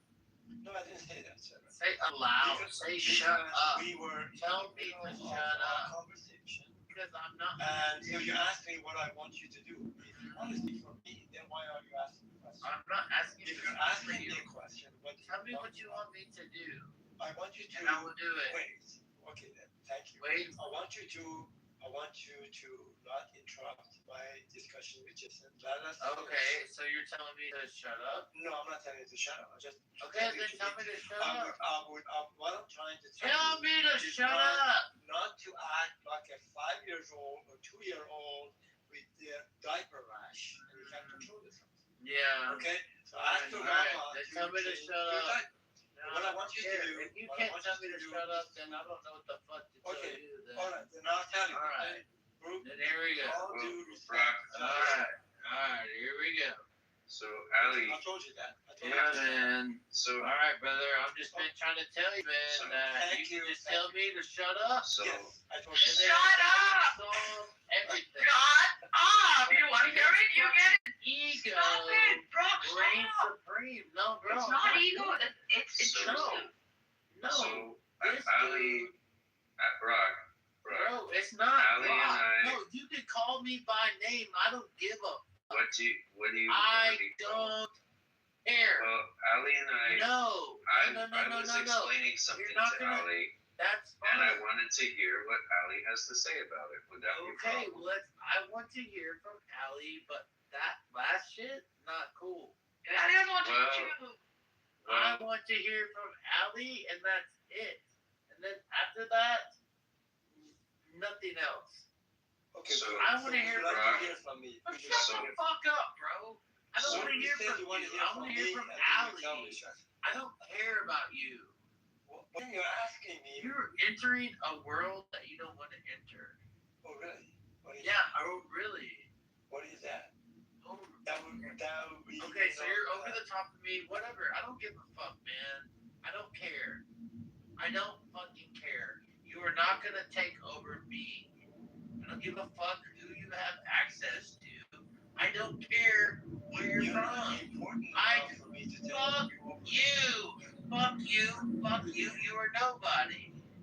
Well, You're probably, you are probably from LA, New York City, or somewhere else bigger than me. I don't care. Fuck you. Fuck you. Fuck you. Fuck you. Go ahead, Ali.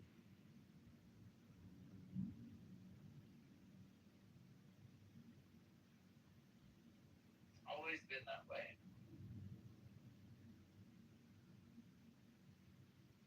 What's up, Lolly?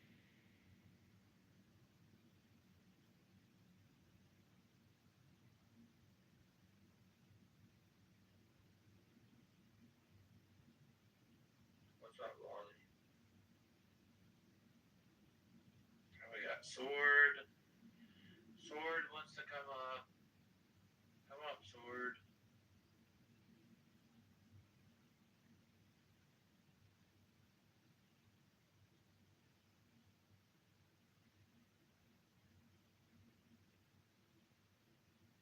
Yo, Alistair, you got it, man.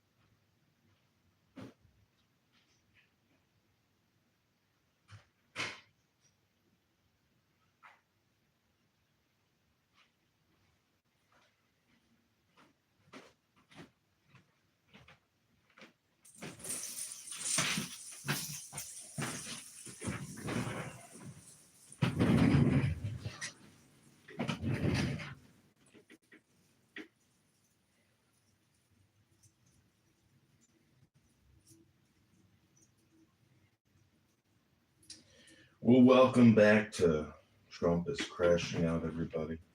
We just listened to a retard get into an argument with other, what we might call retards. It doesn't really matter, though, whether you think they were retards or not. You are now listening to the supreme retard of all the retards. And in the land of retards, there can only be one retard to rule them all. A supreme retard! That's right, ladies and gentlemen. Jason literally just talked for about an hour and a half straight, and then what's his face also talked for a long time. Then Brock came in drunk and crashed out. Pepe's sleeping. Poor little Pepe. Pepe's dreaming of Pepe World. What would Pepe World look like if Pepe was the leader? Hurry up! Go clean up that fucking bathroom right now. Pepe's in charge, bitch. You're gonna do what you're fucking told. Pepe's in charge. But we're going to close out this room with a little music. I hope you like. This is John Kitover. But at least you will deny they have trained you in determination, accuracy, introspection, and many other qualities which are valuable to all men in their ordinary avocations, so that in no case will your time have been wasted. That you may gain some insight into the nature of the great work which lies beyond these elementary trifles. However, we should mention that an intelligent person may gather more than a hint of its nature from the following books, which ought to be taken as serious and learned contributions to the study of nature, though not necessarily to be implicitly relied upon. The Yi King has been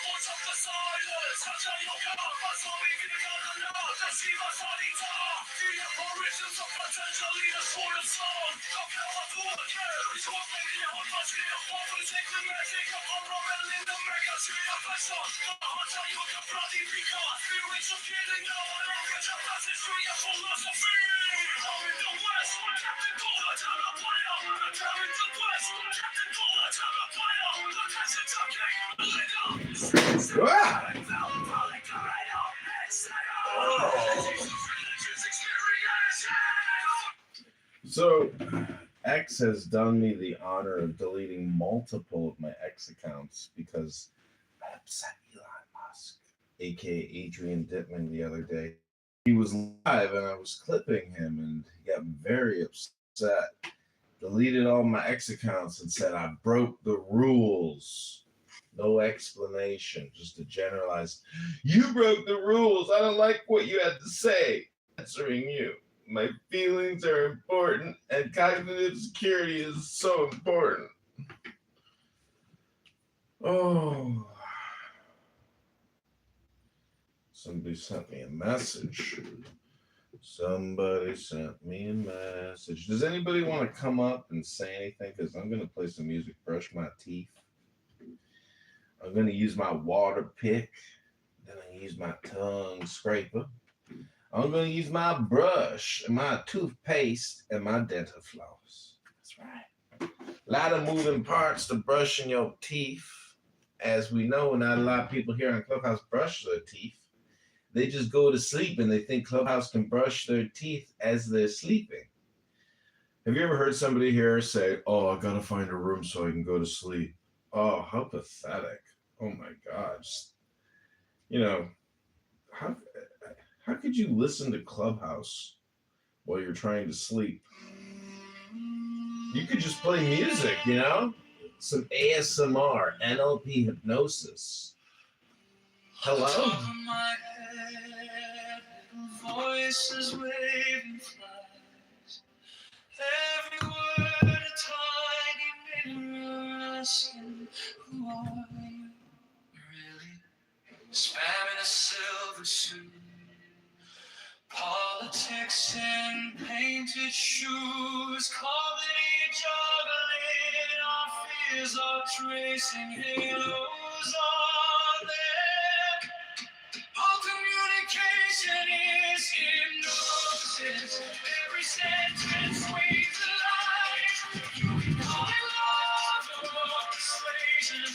Both are reaching in the night. All communication is hypnosis.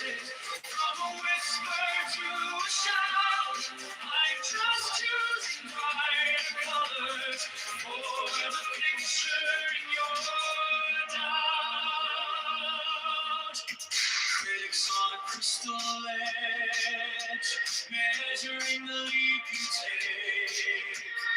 Love letters in your junk folder, still trying to rearrange you.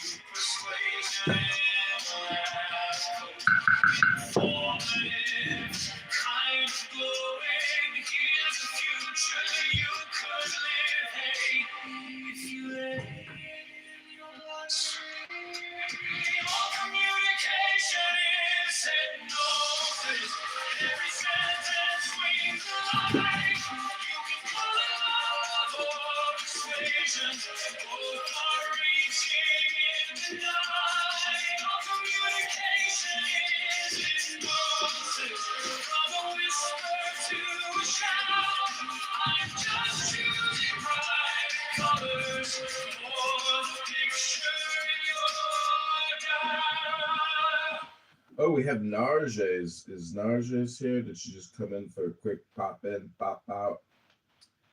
Well, you were listening to the John Kitover band here. This song is called All Communication is Hypnosis. What if this is the opera and your breath is the overture? Every thought in your orbit singing, you are something new. All communication is hypnosis. Every sentence swings a line. You can call it love or persuasion. Both are reaching the night. All communication is hypnosis. And if every word's a spell, I'll keep casting time. Futures where you rise, and you are Ooh.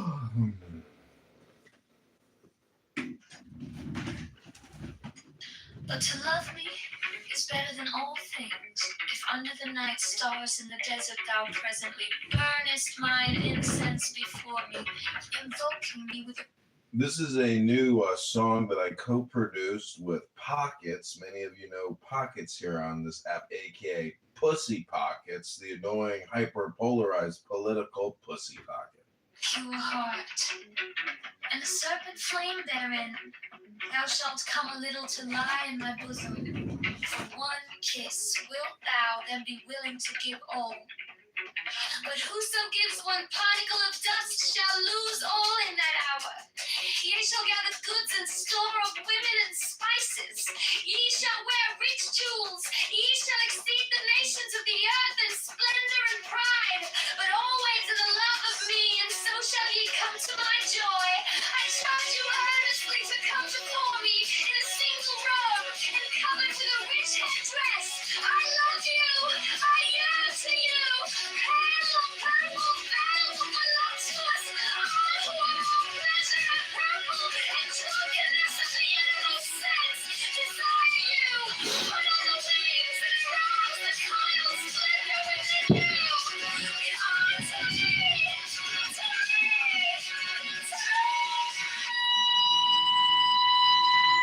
Oh, welcome, El Normo.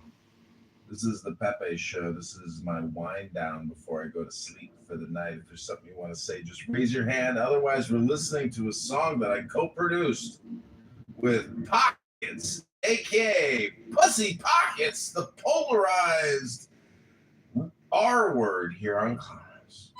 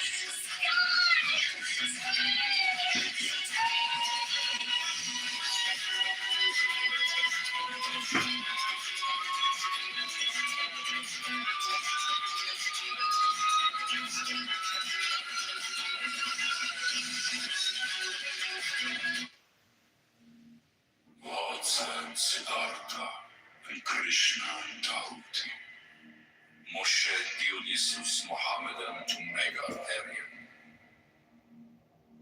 With these also Hermes, Pan, Priapus, Osiris and Melchizedek, Chem and the Moon and Mentor, Heracles, Orpheus and Odysseus with Vigilius, Catullus, Martialis, Rabelais, Swinburne, and many an holy bard, Apollonius, Tianius, Simon Magus, Manes, Pythagoras, Basilides, Valentinus, Bardesigns, and Hippolytus, that transmitted the light of the Gnosis to us, their successors and their heirs, with Merlin, Arthur, Camaret, Parzival, and many another. Priya and one Corio seven Fet, priest and king that pulled the lance and cup, the sword and disc against the heathen. And these also, Carolus Magnus and his paladins, with William of Shiren, Frederick of Hohenstaufen, Roger Bacon, Jacobus Burgundus, Molensis the Martyr, Christian Rosenkreuz, Ulrich von Hutten, Paracelsus, Michael Mayer, Roderick Borgia Poi, Alexander the Sixth, Jacob Boheme, Francis Bacon, Lord Verulam, Andrea, Robertus de Frutus, Johannes D, Sir Edward Kelly, Thomas Bahn, Elias Ashmole Molinos, Adam Wishow, Wolfgang van Gogh, Ludovicus, Rex Bavarian, Richard Wagner, Alphonse Louis Constant, Frederick Nietzsche, Hargreave Jennings, Carl Kellner, Forlong Dukes, Sir Richard Payne-Knight, Paul Gauguin, Sir Richard Francis Burton, Dr. Gerard and Cossey, Dr. Theodorus, and Sir Alistair Crowley of Sons of the Lion and the Snake. With all thy saints we worthily commemorate, and worthy that were and are to come. May their essence be held present, potent, puissant, and paternal to perfect this feast.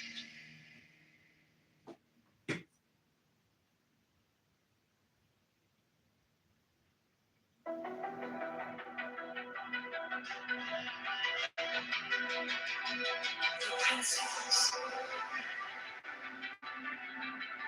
the Diakin, mysterious energy, form, mysterious matter, fourfold and sevenfold division, the interplay in which these weave the dance of the veiled life upon the face of the spirit. Let there be harmony and beauty in your mystic loves, that in us may be health and wealth and strength and divine pleasure according to the law of liberty. Let each pursue his will as a strong man that rejoiceth in his way, as the course of a star that blazeth forever among the joyous company of heaven. The people.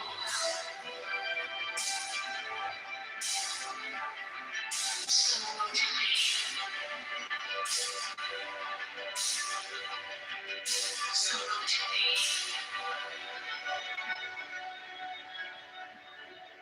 The people.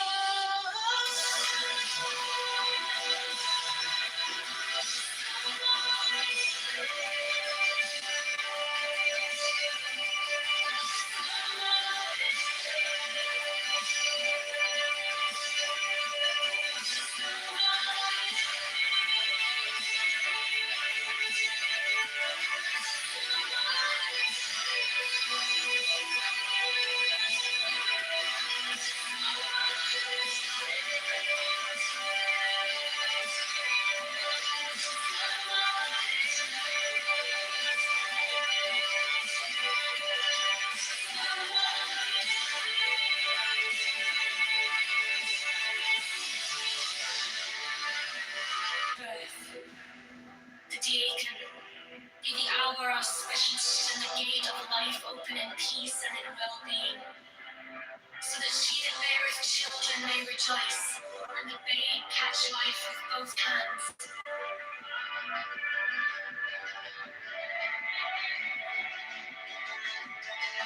So mote it be.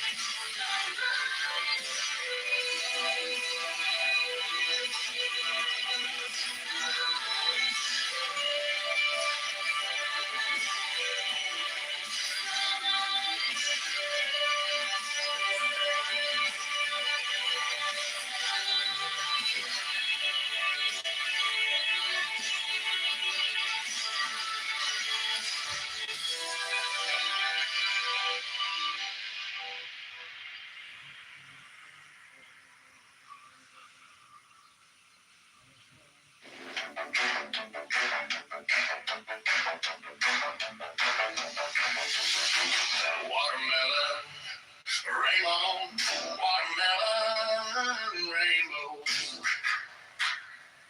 watermelon, rainbow, watermelon, rainbows, watermelon, rainbow, watermelon, rainbow, little orange, hey, little orange, hey.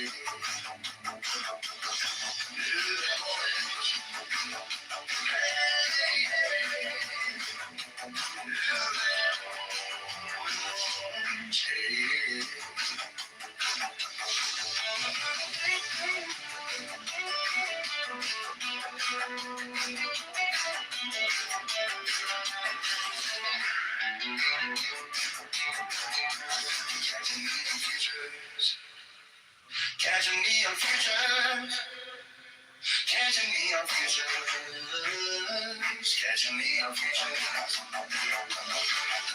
Little orange, hey, hey, little orange, hey, little orange,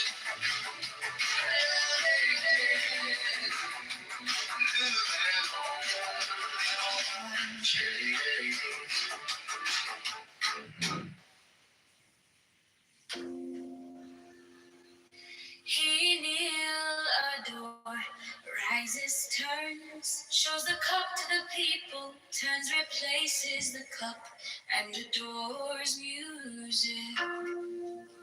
For this is the covenant of resurrection. He makes the 5 crosses on the priestess. Accept, O Lord, this sacrifice of life and joy, true warrants of the covenant of resurrection.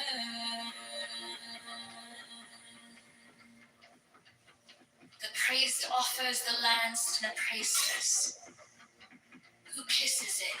He then touches her between the breasts and upon the body. He then flings out his arms upward as comprehending the whole shrine. Let this offering be borne upon the waves of aether to our Lord, and Father the Son that travelleth over the heavens in his name on. He closes his hands, kisses the priestess between the breasts, and makes 3 great crosses over the paten, the cup, and himself. He strikes his breast. All repeat this action.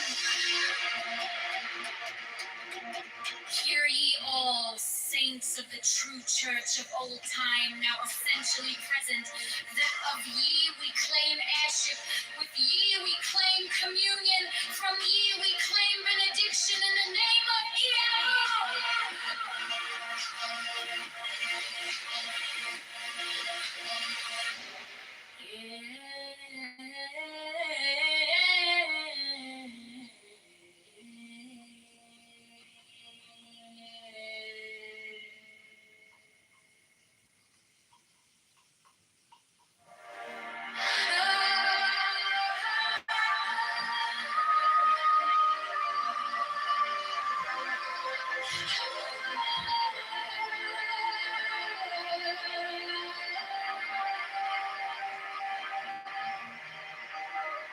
Thou who art high, beyond all I am, who has no nature and no name, who art when all but thou art gone, thou center and secret of the sun, thou his spring of all things known and unknown, thou alone, thou art true, fire within the ring, breathing, source and